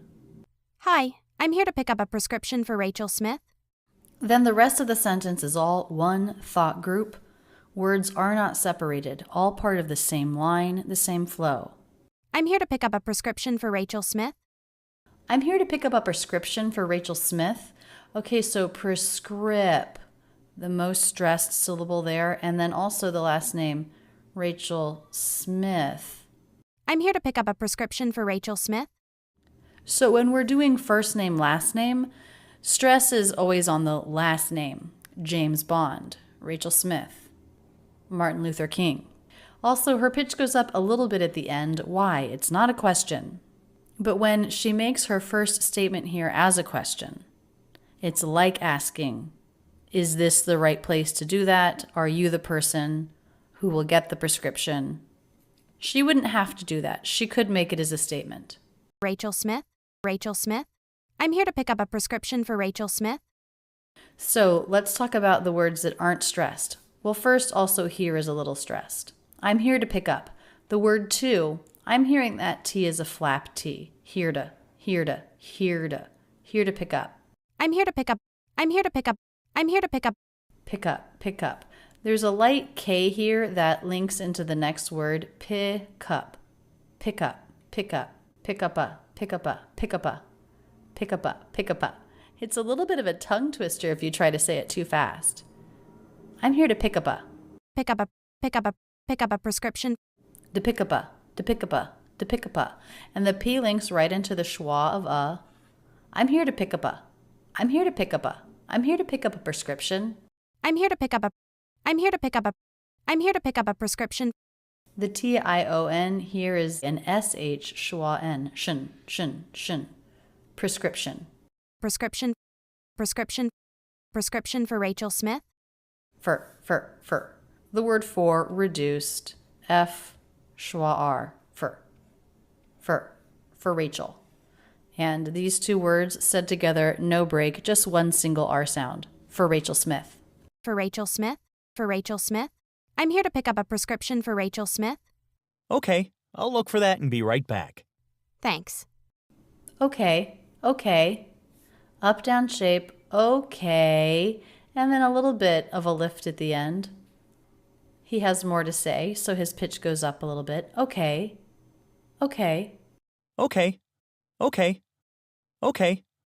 He wouldn't have to do that. He could say, okay, pitch going down. I'll look for that and be right back. But I do think the upward pitch of the voice here, okay, is just a little more friendly. Has a little more energy in it. Okay. I'll look for that and be right back. I'll look for that and be right back. One thought, all connected.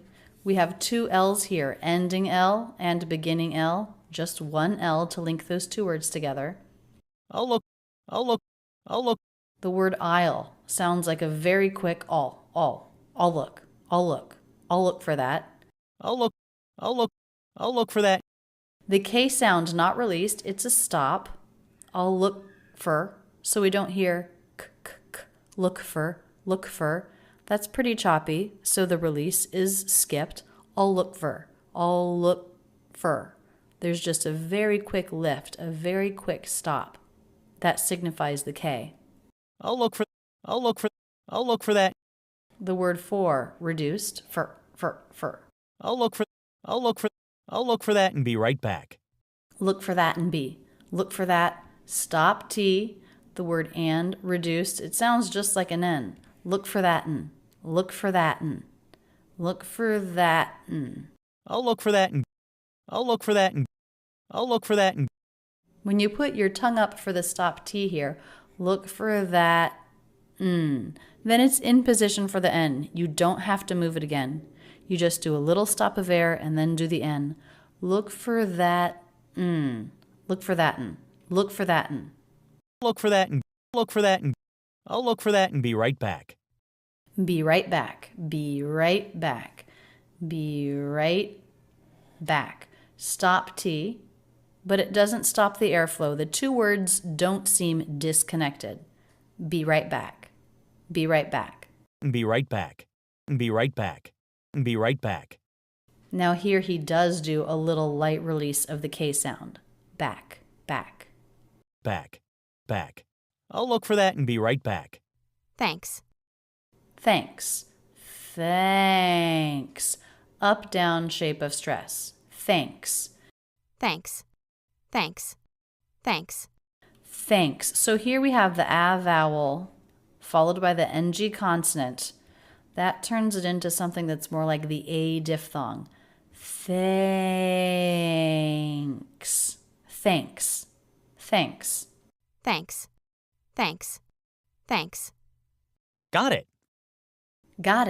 Got it. Okay, so he's back from getting the prescription. He found it. Got it. Got it. Flap T links these two words together. Got it. Stress on got. Got it. Got it. And a stop T at the end. Got it. Got it. Got it. Got it. Got it. Just the one prescription today? Just the one prescription today? Just the. These two words come together with no T in between. We often drop the T between two consonants. Just the one prescription today? Just the one prescription today? Prescription today? And he does do a light true T here, even though sometimes we make the T in today a flap. Just the one prescription today? Just the one prescription today? So we have quite a few stressed syllables here. Just the one prescription today. And then the pitch here goes up. It's a yes/no question. Just the one prescription today? Just the one prescription today? Yes. Yes. Yes. Very quick, up-down shape, though, of a stressed syllable. So even though it's said quickly, it's not flat. Yes. Yes. Yes. Yes. Yes. Yes. Okay. Okay. Okay. Okay. Okay. Okay. And your insurance covers it with a $20 copay. And holding out this word as he's thinking. And he does say the whole word, the A vowel, the N, and a very light D. And your insurance. And your insurance, dear insurance, your insurance, dear. The D links on a little bit here to the reduced word your, and your insurance, and your insurance. And your insurance covers it with a. So up until the little break here, it's all one thought group, so it's all connected. And your insurance, so the ending R links into the beginning vowel. Your insurance covers, and the S here continues right on to this K sound with no break. Covers it. Ending Z sound here, strengthened by linking in to the next vowel, the I sound. Covers it with a $20 copay. Covers it with a. So we have a stop T here. It's just a little lift. It's not really a break. It's not separating thought groups. Covers it with a. Your insurance covers it with a $20 copay. Covers, the most stressed word there, the most important word. She knows that she's not going to have to pay a lot for it. Your insurance, stress here on the second syllable, and your insurance covers it with a. Your insurance covers it with a. Your insurance covers it with a $20 copay. $20 copay, 20. He drops the second T. It's very common to drop this T in 20. It comes after an N. We often drop the T after N, and in this particular word, we do it a lot. 20, 20, 20. $20 copay. Copay, copay. So stress here is on 20 and co, with a $20 copay. $20 copay. $20 copay. $20 copay. Your insurance covers it with a $20 copay. Okay, I'll just put that on my credit card. Okay, okay, okay. Very quick. Okay. Pitch goes up. She's about to say what she's going to do about that. Okay. Okay. Okay, I'll just put that on my credit card. Here she holds out the vowel. It sounds like I'll. So here she holds out the sound here. So it is more of an I diphthong. I'll just put that on my credit card. All connected. So what does she do here? She drops the T, just put sp, S into the P sound. I'll just put I'll just put that on my credit card. Put that. Stop T because the next sound is a consonant. Put that. Put that on my credit card. Put that on. Now this T links these two words together. It's a flap. Put that on my credit card. And finally a stop T here. Credit card, because the next sound is a consonant. I'll just put that on my credit card. Credit card. Put that on my credit card. So even though we have a couple of stops in here, there are no breaks. It's all one thought group. The words all flow together. Put that on my credit card. Put that on my credit card. Put that on my credit card. Put that on my credit card. Put and cre, the two most stressed syllables there. I'll just put that on my credit card. I'll just put that on my credit card. I'll just put that on my credit card. I'll just put that on my credit card. Let's listen to the whole dialogue one more time. Hi, I'm here to pick up a prescription for Rachel Smith. Okay, I'll look for that and be right back. Thanks. Got it. Just the one prescription today? Yes. Okay, and your insurance covers it with a $20 copay. Okay, I'll just put that on my credit card.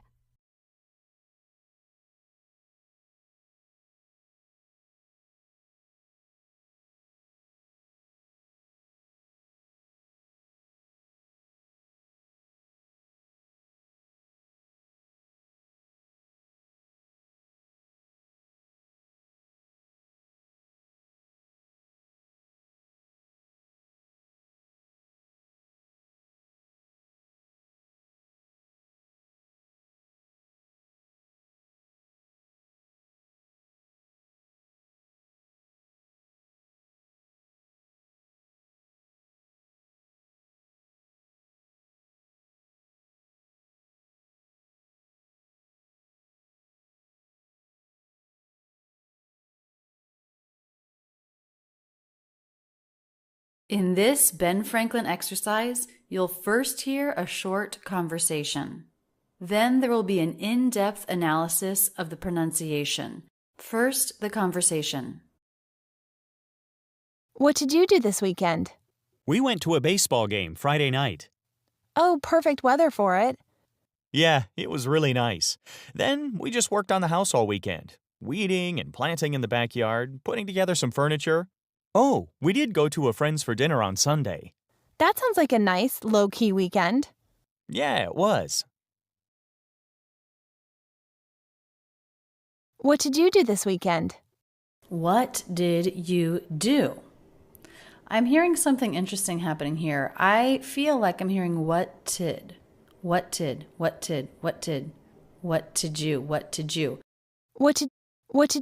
did you? So I think she's dropping the D and just linking these two words with a T sound.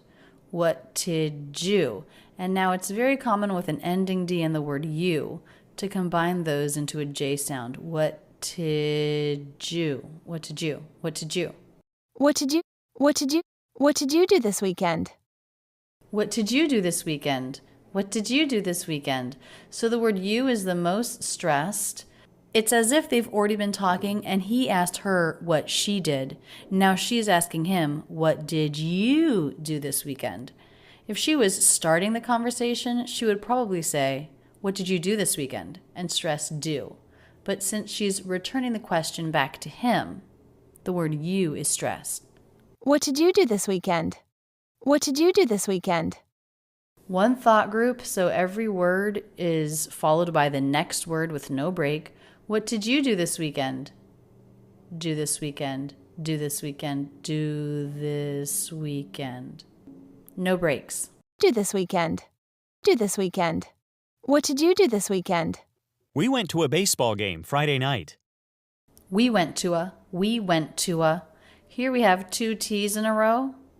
So these two words are connected with just a single T sound. Went to a. We went to a baseball game. Now the word to here is not reduced. It's not the schwa. Why? Because the next word is a schwa. We went to baseball. So if we reduced to the schwa and then followed it with a schwa, There would be no way to distinguish between those two words, and it would feel like we lost a syllable. We went to baseball. We went to baseball. But instead it's we went to a. So by keeping an oo vowel and then putting a schwa at the end, we keep the feeling of two different words of two different syllables. We went to a. We went to a. We went to a. We went to a. We went to a baseball game. Baseball game. Baseball. Compound word, stress on the first word. Baseball. We went to a baseball game Friday night. Baseball. Baseball. We went to a baseball game Friday night. I feel that base and night are the two most stressed words there. We went to a baseball game Friday night. We went to a baseball game Friday night. We went to a baseball game Friday night. And he does do a little light release of a true T here. Friday night. Friday night. Friday night. Friday night. Friday night. One sentence, one thought group, every word next to the next word with no break. Linked together, smooth. We went to a baseball game Friday night. Continuous flow of sound. We went to a baseball game Friday night. We went to a baseball game Friday night. Oh, perfect weather for it. Oh, perfect weather for it. Okay, what do I notice here? We have the CT consonant cluster ending a word. Now, usually in consonant clusters, the T is a true T. But often when the next word begins with a consonant, we drop the T, but I notice she does not do that. I do hear a very light true T. Oh, perfect weather. Perfect weather. Perfect weather for it. Perfect weather, perfect weather, perfect weather for it. It's very light. It's very quick, but I do hear it. It's not perfect weather, but rather perfect weather, perfect weather. Super light true T there. Perfect weather, perfect weather. Oh, perfect weather for it. Perfect, the most stressed word there. Oh, perfect weather for it. First syllable of weather also a little stressed. The word for not reduced. For, with the R combination. Perfect weather for it. Perfect weather for it. Perfect weather for it. She could have reduced it, but it's also okay that she didn't. Perfect weather for it. Perfect weather for it. For it, for it, for it.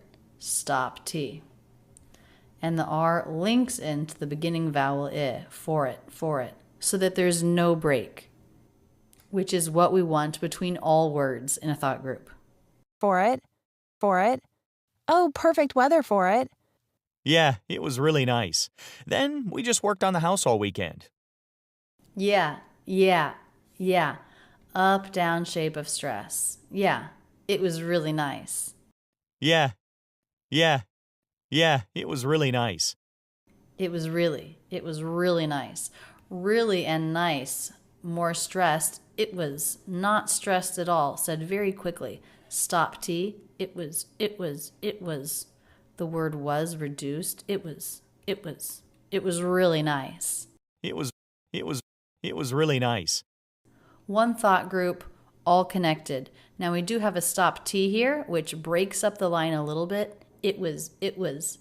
But it's not really a pause because it's just a quick little lift in the line as the energy keeps going forward. It was really nice. It was really nice. It was really nice. It was really nice. Then we just worked on the house all weekend. Then, a little break here, separating up into two thought groups. Then. So he's thinking of what to say next. That was just Friday night. She asked about his whole weekend. So he's going to think of what else he did over the weekend. Then we just worked on the house all weekend. Now here we have an ST cluster. And just like earlier with the CT cluster, T's are usually pronounced in this cluster. But when the next word begins with a consonant, we often drop the T. And this time he does. He says just worked. The word just is so often pronounced this way with no T. We just worked. We just worked on the house all weekend. Then we just worked on the house all weekend. House, the most stressed word there in the sentence in the thought group. We just worked on the house all weekend. It has the biggest up down. It's like the peak of the sentence. House. We just worked on the house all weekend. Worked on the house. Worked on the house. The ed ending here is pronounced as a T because the sound before is unvoiced. It's the K. Worked on. Worked on. And I do hear that he lightly connects the T to the next vowel. Worked on. Worked on. Worked on the house. Worked on the house. We just worked on the house all weekend. We just worked on the house all weekend. So within this thought group, everything is linked, said together very smoothly. No breaks. We just worked on the house all weekend. Weeding and planting in the backyard, putting together some furniture. Weeding and planting in the backyard. A little break here. Weeding and planting. The word and reduced and planting. D is dropped. Weeding and planting. ING words, stress is never on the ing ending. It's always on another syllable. And since these are just 2-syllable words, stress is on the first syllable. Weeding and planting. Weeding and planting. He gives a true T here as part of the NT cluster. Planting. T after N is sometimes dropped. He could have dropped it here, but he didn't. When it's not dropped, it is a true T. Weeding and planting in the backyard. Weeding and planting in the backyard. Backyard. Both stressed, really different than in the, which were said so quickly. In the. In the backyard. Weeding and planting in the backyard, putting together some furniture. So again, in this thought group, everything is linked together. There are no breaks. Putting together some furniture. What do I notice? These T's, flap T's between two vowels. Putting. Putting together some furniture. This T, now we say that the T at the beginning of a word is always a true T, but that's not true. Sometimes in the TO combination, it's a flap, like the word to in the word today, in the word tomorrow. I have noticed that those can be flap T's, and I think he's doing a little flap T here as well. Putting together, putting. I'm not hearing a true T release. Putting together. Putting together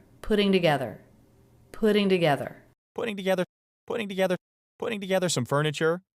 Putting together some furniture. The word some said very quickly. I would maybe even write that with a schwa phonetically, just to show that it was said so quickly, that it was an unstressed word. Some furniture. Some furniture. Putting together some furniture. Pudding and fern, the most stressed syllables there. Furniture. The T here is the CH sound. Furniture. Putting together some furniture. Oh, we did go to a friend's for dinner on Sunday. Oh, exclamation, up, down, shape. He's thinking of something a little bit more fun that they did over the weekend. Oh, we did go to a friend's for dinner on Sunday. We did go to a... One thing he's doing here, which I find a little strange, it seems just a little unnatural to me. You know, he was speaking into a microphone. This is a scripted conversation. It wasn't naturally occurring. And definitely when that happens, people sometimes do things a little less conversationally than they would in real life. And I think this would so frequently be a flap T. Go to a. He makes a true T. Go to a. Go to a friend's for dinner. But in general, I would say make that a flap. Go to. Those two words come together pretty frequently. Make that a flap to link. Go to a. Oh, we did go to a friend's for dinner on Sunday. Go to a friend's for dinner on Sunday. Go to a friend's for dinner on Sunday. We did go to a friend's for dinner on Sunday. So this is where all the content is. Friends, dinner, Sunday. If those were the only 3 words he said, you would get the idea of what he was saying. That's why they're called content words. We did go to a friend's for dinner on Sunday. For dinner. The word for, reduced. For. Function word said very quickly. For dinner on Sunday. For dinner on Sunday. All of these words are connected with no break. For dinner on Sunday. We did go to a friend's for dinner on Sunday. That sounds like a nice, low-key weekend. Yeah, it was. Okay, so she puts a little break here as she's listing things. 2 different adjectives to describe the weekend. So we have 2 little thought groups. That sounds like a nice. That sounds, stop T, a vowel not reduced. That sounds like a nice. That sounds like a nice. That sounds like a nice. All linked together, no break. We have an ending consonant here, beginning vowel. That's always a good clear link. But there are no breaks anywhere here. That sounds like a. That sounds like a. That sounds like a nice. That sounds like a nice, low-key weekend. Low-key weekend. Low-key weekend. So none of these words are unstressed. Low and weak are the 2 stressed syllables within these 2-syllable words. Low-key weekend. Low-key weekend. That sounds like a nice, low-key weekend. Yeah, it was. Yeah, it was. Yeah. Up, down, shape of a stressed syllable. Casual way to show agreement. Yeah, it was. And he connects these 2 words. He doesn't put a stop. Yeah, it was. The word it said very quickly, stop T, and then the word was, not reduced here because it's at the end of a sentence, so it's not it was, but rather it was. Yeah, it was. Yeah, it was. Yeah, it was. Yeah, it was. Yeah, it was. Let's listen to the whole dialogue one more time. What did you do this weekend? We went to a baseball game Friday night. Oh, perfect weather for it. Yeah, it was really nice. Then we just worked on the house all weekend, weeding and planting in the backyard, putting together some furniture. Oh, we did go to a friend's for dinner on Sunday. That sounds like a nice, low-key weekend. Yeah, it was.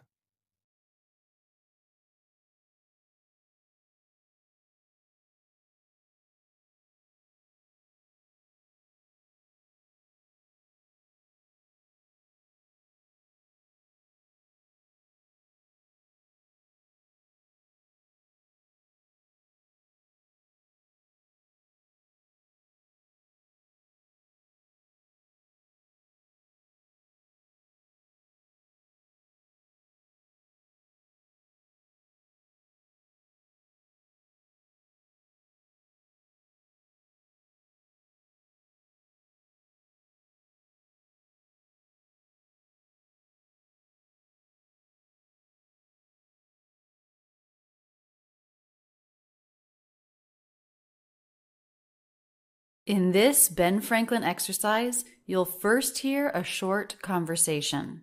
Then there will be an in-depth analysis of the pronunciation. First, the conversation. Hi, do you have any availability for a party of 6 at 7 p.m. on Friday? This Friday? Let me check. It looks like we don't have 7 p.m. The earliest I have is 8:30. Wow, okay. Nothing before that? Nothing at like 5 or anything like that?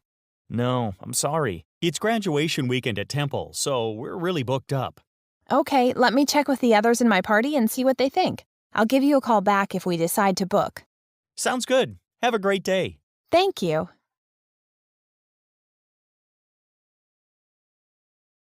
Hi, do you have any availability for a party of 6 at 7 p.m. on Friday? This is a pretty long sentence, a pretty long thought group. Hi, do you have any availability for a party of 6 at 7 p.m. on Friday? No breaks. Let's take a listen again and think about what words you think are the clearest and the longest, the ones that stand out of the sentence the most. Hi, do you have any availability for a party of 6 at 7 p.m. on Friday? Hi, do you have any availability for a party of 6 at 7 p.m. on Friday? First of all, hi has sort of an up-down shape and then a little bit of a break. It could be considered a separate thought group. Hi, especially because it's at the beginning of the sentence and because it's a greeting and she wants to sound friendly, the pitch is higher. And this does make it stand out of the rest of the sentence more. Hi, do you have any availability? I feel like she takes the word availability, and really stretches it out. The stressed syllable there, availability, is bill. But the syllable veil, availability, also has a little bit of stress. Availability, da-da-da-da-da-da. So the primary stress is on the fourth syllable, but there is secondary stress on the second syllable. Availability. Hi, do you have any availability for a party of 6 at 7 p.m. on Friday? Then the other word that I hear being the most clear, the most sticking out of the sentence, the most obvious is 6. 6. Hi, do you have any availability for a party of 6 at 7 p.m. on Friday? If you did not mark or feel the same stress that I did, that's okay. Party and 7 and fry also had some stress. But the thing to notice is that not every word is given equal weight. Some words are said much more quickly. Hi, do you have any availability for a party of 6 at 7 p.m. on Friday? And actually, these three words, do you have, are said really quickly and a little unclearly. I don't hear the H. Do you have is what I hear. Not do you have, but do you have. It's not uncommon to drop the H in these function words like have, had, his, her. Do you have? And the word do said so quickly that it almost doesn't have a vowel. Do you have? Although she dropped the H. So it was do you have?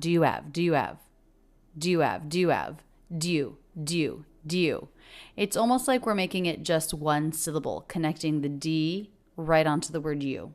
Do you have any? Do you have any availability? Availability. So that word was a little slower. Availability. And notice that the T is a flap T here. Ability.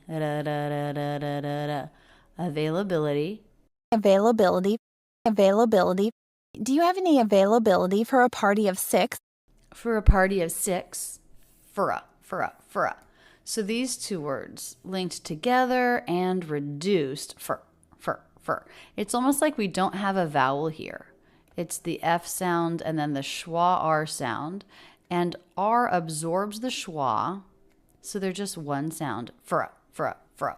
They link right into the next sound, which is the schwa. Furra. For a party. For a party of 6. For a party of 6. For a party of 6. For a party of 6. So par has more stress there than for a party. This is a flap T. Party. Remember the T is a flap when it comes between two vowels like it did here, or when it comes after an R and before a vowel or diphthong. Party. Party of 6. Party of. You could drop the V sound here, but she doesn't. She makes a really quick V sound along with the schwa. Party of 6. Party of 6. Party of 6. Party of 6 at 7 p.m. At 7. Okay, so the word at often reduces to the schwa sound. She doesn't do that. She does have an a vowel, but it's still said very quickly. At. And the T here is a stop T because the next word begins with a consonant. So that would be the S sound in the word seven, at seven, at seven, at seven. Party of six at seven. Party of six at seven, at seven. At 7 party of 6 at 7 p.m. on Friday. PM on Friday, 7 p.m. on Friday. So the letters P and M are said with their letter names here, and that would be the P consonant and the E vowel, and then the E as in bed vowel and the M consonant. PM, 7 p.m. PM, 7 p.m. And anytime we're saying a series of letters out loud, like JFK, PM, HBO, stress is always on the last one. So M has more stress than P. PM, PM, PM, PM. PM, 7 p.m., 7 p.m. AM would sound like this. AM, AM. Can you tell that I'm stressing the second one? AM. And that would be spelled in IPA with the A as in say diphthong, and then again the E as in bed vowel and the M consonant. AM, AM, PM, PM. So in both of these cases, we're linking the two words together. AM, PM, AM, PM.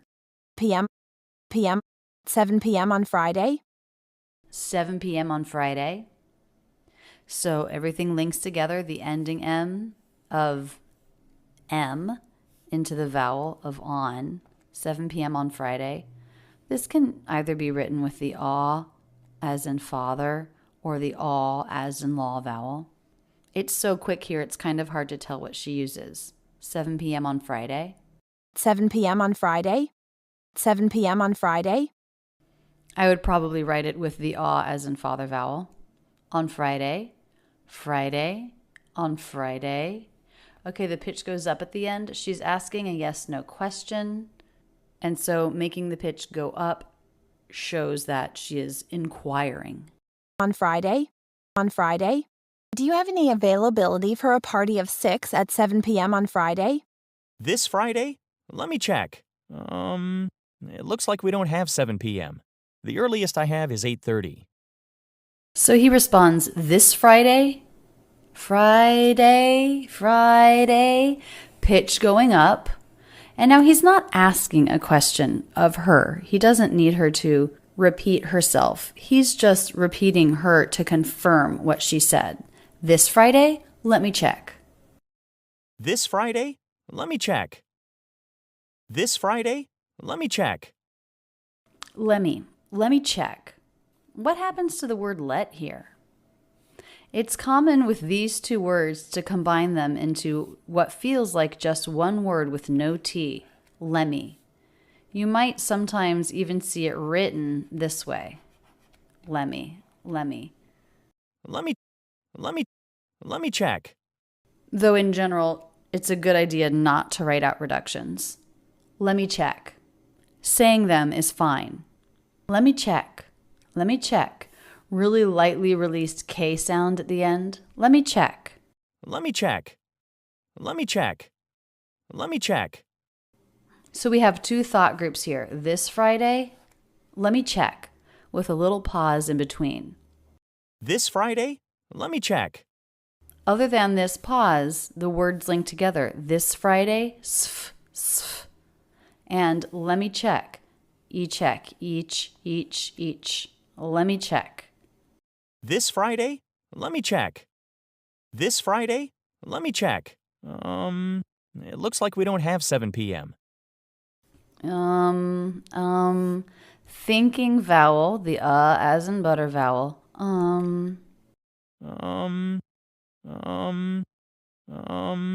It looks like we don't have 7 p.m. It looks like.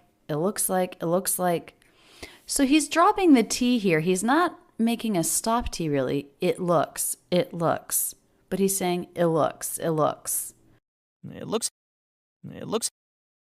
like. dropping it all together. This is not too common, though it definitely happens. So he's just taking the I vowel and linking it into the L. Now I know what you're thinking. This isn't one of the rules. He's not following the rule. The rule is when the T is followed by a consonant, it's a stop.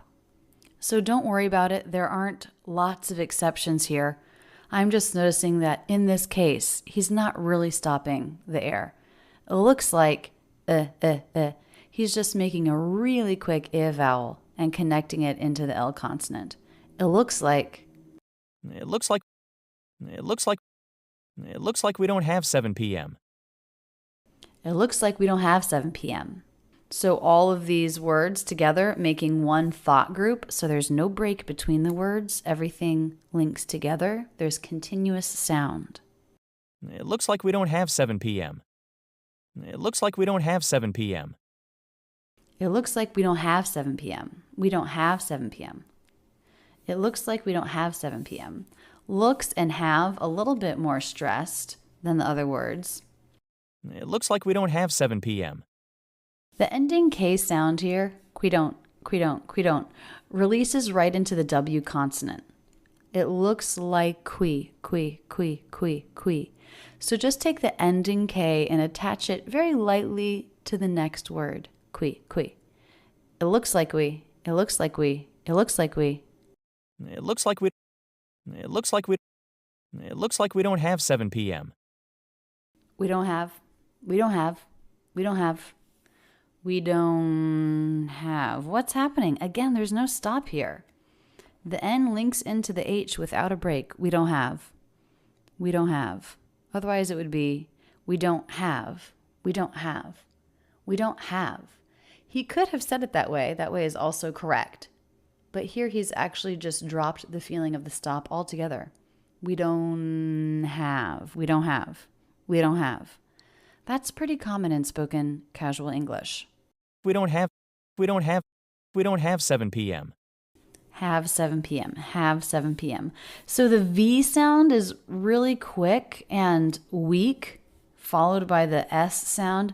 Have 7. If it was followed by a vowel or diphthong, it would be stronger. But when it's followed by a consonant, it can be hard to hear. Have 7. Very quick, very light before the next consonant sound. We don't have 7 p.m. We don't have 7 p.m. We don't have 7 p.m. The earliest I have is 8:30. The earliest I have is 8:30. Okay, so another thought group where everything links together, everything's connected, continuous speech, forward motion. The earliest I have is 8:30. The earliest I have is 8:30. The. Said very quickly. The letter E is the E vowel here because the next sound is another vowel. Otherwise, it would be the schwa. The rule is when the word the is followed by a consonant, we make it a schwa. When it's followed by a vowel or diphthong, we make it the vowel in the E vowel, the earliest. The earliest.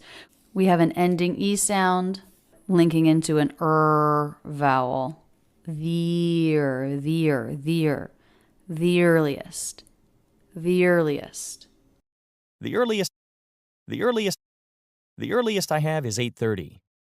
Earliest I have. Ending ST cluster linking into the I diphthong for I.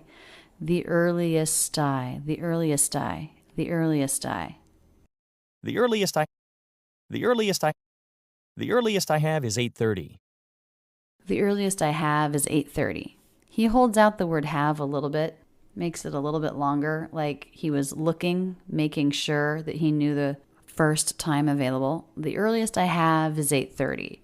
Then the V sound linking into the I vowel. The earliest I have is 8:30. Is 8:30. The S in is makes the Z sound, and that links into the A diphthong, which is the beginning sound of 8:30, 8:30. And the T in 30 is a flap T. This is because it's following an R and before a vowel sound. 30, 8:30. 8:30, 8:30, 8:30. I should have written this out. because the T in 8 is a stop T. 8:30, 8:30, 8:30, because the next sound is a consonant, the TH sound. Is 8:30. Is 8:30. Is 8:30. Is 8:30. The earliest I have is 8:30. Wow, okay. Nothing before that? Nothing at like 5 or anything like that? Okay, so she links these two words. They are one thought group. Wow, okay. Wow, okay. Wow, okay. And then there's a stop in sound, a break, separating thought groups. Wow, okay. Nothing before that? Wow, okay. Nothing before that? Nothing before that? Nothing before that? So these words have no breaks in between them. The NG linking right into the B sound. Nothing before that. And the R going right into the voiced TH sound. Nothing before that. Nothing before that? Nothing before that? Nothing. More stressed. And then that. Pitch goes up. Yes, no question. Nothing before that. Nothing before that? And then she does do a light true T at the end.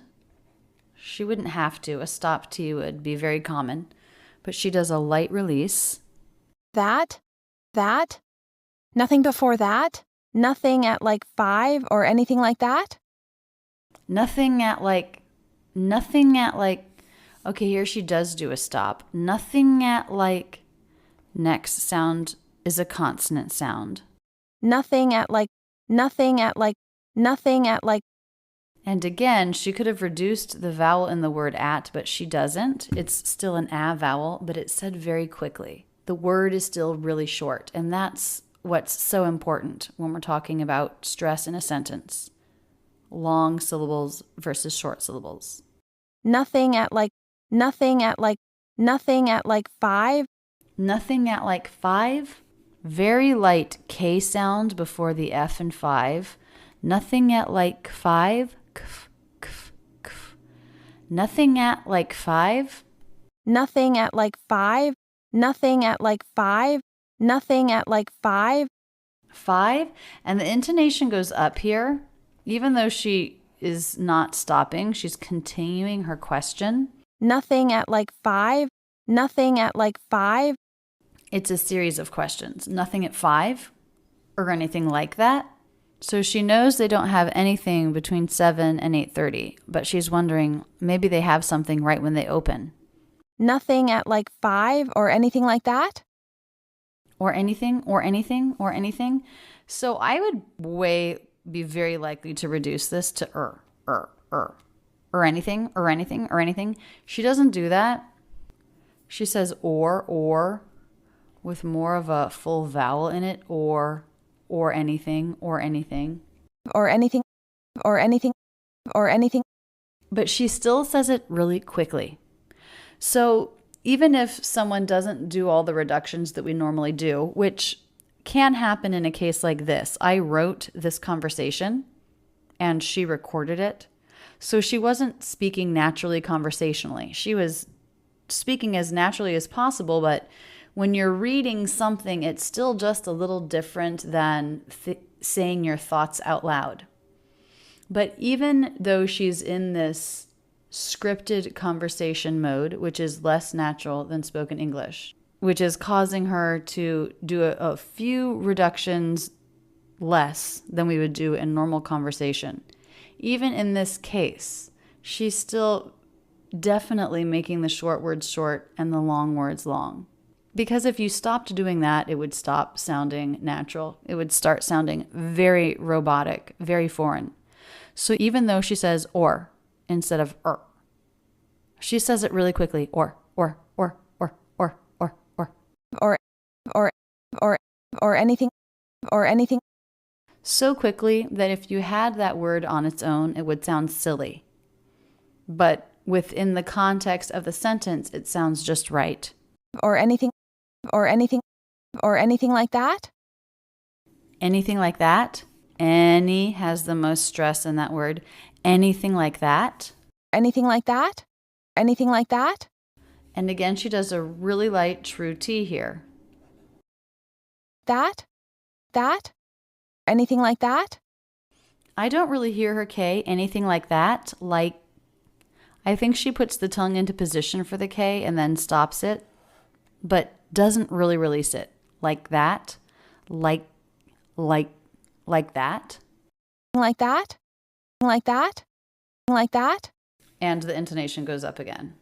Asking a question, hoping for availability. Nothing at like 5 or anything like that? No, I'm sorry. It's graduation weekend at Temple, so we're really booked up. Little break in the thought group here. No, I'm sorry. I'm sorry. Ending M, going right into the beginning S with no break. I'm sorry. No, I'm sorry. No, I'm sorry. No, I'm sorry. It's graduation weekend at Temple. He does a little break here, breaking up thought groups. It's graduation weekend at Temple. Graduation. A is the most stress there. Graduation. In T-I-O-N ending words, stress falls on the syllable just before that ending. Graduation. Evaluation. Nation. It's graduation weekend at Temple. It's graduation weekend at Temple. At Temple. Graduation weekend at Temple. Weekend, 2-syllable word with stress on the first syllable. Weekend. Graduation weekend at Temple. Graduation weekend at Temple. The word at. He does do what I would do, what I think is more natural, which is he reduces the vowel to the schwa. It. Really, really fast. At Temple. At Temple. At Temple. At Temple. Okay, here we have an ending T and a beginning T. You can just combine those into one T sound at Temple. So it's a full true T with a little stop and then a release. At Temple, with a little schwa before for the word at. Graduation weekend at Temple, at Temple, at Temple, at Temple. At Temple. At Temple. At Temple. Temple is a university here in Philadelphia. Stress on the first syllable. Temple. At Temple. It's graduation weekend at Temple, so we're really booked up. So we're really booked up. He holds out the word so a little bit. So we're really. And then goes right into the W consonant. And in this next thought group, everything connects together with no breaks. We're really booked up. We're really. We have an ending R sound, beginning R sound, linked together with just one R. We're really.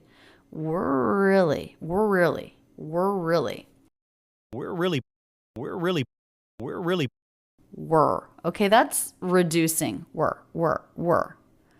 It's low in pitch. It's got a little bit of a low energy quality in the voice. We're really.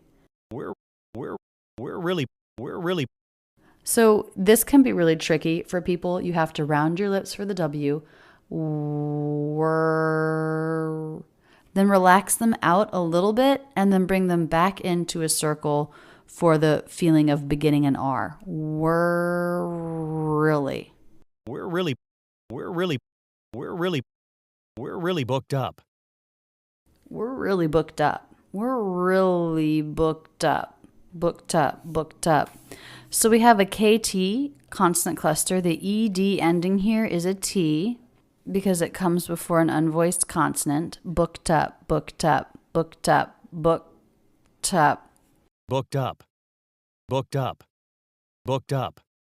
He's not saying booked up. He's not releasing the K and then the T. Booked up. A stop there, tongue in position for the K. Booked up. And then he makes the true T sound, which links into the vowel of the next word. Booked up.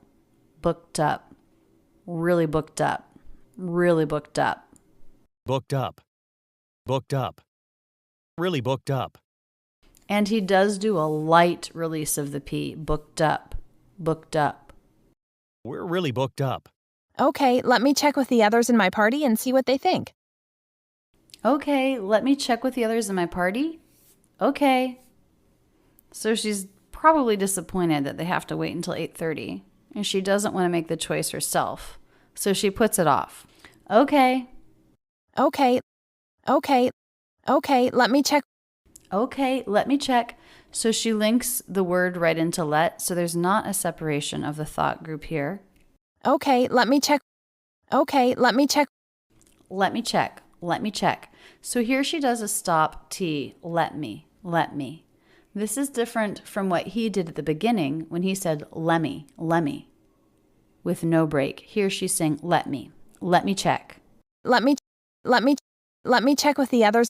Check a little bit stronger than some of the other words there. Let me check with the others. Let me check with the others. Let me check with the others. Let me check with the others. With the others, with the others. So here we have an ending TH, a beginning TH. The TH in the is voiced, and in with is usually unvoiced, although it can be pronounced either way.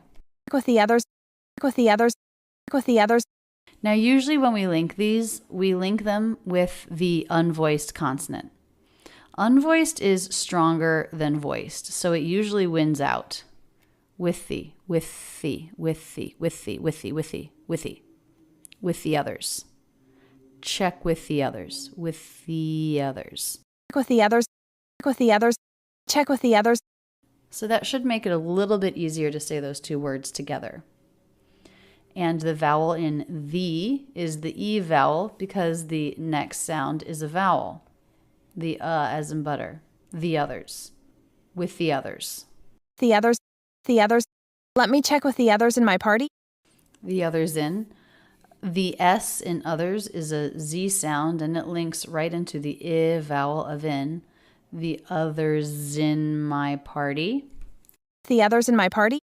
The others in my party. The others in my party. Again, a flap T because it comes after an R before a vowel. Party. Party. Party. Let me check with the others in my party and see what they think. In C, in C, in C. The word and reduced, schwa en. It sounds just like the word in, doesn't it? Parties in. It's a good way to think of the reduction of and sounding like in. It will probably help you sound more natural. Party in C. Party in C. Party and see. Party and see. Party and see what they think. See what they think. See what they think. See what they think. Those two words a little bit more stressed. See what they. See what they. What they. See what they. See what they. See what they think. Stop T in what.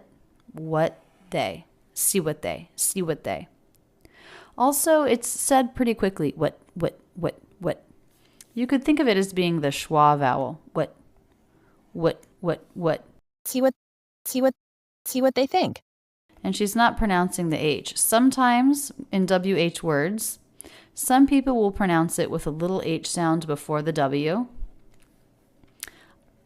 But many people these days now just make the W sound, like she does here, and this is what I do as well. What they think. What they think. What they think. Let me check with the others in my party and see what they think. I'll give you a call back if we decide to book. I'll give. The word I'll Said very quickly. It's like A-L-L, all, said very fast. I'll give.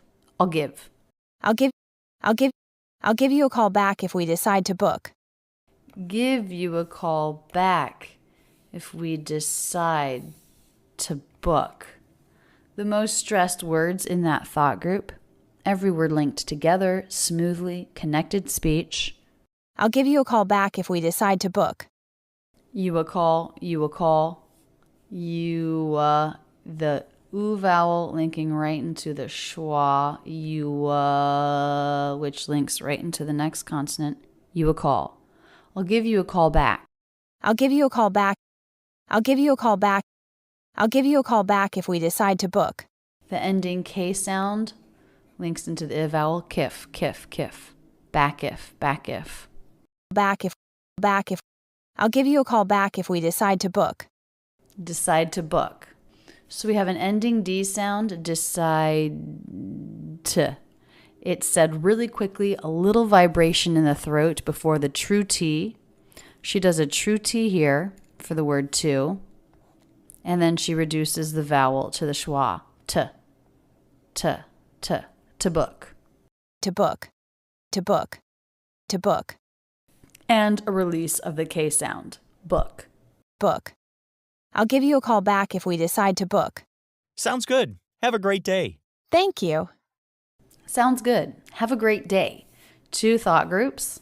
Within each thought group, every word is connected. Sounds good. It's good. It's good. It's good. Sounds good. Sounds good. Sounds good. Sounds good. Sounds good. You can think of dropping the D. It's between 2 consonants here, N and the Z sound. Sounds. Sounds. Sounds. Sounds good. So you don't need to make an effort to make a D there. Sounds good. Sounds good. Sounds good. Good. Good. Little D sound in the throat, but he does not release it. Good. D. We don't hear that release. Sounds good. We just hear that D in the throat. Good. Good. Sounds good. Have a great day. Really weak H sound. I'm not even sure if I hear it. Have a great day. Have a great day. Maybe he's making it really lightly. Have a great day. Have a great day. Have a great day. Great day. Have a great day. Both stressed, and the T is a stop. Great day. It's not released. Great day. Great day. Have a great day. Thank you. Thank you. Thank you. 1 thought group, all connected. The K sound right into the Y sound. Thank you. Q, Q, Q. Thank you. Thank you. Thank you. Thank you. Let's listen to the whole conversation one more time.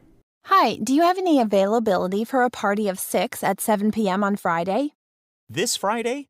Let me check. It looks like we don't have 7 p.m. The earliest I have is 8:30. Wow, okay. Nothing before that? Nothing at like 5 or anything like that? No, I'm sorry. It's graduation weekend at Temple, so we're really booked up. Okay, let me check with the others in my party and see what they think. I'll give you a call back if we decide to book. Sounds good. Have a great day. Thank you.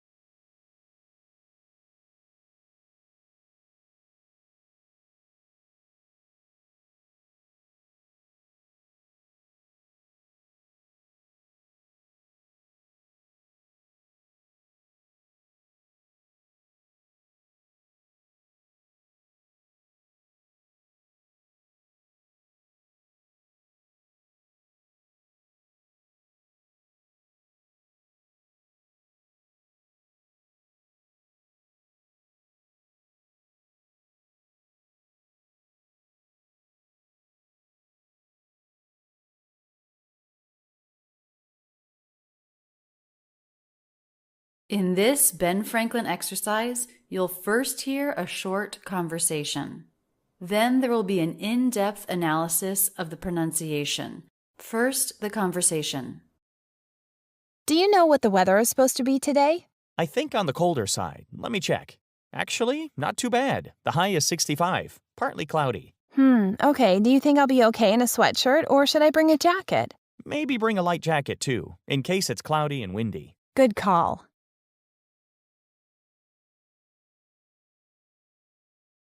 Do you know what the weather is supposed to be today? The word do is said so quickly, I think that you can think of it just being a D sound in front of the word you. Do. Do. Do you know what? Do you know what the weather is supposed to be today? Do you know what the weather is supposed to be today? So all linked together, this is a single thought group with no breaks. So every sound is connected, the sound flows forward, all of the words slide into each other. Do you know what the weather is supposed to be today? Do you know what the? We do have a stop here. What the? A quick little break in air for the stop T, but it doesn't stop the forward motion. It doesn't make it feel like a separate thought group. Do you know what the? Do you know what the weather? Do you know what the weather is? The word know, do you know? A little bit stronger and longer than dia. Do you know what the weather? Weather. Weather, also a content word, a little bit more stressed, especially compared to the unstressed word before it. The weather. Do you know what the weather is supposed to be today? Weather is ending R sound, linking into beginning I vowel. Weather is supposed to be. Weather is supposed to be. Weather is supposed to be. Weather is supposed to be. And the word is said very quickly. Weather is supposed. Weather is supposed. Now, the word is. The S represents the Z sound, but here we're linking into a word that begins with an S sound. And in these pairs, where the sounds take the same mouth position, the unvoiced consonant is stronger and sometimes it overpowers the voiced sound. So I actually think it's just is supposed. You don't need to try to make a Z sound. Just make a quick I vowel before the word is supposed. Weather is supposed to be. Weather is supposed to be. It's happening again later. So is supposed to be. Supposed is followed by to somewhat frequently. This is a normal phrase to use when we're asking about how something should be or is expected to be.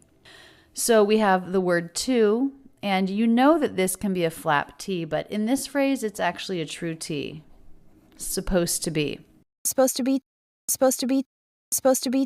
Now, suppose would be a Z sound, which means that the ED ending would be a D sound.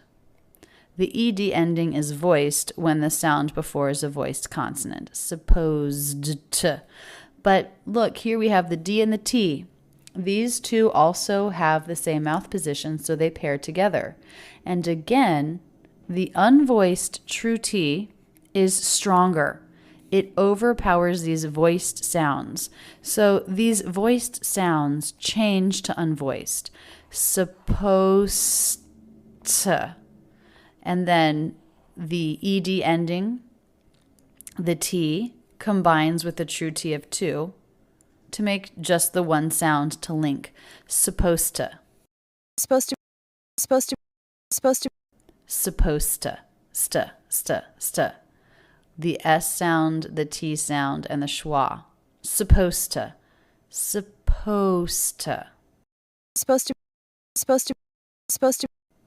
just 3 syllables. I'm going to make this phrase 3 syllables. Supposed to. So we have the S and the schwa in the first syllable. Then we have the P consonant and the O diphthong in the stressed syllable. And then ST schwa. Supposed to. Supposed to. Supposed to be. Weather is supposed to be. Weather is supposed to be. Supposed to. Do you know what the weather is supposed to be today? Supposed to be today. Supposed to be today. True T in today. She could have made that a flap, but she didn't. Another true T, and the vowel is the schwa. Today. Today. Today? Today? Today? Today. Today. Pitch goes up. She's asking a yes/no question.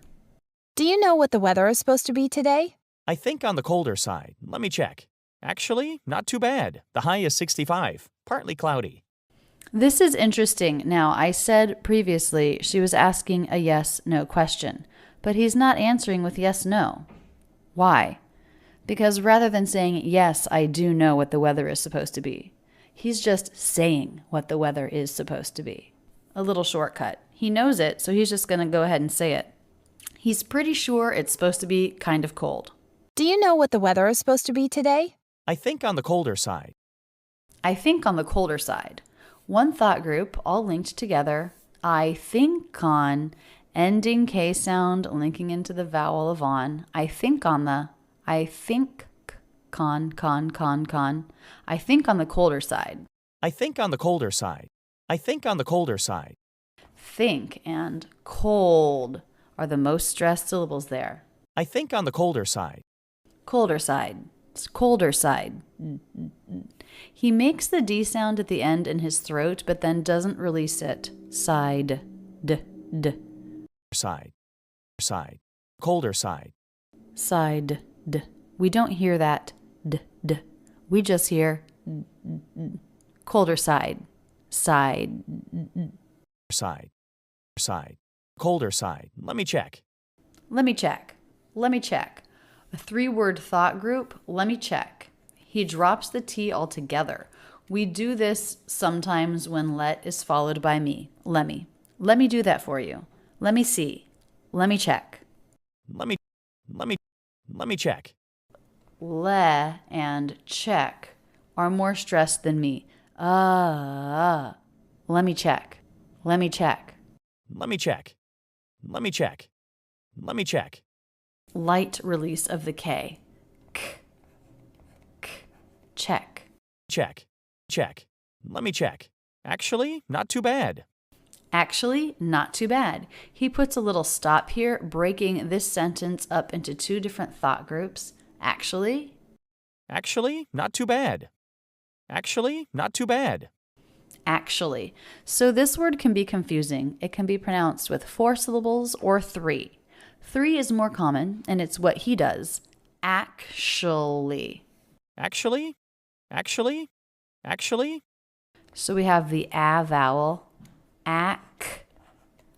Then he makes an SH sound. It could be CH, but SH works too. Actually. And I'm going to write that with the schwa L. It's just a dark L sound, though. Shol. Shol, shol, shol. You don't need to try to make a schwa and then an L. Actually. And then to end, an E sound. Actually? Actually? Actually? So first syllable stress, actually. Actually? He makes his intonation go up, actually, to signal that he is going to say something next. Actually? Actually, not too bad. Not too bad. Not too bad.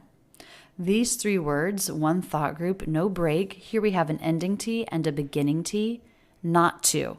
Not to. Not too bad. Not too bad. And he makes just 1 true T to connect those 2 words. Not too bad. Not too bad. And the oo vowel goes right into the B sound with no break. Not too bad. Not too bad. The high is 65, partly cloudy. 2 more thought groups. The high is 65, no break, and then a break, partly cloudy. No break between those words. The high is 65, partly cloudy. The high is 65, partly cloudy. In this thought group, high and 65 are the most stressed words. The high is 65. The high is 65.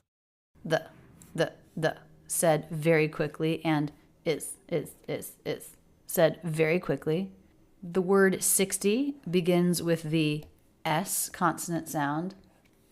So even though the S in is represents the Z sound, the S in 60, the unvoiced pair, the unvoiced match to the Z sound is stronger. And so it overpowers it. So you don't need to try to make a Z sound. Just put an I vowel before 60. Is 60, is 60, is 65. And we will still know that that means is 65. Is 65. Is 65. Is 65. Is 65. The high is 65. Partly cloudy. Partly cloudy. Partly. Okay, we have a stop T here. Partly, because it's followed by an L. Partly. We often drop the T when it comes between two consonants, and here it is between two consonants, R and L. But the rule is different when the first consonant is an R. When the first consonant is an R, it's a stop T rather than a dropped T when it's followed by another consonant. So stop T in partly, partly cloudy. Partly cloudy. Partly. The E vowel right into the K sound, no break, because these two words are in the same thought group here. Partly cloudy. Partly cloudy. Partly cloudy. The high is 65. Partly cloudy. Okay. Do you think I'll be okay in a sweatshirt, or should I bring a jacket? Pretty long thought group here. Not really much of a break in between, so I think we can call this all one thought group. Okay. Do you think I'll be okay in a sweatshirt, or should I bring a jacket? Okay. Okay. So these two words, mostly just filler words. Is what we say when we think. Okay means, I heard what you said. Okay. Okay. Okay. Okay. Really common to do this when you're thinking. Okay. Okay. Do you think I'll be okay in a sweatshirt, or should I bring a jacket? So here we have okay twice. The first time it means I'm thinking about what you've just said. I understand what you've just said. The second one means all right, or in this case, comfortable.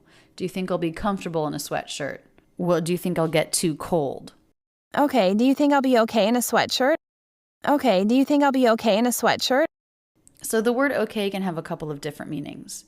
We can use it to say I understand you, and we can also use it to mean all right, good. Okay. Do you think I'll be okay in a sweatshirt? Do you think? Again, she says do so quickly, you could think of it as not having a vowel and just being a D sound in front of the next word. Do you think? Do you think I'll be okay in a sweatshirt? I'm listening to her again and again and trying to decide if I think I hear a light K here, think, call, or if I think it's dropped, think I'll be okay. Do you think I'll be okay? It doesn't really make sense to drop it, because then it sounds like the word thing, THING. So, do you think I'll be okay? Do you think I'll be okay? Do you think I'll be okay? Do you think I'll be okay? I think it's extremely light, but you should think of doing a light K here. Do you think I'll be okay? Do you think I'll be okay? Do you think I'll be okay? And because the next word is a diphthong, begins with a diphthong, you can think of the light K beginning the next word, call. Do you think I'll be okay? Do you think I'll be okay? Do you think I'll be okay? So it could be like you're saying this word, call. Call me later, only you're making it very unstressed. Call. Think I'll be okay. Because think and okay are the most stressed words in this little section of the sentence. Do you think I'll be okay? Do you think I'll be okay? Do you think I'll be okay? Do you think I'll be okay? Do you think I'll be okay? Be okay. Linking vowel to vowel. Make sure you do that with no break. Be okay. Be okay. Be okay. Do you think I'll be okay in a sweatshirt? Okay in a sweatshirt. Okay in a sweatshirt. Again, everything is linked together.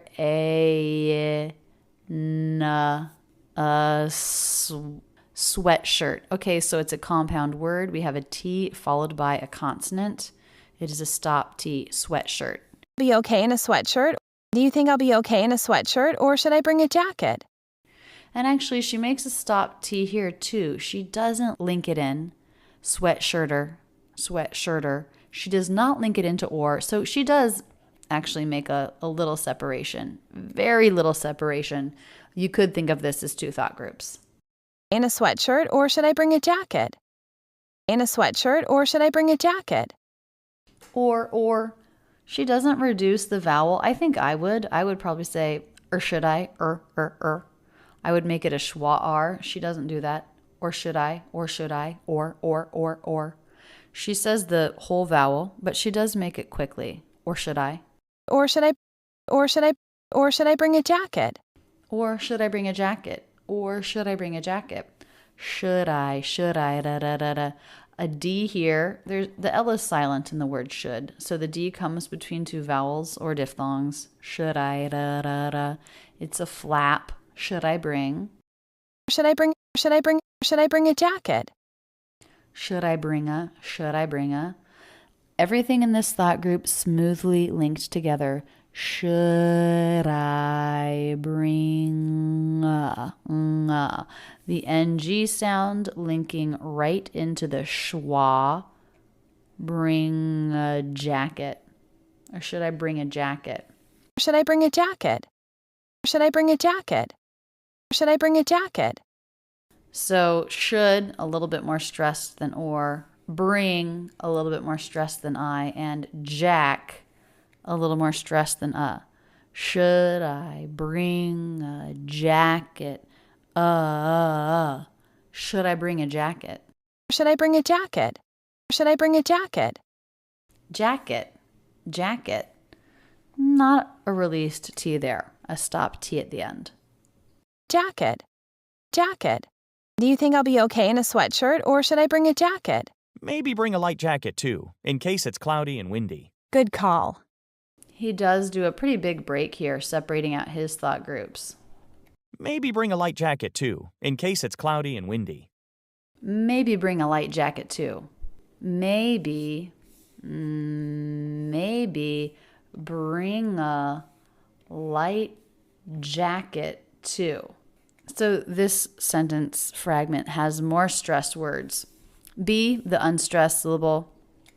Even in a stressed word, unstressed syllables are unstressed. So B, and it are unstressed. Maybe bring a light jacket too. Maybe bring a light jacket too. Maybe bring a light jacket too. But in this thought group, all the words go together quickly, smoothly, no break. Maybe bring a light jacket too. Maybe bring a light jacket too.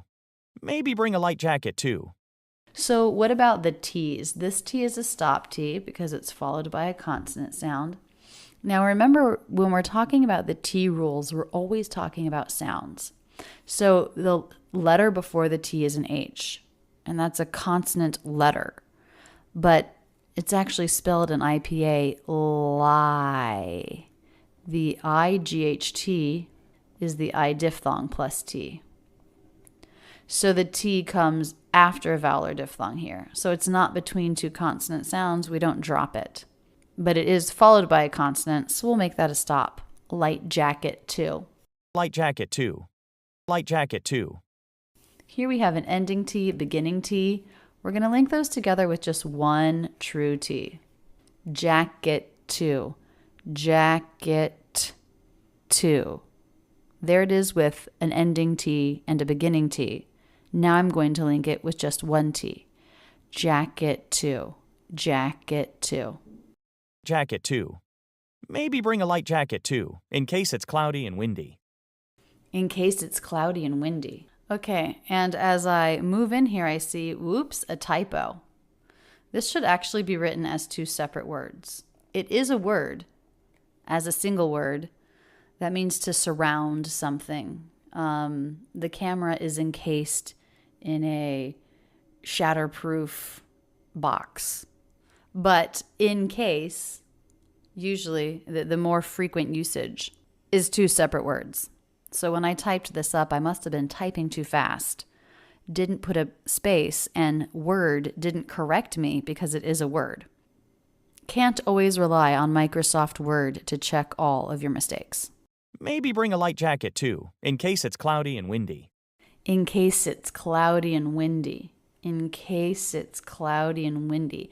So case, clow, and win are the most stressed syllables there. In case it's cloudy and windy. But in this thought group, all words are connected smoothly. In case it's cloudy and windy. In case it's cloudy and windy. Cloudy and windy. The word and reduces cloudian, cloudian, cloudy and windy. When it reduces, it sounds a lot like this word. It actually sounds just like this word in, cloudy and windy. Cloudy and windy. Cloudy and windy. Cloudy and windy. So if you're having a hard time reducing the word and, think of it as being in, cloudy and windy. And then make sure you're saying it really quickly. It should be really short. Cloudian, cloudian, cloudy and windy. Cloudy and windy. Cloudy and windy. Maybe bring a light jacket too, in case it's cloudy and windy. Good call. Good call. Both stressed words. Nothing reduces, nothing said quickly. Good call. Good call. Good call. Good call. Good call. Good call. We make a D sound in the throat, good, but we don't release it. If we released it, it would really chop it up. Good call, good call, good call, good call. Instead, we say good call, good call, good call. Good call. Good call. Good call. Let's listen to the whole conversation one more time. Do you know what the weather is supposed to be today? I think on the colder side. Let me check. Actually, not too bad. The high is 65, partly cloudy. Okay. Do you think I'll be okay in a sweatshirt, or should I bring a jacket? Maybe bring a light jacket too, in case it's cloudy and windy. Good call.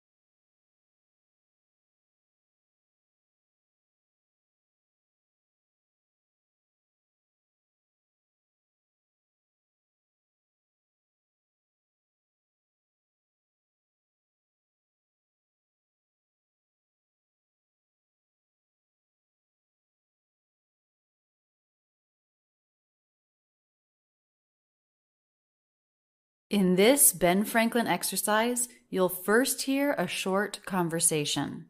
Then there will be an in-depth analysis of the pronunciation. First, the conversation. Can I pick your brain about the job posting for the new admin assistant position? Sure. I've never done this before. What kind of things should I include? Well, what kind of experience do we need? A college degree, right? So definitely put that in. Other than that, I would describe the kinds of things you need this person to do. Okay, yeah. I need to think about that so I can be really specific and clear. And then maybe we talk about the qualities you want in a person and any kind of office skills you want them to have, like PowerPoint or something. Good idea. Okay. I'm going to work on this for a bit. Would you be willing to look over it before I post it? Sure. Can I pick your brain about the job posting for the new admin assistant position? Well, this is a pretty big thought group here. She doesn't put in any breaks. She links every word together with no gaps. And so this is one thought group. Can I pick your brain about the job posting for the new admin assistant position? Let's take it piece by piece. First, the reductions. I hear the word can being pronounced kin. Can I pick Kin. So the K sound and then the schwa N sound. And when the schwa is followed by N, the N absorbs the schwa. You don't have to try to make a separate vowel sound. Kin. We pronounce the word can this way all the time. And she links it into the next word, nai, kanai. Can I pick your brain? Pick your brain. So here's another reduction. The word your reduces and becomes your. The Y sound and the schwa R sound. Just like with schwa N, with schwa R, you don't have to try to make a vowel sound. Just the Y sound and the R sound, your, said very quickly. Pick your brain. And the K sound links right up into the word your. Pick your. Can I pick your? Can I pick your brain about the job posting? Can I pick your brain about the job posting? Let's talk about the stressed word. Brain is the longest, the clearest word there. Can I pick your brain about the?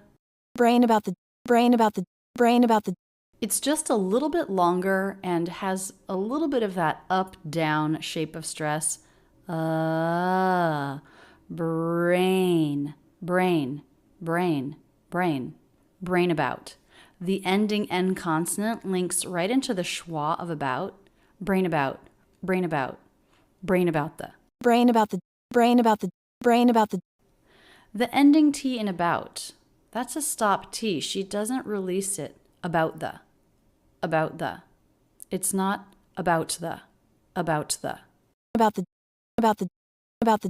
This is an ending stop T because the next word begins with a consonant. About the job posting for the new admin assistant position? Job posting for the new admin assistant position? What are our longer words here?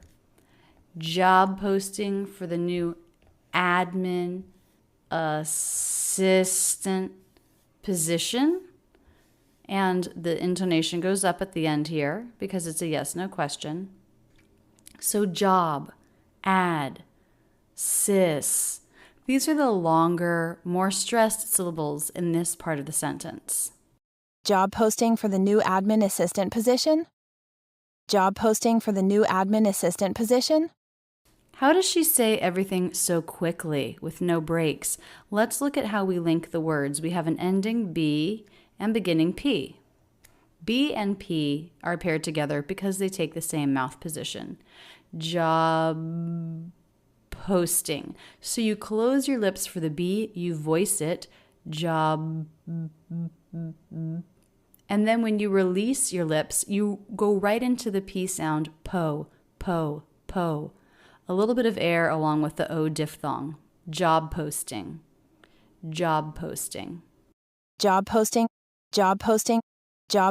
for the new admin assistant position? For the new. So here we have two unstressed words, for and then a word that will be a little bit longer, for the new admin assistant. So it's short, long, and then admin is even more stressed, has even more of that up-down shape of stress. But do you notice how she reduces the word for, just like your? It reduces to the schwa R sound, for. F and the R sound, for the new. Doing reductions like can, your, and for are part of what makes her able to say this sentence so quickly while still being clear, because her stressed syllables and more important words are a little bit longer and clearer. It's this contrast of short and reduced and longer clear, that is one of the main characteristics of American English. Can I pick your brain about the job posting for the new admin assistant position? Admin assistant. So admin is short for administrative, and we often reduce this by just dropping the final syllables. Admin assistant. This is someone who works in the office and helps maintain all of the tasks required to keep that office and business going. Admin assistant position? Admin assistant position? And the word position. Position. It's a 3-syllable word with stress on the middle syllable. Position. A lot of people will want to make more of a vowel in the first syllable than there is. It's just the schwa, p, p, p, and it should be said really quickly. Position. Position. Position? Position? Position? Notice that the letter S here makes the Z sound. Posi, z, z, position. Position? Position? Can I pick your brain about the job posting for the new admin assistant position? What does it mean to pick your brain? This is an idiom and it means to get ideas from somebody about something. Can I pick your brain about the job posting for the new admin assistant position? Sure. I've never done this before. He responds with, sure. Sure. Do you hear that up-down shape of a stressed syllable? That's very American. We don't want it flat. Sure, sure, sure. That's not the American character, but sure, sure, is very American. Sure. Sure. Sure. He pronounces the word with the SH sound, the vowel, and the R consonant. Another pronunciation uses the vowel, and this is actually the pronunciation that I use, sure. Sure. But he says, sure. Sure. Sure. I've never done this before. I've never done this before. What word do you think is the most stressed in that group? Listen again. I've never done this before. I've never done this before. I've never done this before. It's definitely done. I've never done this before. I've never done this before. I've never done this before. I've never done this before. It's the most stressed syllable, and the energy of the whole sentence leads up to it. I've never done. And then the energy of the sentence after that word kind of falls away from it. Done this before. This before. I've never done this before. I've never done this before. I've never done this before. So it's all very smooth. There are no abrupt jumps in pitch, and it's very connected. It's all part of the same thought group, no breaks. I've never done this before. I've never done this before. So the V sound goes right into the N with no break, vn. The R right into the D, erd, erd. The N right into the TH, nth, nth, nth. And the S right into the B, sb, sb, sb. I've never done this before. Really smooth. I've never done this before. I've never done this before. What kind of things should I include? Well, what kind of experience do we need? So this sentence, what kind of things should I include, was actually smashed onto the sentence before with no break. She could have made a break, but she didn't. The R sound went right into the W sound. What? What? Before. What? Before. What? Before. What? Before. What kind of things? What kind of things? So she does a reduction here. She drops the H, she drops the S, and connects the two words kinda. Kind of things, kind of things, kind of things. Kind of things, kind of things. So the word of is the schwa, and it's a little unclear to me if she makes a really light V sound or not. You could do it either way, kinda, or kind of, with a super light V sound at the end. But I'm getting ahead of myself a little bit. What about the T here? What kind of things? What kind? What? Stop T. What kind? What kind of? What kind of things should I include? What kind of things should I include? Things. Include. the most stressed syllables in this sentence. What kind of things should I include? What kind of things should I include? What kind of things should I include? So, should I, which comes between these two stressed words, is lower in pitch, flatter in pitch. Should I, said very quickly. Should I? The L in should is silent, and the D links right into the I diphthong. Should I? It's just a flap sound, and the tongue bounces once against the roof of the mouth to make it as we connect those two words. Should I? What kind of things should I include? There's one other interesting thing happening between words here, and it's the ending Z sound of things and the beginning SH sound of should. What happens here is the unvoiced SH is stronger than this voiced Z, and so this sound is totally dropped. Thing should, right from the NG sound into the SH. Now that makes it sound singular, but we know because of context that it's plural. Things should. What kind of things should I include? What kind of things should I include? Thing should. Dropping the Z sound there makes it easier to connect those two words smoothly, and that is what Americans do. What kind of things should I include? Well, what kind of experience do we need? Well, intonation going up. Well.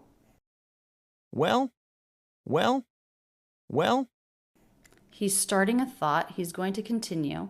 So the upward intonation signals that. Well, with a dark L. Well.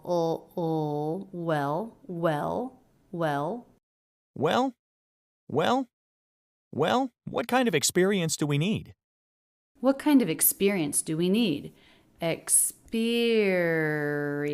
and need are the two most stressed syllables there. What kind of experience do we need? What kind of experience do we need? What kind? Just like the female speaker, we have a stop T.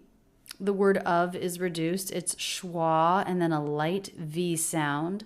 Kind of. The D links into the schwa, and the V links into the beginning vowel of experience. Kind of experience. Kind of experience. Kind of experience. What kind of experience do we need? Do we need? What kind of experience do we need? So this is one thought group, and all of the words link together very smoothly with no breaks, and the intonation moves up and down, no abrupt changes in intonation. It's this smoothness that is a strong characteristic of American English. What kind of experience do we need? What kind of experience do we need? A college degree, right? So definitely put that in. A college degree, right? He breaks this up. There's a little tiny break here, like almost a thought group separation. There's one here, kind of another little one here. Putting in these little breaks in his speech does make him easy to understand. A college degree, right? A college degree, right? So definitely put that in. So right here is a little tag question word. He's said a statement, and then he says right with upward intonation at the end.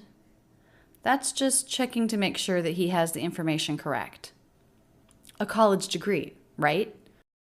A college degree, right? A college degree, right? A college degree. So in this thought group, all of the words link together smoothly. A college degree. A college degree. A college degree. A college degree. So the schwa of links right into the K sound of college, and the ending J sound links right into the D. A college degree. A college degree. A college degree, right? A college degree. A college degree. A college degree, right? Notice this is a schwa, and this first and unstressed syllable should be very fast. Degree. Degree. Degree. Degree.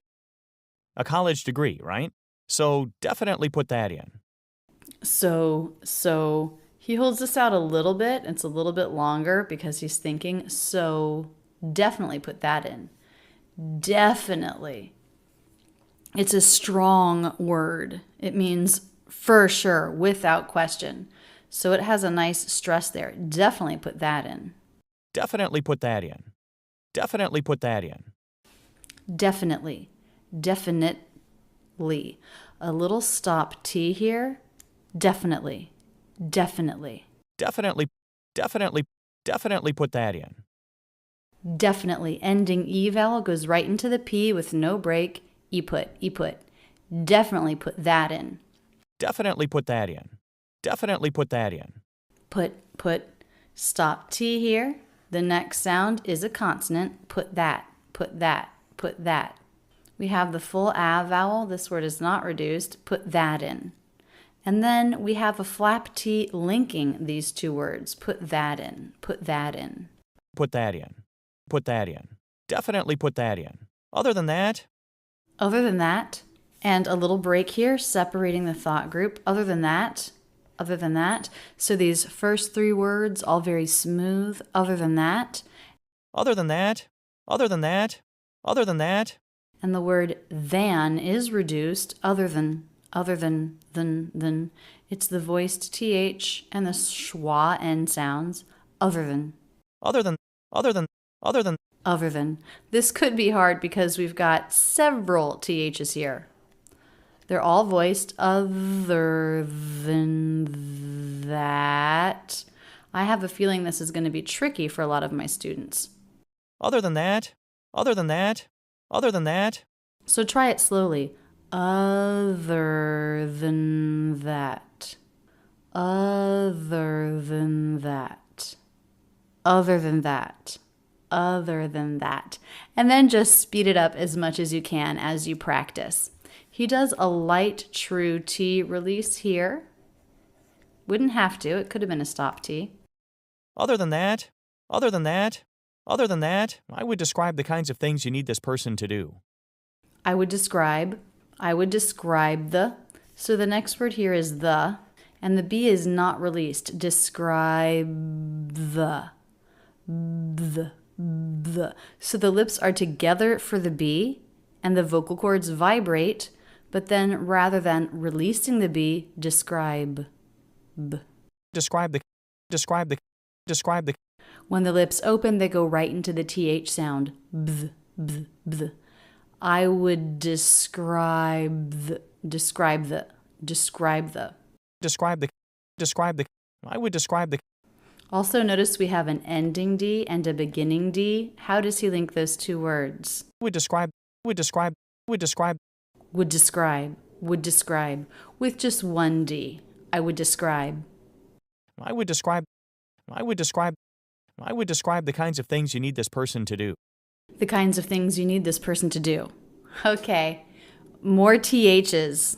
This is a little bit of a tongue twister sentence, and I didn't even know that when I wrote it. The kinds of things you need this person to do. The kinds of things you need this person to do. The voiced TH, the kinds of things, unvoiced here, you need this person to do, another voiced TH. So just keep that in mind when you're working with this audio. If that's tricky for you, then slow it down and break it down. The kinds of things. Just do those four words together and do that many times until the tongue movement feels a little bit more normal. And then start to speed it up. The kinds of things you need this person to do. Let's talk about stress, the kinds of things you need this person. It's very much so off and on.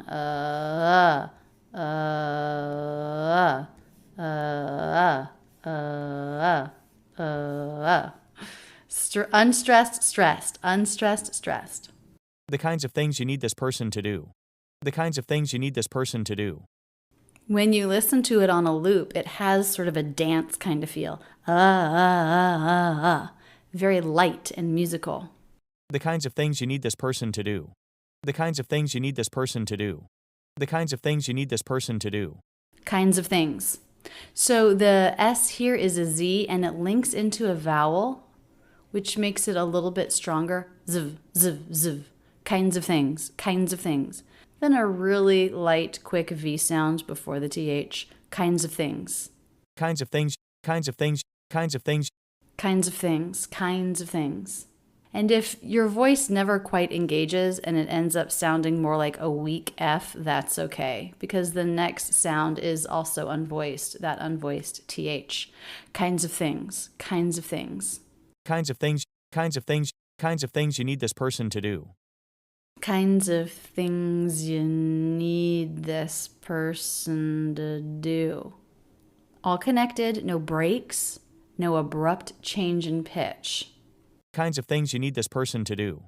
Kinds of things you need this person to do. Person to do. Person, sin.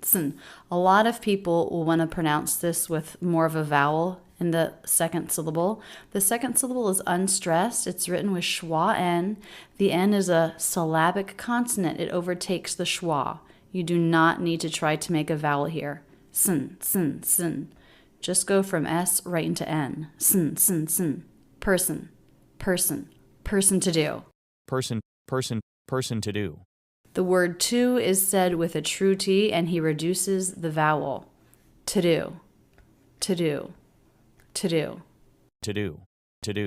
I would describe the kinds of things you need this person to do. Okay, yeah. Okay, yeah. One thought group connected. Okay, yeah. Really smooth. Okay, yeah. Okay, yeah. Okay, yeah. Okay, yeah. I need to think about that so I can be really specific and clear. I need to think about that so I can be really specific and clear. I think that is the most stress there. I need to think about that so I can be really specific and clear. And then specific and clear also have some nice stress there. I need to think about that so I can be really specific and clear. But what's really important is there are specific things, that she needs to think about. I need to think about that so I can be really specific and clear. Need to think about. Need to think about. I need to think about. Smooth, connected. A true T. The word to I've found is a true T when it comes after a D. We generally don't reduce that to a flap. Need to. I need to think about. I need to think about. I need to think about. I need to think about. Think about. The K sound, kabout, links right into the schwa. It's part of what helps make this smooth. I need to think about. I need to think about. I need to think about. I need to think about that. About that. We have two stop T's in a row. About that. Because in both cases, the T is followed by a consonant, preceded by a vowel or diphthong. About that. I need to think about that so I can be really specific and clear. So I can be really specific and clear. So I can be really specific and clear. All really smooth and connected. The word can reduced. So I can be. Can you say it that quickly? So I can be. So I can be really specific and clear. So I can be really.